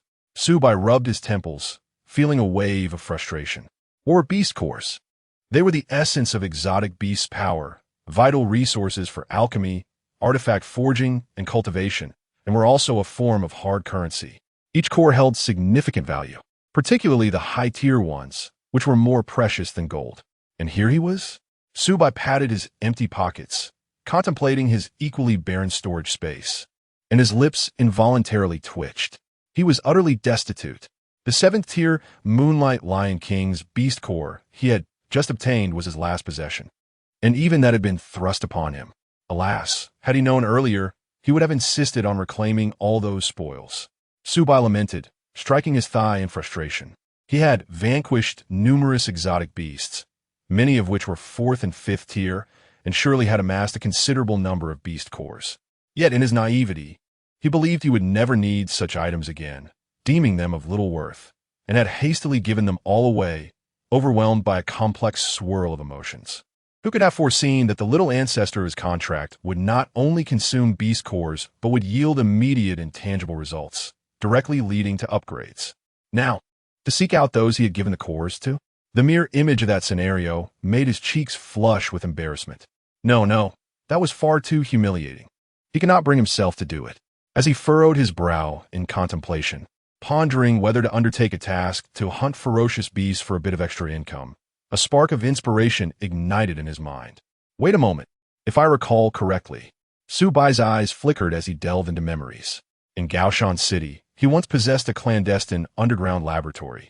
It had been established in secrecy during his time there, aimed at researching the mystical techniques of spirit sword invocation, and its location was exceedingly discreet. Apart from himself, no other soul was privy to its existence, not even Gu Xuefu. After severing his contract with Gu Xuefu and leaving Gaoshan City in despair, he believed that the contents of that laboratory, along with that chapter of his past, would likely remain forever unutilized, and thus he had neglected it. There, it seems I still have a stockpile of beast cores of various ranks that I had set aside and never got around to using. Su Bai's eyes brightened. While they might not include any of the 7th rank, their quantity should be considerable enough to sustain Hong and I for a while. It appears I must return to Gaoshan City. Su Bai sighed. The mere thought of Gaoshan City inevitably reminded him of Gu Xuefu, of that phone call, and of the large-scale beast tide currently besieging the city, reportedly overwhelming even the western city walls. What a bother. Truly a bother. Su Bai stifled a great yawn, fatigue washing over him like a tide. The relentless battles, the emotional fluctuations, coupled with the immense energy expenditure from aiding Hong and I, left him yearning for slumber. Never mind. He shook his head, temporarily casting aside those troubling thoughts. Even monumental matters must wait until after a good rest. For today, he would sleep, and tomorrow he would set off for Gaoshan City to reclaim his possessions. Assisting Gaoshan City was out of the question, but his belongings he must retrieve. He carefully placed Hong and I beside his pillow, observing as the little creature comfortably adjusted its position and resumed its peaceful slumber. Su Bai pulled the blanket over himself and swiftly succumbed to a deep and tranquil dream. Chapter 62, Main Course, Starbright City, Spirit Sword Association Building, President's Office. Despite urgent measures taken, the remnants of the beast tide stubbornly permeated every corner of the association. President Wei Lingfeng sat behind a spacious desk, his complexion haggard, eyes sunken and bloodshot. He anxiously rubbed his temples, his gaze unintentionally drifting over the mountains of documents cluttering the table, ultimately resting on the reflection of his thinning hairline on the polished surface, eliciting a bitter smile. This already sparse hairline had surely retreated further after the harrowing events of the night, truly precarious. A gentle knock echoed at the office door. "Come in." Wei Lingfeng's voice was somewhat subdued. A subordinate entered, bearing a similarly weary expression, with dark stains of dried matter marring his uniform. Yet his eyes remained clear as he held a slender electronic war report tablet. "President, I stand at attention. The preliminary statistical report regarding tonight's beast tide has been compiled." "Speak." Wei Lingfeng leaned slightly forward, mustering his spirit. This was the most pressing matter at hand. The subordinate activated the tablet, and a virtual light screen unfurled in the air, displaying rows of data and charts with clarity. "Yes, President. First, I report on the casualty situation. Preliminary confirmation indicates that the beast tide has resulted in the deaths of 12 civilians, 45 severely injured, and approximately 200 with minor injuries, predominantly among residents of the outer regions, and due to the initial impact of the tide. Among our combat personnel, 3 spirit sword users sacrificed their lives. 18 sustained severe injuries, 5 of whom are in critical condition, and 57 suffered minor injuries. 1 sword bearer perished, 5 were severely injured, while the remaining personnel experienced various degrees of abrasions and exhaustion." The subordinate paused, his tone heavy. "The compensation and honors for the fallen have been initiated. Regarding the city defense system, there are varying degrees of damage to the eastern and southern sections of the outer walls, with a breach of 50 meters in the eastern section 3. This has been temporarily sealed. 2 energy shield generators have been overloaded and damaged. with nearly 70% of the backup energy reserves depleted. The destruction of buildings within the city is primarily concentrated in 3 outer blocks, with approximately 15 of structures requiring reconstruction or extensive repairs. The consumption of strategic resources such as ammunition, medicinal agents, and spirit energy crystals has been immense. Preliminary estimates indicate direct economic losses exceeding 30 million. Wei Lingfeng's brows furrowed deeply, his fingers unconsciously tapping the desk. Each of these figures struck him like a hammer to the heart, yet compared to the worst-case scenario he had anticipated, this was a stroke of misfortune amidst the calamity. The subordinate swiped the light screen, continuing the report. Of course, we also have gains. The total number of beasts exterminated exceeded 1,000, including 1 7th-tier beast king and 3 6th-tier beasts. We successfully recovered a substantial amount of valuable materials from beasts, including 872 complete beast cores, various claws, shells, and furs, with a preliminary valuation of approximately 55 million.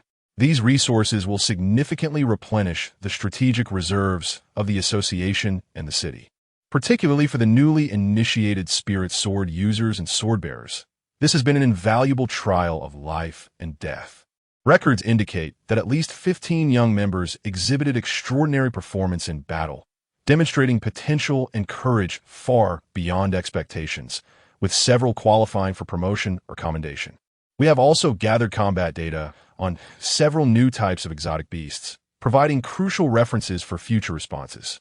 Although the casualties are disheartening, overall morale remains acceptable. Particularly, my subordinate raised his head, admiration flickering in his eyes. Thanks to Lord Su Bai's timely intervention, he single-handedly withstood several waves of the fiercest assaults and slew the 7th-tier beast king. Otherwise, the consequences would have been unimaginable. It could be said that it was his solitary valor that minimized our losses. Upon hearing the name of Lord Su Bai, Wei Lingfeng's tense expression finally revealed a complex and grateful demeanor. Indeed, Lord Su Bai. He exhaled deeply, leaning back in his chair, reflecting on the chaos of the day, with myriad affairs intertwining. Tomorrow, once things settle down a bit, I must personally lead a team to express my sincerest gratitude to Lord Su Bai on behalf of Xingming City and the association. He had only returned to Xingming City for a mere 2 days, yet he rendered us such immense aid. Truly, he paused, recalling the recommendation from Xiaozhong regarding Lord Su Bai. His contributions in this matter should not go unnoticed. Just then, the red emergency communication phone in the corner of the office rang out sharply, shattering the brief tranquility. My subordinate, closest to the phone, hastened to answer. This is the office of the president of the Lingjin Association of Xingming City. Yes, headquarters. Please proceed. Initially, his expression was one of formal business, but soon his eyes widened in shock, and his breathing grew rapid. What? Yes.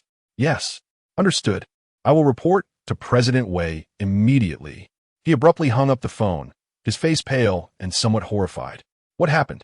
What did the headquarters say? Seeing his reaction, Wei Lingfeng felt an ominous premonition rising within him. My subordinate took a deep breath, striving to steady his emotions, though his voice trembled. President, the headquarters has issued an urgent notification. Gaoshan City has encountered an unprecedentedly massive wave of exotic beasts. According to preliminary monitoring, its intensity and numbers far surpass any recorded instance. He paused momentarily before adding, moreover, almost simultaneously, the activity indices of exotic beasts detected across Blue Star have surged abnormally, with various regions experiencing different degrees of unrest and disruptive incidents. The headquarters assesses that these are likely the chain reactions triggered by the terrifying beast tide in Gaoshan City. What? Wei Lingfeng sprang up from his chair, shock evident on his face. Are you implying that the beast tide we are facing in Xingming City is merely the aftershock of what transpired in Gaoshan City? The subordinate nodded with great difficulty, the color draining from his face. It seemed. Indeed, that was the implication from headquarters. Wei Lingfeng's expression instantly darkened, taking on a pallor that suggested fear. He murmured to himself, filled with trepidation. Merely being affected had nearly led to the annihilation of our star-bright city. It is truly unfathomable to imagine the scene unfolding in Gaoshan City now. A truly terrifying spectacle awaits. It would be a veritable mountain of corpses and a sea of blood, a hell on earth. The subordinate added, Chairman. This also elucidates why, after we dispatched our distress signal, neighboring sister cities failed to send reinforcements in a timely manner. They are likely either preoccupied with their own crises or have received higher priority directives from headquarters, mobilizing all available forces to support Gaoshan City. Wei Lingfeng nodded in silence. This explanation, though reasonable, weighed heavily upon him. Chapter 63. A clear demarcation between Xingming City and Gaoshan City, as one of the principal strongholds of humanity, possesses a strategic significance and symbolic weight that pales in comparison to that of the peripheral settlement of Xingming City. Should Gaoshan City fall, the repercussions for the entire human defense line would be catastrophic. Sighing heavily, Wei Lingfeng resumed his seat, feeling utterly drained in both body and spirit. Moreover, his subordinate wore a troubled expression, hesitating to speak. What is it? Speak plainly. Wei Lingfeng had neither the time nor the inclination for riddles.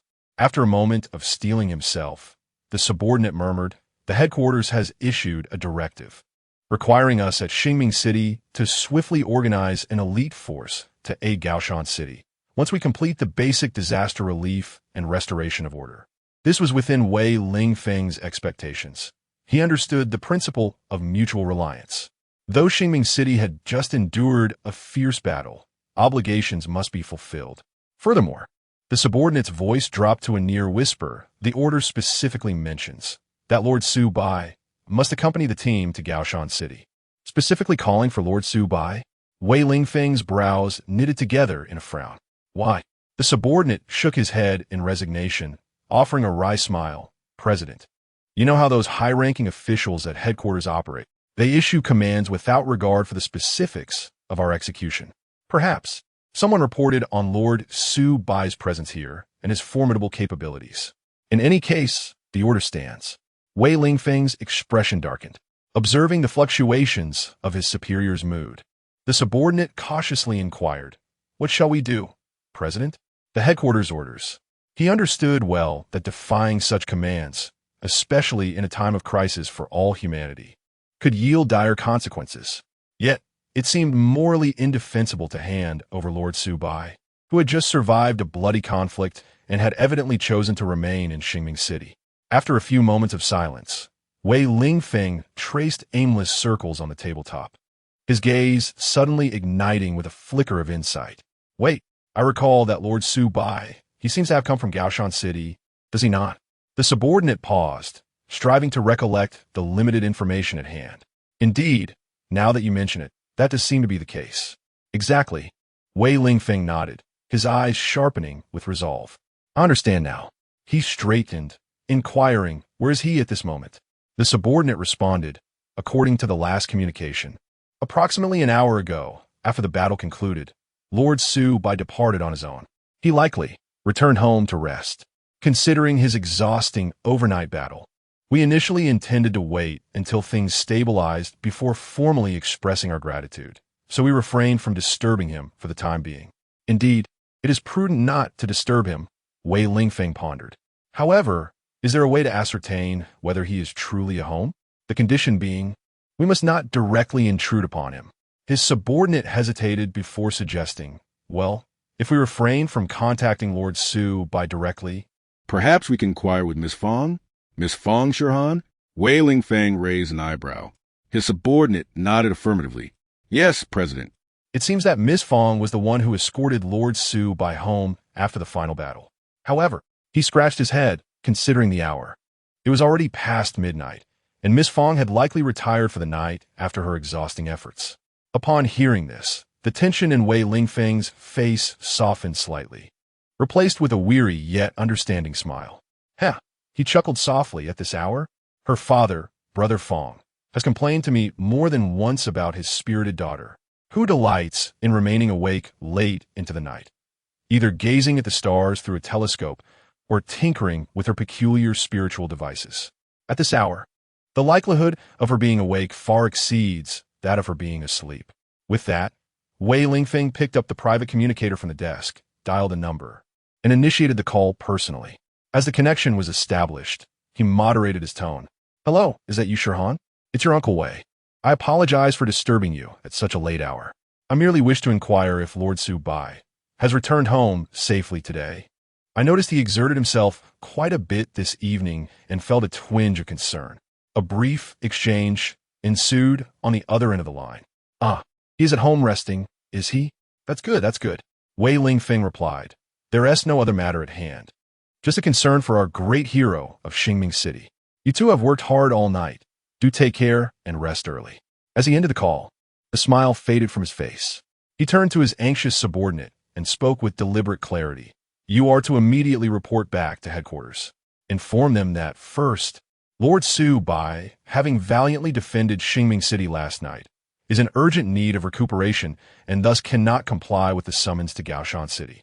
Secondly, he emphasized, Xingming City has recently endured a devastating beast tide, suffering significant losses, with our defensive capabilities severely compromised. The tasks of city reconstruction and tending to the wounded are overwhelming. We are currently unable to allocate any personnel or resources to assist Gaoshan City." His subordinate's eyes widened in disbelief, struggling to comprehend the gravity of the orders. This was not merely a refusal to send Su Bai. It was a direct rejection of even symbolic assistance. Observing the shock on his subordinate's face, Wei Lingfeng added, "Moreover, make it abundantly clear to headquarters that, given the current circumstances, the Spiritual Sword Association of Xingming City shall temporarily delineate our boundaries with Gaoshan City." Delineate our boundaries. The subordinate was utterly taken aback, exclaiming, "President, why is this? Even if we choose not to assist, is it necessary to express it so resolutely? This amounts to an open declaration of allegiance." At headquarters, Wei Lingfeng gestured for calm, then wearily rubbed his temples before resuming his seat. "Please sit and listen to me," he said. Once his subordinate complied, Wei Lingfeng slowly began. "Lord Su Bai hails from Gaoshan City, correct?" The subordinate nodded. "He has operated in Gaoshan City, and given his strength and status, it is improbable that he lacks acquaintances there. In fact, he may have individuals of significant importance to him or deep connections. Now that Gaoshan City is facing an unprecedented crisis with this massive beast tide, those associated with him or aware of his capabilities must have already endeavored to reach out, whether to seek assistance or to convey information. To consider another possibility, even if no one has contacted him, a being of Lord Su Bai's caliber would possess an acute sense of perception. Our Xingming City is not excessively distant from Gaoshan City, and given the intense aftershocks we are experiencing here, it is inconceivable that he would remain oblivious to such a cataclysmic event occurring at the core of Gaoshan City. I find it hard to believe." Chapter 64. This is not a request. It is an order. It is a notification. Update. Wei Lingfeng gazed at his subordinates, his eyes sharp and penetrating. Yet, Lord Su Bai did not rush to High Mountain City upon receiving the news. He opted to remain in Xingming City, even returning home to rest. What does this signify? As his subordinates followed his train of thought, their expressions gradually shifted. This could only indicate his stance. Wei Lingfeng asserted decisively that he did not wish to go. Perhaps he believed that his presence would be futile, or he possessed compelling reasons that rendered him unable or unwilling to attend. In any case, he made a choice, not to rescue High Mountain City. From this moment forth, Lord Su Bai's position aligns with that of Xingming City. He looked toward the dimly lit sky beyond the window. Xingming City was saved by Lord Su Bai's own efforts. Without him, we might have become a desolate ruin. You and I could very well be dead. Gratitude and reciprocity are fundamental principles of humanity. Xingming City is merely a peripheral town with limited resources. What we can offer hardly holds any value to a powerhouse of Lord Su Bai's caliber. The fact that he is willing to take refuge here and even rise to our aid in times of peril is a tremendous favor and kindness. We absolutely cannot repay kindness with enmity, nor should we, at this juncture, impose the headquarters orders upon him, making him uncomfortable or worse, pushing him to our opposing side. Upon hearing this, the subordinate finally comprehended the president's profound intent. Any lingering doubts dissipated, leaving only admiration for the president's resolution and respect for Lord Su Bai's choice. "I understand now, President," he said. Wei Lingfeng nodded, weary yet resolute. "Reply as I have instructed. As for the pressure from headquarters, I shall personally attend the upcoming urgent high-level online meeting to clarify the situation. This responsibility rests upon me, Wei Lingfeng." The subordinate straightened his back and nodded emphatically. "Yes, President. I shall respond to headquarters immediately." He refrained from asking further questions and swiftly exited the office. The heavy metal door slowly closed behind him, leaving Wei Lingfeng alone in the room once more. He took a deep breath, exhaling slowly, expelling both fatigue and negativity from his chest. Approaching his desk, his fingers glided over the smooth surface, ultimately resting on an embedded touch panel. With a gentle tap, a soft glow illuminated the area, revealing a complex holographic interface that unfolded before him, with azure data streams and icons gracefully swirling in the air. He navigated it skillfully, accessing an encrypted communication channel. A prompt appeared on the interface, connecting to emergency meeting. After a wait of approximately 10 seconds, the spatial scenery shifted. He found himself in a virtual circular conference hall. One by one, holographic projections, some clear and others slightly distorted by signal interference, materialized in their designated seats. Above, several core high-ranking officials of the Spirit Sword Association are gathered, led by a solemn middle-aged man whose mere presence commands respect, the vice president of the association and the temporary commander for this crisis response. Surrounding the seats of the headquarters are leaders from several significant stronghold cities near High Mountain City, most of whom exhibit expressions of anxiety and gravity, clearly feeling the immense pressure within their jurisdictions. In a somewhat jarring position, marked by intense signal fluctuations, the projection of a visibly agitated man, yet still radiating an air of unyielding pride, suddenly stabilizes. He is Ma Dongyi, the president of the Spirit Sword Association in High Mountain City. His projected backdrop appears to be a makeshift command center, with the faint echoes of explosions and urgent shouts barely audible, almost simultaneously with the stabilization of Ma Dongyi's image. Before the vice president of the headquarters can initiate the meeting, he slams his hand against the virtual tabletop with a resounding thud that causes his own image to flicker. "Is it really the time for a meeting?" Ma Dongyi's voice pierces through the low murmur of discussions in the assembly, declaring, "High Mountain City can hardly hold on any longer. What are you waiting for?" His ruby-red eyes scan the room fiercely, ultimately locking onto the leaders of several surrounding cities. The Western Defense Line desperately needs support. Immediately dispatch at least 3 fully equipped teams. And energy. The shield in the east is on the verge of collapse. Send all your spare spirit energy cores to me. Now, at once. His tone, rather than pleading for assistance, resembles that of issuing a rightful command, as if the entire world owes a debt to High Mountain City and should unconditionally heed his directives. The assembly falls into a momentary silence. The faces of the city leaders he addressed turn pale, caught between words. Everyone knows the significance of High Mountain City, yet their own resources and manpower are also strained, and Ma Dongyi's demeanor is exceedingly difficult to accept. The vice president of the headquarters furrows his brow, seemingly about to intervene to restore order, but Ma Dongyi offers him no opportunity. He abruptly turns, his gaze like a blade piercing toward the relatively silent Wei Lingfeng in the corner. "And you, Wei Lingfeng, Starbright City. The headquarters has already issued orders for you to immediately organize an elite team led by someone named Su Bai to assist High Mountain City. Where is he? Why hasn't he departed yet? Do you wish to witness the downfall of High Mountain City and the collapse of the entire human defense line?" His accusatory voice reverberates through the virtual meeting hall, imbued with a palpable sense of pressure and moral coercion, instantly drawing the attention of all towards Wei Lingfeng. Sitting composedly at his own position, Wei Lingfeng's face betrays little emotion, but a flicker of barely perceptible coldness flashes in his eyes at the mention of Su Bai's name, meeting the gazes of everyone, particularly the nearly fiery stare of Ma Dongyi. He slowly and clearly begins to speak. "President Ma and esteemed colleagues, I have indeed received the headquarters orders.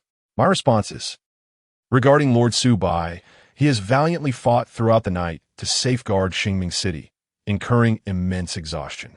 He is currently in urgent need of rest and cannot comply with the headquarters summons to proceed to Gaoshan City.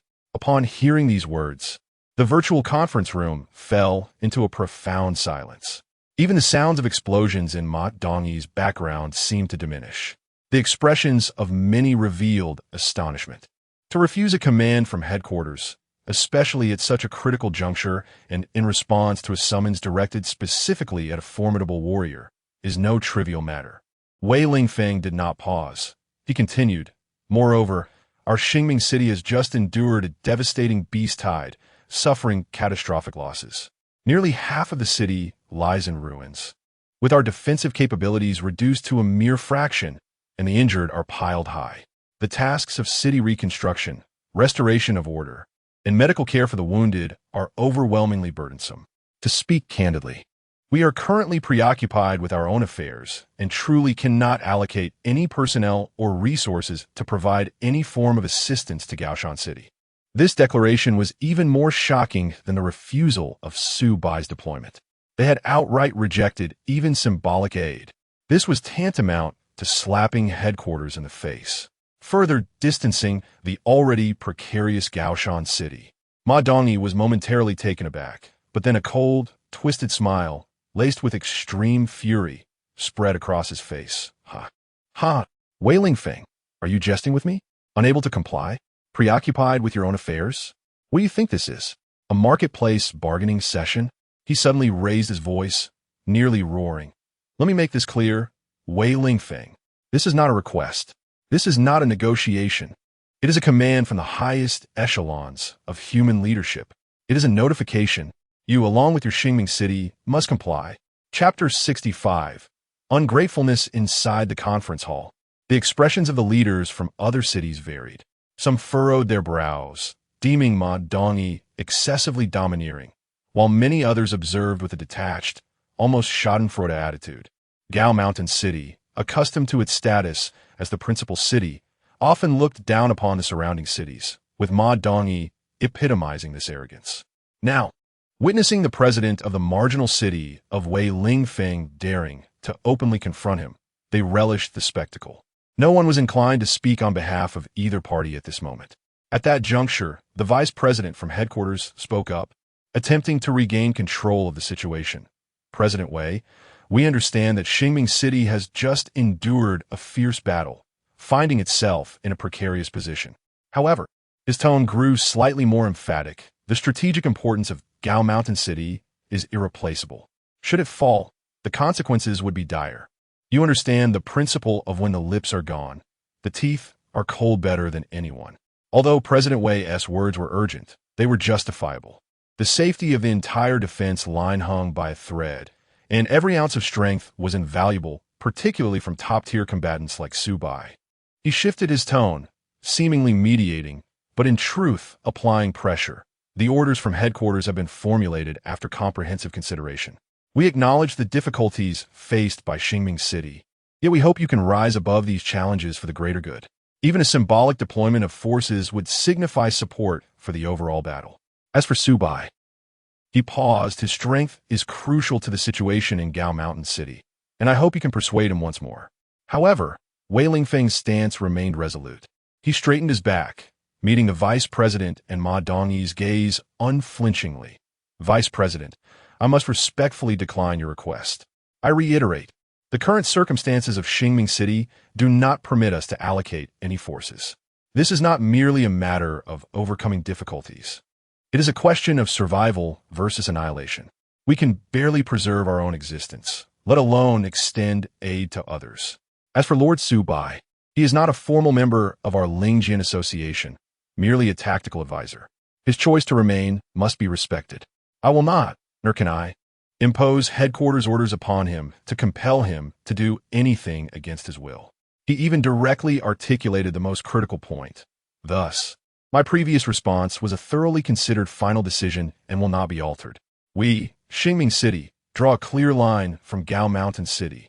You, Ma Dongyi, trembled with rage, his eyes, bloodshot from the battle, widened in disbelief, fury almost bursting forth from the holographic projection. President Wei, you demand Su Bai to go? Do you have the right? Wei Lingfeng scoffed. Have you forgotten how Lord Su Bai repeatedly stepped forward to rescue you from peril when he was in Gao Mountain City? The suppression of the dimensional rift in the west, the thwarting of the mutated beast tide in the southern suburbs. Was he not always at the forefront?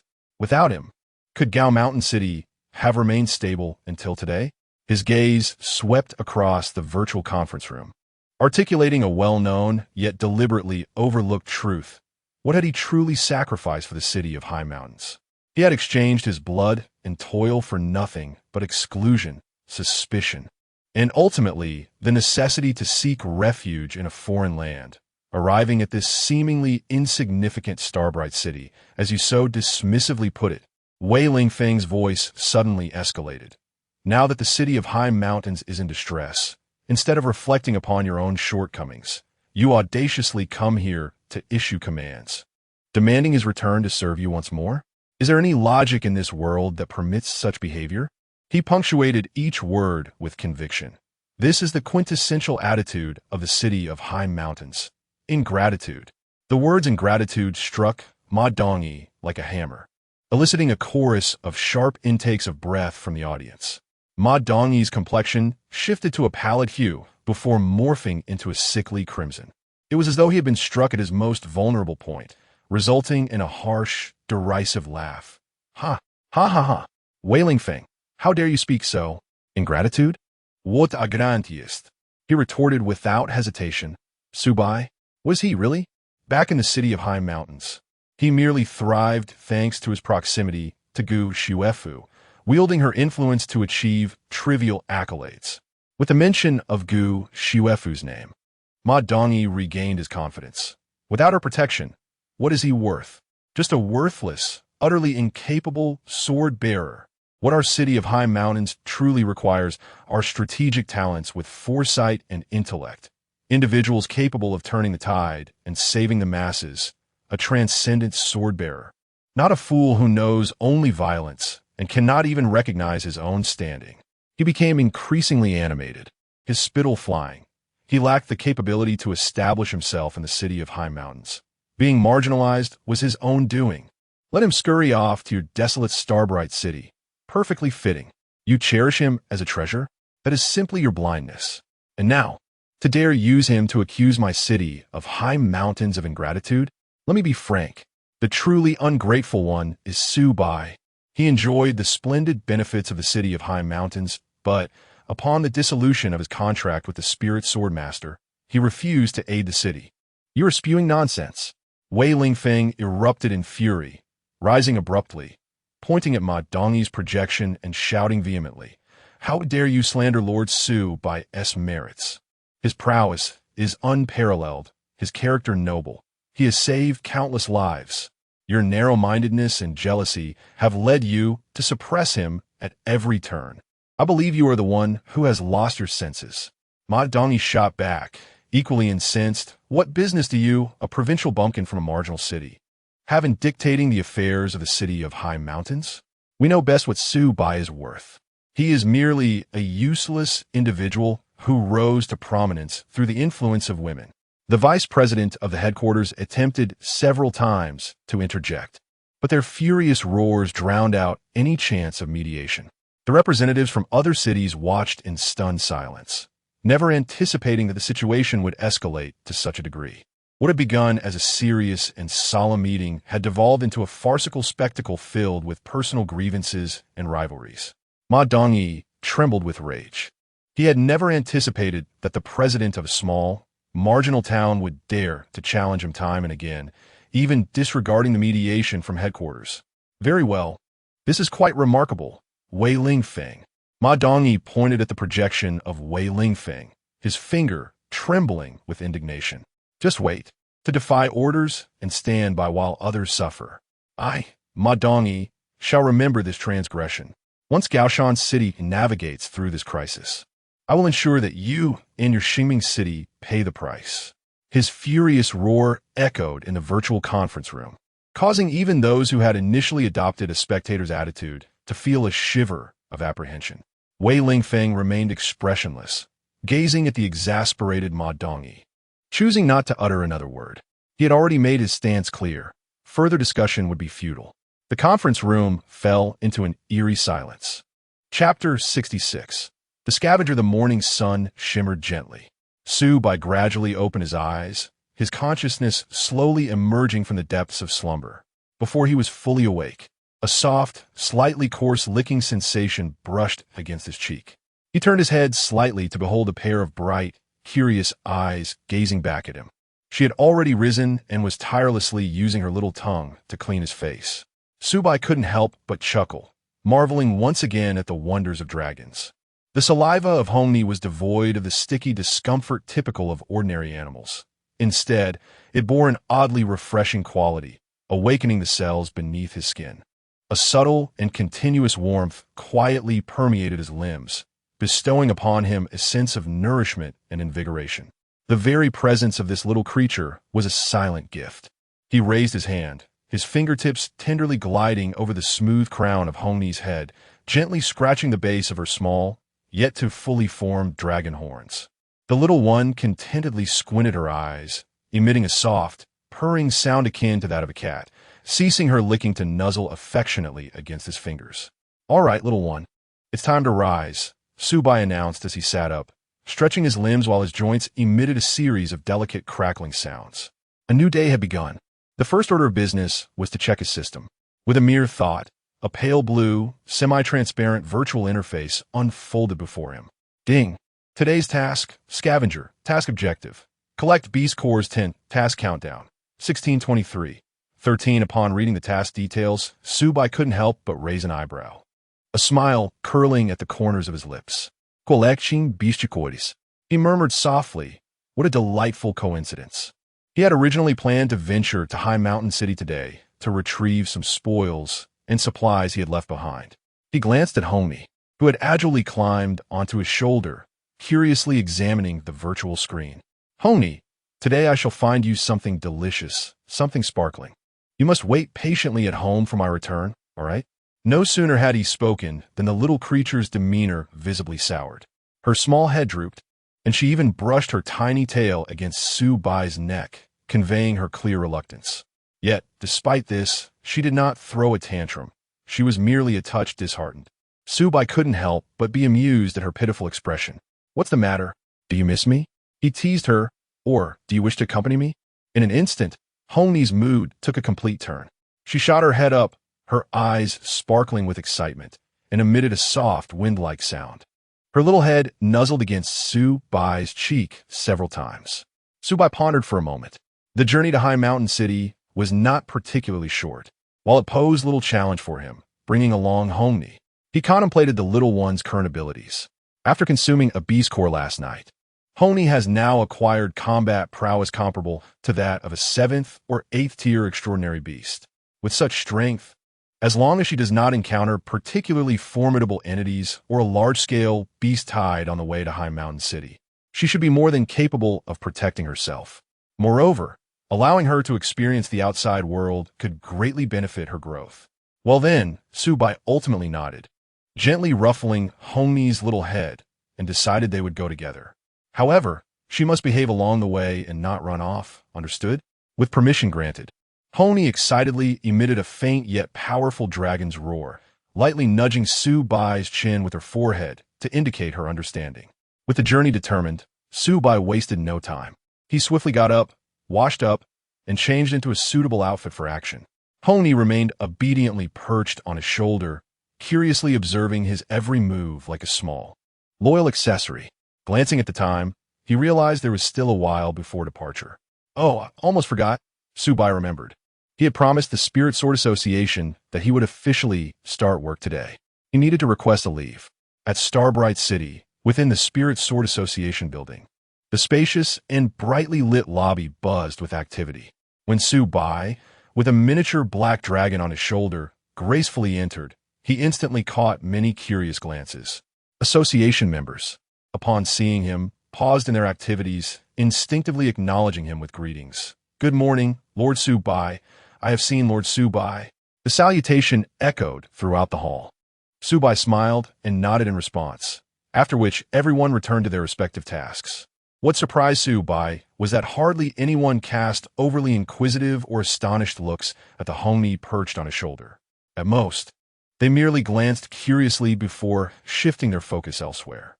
He chuckled inwardly, realizing he had indeed worried unnecessarily, believing he would have to explain the origins of this little creature. Perhaps it was due to his current status or the fact that the Spirit Sword Association was a place of diverse knowledge. A small spirit pet was hardly a cause for significant commotion. He confidently approached the front desk. Behind the counter, Xiao Li sat upright, meticulously handling a document. Upon noticing Su Bai's approach, he immediately sprang to his feet like a coiled spring, wearing a warm and respectful smile, slightly bowing in greeting. "Lord Su Bai, what brings you here?" "Good morning." Su Bai casually waved his hand, signaling him not to be overly formal, then teasingly asked, "Xiao Li, are you not the deputy supervisor? Why are you always stationed at the front desk?" Feeling a bit embarrassed by Su Bai's jest, Xiao Li scratched his head but straightened his back, seriously responding, "Lord Su Bai, you jest. It is my honor to serve everyone, and staying at the front desk allows me to be the first to understand the association's developments." He paused momentarily before eagerly inquiring, "I wonder, does Lord Su Bai have any instructions for today?" "It is nothing of great importance," Su Bai said casually. "I have come to inform you that I need to take a day off." "Taking a day off?" Xiao Li's eyes widened in surprise. "Of course. That is not an issue at all.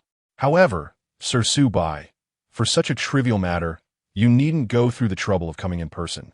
A simple phone call or message would suffice." As he spoke, he swiftly navigated the interface at the front desk to process Su Bai's leave request. At that moment, the glass revolving door of the association headquarters swung open with a whoosh, and a striking figure entered. It was Feng Shirhan, clad in a brand-new black off-shoulder sweater paired with a short skirt, a departure from her usual sharp attire, exuding a softer, more graceful aura. She carried a rather substantial bag in her hand. A young spirit swordsman stationed at the entrance brightened at the sight and stepped forward. "Advisor Feng, good morning. Your outfit today is truly beautiful. I don't recall seeing you wear something like this before." Feng Shirhan paused momentarily, a radiant smile gracing her face, her eyes sparkling with a relaxed and joyful demeanor. "Thank you," she replied with a gentle nod, her voice softer than usual. "I am in a good mood today, so I thought I would change up my style." With that, she continued into the hall, her gaze naturally sweeping across the front desk area, where she soon spotted Su Bai standing there, accompanied by his conspicuously noticeable little black dragon perched upon his shoulder. Chapter 67. A Fortuitous Encounter. "Good morning, Su Bai." Feng Shirhan's voice resonated with warmth, crisp and melodious. Upon hearing the familiar tone, Su Bai turned and smiled upon seeing her. "Good morning, Shirhan. What a delightful coincidence. You look stunning today." He felt a wave of relief wash over him.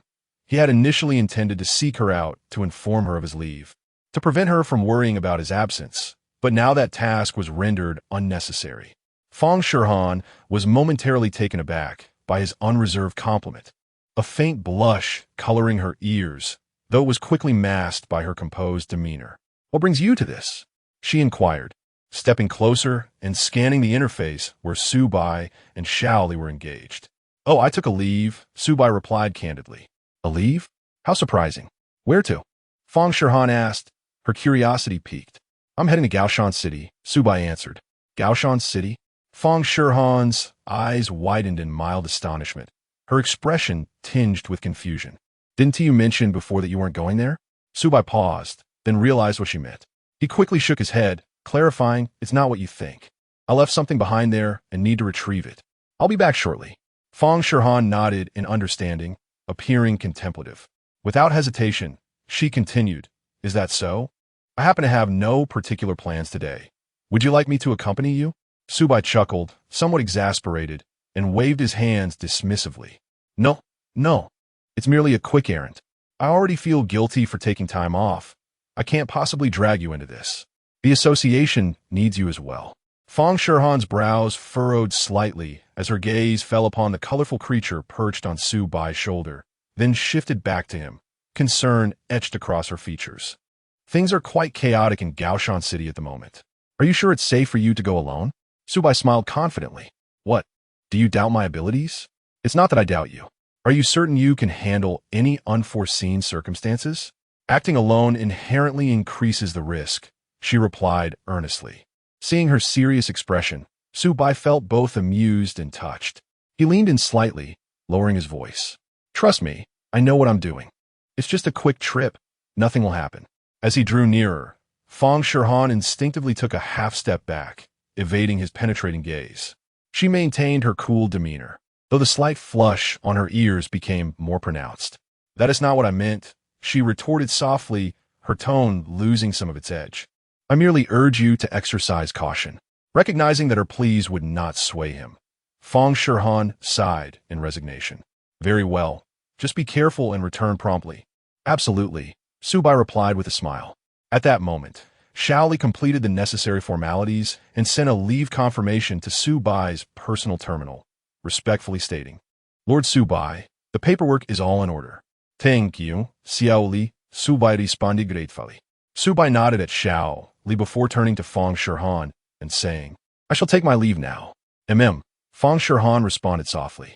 Without lingering, Su Bai turned and walked towards the door, while Hong Yan'ai perched on his shoulder, curiously glancing back at Fang Shihan before settling down obediently.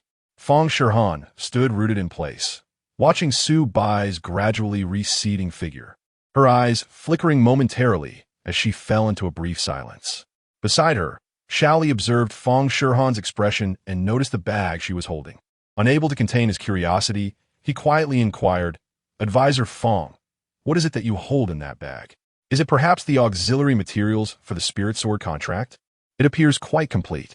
Fang Shihan was jolted from her reverie by his question, instinctively tightening her grip on the bag. Her eyes momentarily flickered, but she quickly regained her composure, smiling as she explained, Oh yes. I've noticed that recently, some spirit sword wielders or sword bearers who have yet to successfully contract with their spirit swords have been seeking assistance from the association. I thought it prudent to prepare a set of commonly used materials in advance, just in case someone finds themselves in urgent need. Ah, I see. Xiaoli exclaimed, his expression one of enlightenment. He silently commended Advisor Fang for her thoughtful consideration, remarking to himself how considerate she was towards newcomers. Fang Shihan merely smiled in response, choosing not to elaborate further, yet her gaze unconsciously drifted back towards the direction from which Su Bai had departed. Soon, Su Bai's figure appeared beyond the towering walls of Qingming City. In stark contrast to the orderly and vibrant scene within the city, the outside world unfolded a desolate expanse. The earth exhibited a morbid shade of gray-brown, marred by cracks that crisscrossed its surface. Sparse vegetation, resilient yet distorted, thrived in this harsh environment, bearing unsettling hues of dark purple or metallic sheen, exuding a faint scent of decay. In the distance, the remnants of collapsed structures, long eroded by wind and sand, could be seen, scars left from 5 centuries prior, since the invasion of the otherworldly beasts. The resurgence of spiritual energy has ushered not only opportunities, but also drastic changes to the environment. The land beyond the city walls has become inhospitable to ordinary humans, fraught with unknown dangers and untamed energy. Previously, Su Bai had traveled from Gaoshan City to Qingming City by train. However, now, Gaoshan City was besieged by otherworldly beasts, and all conventional transportation routes had been severed, with communication sporadically disrupted. To reach his destination, the only recourse was to rely on his own strength to traverse the perilous wilderness. Sighing softly, Su Bai glanced at Hong Yan'ai, who was curiously pawing at his collar with her tiny claws. He realized he would have to make the journey on his own. Given his current abilities, if he exerted himself, the distance would not take too long to cover. Nevertheless, it would ultimately be less convenient than utilizing a means of transport. He instinctively caressed Hong Ni's smooth, cool scales, jokingly murmuring to the little creature, If only you could grow a bit larger, then you could carry me through the skies. How impressive that would be. No sooner had he spoken than the little creature on his shoulder let out a resounding dragon's roar. Boom! In an instant, a tempest arose, centered around Su Bai, The once tranquil air erupted violently, akin to a stone cast into a serene lake, creating tumultuous ripples. Above, ominous clouds swiftly converged, with serpentine lightning dancing within, accompanied by a deep, resonant thunder. This sudden manifestation of celestial phenomena startled even Subai, within a radius of several tens of miles. The lurking beasts of the wilderness, both formidable and feeble, emitted anguished cries of terror, subsequently prostrating themselves upon the ground, trembling uncontrollably. The origin of this extraordinary spectacle was the radiant figure that leapt from his shoulder. Hong In-ai, the diminutive creature, upon touching the ground, did not make contact, but instead hovered in midair. Almost immediately, an unfathomable surge of energy erupted from within her. Chapter 68. The true form of the Eclipsed Dragon Emperor. The sound of scales grinding against each other resonated like the clash of metal. Bones stretched, producing a sound akin to mountains crumbling. A dark light, like ink, spread out, engulfing all surrounding illumination. In the blink of an eye, the palm-sized black dragon transformed into a terrifying giant dragon, measuring several dozen meters in length, obscuring the sky. The Eclipsed Dragon Emperor. This is the true form of Hong In-ai. Her primary scales exhibited an extraordinarily profound black hue, smooth and hard, yet at the edges of the scales and the joints, there flowed a subtle dark golden pattern, reminiscent of the edges of an eclipse, glowing like molten lava. Her head was imposing and regal, with a pair of massive, upward curving dragon horns seemingly sculpted from black crystal, their tips shimmering with a disquieting, ethereal light. Her eyes had transformed into two diminutive, slowly burning dark red suns, with stars flickering in the depths of her pupils. Merely hovering there, an aura of ancient desolation mixed with unparalleled dominance radiated, causing the surrounding space to subtly warp and lament. This was the demeanor befitting the sovereign of dragons. Subai stood rooted to the spot, momentarily stunned by this sudden, colossal surprise and visual impact. He gazed up at the hovering figure of Hong In-ai, who exuded a divine majesty, feeling the terrifying yet intimately connected aura with his soul, unable to suppress a smile. Goodness, it seems this little creature has not only attained the power comparable to a 7th or 8th tier beast king, but with this immense spiritual energy, she can now momentarily manifest her full form. Without hesitation, he lightly pressed his toes against the cracked earth, launching himself skyward like an arrow, landing precisely between the broad, flat dragon horns that adorned Hong In-ai's forehead. The vantage point was exquisite. "Let's go, Hong In-ai." Subai, filled with vigor, pointed towards the direction of High Mountain City, ready for departure. Roar! In response, a resounding and powerful dragon's roar echoed. The Eclipsed Dragon Emperor's wings flared dramatically, and her massive body instantly transformed into a bolt of black lightning, racing towards the distant horizon with Subai aboard, leaving behind the gradually settling winds and the trembling awe of countless strange beasts. High Mountain City Spirit Sword Association. Contract Room. This was the designated space provided by the Spirit Sword Association for spirit sword wielders and sword bearers to form contracts, usually solemn and quiet. However, at this moment, the tranquility bore an unsettling undertone. Gu Shuefu leaned against the cold metal chair back, her long, straight leg impatiently swaying, the tip of her high-heeled shoe tapping rhythmically against the mirror-like floor, producing a soft yet distinct click. Her brows furrowed slightly, her exquisite face betraying unmasked irritation. Her attention was wholly focused on the smartphone in her hand. The screen illuminated her somewhat sullen expression, displaying a rapid scroll of various comments from social media platforms and local forums. Goodness, have you seen the video from the West Wall? That giant claw. Curse it. The city walls are on the verge of crumbling. Accompanied by a disorienting video, replete with screams and the cacophony of explosions. We can't hold out any longer. My brothers, those beasts outside are relentless, coming in wave after wave. Where are the members of the Spirit Sword Association? Where are the Spirit Sword Masters and Sword Bearers? Where have they vanished to? Keep your mouth clean upstairs. The association members are fighting tooth and nail. My cousin is on the front lines, If you're so capable, why don't you join in, keyboard warrior? To hell with you. I'm trapped within the city. My home is nearly gone. After paying so much to support them, they can't even guarantee our safety? Damn it. The Eastern District is in crisis. Coordinates at a street. A second-tier split-tooth beast has broken in. Help. Are there any nearby strong warriors who can provide support? Instantly, dozens of pleas for assistance flooded the comments below, with desperate cries for aid and messages of despair. Don't hold your breath. The entire city is short on manpower. Damn it, if I had known. I should have fled 2 days earlier. Who believe the association's claims of it being controllable? What a joke. Is there any inside information? When will reinforcements arrive? If this continues, the city will surely fall and lives will be lost. Reinforcements? Just look at the signal interference in the sky. We can't even send out a distress signal. We are but an isolated island, waiting to be fed to the monsters. Gu Shuefu scrolled down with an impassive expression, her fingertips pressing down hard, almost piercing through the screen. Soon, the conversation inevitably shifted towards her. Ever since the earth-shattering battle that Su Bai caused at the hotel, his name has gained immense popularity in Gaoshan City and beyond. Naturally, his former partner Gu Shuefu has also drawn considerable attention. Now that Gaoshan City is engulfed in an unprecedented crisis, the citizens, amidst their panic, instinctively turn their gaze towards the known powerful figures. The goddess Shuefu must be preparing some grand move.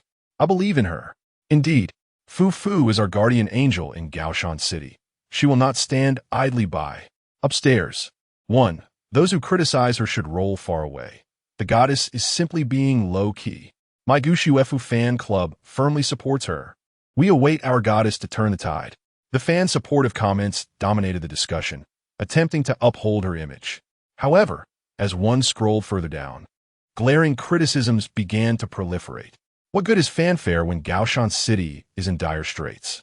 Where are the people? Su Bai was so formidable back then. What about her as his partner? Now the city is besieged, and she is having afternoon tea in the association? Can we stop the whitewashing? How many people are trapped in the city waiting for rescue? Isn't that a fact? Where is she? On the front lines? Show us the evidence. Exactly. My neighbor's family has been out of contact since yesterday. They're likely in grave danger. At a time like this, still talking about believing in the goddess? I believe in a ghost. I heard she and Su Bai had a falling out. Is her strength merely average, relying solely on Su Bai to elevate her? Damn it. I'm down here at the base of the city wall, moving stones. My hands are raw. Can those lofty geniuses come down and witness the suffering of the world? Not to mention, the city is besieged with millions of lives hanging by a thread. This is no exaggeration. Who bleeds for this city? And who remains in the safety zone?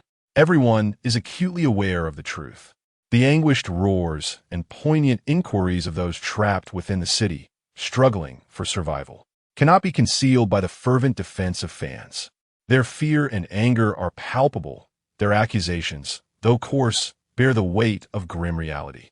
With a sharp motion, Gu Shuefu abruptly switched off her phone screen, slamming it onto the table with a dull thud. The screen darkened, instantly severing her connection to the clamor of the outside world and the glaring comments. The contract room once again fell into silence, save for Gu Shuefu's breath, slightly quickened by her fury and the tumultuous rise and fall of her chest. Her complexion was ominously dark, her once exquisite features now contorted by rage. A bunch of fools, she muttered under her breath, her tone frigid, unable to contain her simmering anger. She was restless, rising abruptly to pace anxiously within the confined space, ultimately halting by the window, just as Gu Shuefu's fury surged within her, almost causing her to bore a hole through the metal window with her glare. The door to the contract room was gently pushed open. Ma Dongyi, appearing somewhat fatigued yet still striving to present a smile, peered in, stepping aside to reveal a man behind him. Chapter 69. Gu Shuefu's new sword-bearer, the Celestial Steps. Gu Shuefu turned her head with impatience, her gaze sweeping across the room, only to find herself momentarily taken aback. Entering was a middle-aged man, seemingly in his 40s. He was neither imposing nor frail, clad in a practical, Durable, deep gray combat uniform, simple in style, without any superfluous embellishments.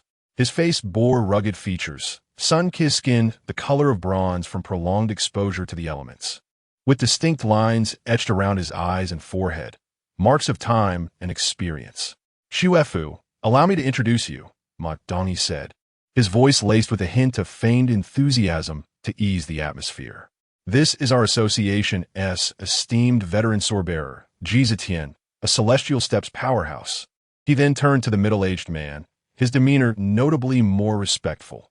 Swordbearer Ji, this young lady is Miss Gu Xuefu, a standout among the younger generation of spirit sword wielders in our association. Celestial Steps, Gu Xuefu echoed, her initial impatience swiftly morphing into astonishment, which was soon overshadowed by a deliberately masked disappointment, tinged with disdain.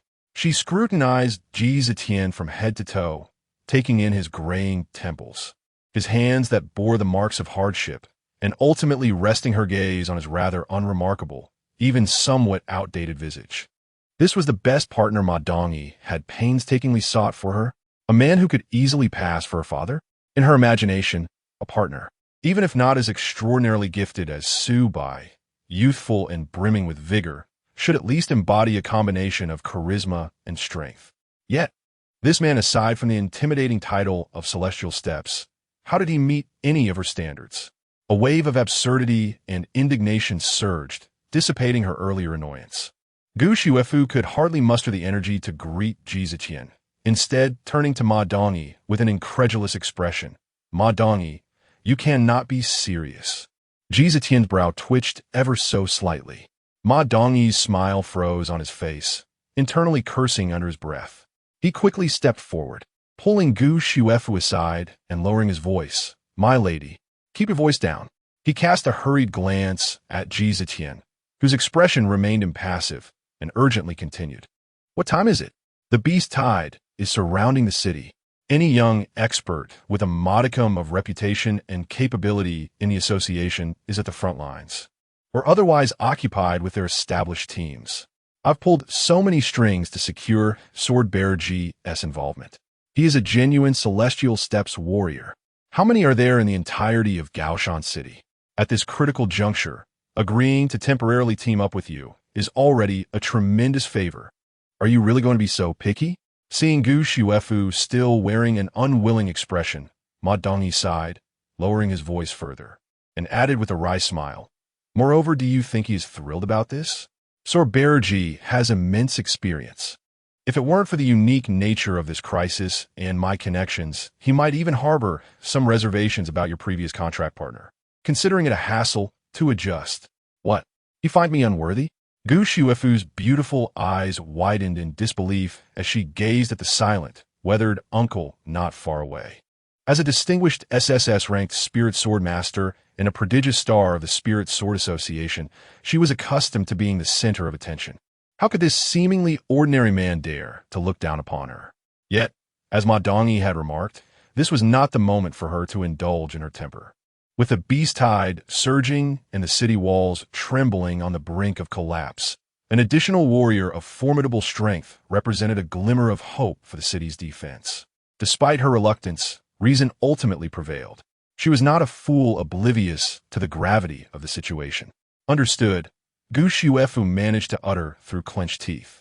Turning away, she ceased to regard Ji Zetian, tacitly acknowledging their temporary alliance. Ma Dongyi, feeling as if a heavy burden had been lifted, broke into a wide smile. He promptly retrieved a set of contract materials from his storage ring, a special scroll shimmering with faint golden runes, a vial containing a dark liquid pulsating with potent energy, and a rune pen crafted from the bones of an extraordinary beast. Let us not delay. We shall finalize our temporary partnership here, Ma Dongyi said, carefully unfurling the scroll upon the metallic table in the center of the contract room. The intricate patterns on the scroll glowed faintly, resonating with the energy field preset within the room. He gestured, Ji Sword Master, please proceed. Ji Zetian spoke little as he stepped forward. Rather than theatrically biting his finger, he extended his index finger, which coalesced with a concentrated, earthy yellow light, almost tangible in form. dipping his finger into the energy ink. He resolutely inscribed a complex seal representing himself at the designated spot on the scroll. As the seal was affixed, the runes on the scroll flared with intensified brilliance. After completing his portion, Ji Zetian stepped back, his gaze steady as it met Gu Xuefu's. Gu Xuefu pursed her lips. Despite her unwillingness, she moved without hesitation. Approaching the table, she deftly flipped her pale hand, producing a melodious sound akin to the shattering of ice, reminiscent of the wind sweeping across a snowfield. In a cascade of brilliance, an exquisitely crafted long sword materialized in her grasp. Ting Shui, the blade, elongated and gracefully designed, exuded an almost transparent, crystalline quality. Its edge, as thin as a cicada's wing, glimmered with a chilling light, while faint blue energy patterns flowed slowly within the blade, resembling a frozen river. The hilt, fashioned from a smooth white jade, felt warm to the touch. The entire sword radiated a sharp and noble aura, chilling the air around it with its mere presence. This was Gu Xuefu's fated spirit sword, Ting Shui, an SS's rank spirit sword, and one of her most cherished sources of pride. Ji Zetian regarded the Ting Shui sword, and a flicker of barely perceptible admiration crossed his eyes. A fine sword. Gu Xuefu paid no heed to his gaze. Extending her left index finger, she too summoned a sharp, pale blue sword aura, carefully slicing the tip of her right index finger, allowing a drop of crimson blood to emerge, emanating a powerful wave of spiritual energy. She allowed a drop of her blood to fall upon the scroll, marking her designated spot. The blood was swiftly absorbed by the scroll, transforming into an intricate blood-red rune.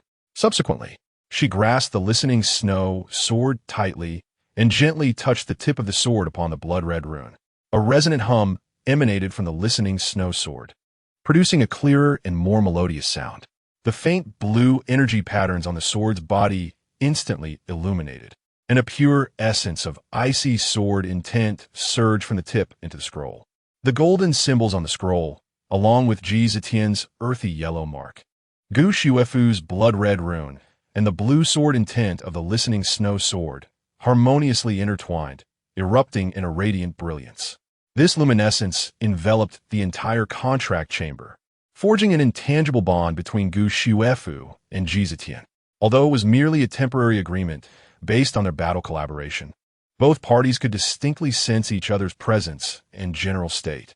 The brilliance persisted for several seconds before gradually dissipating.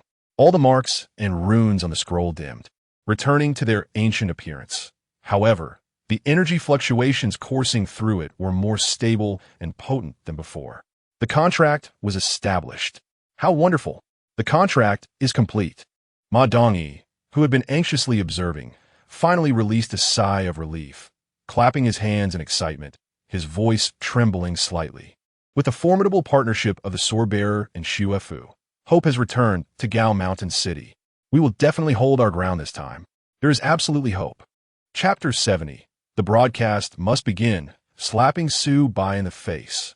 Both of you, make your way to the city walls, urged Ma Dongyi, unable to contain his anticipation. The pressure on the western city wall is the greatest. You must establish your presence there. Adhere to the frontline command for specific orders, but in critical moments. Your strength is essential to turn the tide. The remaining matters will be managed by me. Ji Zetian nodded once more, without the slightest hesitation, and turned to exit.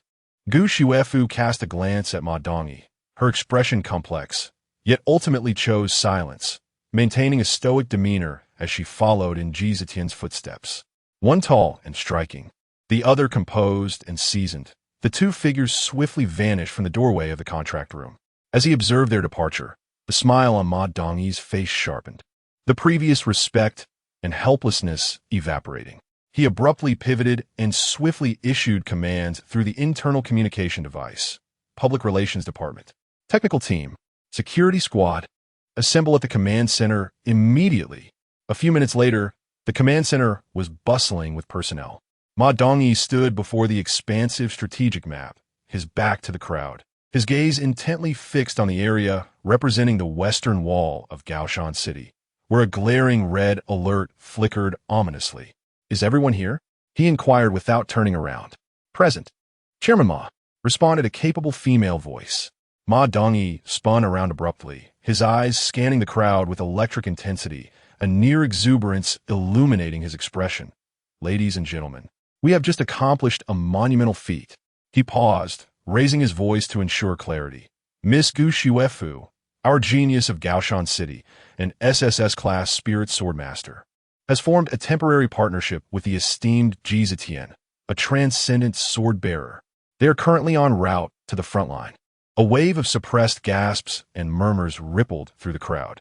An SSS-class spirit sword master collaborating with a transcendent sword-bearer? What an extraordinary lineup.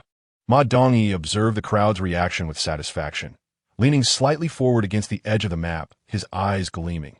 That Su Bai, does he not revel in live broadcasts? Does he not enjoy flaunting his prowess under the watchful gaze of the masses, as though he alone were the savior of the world? The tides have turned.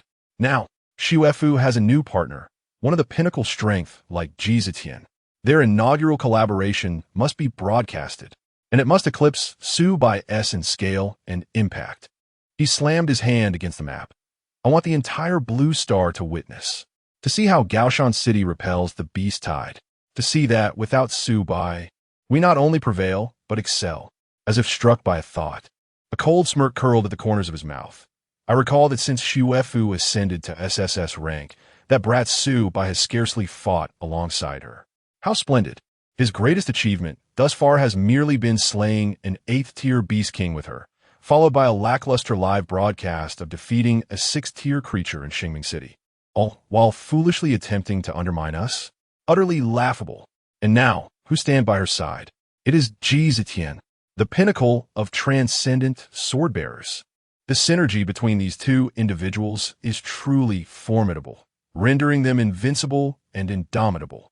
He surveyed the crowd and proclaimed passionately, in the face of a beast tide of this magnitude, it may be unpalatable to say, but even that Su Bai, who was merely at the manifestation stage, could have managed with the S-rank Xuefu alongside him. However, we must crush them with absolute strength. We aim to achieve results that surpass all expectations. We shall demonstrate to everyone who possesses the true power to safeguard the Mountain City. This endeavor is not solely about defense. It is also about delivering a resounding rebuttal to certain individuals. His fervent words ignited a fire within the hearts of many present. Commandime, a leader from the technical team, stepped forward, interrupting him with a grave expression. Our unmanned reconnaissance aircraft have just relayed data indicating severe deterioration of the energy barrier and physical defenses along the Western Wall. Based on the current frequency and intensity of the Beast Tide's assault, the most vulnerable nodes can only withstand for another half-day at best. Half a day. Upon hearing this figure, Ma Dongyi did not exhibit panic. Instead, he smirked. That is ample time. A mere half-day is sufficient for this new duo to deliver a breathtaking performance that will resonate throughout the blue planet. It is also sufficient for certain individuals to confront the stark reality. He suddenly gestured emphatically. Technical team, mobilize all available high-definition drones immediately, activate the backup signal enhancers, and ensure that the live broadcast is clear and smooth. Public relations, get the hype going. Spread the news of the SSS-rank Spirit Sword Master joining forces with the Celestial Tier Swordbearer for their inaugural battle across the entire internet. I want everyone glued to their screens to witness the moment of our Mountain City's counterattack. Yes, the crowd responded in unison, quickly inspired by Ma Dongyi's unwavering confidence. The news spread like wildfire. Almost simultaneously as Gu Xuefu and Ji Zetian exited the contract room. It was disseminated through the official channels of the Spirit Sword Association and various internal networks, swiftly reaching all corners of the besieged Mountain City. Emergency notice. SSS-rank Spirit Sword Master Gu Xuefu has forged a temporary contract with the esteemed Celestial Tier Swordbearer Ji Zetian, and they are heading to the Western Front to confront the Beast Tide. This announcement struck like a heavy bomb dropped into the still depths of a silent ocean, instantly stirring up tumultuous waves. The pervasive despair and silence that hung over the city were abruptly torn apart by an unseen force. allowing blinding light and fresh air to flood in. What? Is this for real? Celestial tier? No way.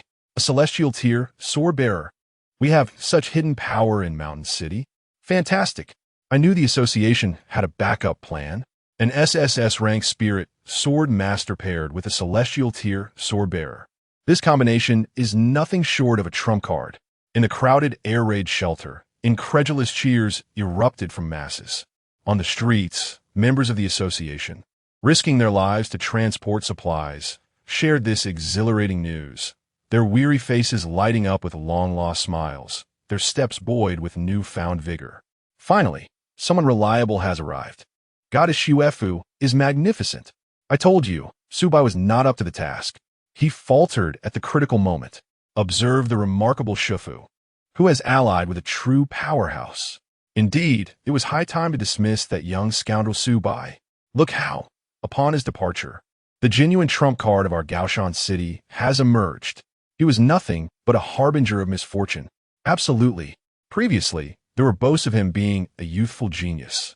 Yet our goddess Shufu remains composed, selecting partners of such unwavering caliber. All complaints and doubts regarding the Spirit Sword Association have evaporated in the presence of the illustrious Tongtian Steppes. After all, the sword-bearer of the Tongtian Steppes and the SSS Spirit Sword Master are the quintessential members of an imperial grade team. This represents the pinnacle of human strength on Blue Star. Despair swiftly receded, replaced by an almost fervent optimism and trust. The adoration for Gu Shufu reached its zenith, while the negative assessments of Subai, under the influence of this collective sentiment, were magnified to an extraordinary degree, as if his previous achievements had never existed. Chapter 71. The live broadcast commences. Additional update. How wonderful. Now I can finally breathe easy. I must hurry home to reassure my wife and children. There is no need for fear. Haha, I told you. There is always a way out. After days of tension, the nerves of many began to relax abruptly, and some even started exchanging playful banter. Moreover, a few audacious young souls, perhaps intoxicated by hope, began to stir with excitement. Let us go.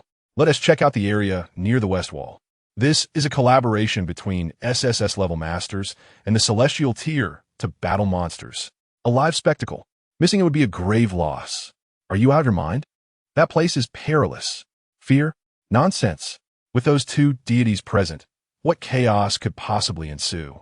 Just find a high rooftop and observe from a distance. This might be a once-in-a-lifetime opportunity. Exactly. I'll bring my high-definition psychic recording device.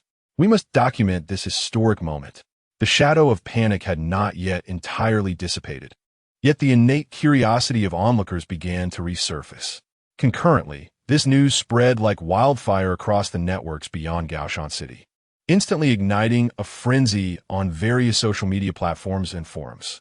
Gaoshan City Power Combo, Gushufa partners with Celestial Tier, Beast-Tide counterattack. Wow. Gaoshan City has been hiding quite well. The Celestial Tier has made an appearance. Incredible. With SSS paired with the Celestial Tier, ISNT battling the Beast-Tide akin to slicing through vegetables. The goddess Xuefu is truly formidable. This is a true alliance of strength. What has Subai accomplished? Mind your words up there. Have you forgotten Subai's record? Some should not burn bridges after crossing. Record? Is that the record of a demolition team? If it weren't for him, would Gaoshan City be under such scrutiny?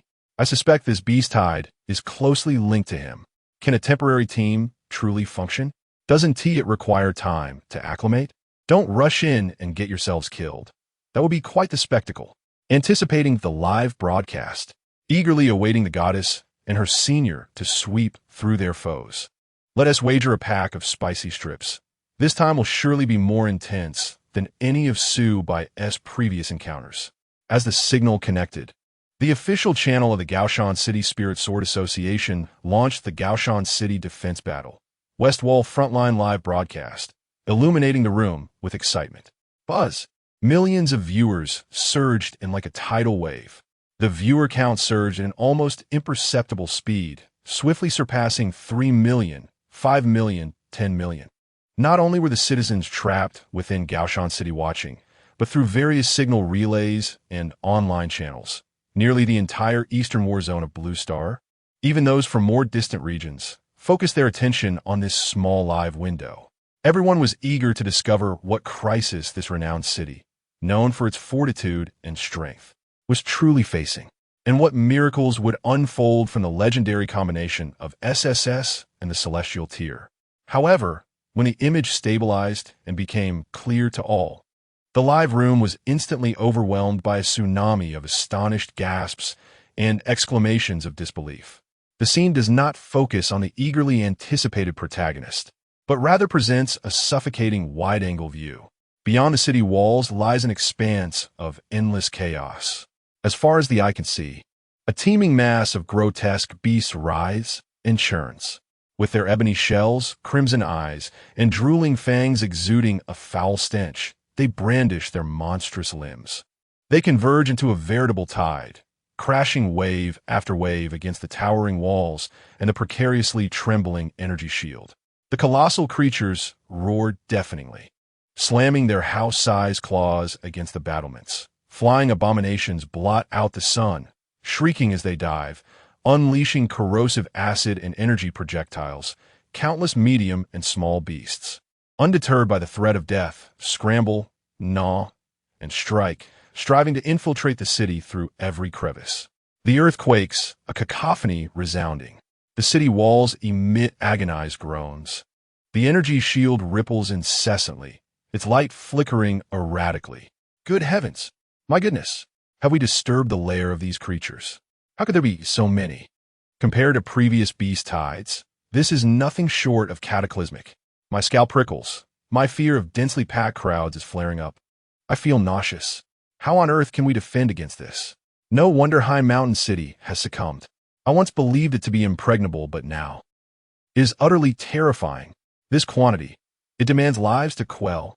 I previously scorned the association as incompetent, but now, this is no jest. I captured a screenshot. This image will haunt me for a month. Everyone is rendered speechless by the hellish sight before them.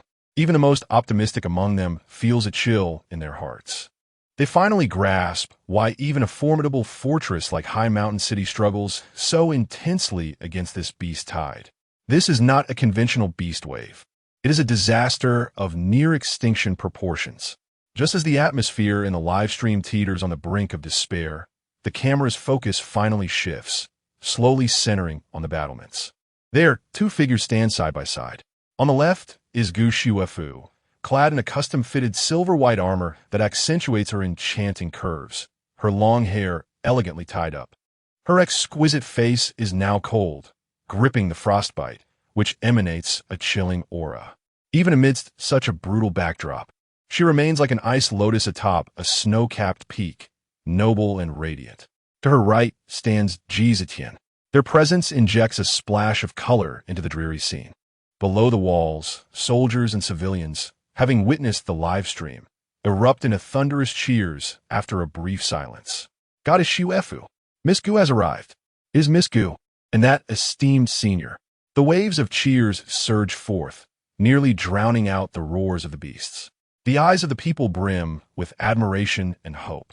The mere sight of Gu Shuefu assures them of victory. The barrage of comments in the live stream explodes like a flood breaking through a dam. Ah, the divine Shuefu. Fufu. It's Fufu. My beloved. Here they come. The ultimate combination has finally made its appearance. Goodness. Such an aura. An SSS-level spirit sword master paired with a celestial tier sword bearer. Absolutely stunning. Oh, how my heart swells with reassurance at the sight of the goddess. This is indeed the strongest force of our Gaoshan city. Goddess Shuefu, Senior Ji, vanquish them. This is the alliance of an SSS spirit sword master and a celestial tier sword bearer. The pinnacle of spirit sword mastery. The zenith of swordsmanship. With the strongest spirit sword master and the mightiest sword bearer joining forces, what challenge could possibly remain? With such beings in existence, this beast tide is but a trifling matter. It can be extinguished with a mere snap of the fingers. We eagerly await the display of prowess. Annihilate them. It's all but certain now. Gaoshan City is undoubtedly secure this time. The moment to witness miracles has arrived. Almost everyone instinctively overlooked the despairing number of beasts, placing all their hopes upon the two figures atop the city wall. To them, this formidable combination possessed the power to reverse all fortunes. Behind the city wall, on a relatively safe command platform, Ma Dongyi clasped his hands behind his back, slightly lifting his chin as he surveyed the tumultuous beast tide outside, a knowing smirk gracing his lips. Surrounding him were numerous mid to high-ranking members of the Spirit Sword Association, each face alight with excitement and anticipation. Ake mipiaka, ma donji muzed. Observing the distant clash, the scale of the beast tide may appear daunting, yet it is not so fearsome after all. He recalled the time when Subai had dealt with a similar situation. Back then, the lad was merely at the mysterious stage. What could he possibly accomplish? A mere waste. Those beside him quickly chimed in. Chairman Ma is right. How could Subai be compared to Senior G? Indeed, with Senior G and Miss Sherfu here, these beasts shall have no way to return. Just watch. This is the true strength of our Gaoshan city. They had already foreseen victory, comfortably awaiting the unfolding of an exhilarating spectacle. Chapter 72. The Convergence of the Celestial Stairway Swordmaster and the SSS Spirit Sword User. At the forefront of the city walls, the focus of countless gazes, Gu Shuefu's eyes narrowed, and the listening snow sword in her hand emitted a resonant sound akin to thunder cleaving the clouds. In an instant, her entire being transformed into a resplendent azure stream of light, seamlessly merging with the sword's blade. With a hum, the listening snow sword suddenly radiated blinding brilliance. The once crystalline blade seemed to come alive, expanding in size, as myriad intricate azure runes flowed rapidly across its surface, flickering and emanating a chilling aura that could freeze the very soul. The hilt, adorned with smooth white jade, was now cloaked in frost. At this moment, the sword transcended its role as a mere weapon, embodying the essence and will of an SSS-level spirit sword user, a living divine artifact. An overwhelming pressure, surpassing the limits of the spiritual realm, enveloped the surroundings. Ji Zetian's gaze was calm. At the moment the light fused, his calloused hand firmly grasped the transformed hilt of the listening snow sword. With no extravagant gestures, he simply raised the sword and slowly waved it toward the boundless tide of beasts outside the city. Winter has arrived. The heavens and earth abruptly changed hue. Without warning, without prelude, the sky was soon filled with swirling snow. This was not gentle snowfall, but rather a tempest of frigid ice shards, akin to countless razor-sharp blades, suddenly sweeping outward from Ji Zetian and the listening snow sword, engulfing the area beyond the city. Within a radius of several hundred meters, and even further, a bone-chilling white shroud descended, rendering visibility nearly non-existent. The extreme cold froze the air, producing a series of sharp cracks. This raging snowstorm was not merely cold. It also contained the essence of the listening snow sword and Gu Shuefu's SSS-level cutting intent. Roar, howl, hiss. Countless beasts caught in the blizzard let out anguished cries of torment. Their shells and fur rapidly encased in thick layers of ice. Their movements became sluggish and stiff. Some lower-tier beasts were instantly frozen into ice sculptures upon contact with the storm. And this was merely the beginning. Ji Zetian, wielding the listening snow sword infused with Gu Shuefu's essence, resembled a sovereign commanding the tempest. The sword light cascaded forth, dazzling azure beams sweeping across the battlefield like divine retribution. Wherever it passed, be it the rugged ground or the bodies of the beasts, all were frozen and torn asunder. Groups of beasts fell as if mowed down like wheat, either transformed into lifelike ice sculptures or shredded into fragments by the furious sword chi and icy currents. Towering ice spikes erupted from the ground, impaling the charging giants, pinning them in place. The terrifying shockwave of cold radiated outward, freezing airborne beasts into solid blocks of ice, which then plummeted to the ground like dumplings, crashing down with a resounding thud. The entire battlefield before the Western Wall transformed into a desolate realm of frigid hell. The sheer destructive power left all onlookers both inside and outside the live stream, utterly astonished, causing even the barrage of comments to momentarily cease. This is no longer a battle. It is a one-sided, efficient massacre steeped in the aesthetic of extreme violence.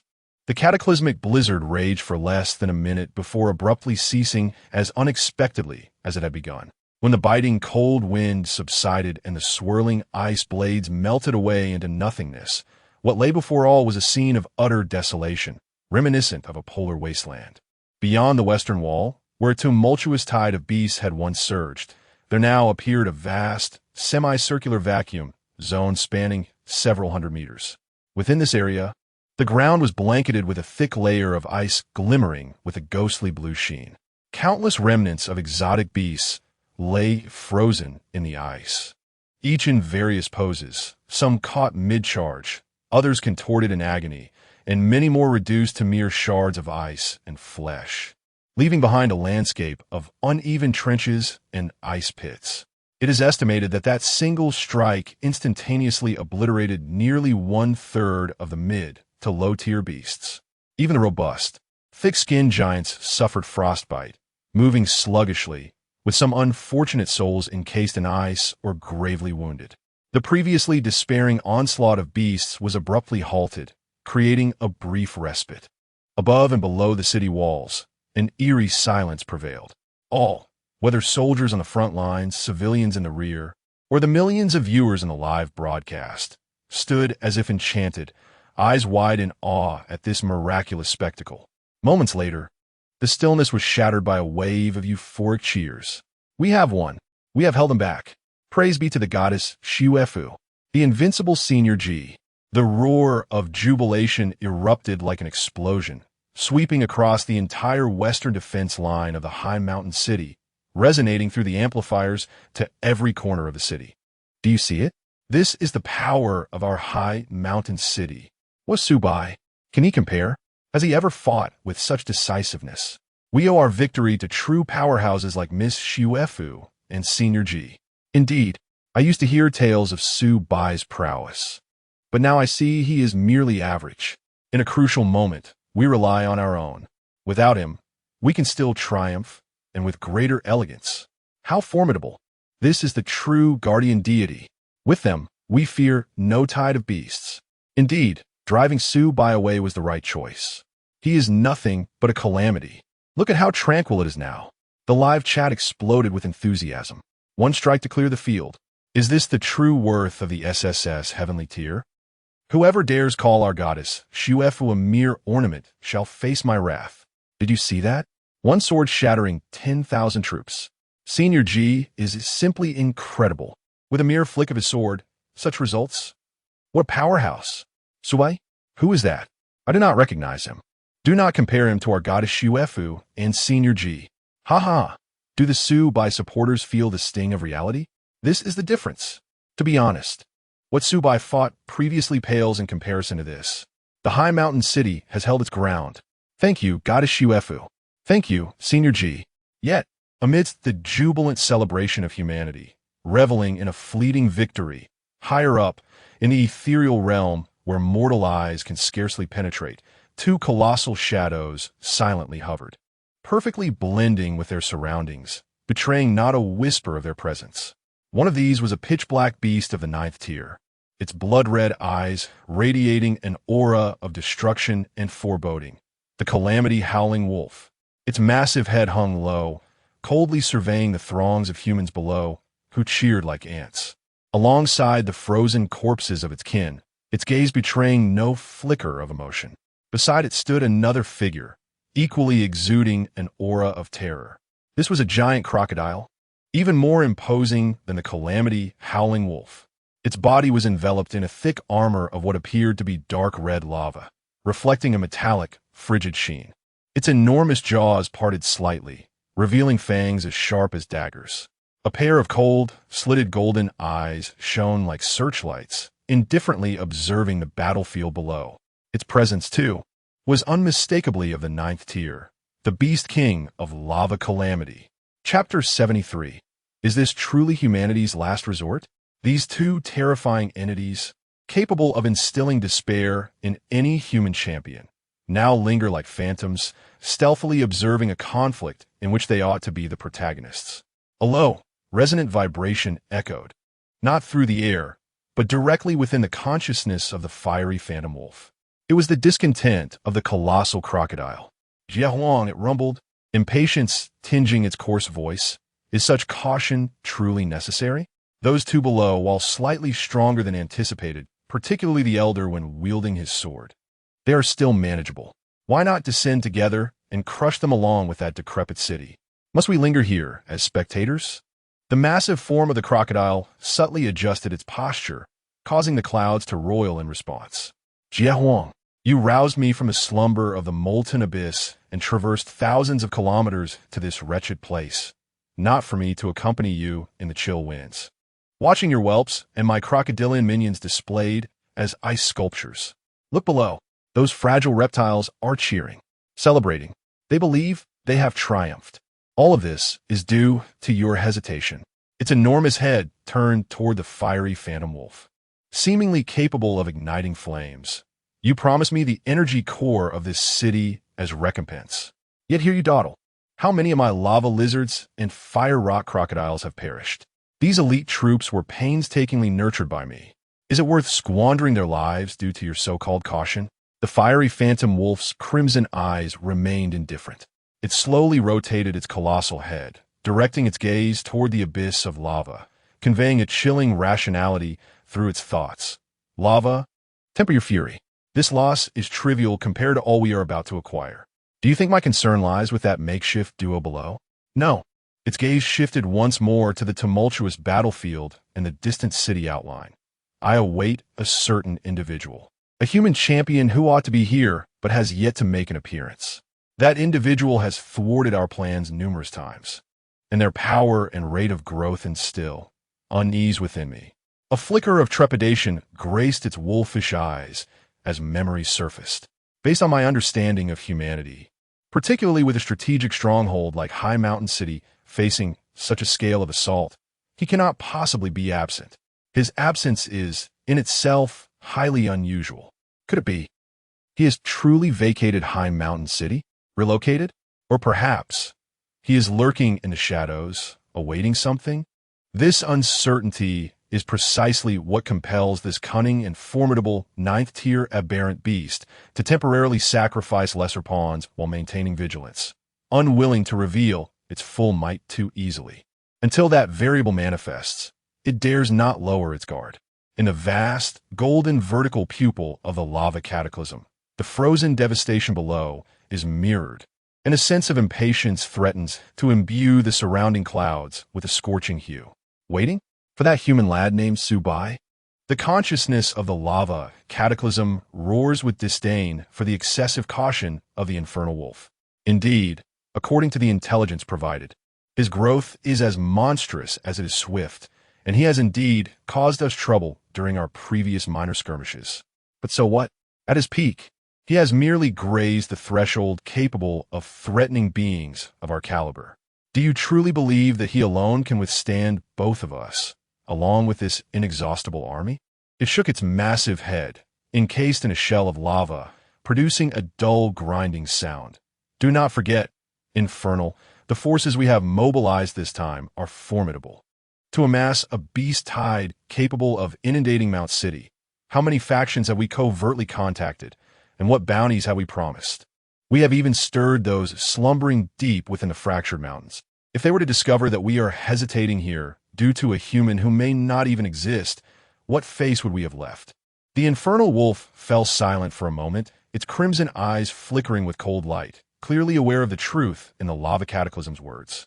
This operation involves extensive ramifications, not merely the whims of the two beasts. My apprehension does not stem from the power he may possess at this moment. The voice of the infernal wolf was chillingly clear. Rather, it is the variable that he represents. Lava cataclysm. You have never truly faced him. You do not comprehend that human cannot be explained by conventional power. Who can guarantee what realm he may attain if he truly is within the city this time? What unfathomable tactics might he employ? The infernal wolf's gaze swept across the temporarily dominant humans below, growing even more frigid Our objective this time is not merely to obliterate this city and seize the energy core. More importantly, we must completely remove this nail embedded in the heart of the eastern line of defense. There can be no failure. That Su Bai is the greatest destabilizing factor.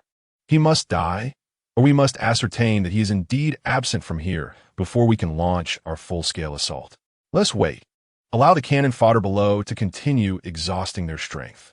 Once we confirm Su Bai's absence, then you and I shall strike together with the might of thunder, utterly bringing an end to everything. The infernal wolf added, soothing its agitated ally. This time, 70% of the energy core shall belong to you. Furthermore, after the city falls, the life cores of that human woman and that old fellow shall also be yours to dispose of. How's that sound? The lava cataclysm expelled 2 streams of searing air from its enormous nostrils, dispersing the surrounding mist. It fell silent for a moment, weighing the pros and cons ultimately. Its consciousness, rolling like molten lava, responded, "Very well. We shall wait for another round of their assault. But if that lad named Su Bai does not appear, we must take action. I have no interest in watching these inferior races perform for too long." After yet another round of relentless snow and ice, a vast expanse beyond the western wall has been cleared of the monstrous creatures. The frozen territory continues to expand, with the shattered remains of these beasts accumulating like mountains. The cheers from the city walls resonate even more fervently than during the first onslaught. Did you see that? Another strike. Remarkable. At this rate, the tide of beasts is nothing to fear. Goddess Xuefu, Senior G, invincible.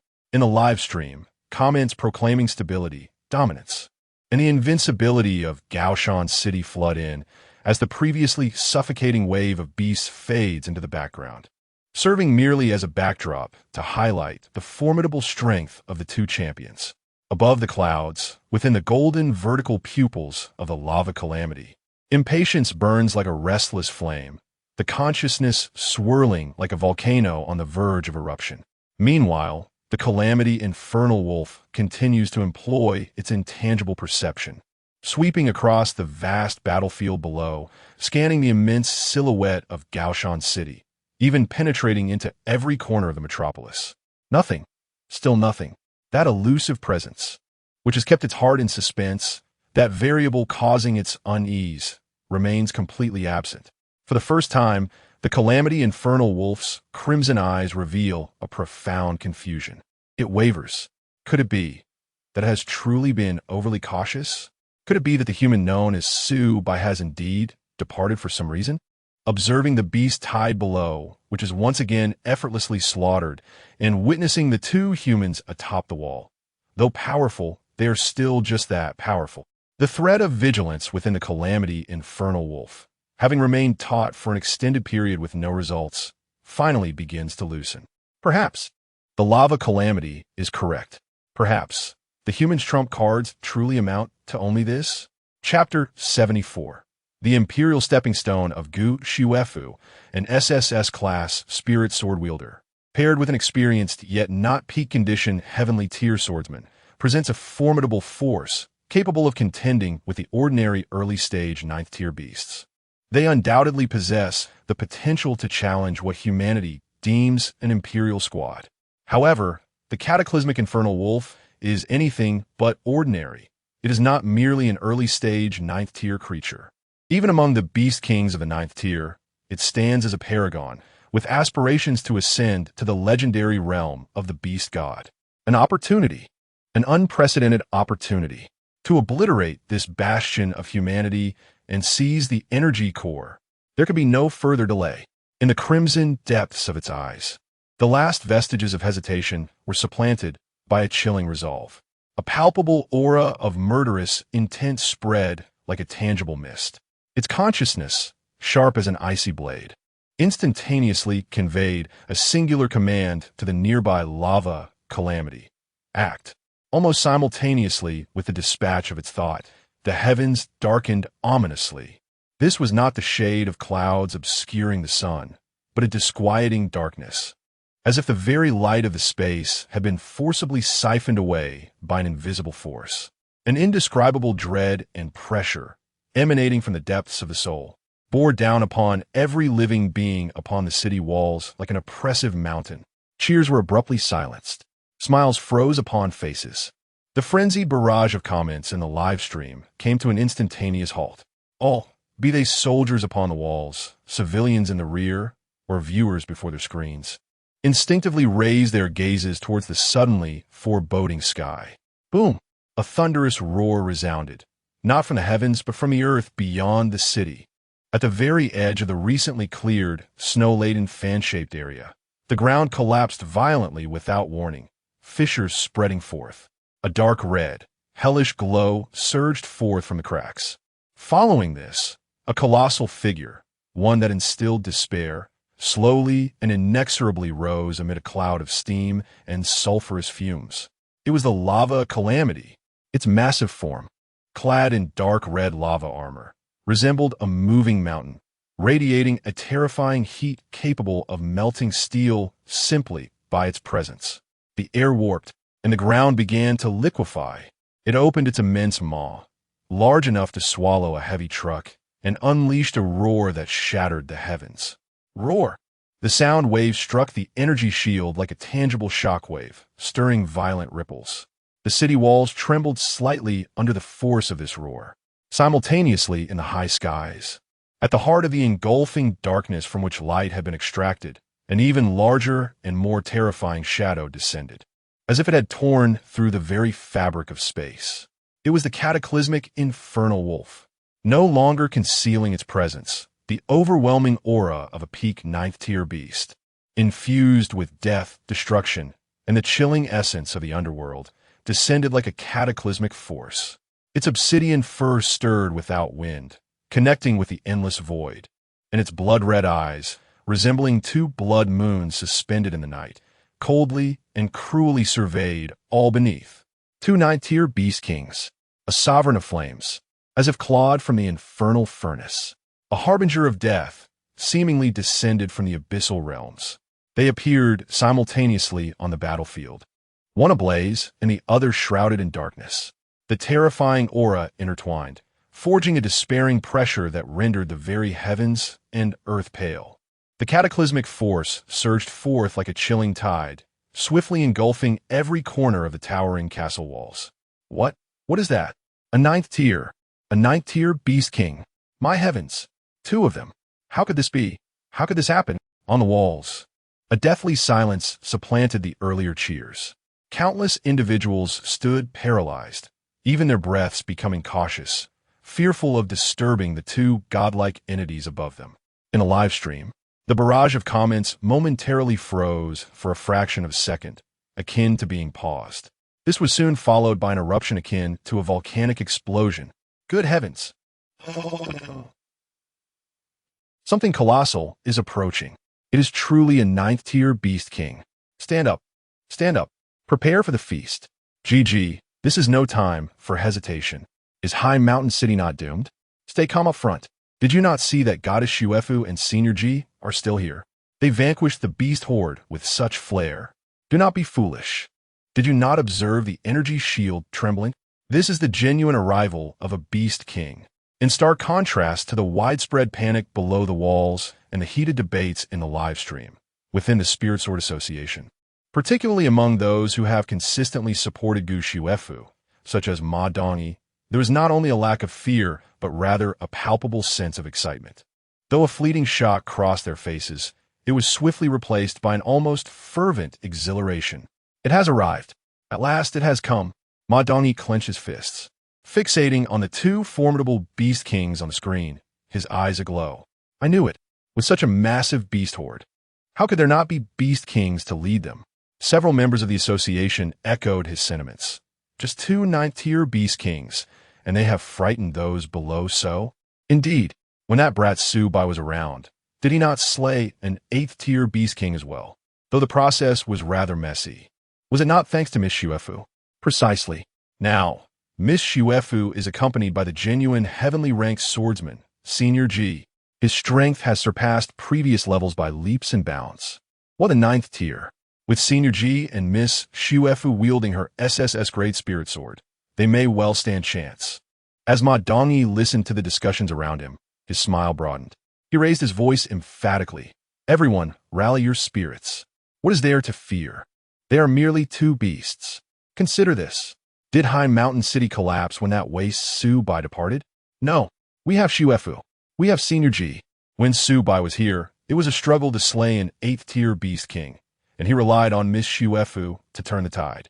Now, that Miss Xuefu has the support of Senior Ji, a heavenly ranked powerhouse. What is a mere 9th tier to us? This is indeed a once-in-a-lifetime opportunity, an occasion to demonstrate that Su Bai is merely a waste, clinging to the coattails of Miss Xuefu. Moreover, it serves as the perfect stepping stone for Miss Xuefu to vanquish the Beast King, achieving triumph and ascending to the imperial level.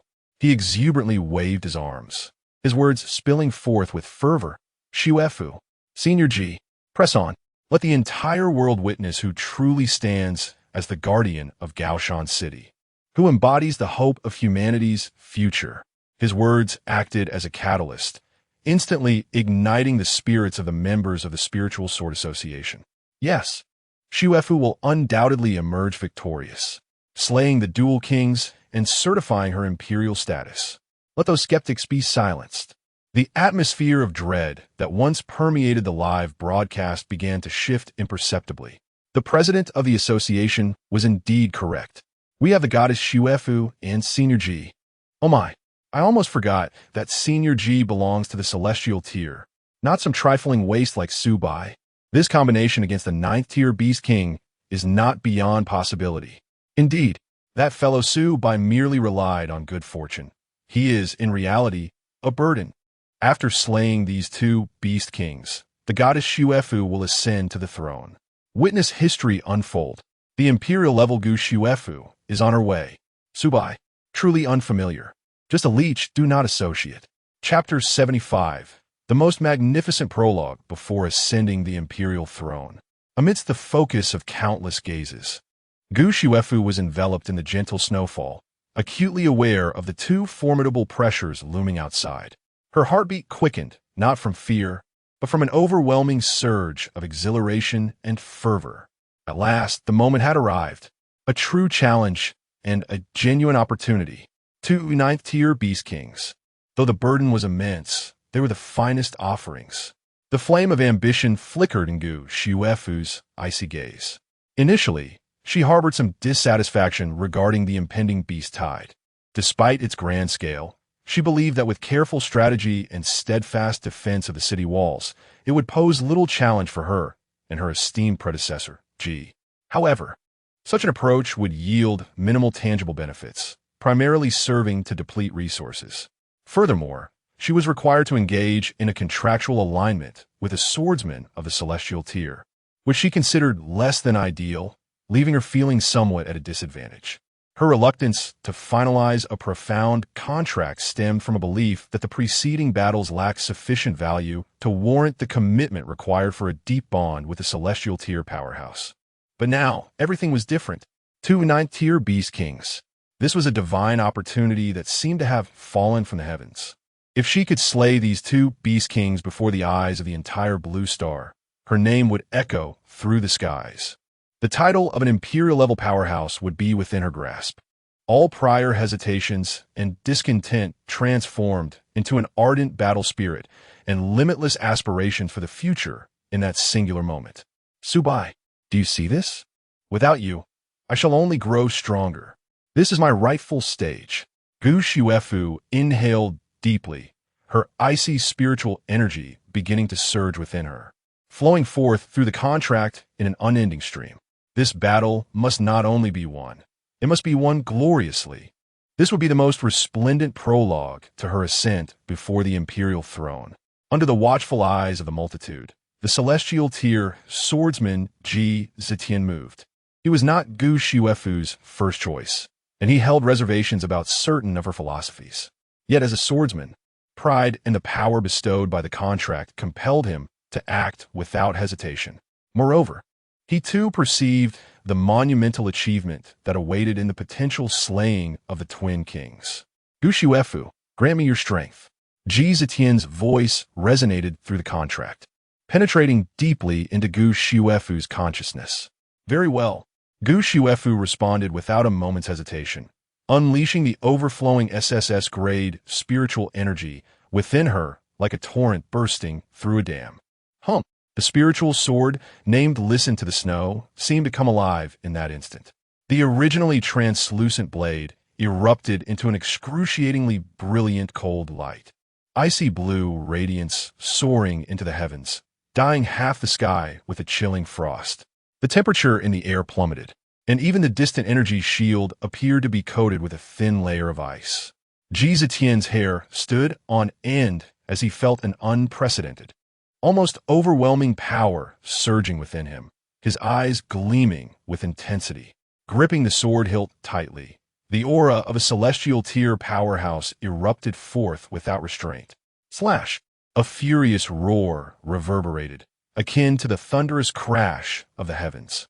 Ji Zetian wielded the snow listening. It was not merely a simple slash, but a colossal azure sword arc that cleaved through the heavens and the earth. As soon as the sword arc materialized, it rapidly expanded, splitting the entire sky asunder. The ultimate sharpness intertwined with frigid air emitted a terrifying sound akin to the shattering of frozen space. The brilliance was so overwhelming that countless individuals atop the city walls and within the live stream instinctively shut their eyes. This sword arc, enveloped in a chill potent enough to freeze the soul, surged forth with unmatched ferocity, aiming to strike down the catastrophic lava below and the ominous hellfire wolf above. Where the sword arc passed, the air was torn apart, leaving behind a lingering white trail reminiscent of a rift in space. On the ground, those low-tier aberrations that had miraculously survived the onslaught of beasts and the covering of snow did not even have time to scream. The moment they encountered the chilling aura radiating from the edge of the sword arc, they were instantly frozen into ice sculptures, only to shatter into countless icy fragments under the subsequent energy shock. A path of death, paved by the remains of countless aberrations, vividly manifested upon the battlefield. The might of this single strike was earth-shattering. After a brief silence atop the city walls, an uncontrollable wave of astonished gasps erupted, rekindling hope once more. In the live stream, the barrage of comments exploded anew. Wow, is this the power of the heavenly ascendants? So magnificent. This sword, it can annihilate the heavens and the earth. Goddess Shuefu is incredible. Senior Ji is amazing. Kill. Eliminate those two beasts. Within the Spirit Sword Association, Ma Dongyi and others were so exhilarated that their faces flushed crimson, nearly leaping with joy. Did you see that? This is our guardian deity. This is the power of an SSS-grade spirit swordsman paired with heavenly ascendants. Victory is assured. Absolutely assured. Gu Shuefu merged with the snow listening, distinctly sensed the trajectory and might of this strike. A cold and confident smile graced her lips. This sword encompassed nearly 80% of her strength, guided entirely by Ji Zetian, and she was convinced that no ninth-tier beast king could withstand it. Victory was already within grasp. Ji Zetian felt equally assured. He sensed that this sword had locked onto the auras of the two beast kings, and the power to freeze all was sufficient to inflict severe wounds. Even slaying the weaker of the two, he was prepared for the subsequent barrage of strikes. However, just as the icy blue sword arc was about to reach its target, Ji Zetian, a seasoned expert of heavenly ascendants, felt a sudden constriction in his pupils. Something was amiss. He clearly observed that neither the molten disaster below, exuding terrifying heat like a volcano, nor the hellfire wolf above, radiating an aura of death in the underworld, exhibited the fear, gravity, or even the slightest hint of seriousness one would expect when confronted with a lethal attack. Instead, there was only indifference, a disdain as if they regarded mere ants wielding laughable weapons. This expression was one Ji Zetian had only encountered when facing opponents far beneath his level. Yet now, it appeared in the eyes of two ninth-tier beast kings. Instinctively, a chill surged from the depths of Ji Zetian's heart, even colder than the frost of the snow-listening sword. At that moment, he perceived the frigid exchange of beastly tongues between the two beast kings. The human is attacking us. Do you wish to handle it, Jiehuang? The crimson eyes of Jie Huang, the dark wolf, barely deigned to glance at the approaching sword light, exuding an aura of pure, aloof indifference. I am uninterested. Such an insignificant assault does not even merit my attention. Upon hearing this, the colossal head of the lava tyrant turned towards the swiftly approaching azure sword light, its magma-laden jaws curling into a sinister grin as it sneered. Well, since you lack interest, this appetizer shall be mine. In the next instant, a roar erupted from the lava tyrant's gargantuan maw, more ferocious and terrifying than before, resonating with a power capable of swallowing mountains. Chapter 76. The Beast King Strikes. This time, it was no longer merely a sonic shockwave. With a resounding roar, a dark red light, reminiscent of molten core fire, erupted violently from the crevices of its armored body. An unimaginable wave of terrifying heat instantaneously engulfed the entire battlefield. Crack! Crack! It was not the sound of ice shattering, but rather the air being scorched and the ground cracking under the intense heat. Centered around the catastrophe of molten lava, the terrain within a radius of several kilometers was instantly charred and scorched. Those monstrous ice sculptures, recently frozen by the Qin Hao sword chi, along with the icy surface beneath them, evaporated before this searing blast, akin to ice cubes cast into a steel furnace, instantly vaporizing without leaving even a trace of water vapor. The once mighty ice-blue sword arc, capable of cleaving mountains and freezing rivers, appeared as insubstantial as fresh snow under the sun in the face of this cataclysmic wave of heat. Sizzle, a piercing sound, akin to hot oil splashing onto a red-hot iron, resonated. The ice-blue sword arc began to dissolve, disintegrate, and vanish at an observable speed from the sword's tip. The ultimate coldness seemed utterly powerless against the absolute high temperature. In but an instant, that astonishing strike, brimming with hope from countless onlookers, deemed by Gu Shuefu and Ji Zetian as the key to victory, failed to even approach the body of the molten lava beast, evaporating entirely in midair under the terrifying breath of lava and the domain of high temperature, dissipating into nothingness. Not even a ripple was stirred. Silence. A deathly hush. The cries of astonishment and hope that had just ignited atop the city walls were immediately frozen in time. The frenzied barrage of comments in the live stream came to a standstill. Within the Spirit Sword Association, the fervent smiles of Ma Dongyi and others were cast into stone, as if they had seen a ghost. Gu Shuefu felt a tremendous force rebound from the hilt of her sword. The listening snow sword, connected to her spirit, emitted a mournful wail. Her complexion turned pale, and she nearly spat out a mouthful of blood. Her eyes filled with incredulous horror. Ji Zetian, too, felt as though struck by lightning, his hand trembling around the sword. The confidence he once held evaporated, replaced by an unprecedented gravity. The gap. It was absolute. A despairing chasm. With but a roar and a display of power, the lava beast effortlessly and disdainfully extinguished their full force strike. This was the true might of a peak 9th-tier Beast King. The terror of the Beast King's power was profound. Humiliation. An unprecedented disgrace. As a dignified swordmaster of the sky-reaching tier, wielding an SSS-grade spirit sword, to have their full-force attack so effortlessly neutralized, even devoid of the qualification to provoke the opponent into seriousness. Ji Zetian felt the tumult in his blood, stirred by the backlash of power, and the incredulous horror emanating from Gu Shuefu through the hilt. His face flushed crimson, not from injury, but from the seething anger of being utterly belittled and humiliated. Beast, you seek death. The unprecedented ferocity erupted in Ji Zetian's eyes. The calmness forged in the crucible of battle ignited in that moment. He was devoid of any reservations, no longer contemplating achievements or influence. His singular thought was to vanquish the arrogant behemoth before him. Gu Shuefu, ignite my essence. Aid me with this blade.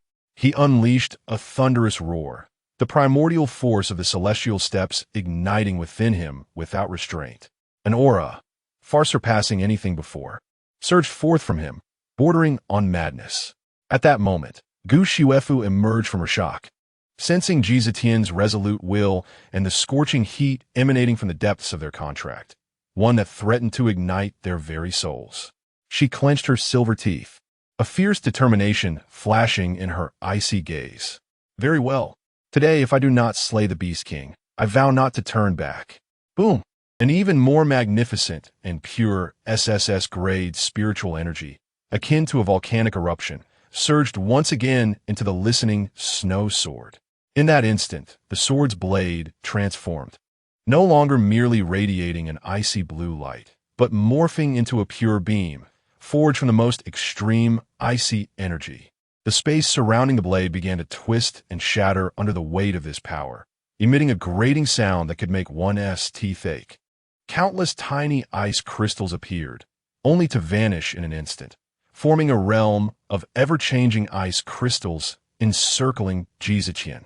He was enveloped in a thick, tangible layer of ice blue armor, his eyes glinting with a cold light potent enough to shatter steel. Give me death! Without any superfluous moves, Ji Zetian became a tearing, ice-blue meteor, the ground beneath him erupting violently. He wielded the listening snow sword, capable of freezing time and space, charging forth with an unwavering and resolute demeanor towards the lava cataclysm. This strike amalgamated his celestial step's essence, Gushufo SSS grade ultimate spiritual energy, and together, their collective will and fury. The speed was so astonishing that it created a long, visible white sonic boom cloud in the air. However, just as Ji Zetian transformed into a meteor poised to collide with the lava cataclysm, AO! A howl from the depths of the Nine Nether Hell erupted from the more massive and fearsome shadow above, the infernal wolf of catastrophe. This howl was not directed at Ji Zetian. In an instant, centered around the infernal wolf of catastrophe, an endless darkness surged forth like a tidal wave, spreading wildly in all directions. The sky, the earth, the city walls, the distant mountains. Everything within sight was utterly consumed by this sudden, viscous darkness akin to ink. It was not merely light being obscured. Rather, the light itself was assimilated and erased by this darkness. A radius of 10,000 miles was plunged into a dead silence, an absolute darkness where one could not see their own hand. The only source of light emanated from below. Amidst that endless darkness, the dark red lava shell of the lava cataclysm and the magma flowing within it suddenly became strikingly vivid, like a bonfire in the night, nay, like the blazing inferno in a hellish tapestry. The darkness had, paradoxically, become its domain. The sudden upheaval of the heavens and the earth caused a heavy sensation to weigh upon Ji Zetian's heart as he charged forward. Yet, like an arrow drawn taut, he had no choice but to release it. He fixated intently on the solitary source of light amidst the darkness, channeling all his strength into the tip of his sword.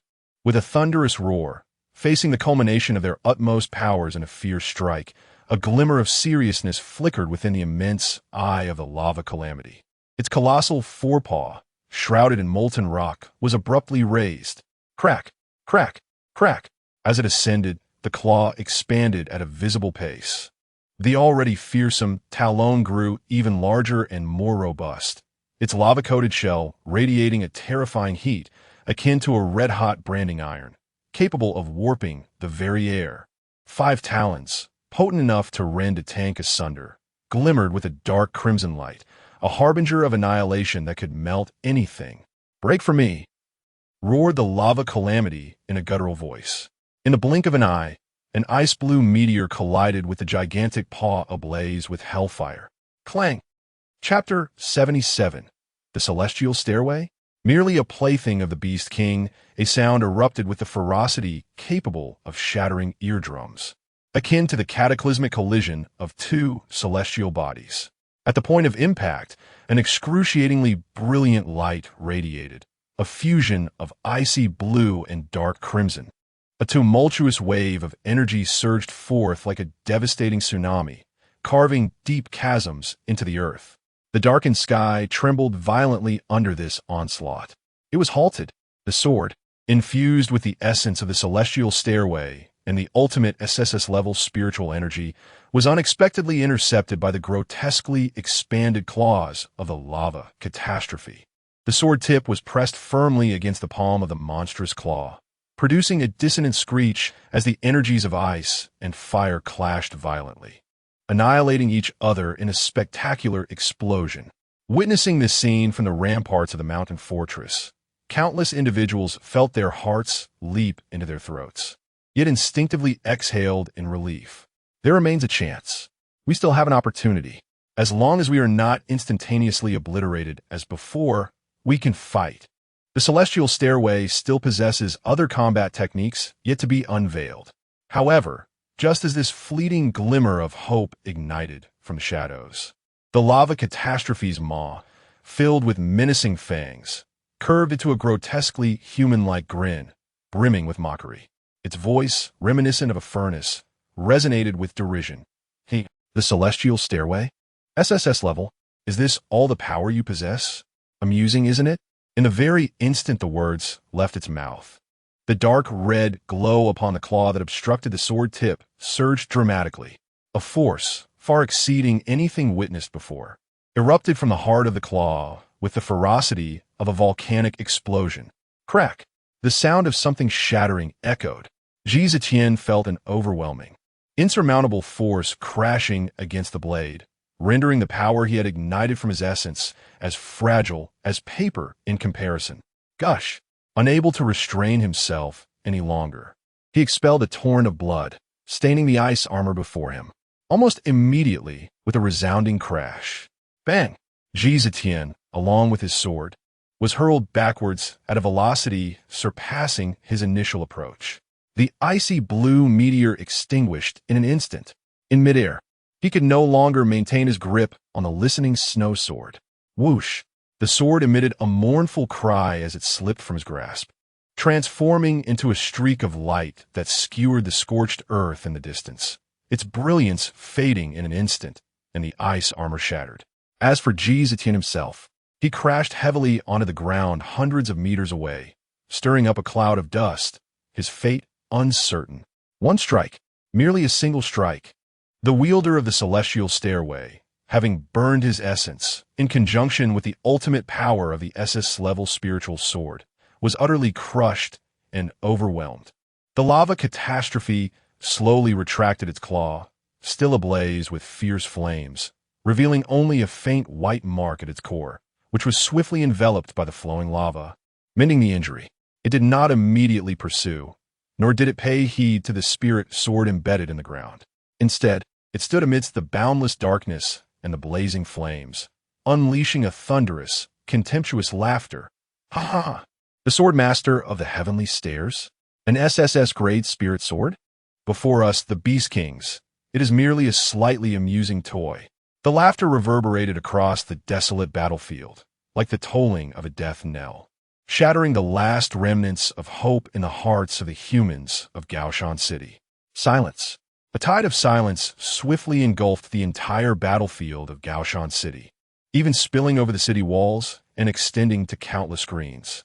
Everyone, whether soldiers present on the battlefield or civilians watching the live broadcast, gaped in disbelief, frozen in place. Their minds were a void. What had just transpired? From Ji Zetian igniting his essence and transforming into a cerulean meteor to launch a desperate charge, to the earth-shattering clash between the listening snow sword and the molten claw, culminating in Ji Zetian being sent flying as if crushed, and the spirit sword slipping from his grasp. All of it happened too swiftly, so swift that it felt like merely a heartbeat, a fleeting blink of the eye. Everyone's emotions lingered in the moment of relief and hope upon witnessing the listening snow sword block the giant claw, only for reality to deliver a resounding slap to their collective face in the next instant. The sword master of the heavenly stairs has fallen, and fallen so utterly, so pitifully. Countless perceptions were violently shaken, even beginning to collapse. No, it cannot be. Some murmured to themselves, their voices dry. That was Senior Ji, the heavenly stairs, one of the apex of our human sword masters, and the SSS-grade spirit sword of the goddess Xuefu. That was listening snow. Such a combination. Logically speaking, it should be an imperial configuration. Why? Why has this happened? Could it be that the lava calamity is so formidable? But there is still a more terrifying presence yet to strike. Panic surged like an invisible plague, breeding wildly in the silence. In contrast, the barrage of comments in the live stream, after a brief moment of stagnation akin to a server crash, finally erupted in a more chaotic and explosive manner. What the heck?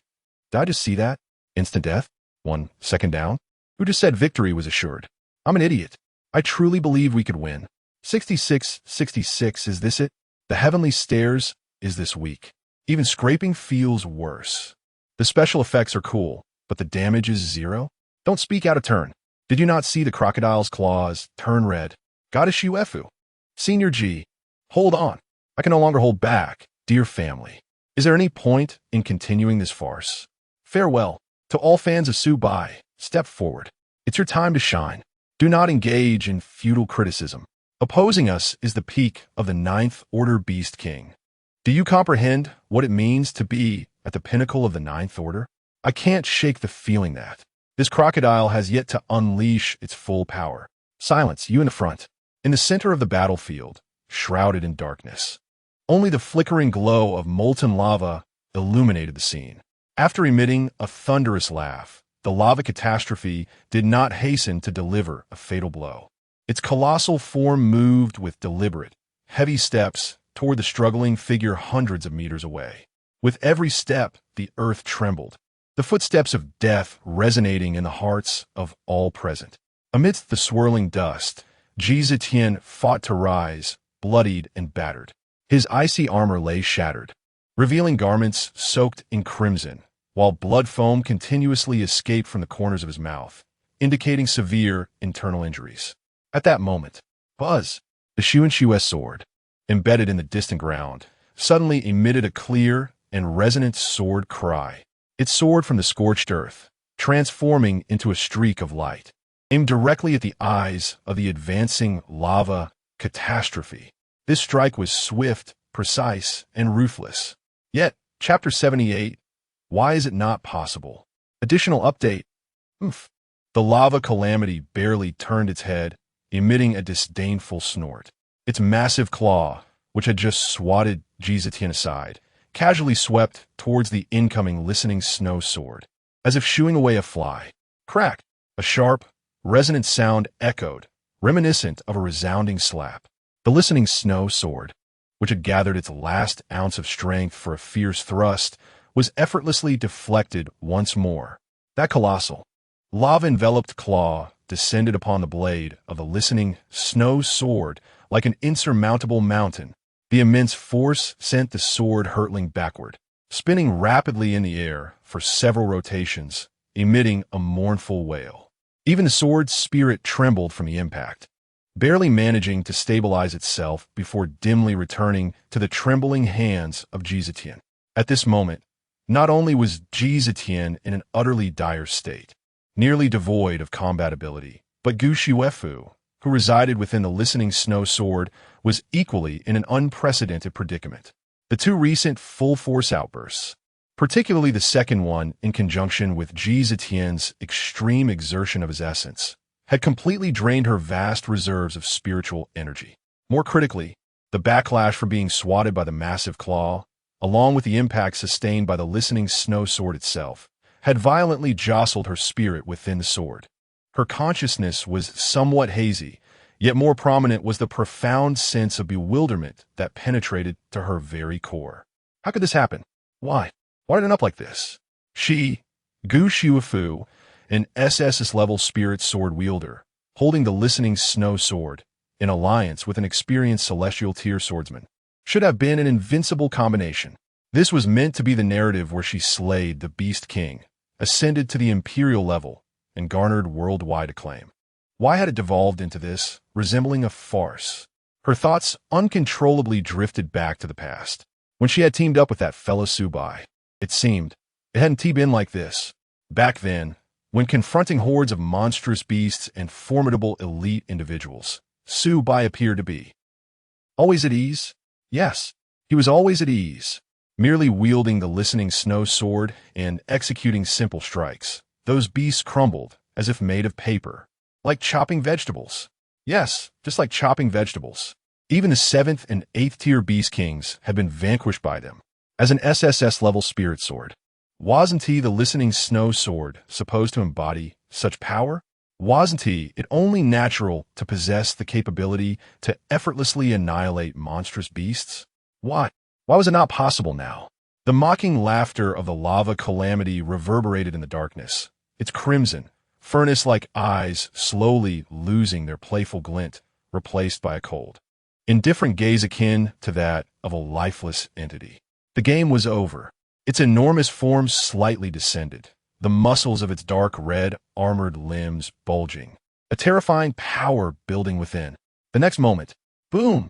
Its massive form suddenly erupted with a terrifying speed that belied its size, traversing hundreds of meters in an instant, appearing directly before Ji Zetian, who had just barely grasped the listening snow sword. The swollen, molten claw that had just swatted away the sword descended without any flourish, wielding the crushing force capable of shattering mountains. Accompanied by hellish flames that incinerated all in their path, aimed directly at Ji Zetian's head. Before the claw even reached him, a terrifying wave of heat and pressure assaulted him. The air was violently compressed, emitting a piercing explosion. The ground cracked under this immense pressure, beginning to melt away. Beneath the darkened sky, this claw sought to drive the earth and Ji Zetian into the very depths of the abyss. Oh no! Ji Zetian's heart sank. He had just caught the listening snow, his old strength depleted and new energy yet to arise, his vital essence roiling within him, severely wounded, leaving him no time for any effective evasion. Yet, he was a seasoned swordsman of the celestial realm. In this dire moment, the instinct for survival and the dignity of a warrior ignited his final reserves of power. Ag! He let out a hoarse roar, pouring all the remaining spiritual energy within him, along with the vital force of his formidable celestial body, recklessly and frantically into the listening snow sword. Buzzing, the dim sword once more emitted a faint yet resolute icy blue glow. A fragile shield, formed from ice crystals and sword energy, barely materialized above Ji Zetian's head. His arms bulged with veins as he forcefully braced the descending claw with the sword. This was his last line of defense, a defense born of the robust physique of a celestial realm swordsman and the remaining vast spiritual power of an SSS-class spirit sword. Though the attack was far from its peak, the defensive capability should suffice to withstand the ferocious assault of an ordinary 9th-tier beast. However, boom! The moment the molten claw made contact with the icy blue sword shield, there was no stalemate, no resistance. That thin ice-blue barrier shattered like a soap bubble under the sun, unable to withstand even a millisecond before being utterly crushed and evaporated by the furious molten force. Immediately after, the colossal claw struck heavily upon the blade of the listening snow sword. Clang! The sound of metal meeting metal rang out, sharp and piercing. Ji Zetian felt an unimaginable force surge through the sword, and before this might, his celestial body felt as fragile as an ant shaking a tree. The bones in his arms instantly cracked under the unbearable strain, his palms split open, blood gushing forth. He, along with the listening snow sword, was violently driven downward. It's over. Despair flickered in Ji Zetian's eyes. He could feel that his defense had been utterly, directly shattered, without even a hint of buffering. In this critical moment, quick, energy shield, concentrated defense, protect Senior Ji. On the city wall, Ma Dongyi, who had been intently observing the battlefield, felt his eyes nearly burst with rage. He unleashed a frantic roar. He understood better than anyone that if Ji Zetian, this formidable warrior, were to fall here, Gao Mountain City would be devoid of any hope. At his command, the vast, azure energy shield that enveloped the entire city underwent a sudden transformation. Buzz! The radiance that covered the city abruptly contracted and dimmed, as countless beams of energy converged with the swiftness of lightning, unerringly coalescing upon Ji Zetian, who was about to be crushed into the ground by the colossal claw. In an instant, a far more solid and resplendent miniature energy shield, composed of pure energy crystals, materialized around Ji Zetian. Almost simultaneously with the shield's formation, boom! The cataclysmic claw of the lava calamity struck fiercely against this concentrated defensive barrier, sustained by the entire city's energy system. A terrifying explosion of energy ensued. The dark red lava energy violently clashed with the pale blue city defense energy, annihilating each other. A blinding brilliance instantaneously engulfed everything. As a frenzied shockwave upheaved the ground within hundreds of meters once more, even the celestial black wolf, soaring above, seemed to glance down momentarily. Crackle, crackle. At the heart of the radiance, the solid energy shield flickered violently, rapidly spreading visible fissures.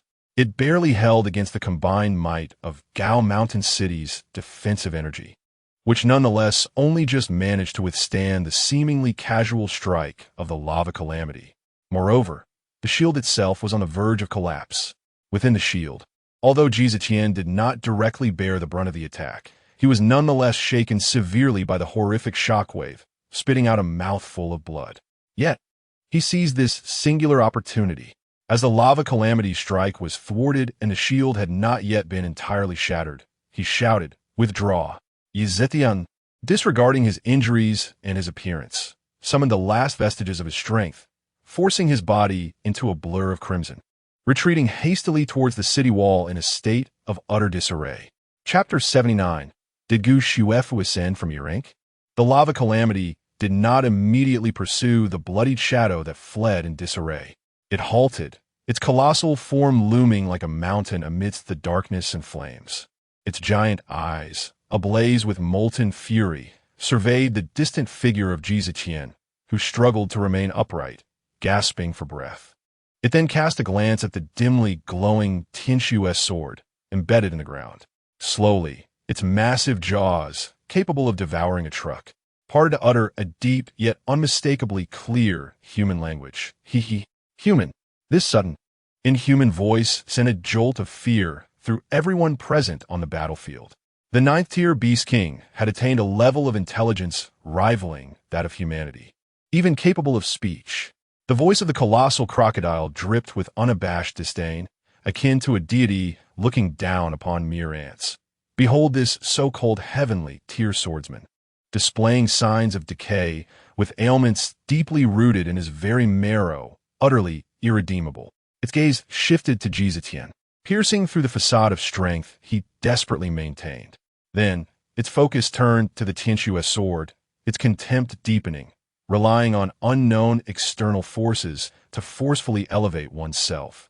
With a fundamentally shallow foundation, struggling from the lowest, most humble E rank, cobbling together resources to barely attain this hollow SSS-class spirit sword.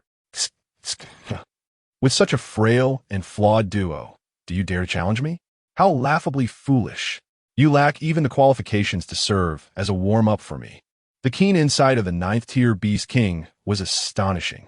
In just 2 exchanges, it had discerned the fatal flaws lurking beneath the seemingly powerful exterior of this duo. These words fell like an invisible hammer, striking the hearts of every individual in Gaoshan City. A cacophony erupted on the city walls. Countless faces were etched with shock. In comparison to the esteemed Ji Zetian's hidden injuries, the second revelation from the lava calamity struck like a nuclear bomb, resounding in the minds of all present. Wah. What? The Tianshu's sword, the divine sword of goddess Gu Shuefu, ascended from E rank. How is this possible? My heavens! E rank, the lowest E rank. Countless voices gasped in disbelief, feeling as though their entire worldview had been upended.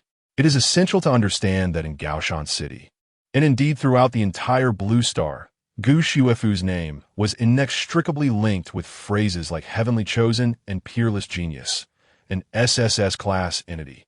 She had emerged like a comet, swiftly rising to prominence as an SSS-class sword wielder, becoming a goddess and idol in the hearts of countless individuals. Almost everyone had subconsciously assumed that she and her Tianshu's sword were destined for greatness from birth. Yet now this terrifying Beast King proclaims that she ascended from E rank, the elevation of the spirit sword. Is that not akin to scaling the heavens? Those with even a modicum of understanding of the spirit sword system began to tremble. To transition from E rank to SSS rank is a feat bordering on myth. Indeed, even the ascent from B rank to a rank necessitates an enormous influx of resources, a protracted span of time, unparalleled fortune, and perhaps the slaying of beasts of equal or greater strength to seize their cores for a glimmer of hope. Questions spread like a plague. If the listening snow sword truly did ascend from E rank step by step, then the subsequent inquiry, almost instantaneously and uncontrollably, arose in the minds of all present. Who possesses such celestial capabilities to cultivate a mere E-rank spirit sword, nurturing it across insurmountable chasms, ultimately reaching the pinnacle of SSS rank? What terrifying resources are required? What extraordinary abilities? What relentless dedication? This is a miracle that no prodigious spirit sword wielder could accomplish alone. The gazes of the crowd instinctively began to flicker, their minds involuntarily conjuring a name that had frequently surfaced not long ago, yet had since been deliberately downplayed, even derided by many. Subai. The mere utterance of this name was akin to a drop of water falling into a still pot of oil, triggering a violent chain reaction. Subai, the very one who had previously accompanied the goddess of snow, wielding her sword, wasn't he merely a fortunate soul riding on the coattails of the goddess? Indeed, the president of the Horse Association and others had claimed that Subai was of mediocre aptitude, a burden to the goddess of snow. Without him, she would only grow stronger. However, at this moment, the Beast King's brutal and straightforward words acted as a key, unlocking the dusty corners of many memories.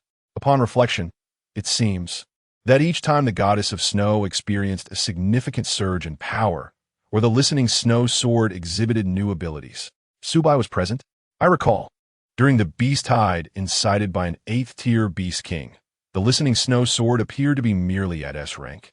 It was only after Subai fought alongside the goddess of snow that it broke through. If the listening snow sword was indeed cultivated by Subai all along, then a chilling conjecture began to proliferate wildly within the hearts of countless individuals. If all of this is true, then what are the prior assessments by the Spirit Sword Association and Mat Dongi regarding Subai? Those remarks about him being a fool, a burden, merely clinging to the powerful. What do they signify? Who is truly the core? Who is deceiving themselves? In an instant, the gazes of many grew complex, turning towards the disheveled Ji Zetian, towards the dimmed, listening snow sword, and recalling the figure that had already departed from High Mountain City, their hearts a tumult of emotions. The chilling and ruthless words of the Lava's doom echoed through the live broadcast, resonating in every corner of High Mountain City and even reaching the farthest reaches of the online world, where spectators were captivated by this fierce battle. What? Did I just hear that correctly? E-rank? Did here's now sword ascend from E-rank? Crocodile brother, don't jest about such matters. This is no laughing matter. Wait, can this crocodile actually speak? The 9th-tier Beast King is terrifying indeed, but the crux of the matter lies in the content, my friends. From E rank to SSS rank, this is more difficult than a year without adhesive. My goodness, the implications are chilling. Subai, the swordsman who has been incessantly ridiculed as a waste. Wasn't he, it said, that Subai was a burden to the goddess Shuefu? That his talents were mediocre and unworthy of the SSS rank spirit sword? If the sword was nurtured by Subai, then who, pray tell, is the true pillar of support? The case is cracked. My dear friends, I declare the mystery solved. No wonder, after Subai's departure, here's now sword seemed to lose its ferocity. Though Elder G possesses transcendent skills, he is clearly aged, his vitality waning, and even the crocodile can perceive it. He is utterly incapable of unleashing the full potential of here's now sword. Damn it, Ma Dongi, you old rascal. Return my Su God. It's over. High Mountain City is doomed. The strongest combination is being suppressed and humiliated, and now this scandal emerges. Please, is there still hope? Brothers on the city wall, hold your ground. Flee. Quick, escape. High Mountain City cannot withstand this. Subai. Where is Subai now? Hurry. Bring him back. High Mountain City Spirit Sword Association Ma Dongi. Come out and explain. The live broadcast erupted into chaos. Countless question marks, exclamation points, furious emojis, and various doubts and curses flooded the screen, nearly causing it to freeze. Meanwhile, in reality, the panic within High Mountain City was even more overwhelming than that in the live stream. Fear spread like a plague. The crowd began to stir, and some even attempted to storm the city gates, desperate to flee this doomed city. The swordsmen and spirit sword wielders atop the walls were equally unsettled, their fighting spirit struck down by an unprecedented blow. Chapter 80. Fear not, we still have our trump cards. In the makeshift command center near the city walls, Ma Dongyi's countenance was as dark as the bottom of a pot. His fists were clenched tightly, and his arms trembled slightly from overwhelming anger and frustration. Damn it! How could this happen? How could that beast possibly know the source of listening snow?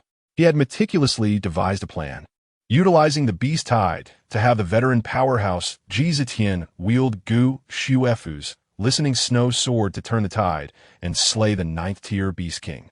In doing so, Gu Shuefu would ascend to divine status in a single battle, solidifying her reputation as an SSS-level genius goddess, obliterating all rumors surrounding Su Bai. Ma Dongyi would then become the greatest benefactor of the goddess, his prestige reaching its zenith. But now, the plan lay in ruins. Ji Zetian was gravely injured and had to flee in disgrace, his status severely undermined by the Beast King's public revelations. Gu Shuefu and the listening snow sword had been utterly stripped bare, plummeting from grace to become the greatest joke. What he found most intolerable was that all of this had inadvertently thrust the name he wished most to erase, Su Bai, back into the spotlight, even hinting at a potential vindication.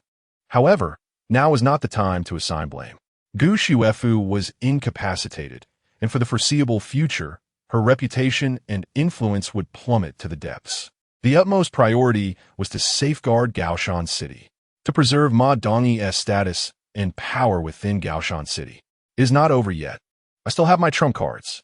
He abruptly turned, seizing the loudspeaker from the assistant beside him, and, summoning all his strength, bellowed toward the chaotic throng below and the anxious soldiers atop the walls. Silence. His voice, imbued with spiritual energy, reverberated like thunder across the city, momentarily quelling the cacophony. Countless eyes, filled with despair, confusion, or rage, turned to him in unison. Ma Dongyi straightened his back, his voice resonating through the loudspeaker. What is there to panic about? It is merely the sowing of discord by a beast.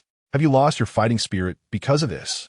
Though Ji Zetian is injured, he has done his utmost to hold the Beast King at bay.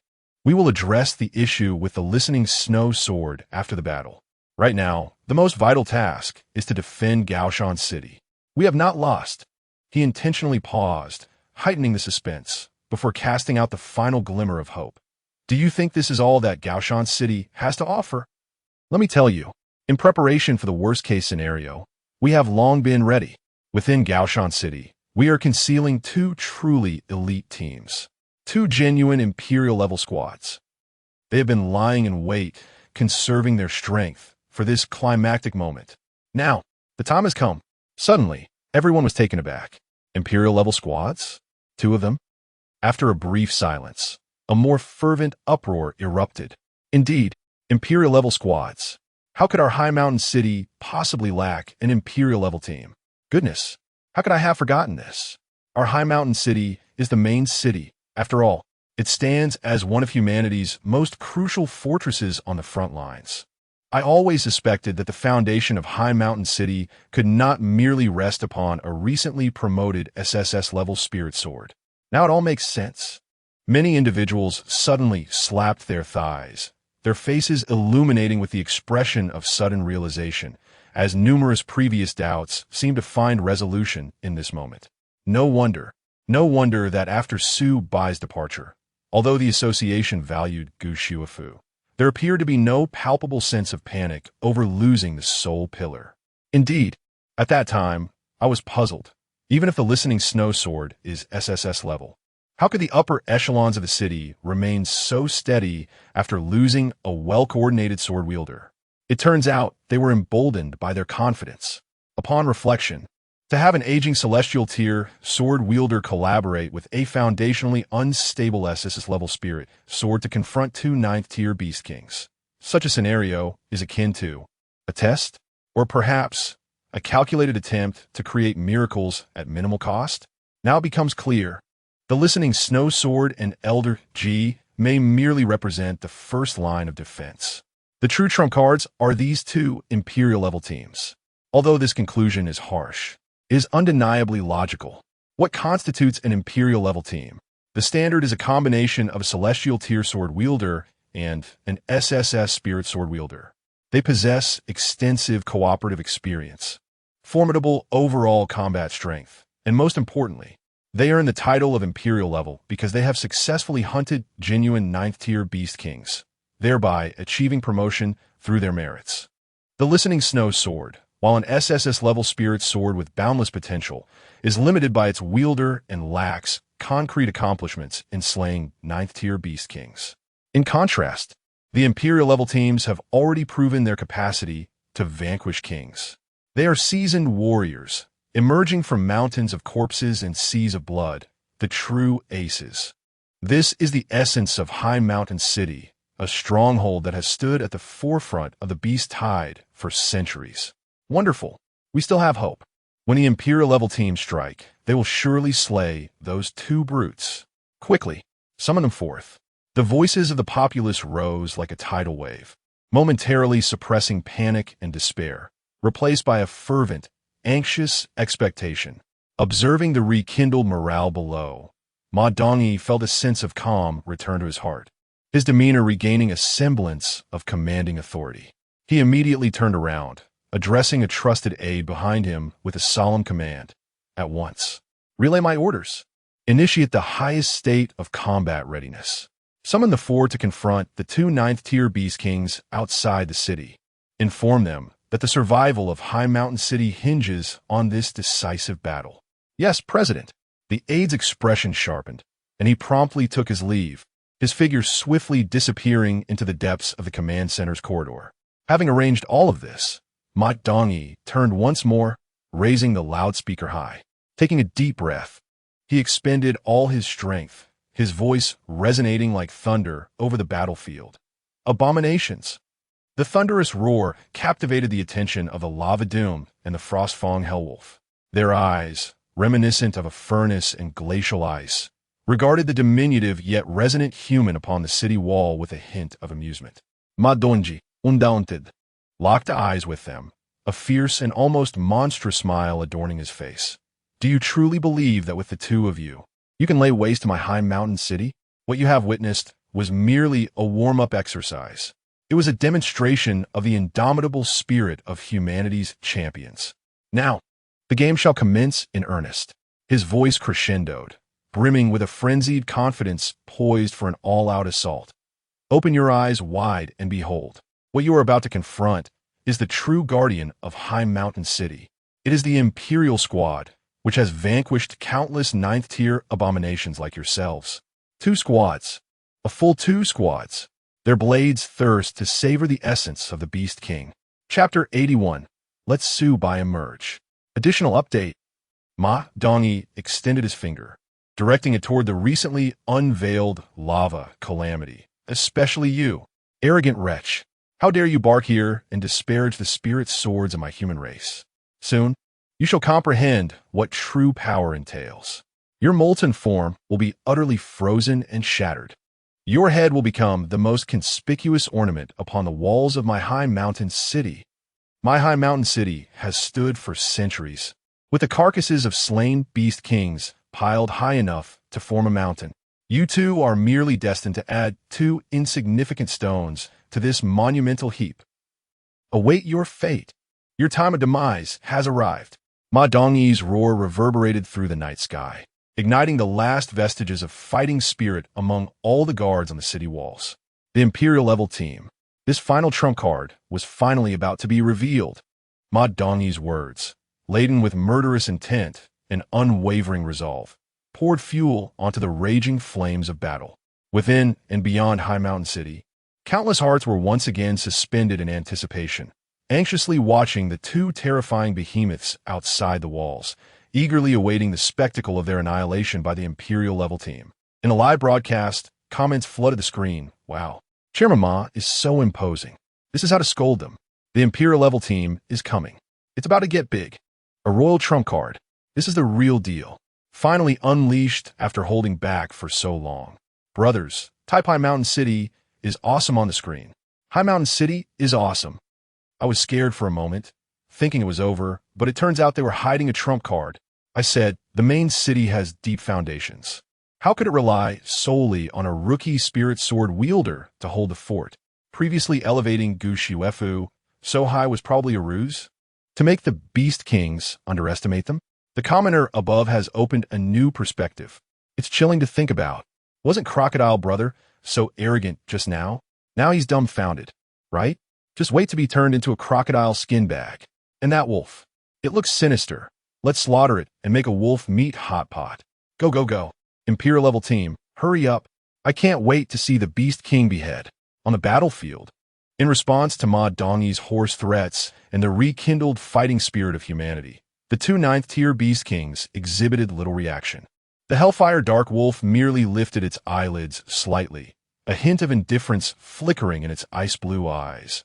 Ma Dongyi's roar was nothing more than distant barking, unworthy of its distraction. As for the Lava Calamity, its reaction was even more direct and contemptuous.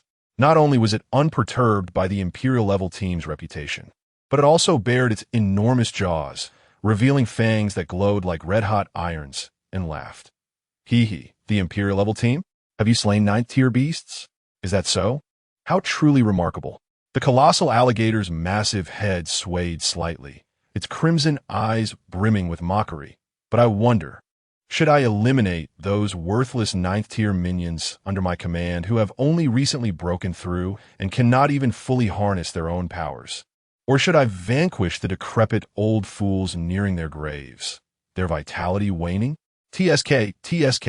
Humans always delight in naming your pitiable strength in such self-deceptive ways. Imperial level? To me, it is merely a larger, slightly more entertaining toy. This is nothing short of a blatant insult to the highest combat power of Mount High City. Ma Dongyi trembled in fury, his complexion shifting from dark to purple, ready to unleash another tirade. The alligator, sensing that the derision was insufficient, rolled its immense molten eyes and, with a malicious glee, spoke again, its voice echoing clearly across the battlefield. By the way, speaking of your toys in Mount High City, don't you have one? What was his name? Ah, yes, that fellow named Subai. Why not summon him? That lad, TSK, though he is weak, there's something intriguing about the way he wields that shabby sword of his, perhaps even more so than your so-called Imperial level. Bring him forth. Let me have a look. The utterance of a name, Subai, from the mouth of the 9th-tier Beast King, sent shockwaves far beyond what had transpired before. In an instant, the live broadcast fell into a brief silence, only to erupt into an even more fervent tumult. Even the usually indifferent and aloof Jia Huangming Wolf, who had remained silent until now, jolted at the mention of Su Bai's name. Its icy blue wolf eyes, which had casually glanced at the city walls, suddenly constricted, scanning the surrounding darkness with heightened alertness. A deep, anxious whine escaped its throat, and the black man along its back bristled slightly. It even cast an annoyed glare at the molten calamity, as if reproaching it for invoking that name. The reaction was akin to touching upon a taboo, nearly sending it into a rage.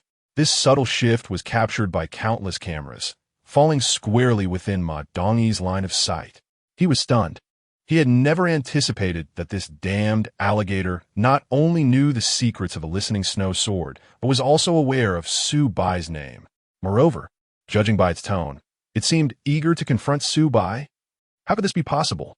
The people within Mount High City were equally bewildered. Wasn't Su Bai merely an ordinary swordsman of mediocre talent who had temporarily possessed the listening snow sword by sheer luck? How could he possibly be connected to a 9th-tier Beast King, prompting such a specific summons? Yet now, with the arrow on the string, Ma Dongyi realized he could not display any signs of weakness. He must not acknowledge Su Bai's significance. Otherwise, all his previous actions, driving Subai away, supporting Gushuefu, suppressing dissenters, would become a complete farce and a damning testimony. Suppressing the turmoil and dread within his heart, Ma Dongyi forced an exceedingly frigid smile upon his countenance. Once again, he raised the loudspeaker and retorted, Subai, your information is indeed quite astute for a wretch like you.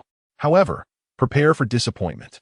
Subai is nothing but a deluded imbecile, foolishly aspiring to wield powers that do not belong to him.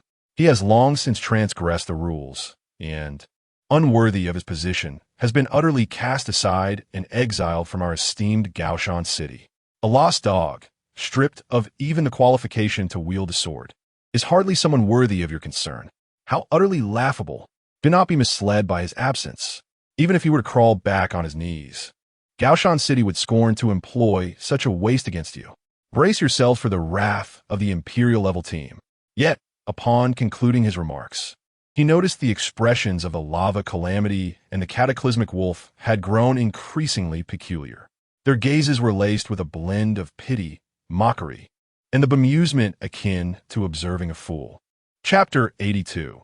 The fall of the tree and the scatter of the monkeys' time flowed slowly amidst an eerie silence and the one-sided anticipation of humanity.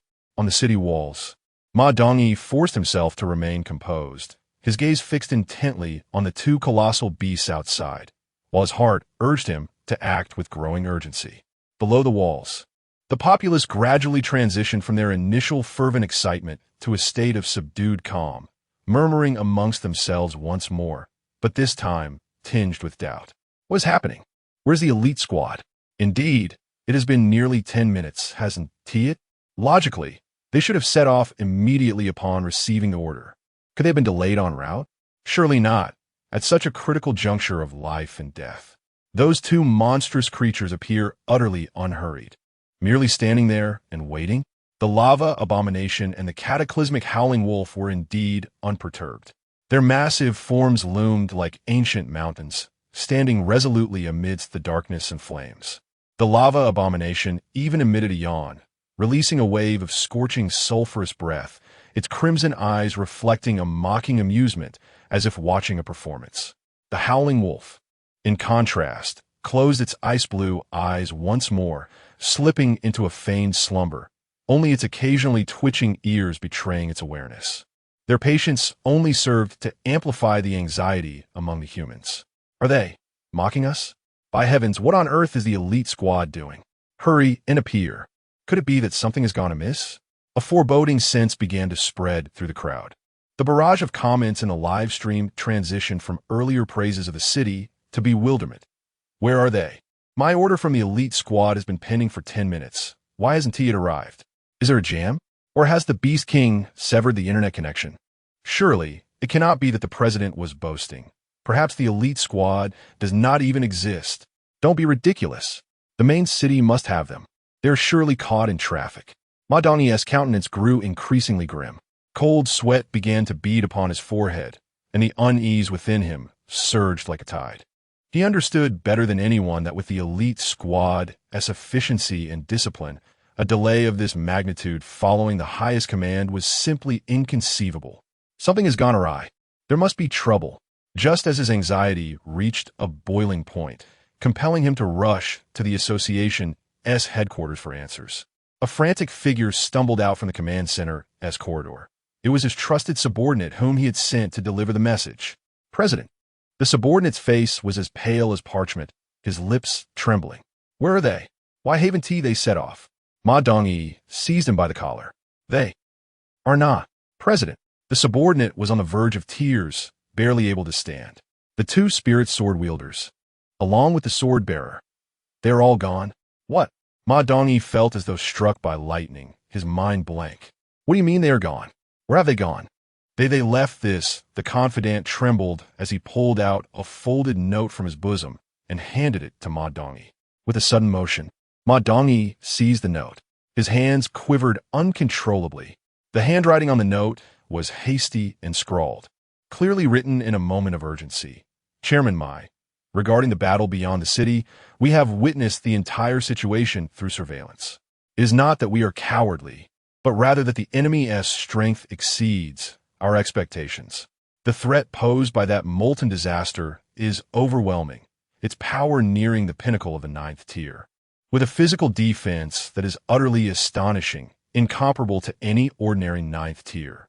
And that infernal howling wolf possesses an even more sinister and terrifying aura, lurking silently. Its level of danger likely surpasses that of the giant crocodile. Observing its stance alongside the crocodile, it is clearly no ordinary creature, and it may very well be an ancient beast king that has lived for eons, perhaps even brushing against a higher echelon. This combination is beyond what our two small teams can contend with. Even if the four of us fought to the death, we would stand no chance. To force a battle would be tantamount to courting death, and would only result in the needless loss of the last core strength of Gaoshan City. Although we are of imperial rank and have slain 9th tier foes, we are utterly powerless against such adversaries. Rather than making a futile sacrifice, it is wiser to preserve the ember of humanity. Gaoshan City is no longer defensible. We have already made a secret retreat through a hidden passage, seeking another chance at survival.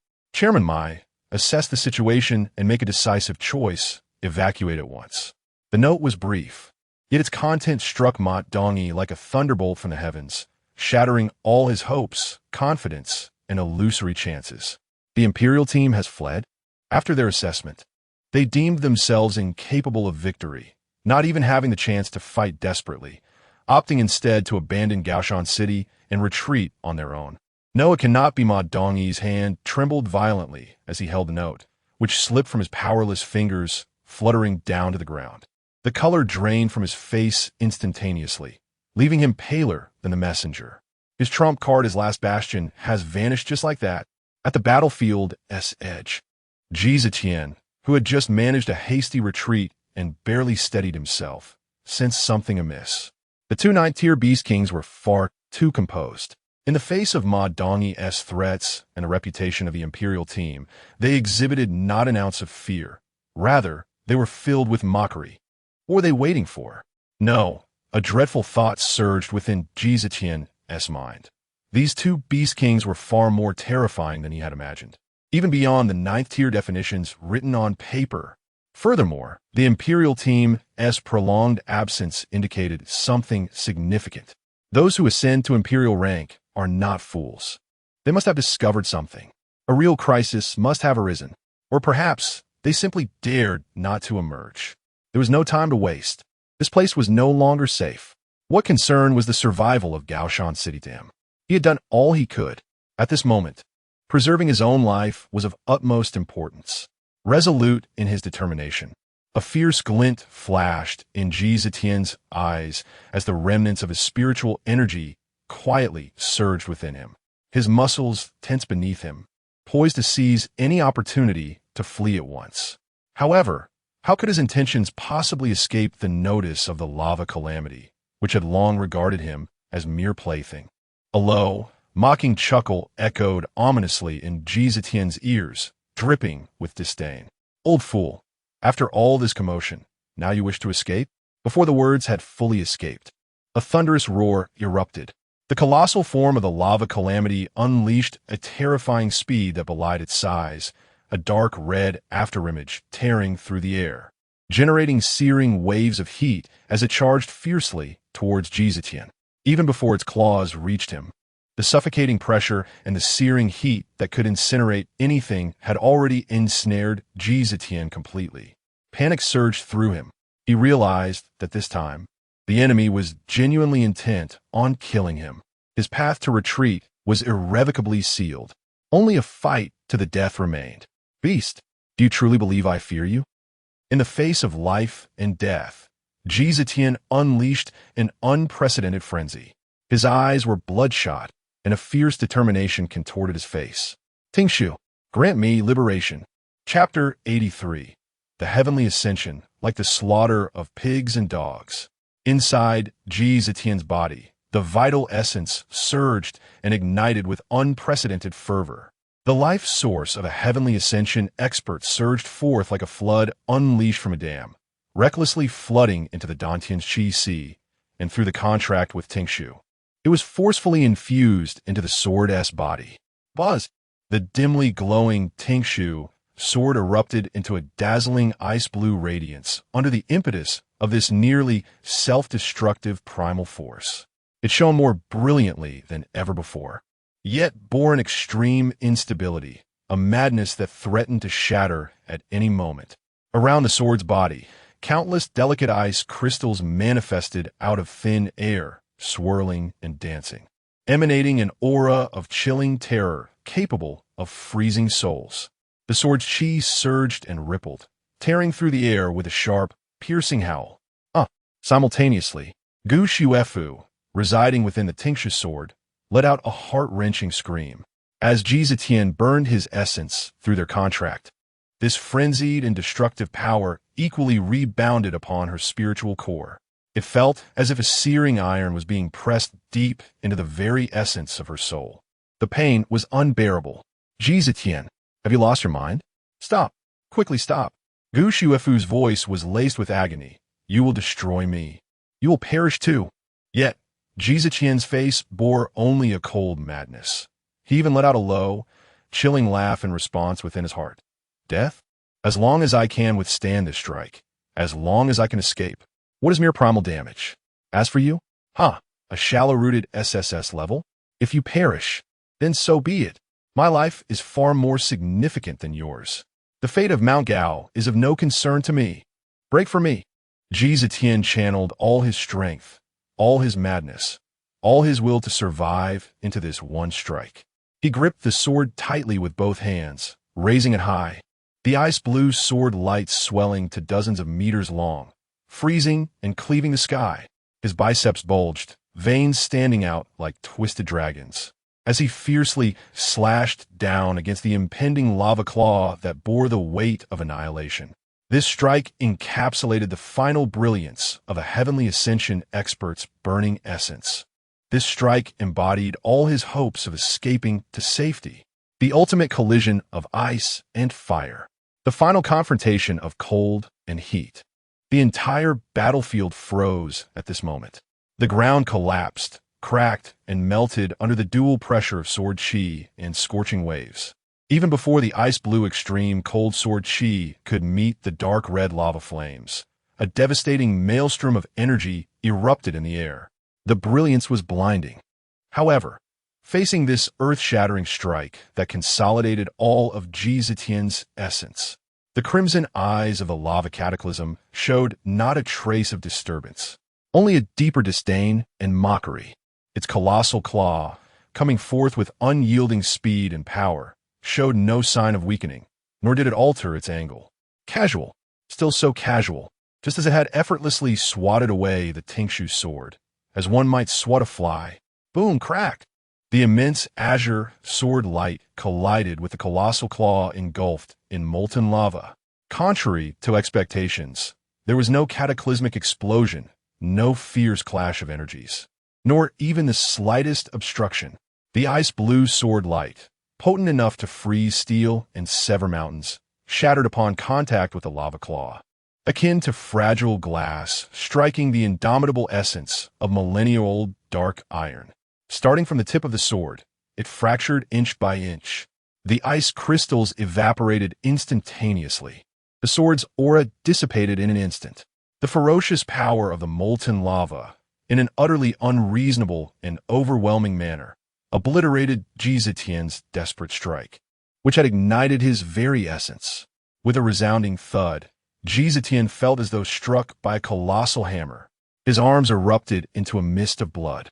His ribcage caved in. The blood he spewed forth was vaporized in midair by the terrifying heat. How could this be? Despair, inability to resist. The strongest attack, fueled by his very essence and staked everything upon, was unable to withstand even a casual swipe from his opponent. Not even capable of impeding it in the slightest. This beast had previously not even exerted its full strength. It had been toying with me. This was the last thought that flickered through Ji Zetian's mind. In the next moment, the molten claw, as if teleporting, pursued his flying form. The sharp, flame-licked fingertips made a gentle swipe. With a hiss, a head, wide-eyed and filled with horror and unwillingness, soared into the sky. Blood gushed from the severed neck like a fountain, only to be quickly evaporated by the intense heat. The sword-wielding Ji Zetian, a figure of legend, had fallen. This epitomized the terror of a top-tier, ninth-level beast king, slaughtering transcendents as if they were mere livestock. Ji Zetian's headless corpse fell weakly onto the cracked, molten ground with a dull thud. Clang! The listening snow sword lost all its radiance, falling to the earth like scrap metal, a fine crack appearing upon its blade. Shortly thereafter, a phantom-like, disheveled figure was violently expelled from the sword's body, none other than Gu Shuefu. At this moment, she appeared ethereal, her body marred by wounds resembling burns and tears, her breath faint to the extreme. Ji Zetian's demise, the backlash of the contract, the burning of his essence, and the grievous injury to the listening snow sword had nearly obliterated her. Quick, save them. Bring back listening snow and Gu Shuefu. On the city wall, Ma Dongyi, who had witnessed Ji Zetian's instant annihilation, turned pale but immediately issued a hoarse command. Instantly, several figures leaped from the wall, risking their lives to rush toward the battlefield. Yet the molten calamity merely cast a cold glance at the oncoming human ants and did not intervene. It had lost interest in the already damaged, dying plaything of the spirit sword. It slowly raised its enormous claw, stained with the searing blood of Ji Zetian, and shook it off. Then, lifting its colossal head, it gazed upon the brightly lit yet eerily silent ramparts of the high mountain, erupting into a thunderous laughter. Ha ha ha ha ha ha! Humans, is this your celestial stare? Is this your SSS grade spirit sword? Utterly feeble. Where's the so-called imperial team? Where are you? Why do you not emerge? This king has grown impatient. Its laughter reverberated like rolling thunder, echoing through the night sky.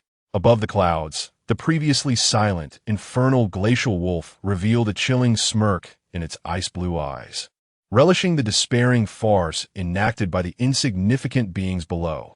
The celestial stare had crumbled, the SSS-grade spirit sword teetered on the brink of shattering, and the so-called imperial team had fled at the mere whisper of danger. The struggles of humanity appeared utterly ludicrous in their eyes. However, this cold mirth did not endure for long. Just as the cacophony of laughter from the lava cataclysm continued to resonate, the infernal glacial wolf paused momentarily. Its head abruptly turned towards the rear, not towards the high mountain city, but to the more distant and profound dark horizon. Its eyes narrowed slightly, flickering with an unexpected sense of confusion, as well as a subtly grave awareness that even it had not fully recognized. As far as the eye could see, there were still only roiling storm clouds and a dark crimson sky illuminated by flames, devoid of any presence. No flying objects, no energy responses. What could that be? The nostrils of the infernal glacial wolf flared slightly. The look of perplexity deepened in its wolfish gaze. A dragon? Chapter 84. The bustling city of Hai Mountain. The wind howled through the high skies, brushing past Su Bai's ears. Beneath him, the magnificent rainbow dragon glided gracefully through the clouds, its scaled body undulating smoothly. The sunlight blazed fiercely, casting shimmering reflections upon the dragon's obsidian scales. Below lay the undulating mountains and the vast, boundless wilderness, appearing as diminutive models on a sand table. This tranquility and expanse, however, was abruptly shattered in the next instant. Without warning, the sky darkened. It was not the gradual dimming caused by overcast clouds. Rather, it was as if the very source of light in the world was extinguished in an instant. An extreme, pure darkness enveloped everything, imbued with a chilling and lifeless essence. It surged from all directions, consuming the sunlight, the clouds, and everything within sight. This was not merely a visual darkness. The air itself became stagnant. The sound of the wind vanished, leaving only the dull whoosh of the dragon's wings and an oppressive sense of dread. The temperature plummeted. A low, rumbling roar escaped the dragon's throat, its massive body momentarily hesitating in the air, displaying signs of unease. It sensed the lurking, dreadful power within the darkness. Su Bai sat firmly upon the dragon's back, as steady as a rock. He narrowed his eyes slightly. This familiar feeling, He recognized it immediately.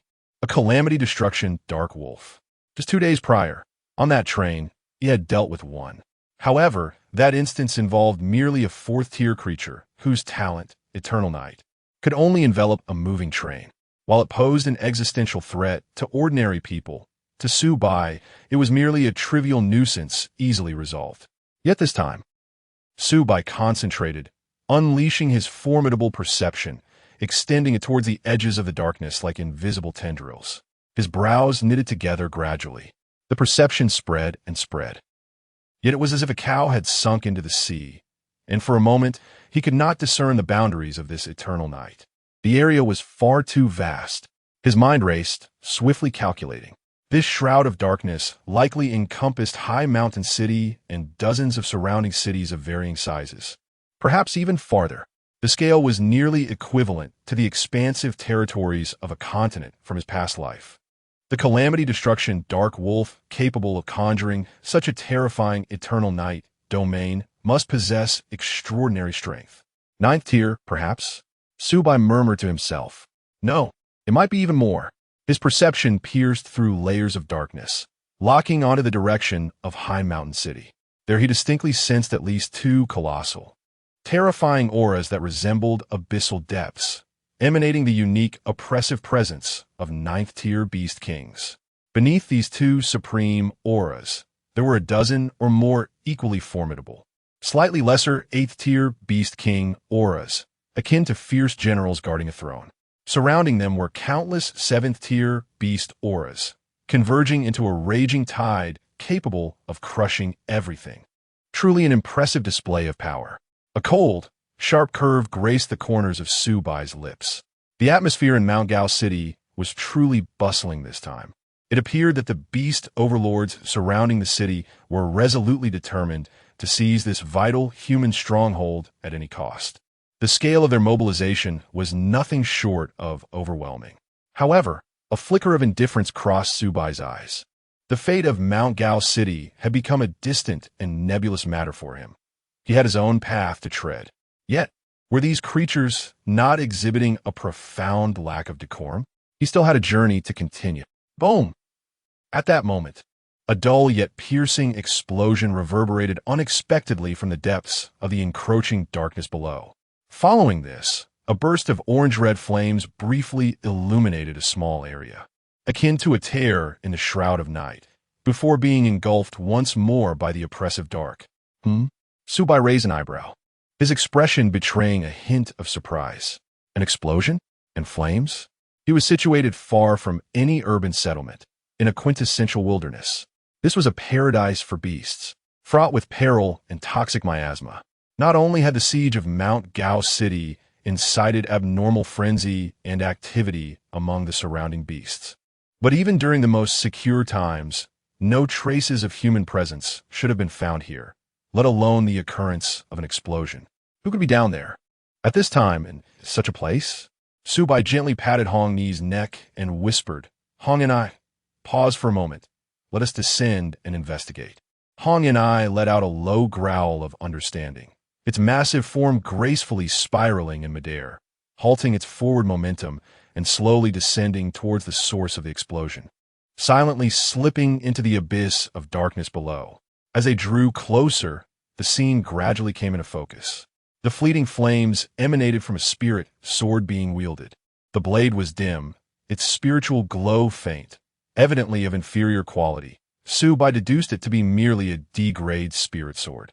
The wielder was a man clad in a soiled and tattered standard combat uniform, likely belonging to the defense forces of some city. He appeared utterly worn. His face was a blend of sweat, dirt, and dried blood, his breath coming in ragged gasps akin to a battered bellows. And even the act of wielding the sword seemed to demand immense effort. His body was riddled with wounds of varying depths, blood soaking through several areas of his clothing. Clearly, he had been fighting for an extended period, teetering on the brink of exhaustion. Behind him, approximately 10 figures huddled together, trembling in fear. They were dressed in a variety of attire, comprising men and women, young and old, yet all were disarmed, their faces etched with terror. Engaged in combat with the swordsman was a wild boar-like beast of formidable ferocity, though not particularly large. Its body was covered in tough black bristles, its tusks protruding menacingly, gleaming with a cruel glint, and a pair of crimson eyes were fixed intently on the exhausted swordsman, emitting continual threatening growls and snorts. Damn it, hold on. I must endure. The swordsman gritted his teeth, and rather than inspiring the civilians behind him, he was rallying his own spirits. Sweat blurred his vision, and his arm, gripped tightly around the sword, ached with fatigue, nearly numb. He knew he was approaching his limits. With the next impact, he might no longer be able to withstand the onslaught.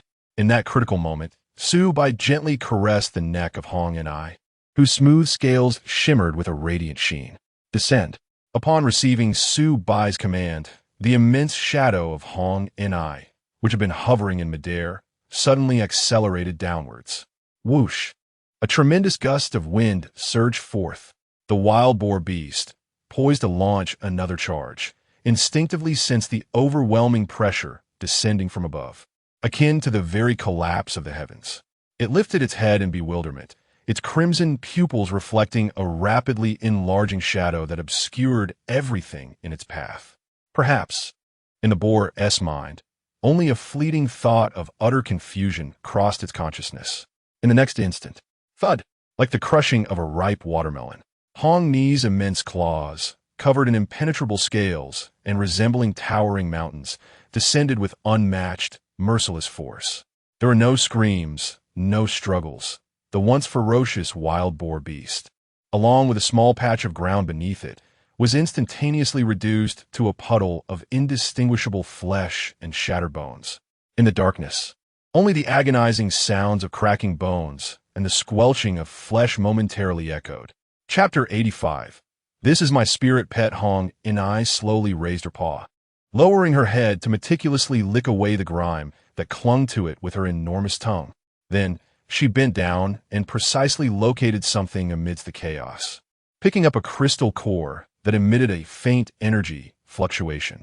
With a crunch akin to that of a candy being bitten, she devoured it. Silence. Absolute silence. The commoners, who had just moments ago been gripped by fear of the wild boar, were now paralyzed by terror. Their eyes widened and mouths agape. They dared not utter a sound, their breaths caught in their throats by the sudden presence of something far more horrifying. To them, the wild boar had already been a fearsome creature. But this black dragon that descended from the heavens was nothing short of a legendary beast of destruction. A soft, meaningless whimper escaped one individual's throat, their legs giving way as they collapsed to the ground.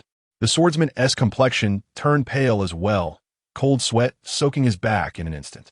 His legs, previously weakened from exhaustion, now trembled as if sifting through grain. Yet, upon witnessing the sheer terror on the faces of the commoners behind him, a flicker of responsibility quelled his instinctual fear.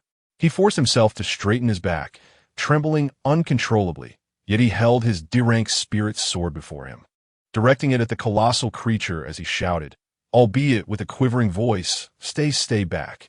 He was uncertain to whom he was addressing, merely desperate to protect those behind him. Just then, a slightly languid voice drifted down from above the dragon's head. Relax, my friend. Instinctively, the crowd gazed upward. There, atop the fearsome dragon's massive head, stood a figure shrouded in shadow, appearing seemingly out of nowhere. Clad in simple attire, he stood tall, contrasting sharply with the dragon's terrifying aura, yet exuded an inexplicable calmness. As Hong En-I lowered her head slightly, the man's features became clearer. He appeared quite young, handsome, with a hint of a smile playing at the corners of his mouth.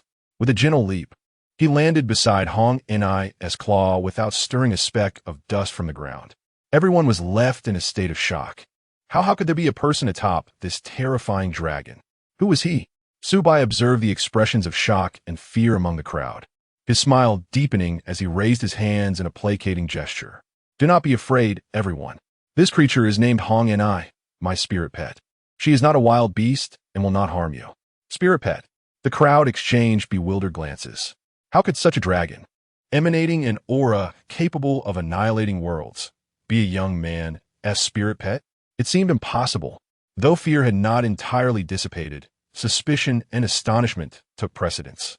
At that moment, the swordsman's pupils constricted sharply as he sensed something, abruptly turning to look into the darkness behind him, shouting, "Be careful! Behind you!"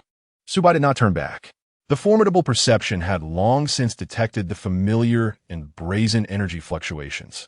In the haste of dealing with the immediate threat, I had overlooked the presence of another lurking nearby.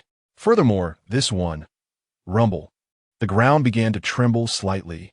In the darkness, a pair of even larger eyes, gleaming with a malevolent crimson light, flickered to life, accompanied by heavy footsteps and labored breaths. A wild boar beast, nearly twice the size of the previous one, charged forth. Its energy waves surged violently, bristles standing erect like steel needles, and a faint aura of energy enveloped its tusks. A fifth-tier beast. The imposing presence of this wild boar was at least 10 times stronger than the last.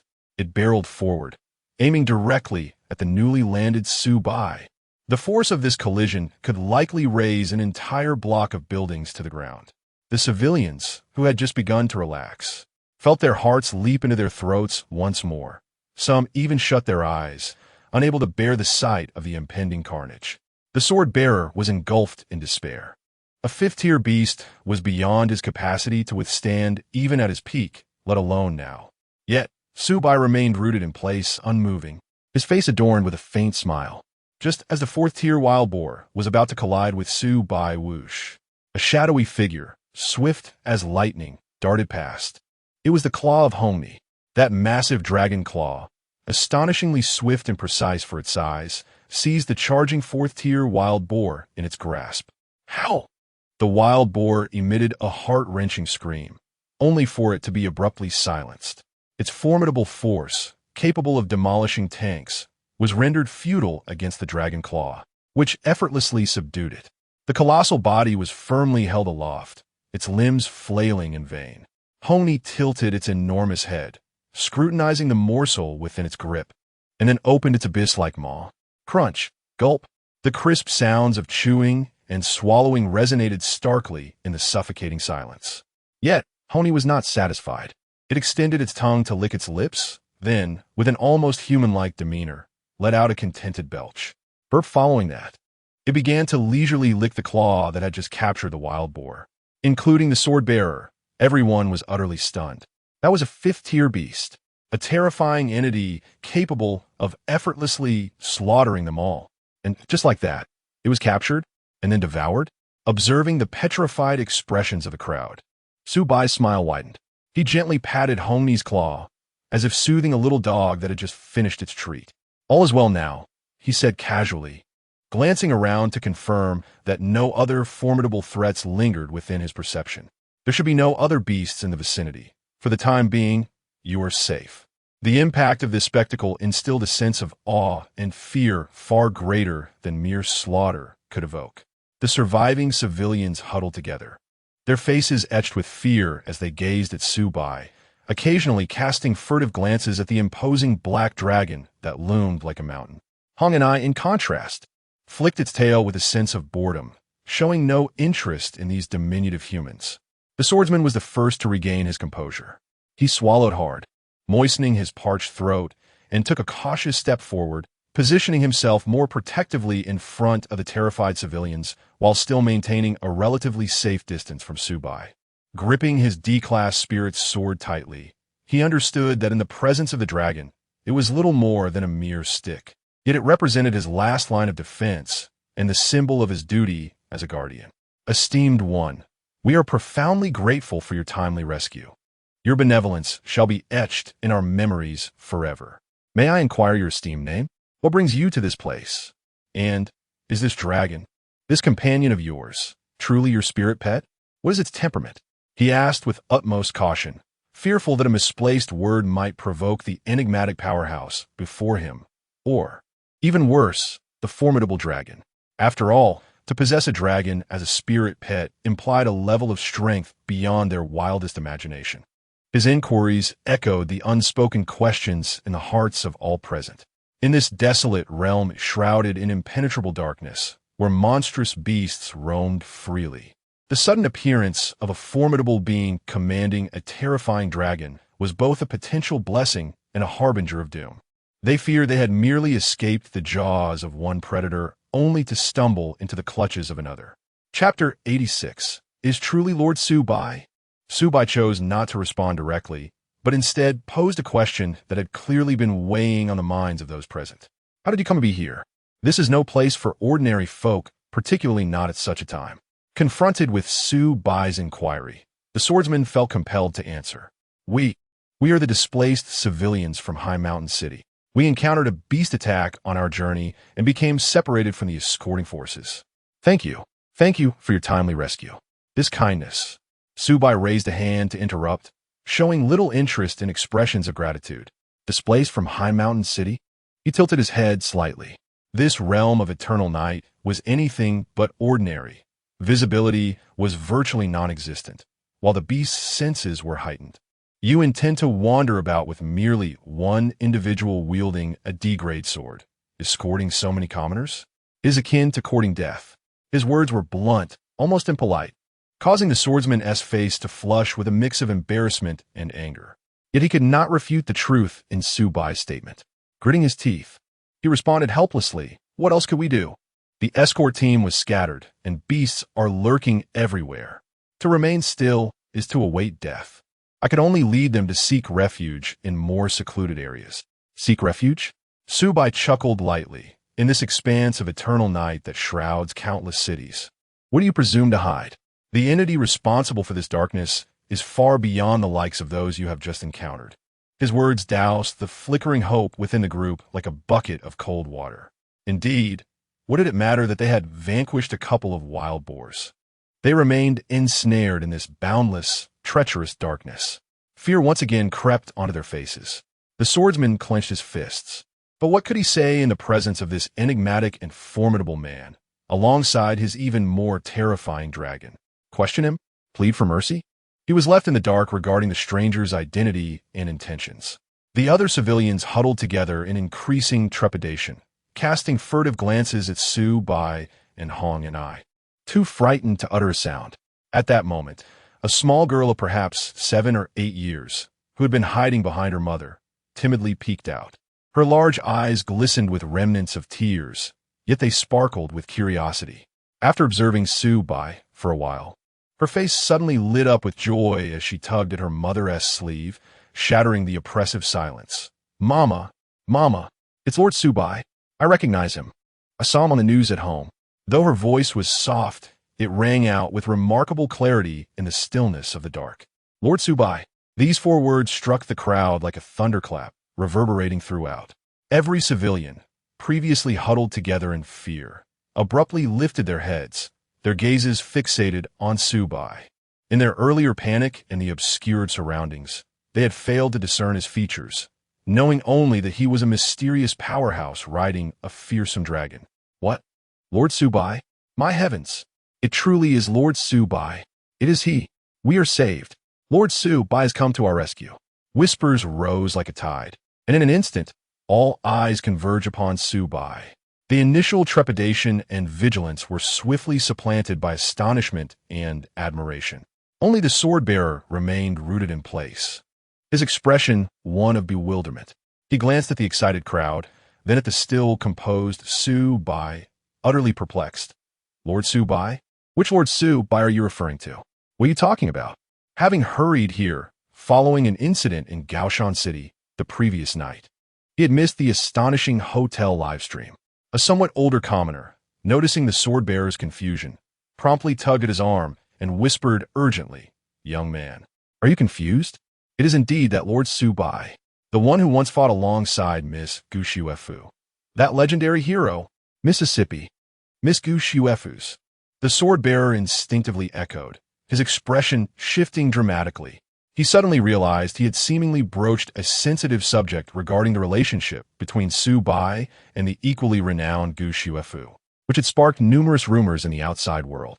Oh no, had he spoken out of turn? Cold sweat broke out across his brow, and, disregarding his trembling legs, he nearly fell to his knees, hastily bowing deeply to Su Bai. Lord Su Bai, it is It is my lack of discernment that prevented me from recognizing you at once. Just now, I misspoke. Please do not take it to heart. I certainly meant no offense. I beg your pardon. His speech was incoherent. Observing the other's flustered demeanor, nearly on the verge of prostration, Su Bai found it somewhat amusing. He had long since ceased to care for such empty titles and past accolades. With a casual wave of his hand, he interrupted the apology, his tone inscrutable. Enough. It matters not. There is no need to dwell on the past. Su Bai's calm gaze swept over the group of startled individuals before him. With the city of Gaoshan besieged by monstrous creatures, and now shrouded in this eternal night, what compelled you to abandon the city and venture into this desolate wilderness? This is hardly a wise decision. His inquiry silenced the crowd, who had just been reveling in the excitement of encountering their idol. They exchanged glances, their expressions betraying a complex mix of emotions, some hesitant to speak, others feeling aggrieved. A few adults hesitated, while a little girl, sensing the discomfort, took a deep breath. Summoning her courage to look earnestly at Su Bai. Lord Su Bai, it is because a few days ago we heard that you and Miss Gu Xuefu have terminated your contract. Upon hearing this, Su Bai raised an eyebrow, a flicker of surprise and amusement crossing his features. Ah, I did not expect even someone as young as you to be aware of such matters. News travels fast indeed. The little girl nodded vigorously, her voice brimming with righteous indignation as she continued. Yes, everyone is aware of it. And then we felt it was profoundly unjust. Her tiny fists clenched with determination. Miss Gu Xuefu is indeed formidable, and her contributions to Gaoshan City are well recognized. However, Lord Su Bai, you have rescued Gaoshan City on countless occasions. Without you, Gaoshan City would have long since ceased to exist. Your merits are exceedingly significant. It is utterly unacceptable that, because of your separation from Miss Gu Xuefu, the association seems to have entirely forgotten you. The more she spoke, the more agitated she became. Her little face flushed with emotion. Therefore, many of us believe that the association ought to provide you with an explanation. At the very least, they should publicly express gratitude for your contributions and acknowledge your achievements. It cannot be allowed that you are left in such obscurity, as if you have been cast aside. Chapter 87. The truth revealed. The little girl paused, sniffed, and her voice fell into a melancholic tone. We went to the Spirit Sword Association, hoping to clarify things and speak on your behalf, but the attitude of the association's members was quite unfriendly, very fierce. They wouldn't listen to us at all, and they said you had already left High Mountain City, that it was none of their concern, and urged us not to meddle in affairs that did not concern us. As she spoke, her eyes began to glisten with tears. Everyone was very angry and disappointed. They felt that if High Mountain City and the association held such an attitude, you might no longer be here. So for us who have always supported and appreciated you, remaining here seems rather meaningless. Thus, she lifted her head, gazing earnestly at Su Bai, and said, so, those who believe in you and support you within High Mountain City, well, it's not too many perhaps over 4,000 people have decided to leave High Mountain City together. We wish to find a place that still remembers Lord Su Bai's contributions. Over 4,000? Even Su Bai, with his calm demeanor, could not help but display a look of astonishment upon hearing this number and the reasoning behind it. He had not anticipated that the seemingly uncomplicated matter between himself and Gu Xuefu would stir such a considerable upheaval within High Mountain City, even prompting thousands to depart. It was unexpected that there were still conscientious individuals within the city. Yet, that could not be entirely accurate. With these individuals leaving, there would likely now be none remaining in High Mountain City. He glanced at the group, beginning to comprehend the expressions on their faces. Suppressing his astonishment, Su Bai's gaze fell once more upon the little girl. So over 4,000 have left? Then, why are only you few remaining? There are not even 20 of you here. The little girl quickly clarified, oh, no, Lord Su Bai. Most of the uncles and aunts acted swiftly. They organized their teams and set off the night before last, before the beast tide erupted. At that time, although there were many beasts outside, it was not as dark and terrifying as it is now. There were many of them, and they had means of transportation to exit the city, so they should have gone far away to safety. She lowered her head, bashfully kicking at the gravel beneath her feet. We were the last batch to leave, because our family, along with a few others, had too many possessions in the city that we couldn't bear to abandon. It took us quite a while to pack. Moving was quite troublesome. Hence we were delayed by day. Subai nodded, instantly understanding. So they hurriedly packed their belongings, and just as they stepped through the city gates, they unwittingly collided with the beast tide. The little girl, recalling their previous ordeal, nodded vigorously, her small face paling further. Subai's gaze shifted once more to the swordsman who had been standing awkwardly by the side. After the previous exchange, the tension of the swordsman eased slightly, yet he still regarded Subai with evident reverence. "And what about you?" Subai inquired, his tone remaining unperturbed. "Your uniform suggests you are not one of the local swordsmen of Gaoshan City. How is it that you find yourself here alone?" The swordsman promptly straightened his posture, despite the grime and blood staining his face, and endeavored to present himself in a proper military stance. I am Zhao Lan, a member of the swordsman unit from Xiantai City, summoned here as part of a reinforcement team to assist Gaoshan City." He inhaled deeply before continuing. "However, during the night, our main force encountered a sudden and fierce onslaught of beast tides while marching. In the chaos, our squad was dispersed, and I lost contact with my team. I attempted to follow the original route to Gaoshan City in hopes of reuniting with the other reinforcements or locating our lost members. Yet on the way, I encountered these civilians besieged by the aberrant beasts. Given the urgency of the situation, he had stayed behind to protect them until he was almost at the brink of collapse." Subai nodded slightly upon hearing this. "So, you are indeed a reinforcement from Xiantai City. The ferocity of the beast tides can be overwhelming, and communication breakdowns leading to the dispersal of troops are common."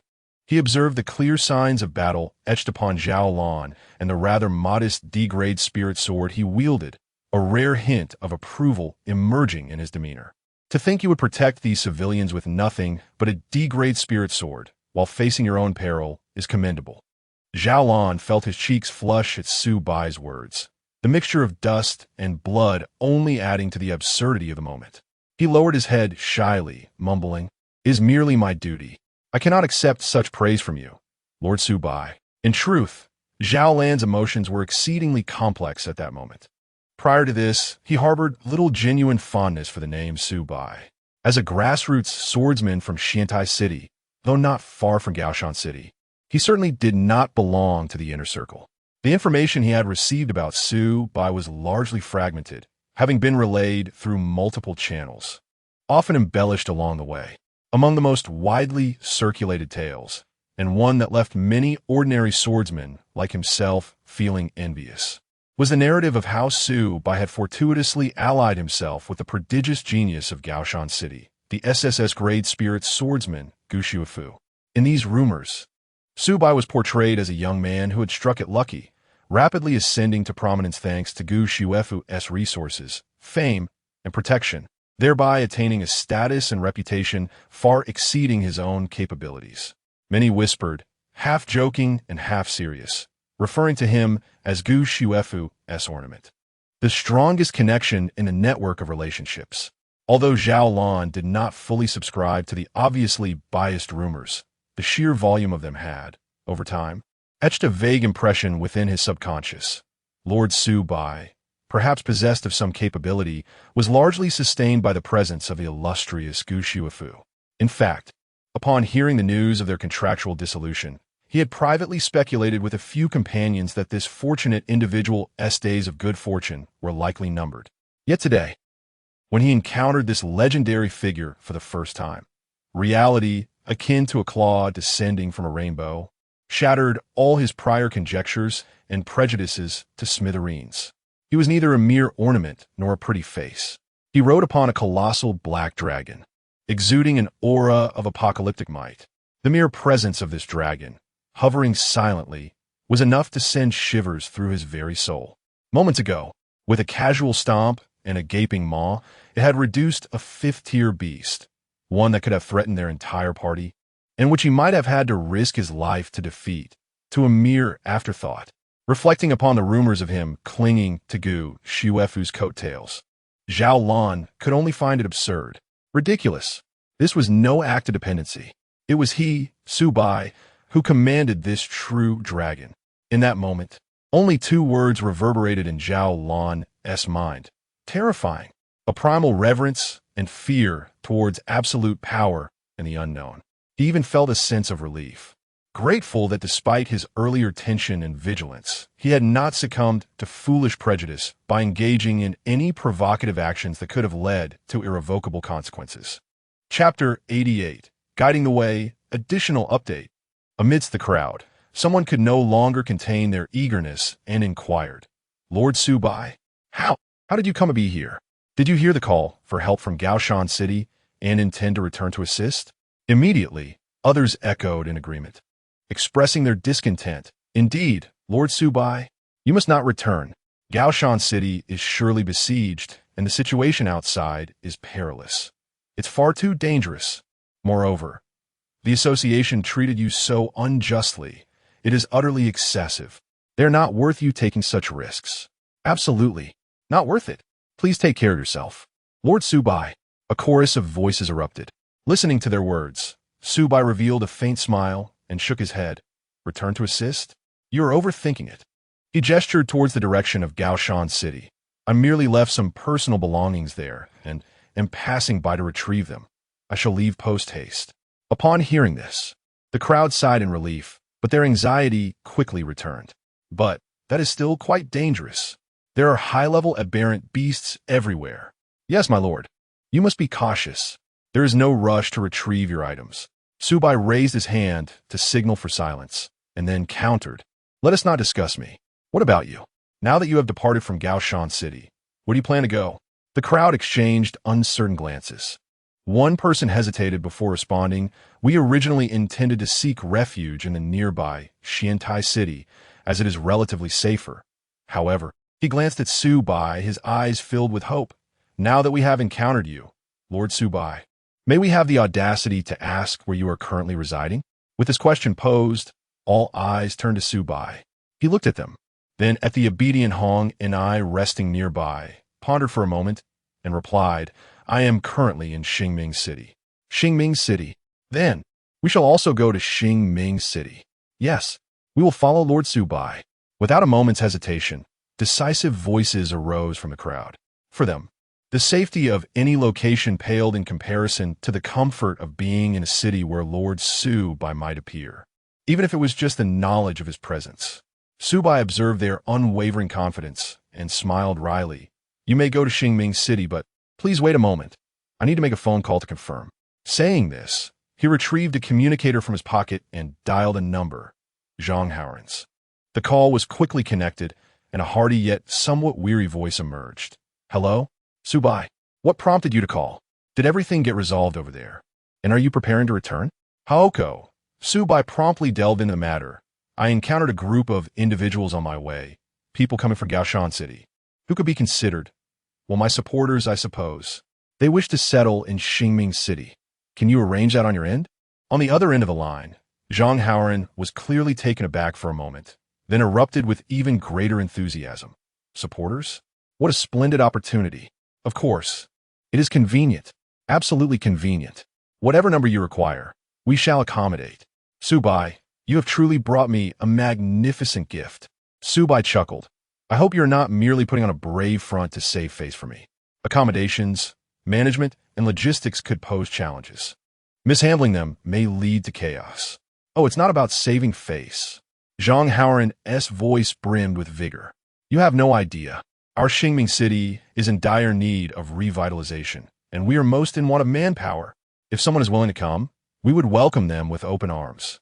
I owe you my gratitude. You have just infused our city with such vitality and labor force. Rest assured, I will ensure everything is arranged flawlessly." "Very well." Su Bai nodded. "Once they arrive, you shall oversee the arrangements." "No problem. I am always at your service." After hanging up the phone, Su Bai turned to the group and announced, "All right, there are no issues on the Xingming City side. They welcome your arrival." His gaze then shifted to the anxious sword-bearer Zhao Lan, who had been waiting nervously nearby. "So, Would you mind escorting them to Xingming City? Is there any problem with that? Zhao Lan jolted slightly and immediately stood up straight, responding loudly. Reporting to you, Master Su Bai. Ensuring everyone's safety is my duty. No problem. However, he awkwardly scratched his head, revealing that his subordinates only knew the route to Xiantai City. He had never been to Xingming City, and in this pitch darkness, he feared he would not recognize the way. Oh, that is simple. Subay displayed nonchalantly. Do you have paper and pen? Immediately, someone rummaged through their belongings and handed him paper and pen.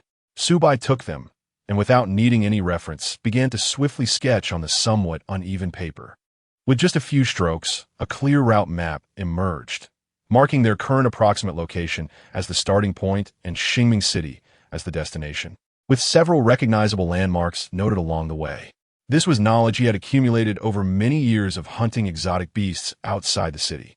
He was more familiar with this wilderness path than he was with his own home. He handed the map to Zhao Lan and then pointed in a direction that appeared unremarkable amidst the endless darkness. Do you see that over there, the darkness? He found his own indication somewhat amusing, but in any case, it was in that direction. Follow the route I have drawn. He paused to clarify. This path is typically an area with sparse exotic beast activity. I have traversed it numerous times, and it is quite safe. Now that the eternal night has descended, the oppressive aura of high-ranking beast kings blankets this region.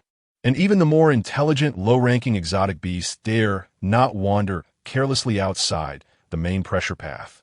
Therefore, as long as you do not deviate from the route and follow this path, it is actually safer than usual. You will encounter very little danger. Continue along this way, and you will safely reach the outskirts of Xingming City. Zhao Lan took the map, examining it closely, her face illuminated with surprise and admiration.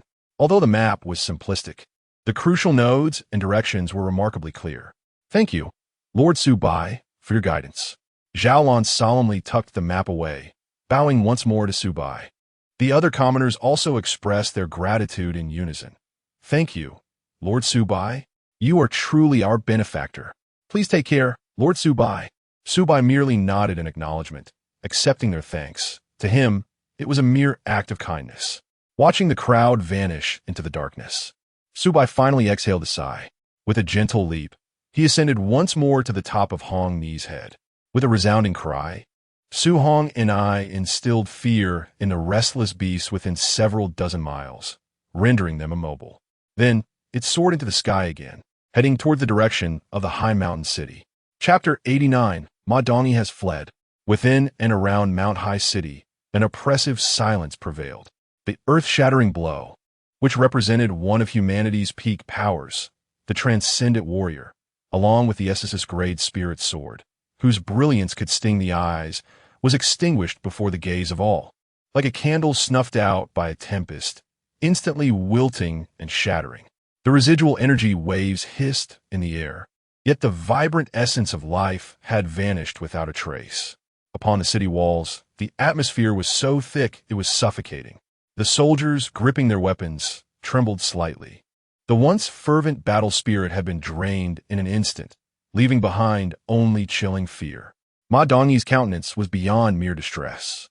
A transcendent warrior was the last bastion of Mount High City, the very foundation of their courage to confront the ninth-tier beast king. Now, with this pillar shattered, their confidence dissipated into thin air. It is over. We cannot hold them back. Despair, like a plague, swiftly spread among the defenders. The two imperial teams, which should have been vital forces, chose to retreat without hesitation at such a crucial moment. Betrayal, utter betrayal. Mount High City, once an indomitable fortress, now appeared to all as a mere crumbling shell.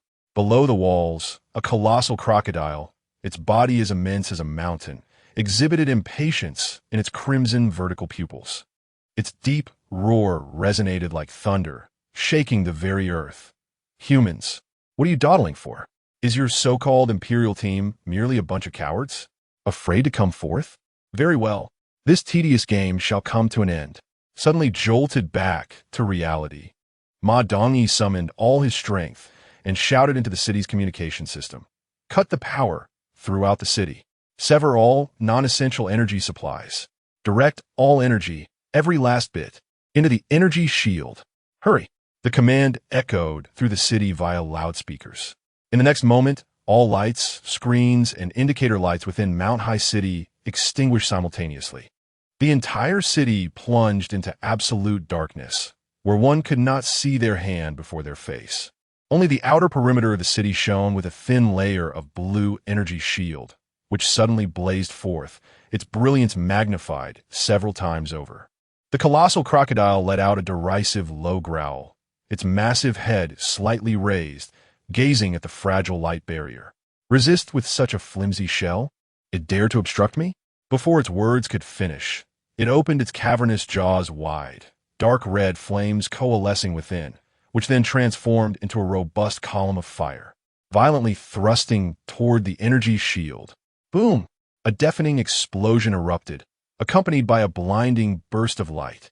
The energy shield twisted and trembled as if struck by a heavy blow, the surface instantly marred by spiderweb-like cracks. The pale, blue luminescence flickered wildly, dimming and brightening erratically. Yet, this struggle lasted scarcely 3 seconds. Bang! A heart-wrenching sound of shattering echoed as the energy shield burst apart like a fragile bubble. Countless shards of energy splintered and scattered, ultimately vanishing into the air. The last bastion of Mount High City has fallen, on the periphery of the city walls. The crowd that had once gathered to witness the valiant battle between Gu Shuefu and Ji Zetian now stands in utter stupor. Simultaneously, millions, nearly approaching 100 million, viewers in various live streaming rooms have succumbed to the same profound silence. The image of the colossal beast effortlessly tearing apart the city's defenses is indelibly etched in the minds of all. The barrage of comments erupted instantaneously. What the hell? Is that it? 3 seconds? I hadn't even finished preparing my instant noodles. The shield is gone. What the hell? Is this the Ninth Order Beast King? Who can withstand this? Damn, this is utterly despairing.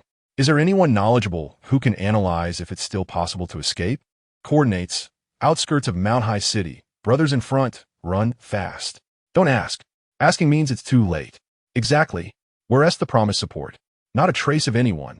The elite teams have fled. Who else can we rely on? No way. Are we really facing a massacre? I trust President Ma. He must have a backup plan. Yes. The Spirit Sword Association will not abandon Mount High City. There must be a turning point. However, amidst the chaos and debate, a keen-eyed viewer suddenly unearthed a disconcerting truth. Wait, brothers, look at the city wall. Where's President Ma? What the hell? Where did he go? He was just there speaking moments ago. How can he vanish in the blink of an eye? Director, zoom in on the city wall. There's truly no one left. My God, Ma Dongi ran away? Is this real? No way. He is the president. How could he flee? And Ting Shui has also disappeared. It was only then that the crowd awoke from their stupor, frantically searching the live broadcast for the spot where Ma Dongi had once stood, now eerily vacant. Ma Dongi has vanished. Even Ling Jian Ting Shui is nowhere to be found.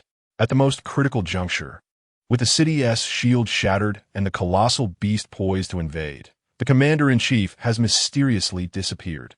Mount High City has plunged into the deepest despair, leaderless and adrift.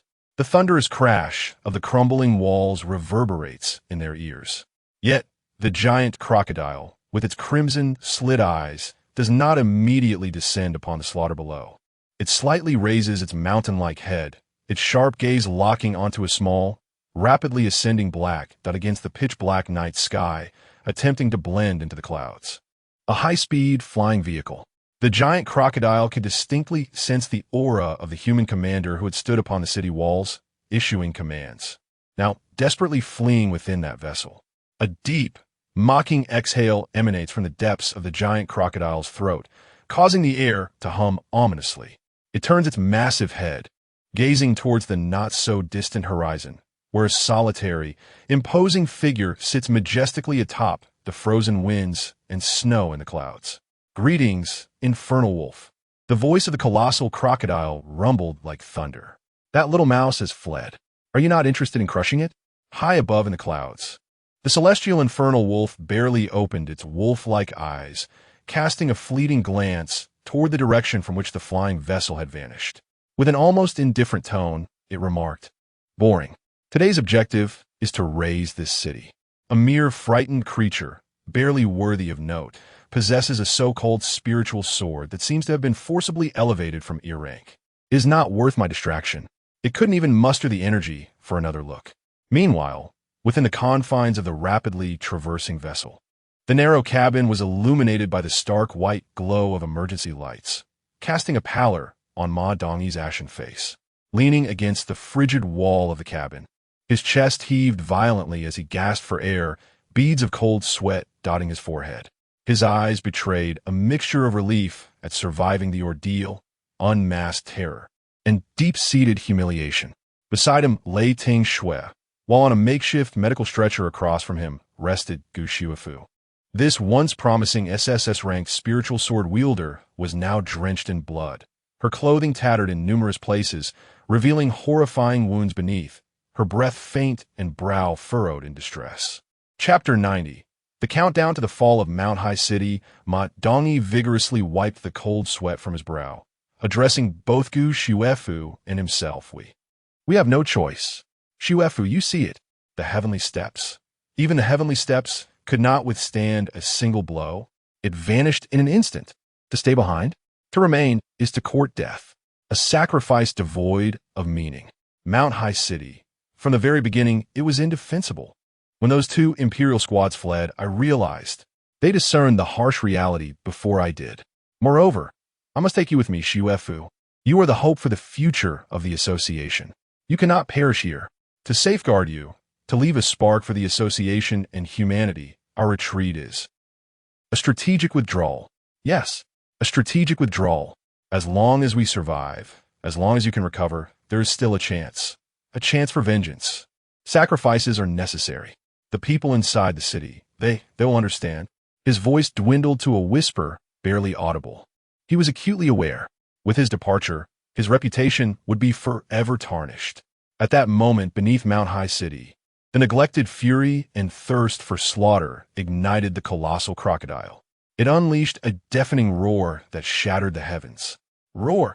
This roar signaled the general assault. In an instant, all the beasts, previously scattered to the east, south, and north, as well as the outer regions, converged frantically towards the western city wall. The earth trembled violently. Clouds of dust billowed, obscuring the sun. Various grotesque forms of beasts surged forth, the lower-tier ones flooding in like a tide, while the higher-tier ones mixed within to create an unstoppable black torrent. The tens of thousands of beasts originally tasked with defending the western wall swelled in number within mere minutes. 100,000, 200,000, 300,000, a dense mass, dark and overwhelming, extended from the breach in the city wall to the horizon, surpassing 300,000 in an instant and still increasing. In human history, aside from that apocalyptic battle 500 years ago, had there ever been such a dense and terrifying siege of beasts? This was no longer war. It was a one-sided massacre. Attack the city. The cold command of the colossal crocodile resonated across the battlefield. The beast tide had commenced, like a flood unleashed.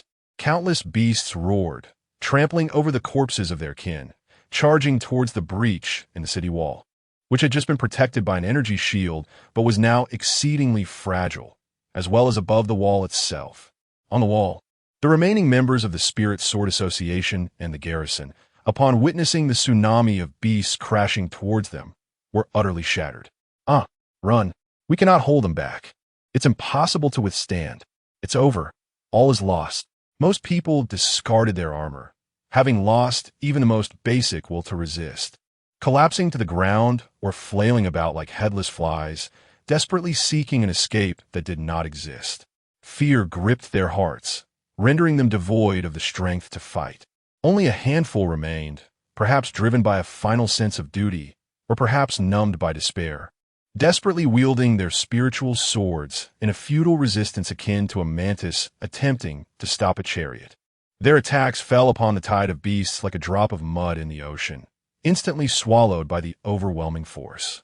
Within the confines of Mount High City, an oppressive silence enveloped the darkness. The power outage brought not merely physical darkness, but plunged the psyche into an abyss of despair.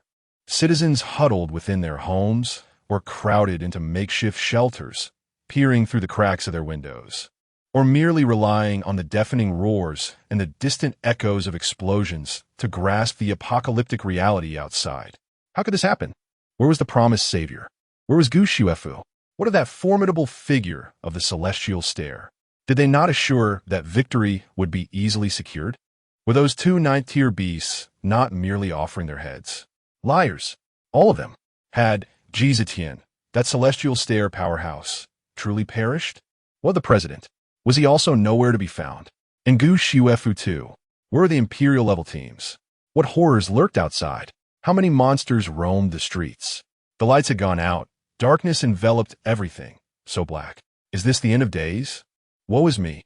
I do not wish to die. The rapid reversal of fate from a state of unwavering confidence to the brink of annihilation unfolded too swiftly for anyone to comprehend. Mount High City teetered on the precipice of destruction. The countdown to the city's fall had already begun. In this moment of despair, the citizens, most likely too preoccupied and ashamed to reflect, found themselves trembling and wailing as the harbingers of doom. Not long ago, these very individuals had been the most vocal and scathing critics of Su Bai online. In their eyes, Su Bai represented nothing more than a fortunate parasite, a mere leech who clung to Gu Xuefu for survival. Gu Xuefu, their goddess, the beacon of hope from Mount High City. How could she be tainted by someone so mundane, even notorious? Su Bai was unworthy of Gu Xuefu. He was nothing but a parasite, a vampire. Goddess Gu, cast him aside and seek a true powerhouse. Such sentiments had once pervaded the local forums and social media groups of Mount High City. Even as Su Bai repeatedly saved the city from crises in unexpected ways, whether by quelling low-tier beast tides or thwarting sinister plots, these individuals chose to selectively forget or forcibly attribute the accolades to others. When their denial became untenable, they merely dismissed it as luck. They harbored a deep-seated resentment towards the protection fees and taxes they were compelled to pay to the Spirit Sword Association, questioning the fairness of relinquishing a portion of their hard-earned income to someone like Su Bai, who rose to prominence through the influence of women. Just last night, following his battle at the hotel, the news spread like wildfire, and instead of receiving accolades, Su Bai was met with a wave of scorn across the online platforms of Gaoshan City. Look, the beast tide in Xingming City must surely be the fault of that troublemaker Su Bai, they exclaimed. As soon as he arrived in Xingming City, a beast tide ensued. It seems the city has been cursed for 8 lifetimes. They cheered for the beasts, wishing for Su Bai's downfall, hoping to spare their beloved goddess Gu from his burdensome presence. With such meager strength, how dare he act so brazenly? Were it not for Gu Xuefu, he would have perished 1,000 times over. Today, upon learning that Gu Xuefu had contracted a new and powerful celestial-level swordsman, they were ecstatic, as if their long-held aspirations had finally been realized. They fervently extolled this new champion as a perfect match for Gu Xuefu, proclaiming that their alliance would fortify Gaoshan City, heralding a bright future ahead. Yet, amid their extravagant praises, they could not resist the urge to taunt and revel in Su Bai's misfortune. Has someone been cast aside? What a delightful turn of events. Without the goddess Gu, how long can he continue to flaunt his existence? Finally, tranquility returns. The dawn of Gaoshan City is upon us. They reveled in their delusions of grandeur, eagerly anticipating Su Bai's downfall and the miraculous feats of the new duo against the beasts. However, reality delivered a resounding and brutal slap to their faces. Chapter 91, when Su Bai was present. When do we ever find ourselves in such a state of dread and anxiety? The retribution of the present world has come upon us with alarming swiftness. The fabled match made in heaven they extolled was instantly annihilated. One was felled in an instant, while another lay gravely injured and unconscious, swiftly evacuated. The upper echelons of the Spirit Sword Association, upon whom they had pinned their hopes, fled in disarray. They believed their city, fortified as it was, to be impervious. Yet the energy shield crumbled like fragile paper, and the city walls were breached with ease. The individual they scorned, denigrated, and cursed now wanders unknown, while they find themselves ensnared in this earthly hell. In the enveloping darkness, it is unclear who first recalled those past grievances. Was it shame? Was it regret? Or perhaps a deeper fear? The shadows cloaked the city of Gaoshan. The roars of monstrous beasts, the sounds of twisted metal, and the sporadic, desperate cries of resistance punctuated the oppressive silence, forming the most terrifying embellishments of this desolation. Panic spread like wildfire, but soon more ferocious than fear. Was an overwhelming tide of rage and the sting of betrayal. Spirit Sword Association. Bastards! A voice erupted from the darkness, the anguish laced with boundless resentment. They took our money, utilized our resources, claimed they would protect us. And what happened? They fled. They bloody ran away. Ma Dongyi, that coward, and that newcomer. What was his name? That absurd Tong Tianji. One strike, and he was done for. Useless. All of them are worthless. And Gu Shuefu, we once revered her. And what now? At the critical moment, she was whisked away, leaving us to await our demise. The imperial level team. We're the promised elites. Not a shadow in sight. Liars. Deceivers from top to bottom. Curses echoed in a crescendo within the darkened buildings. The populace transformed all their fear and despair into a visceral hatred directed at the Spirit Sword Association and those who had fled. However, the cacophony gradually subsided, replaced by a profound lamentation and confusion. How could this be? How did it come to this? A voice, thick with regret and self-mockery, arose from a corner. If only Lord Su Bai were still here. That name struck like a bolt of lightning, cleaving through the disarray of many minds and illuminating the corners of their memories they wished to avoid. Su Bai. Indeed, when Su Bai was present. When had Gaoshan ever faced such a catastrophic disaster? When Su Bai was here, when did we ever tremble in fear? Another voice fervently interjected. I remember. The last time the Rift Mountain Demon Ape, peak of the 8th tier. How ferocious it was. Lord Su Bai with a single sword. Just one strike, cleanly severed its head.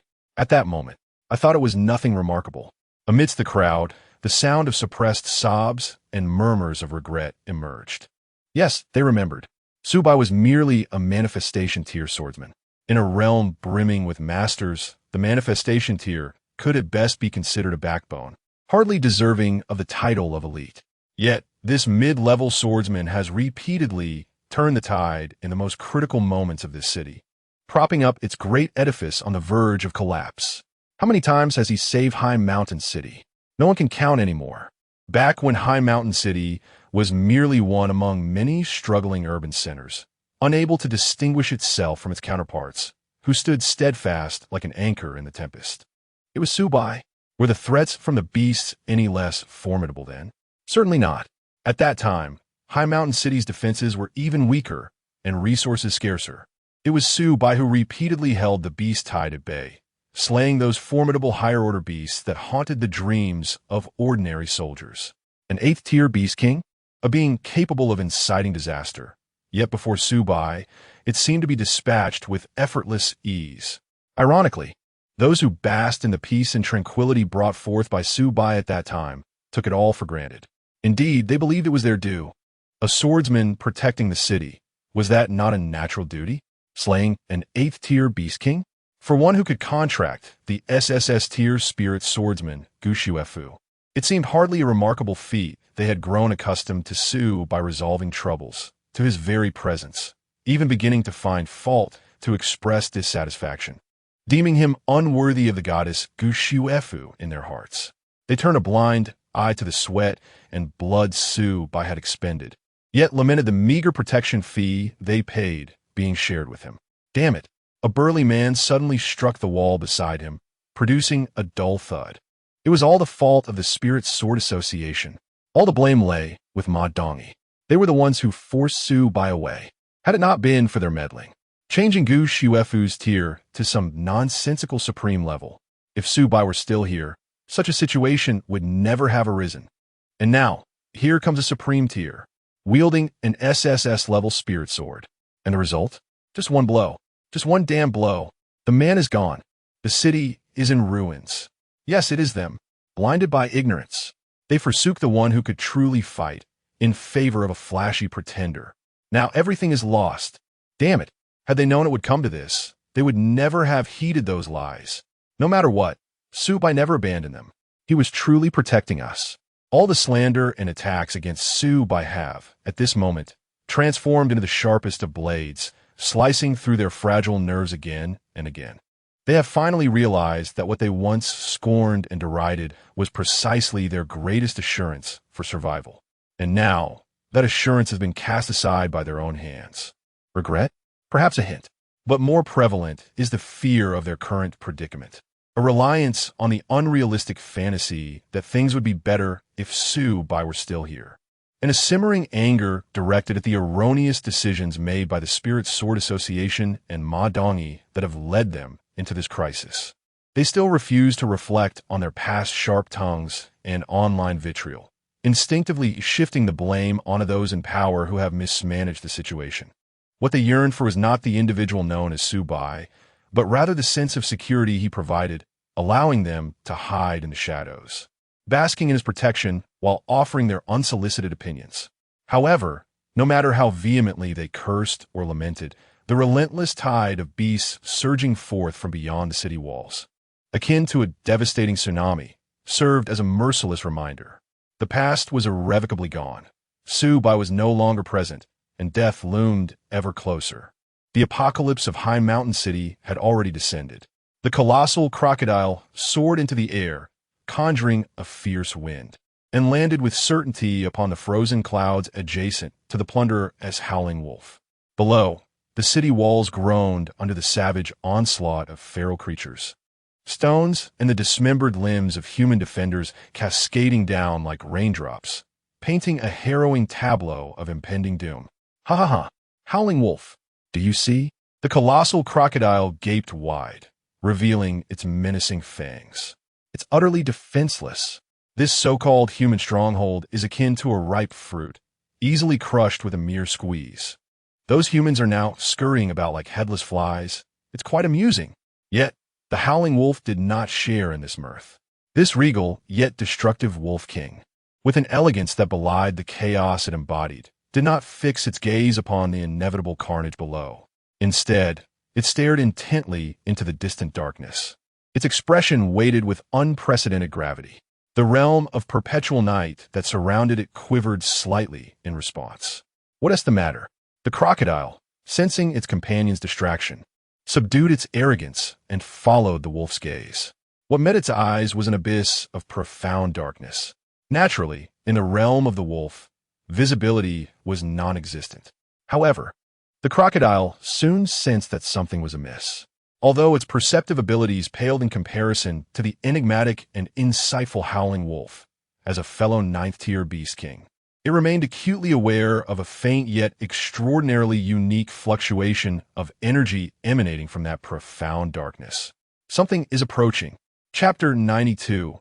Even with Su Bai present, he would still be swiftly defeated. What is this? The giant crocodile's crimson vertical pupils narrowed slightly. It sensed carefully, although the presence was subtle. Its intensity was formidable. It seems to be at least a 7th rank, possibly even an 8th. Could it be some beast king from the dragon clan? The giant crocodile felt perplexed. However, I don't recall any powerful dragon habitats nearby. Don't those ancient beings of the dragon clan prefer to inhabit desolate volcanic regions or the frigid tundras of the far north? What brings them here? This is precisely my point of confusion. The fiery, howling netherwolf finally turned its gaze, its eyes shimmering with contemplative light. Prior to launching this all-out assault, I had already contacted or verified all the beast kings that could be accounted for in this area to ensure absolute certainty. There is no way a Dragon Clan beast king could suddenly appear without our knowledge. In contrast to the netherwolf's caution, the giant crocodile appeared somewhat dismissive. Who cares? It could just be drawn by the scent, eager to partake in the spoils. After all, our commotion is significant, attacking the largest human stronghold in this vicinity, where treasures are abundant. Who would want to get a piece of the action? The fiery, howling netherwolf remained silent, once again directing its attention towards the peculiar darkness. Its expression still grave. It had an unsettling feeling that the situation was far more complex than it appeared. Meanwhile, at the western city wall defense of Gaoshan City, numerous sections had collapsed under the relentless onslaught of the beast tide, with the monstrous creatures surging into the city like a breached dam. The sporadic resistance seemed utterly feeble against the tide of beasts, accompanied by the cacophony of screams and the sound of crumbling buildings. Strangely, the official live broadcast that covered the entire battlefield remained active. The technical staff responsible for maintaining the broadcast, in the instant of the city's downfall, had, like many others, been paralyzed by fear, fleeing to unknown corners or perishing in the chaos. No one had bothered to shut down a live signal. Thus, the hellish scene was transmitted in real time through the cold lens, displayed before the eyes of billions of viewers online. Oh my God, they've breached the city. The beasts have entered. It's over. Gaoshan City is completely doomed. This is a massacre. A live broadcast of a massacre. Are they out of their minds for not shutting it down? The poor souls managing the broadcast upstairs have likely become a snack for the beasts. Mom, I'm terrified. This is more thrilling than a horror movie. Help! Who will save them? Where's the Spirit Sword Association headquarters? What about the other strongholds? It's catastrophic. Utterly tragic. Is this what it looks like? I can't take it. The people of Gaoshan City sigh. They scolded Sue by so fiercely before. Do they realize their mistake now? What is the use of saying that now? People are on the verge of extinction. Enough noise. Look, it seems there is some resisting inside the city. Is that for real? Can this small number make any difference? Are they just delivering food? At least it's better than the fleeing Lord and the dead at Tom Tion's stage. Damn it. I placed my bets on Gaoshan City, but alas, I have lost everything. The hashtag Gaoshan City Fallen has trended, my friends. How much longer can this live stream endure? It feels as though the screen may go dark at any moment. Let us take one last look before it fades. This may be the most harrowing scene our generation has witnessed. The terror of the Ninth Order Beast King is unfathomable. Where, indeed, lies the future of humanity. The brief exchange between the giant crocodile and the dark wolf in the clouds went unnoticed by the viewers below. People's attention was either ensnared by the increasingly brutal scenes within the city, or, in a morbid twist of fate, rekindled old online skirmishes under extreme duress and despair. On the screen, the torrent of monstrous beasts has completely overwhelmed the breach in the western city wall, spreading into the depths of the darkened urban area. With sporadic sparks of resistance flickering like candles in the wind, extinguished in an instant. Buildings collapsed under immense force, flames erupting in the darkness. This hellish spectacle, strangely enough, has resurrected long-buried topics in the live stream.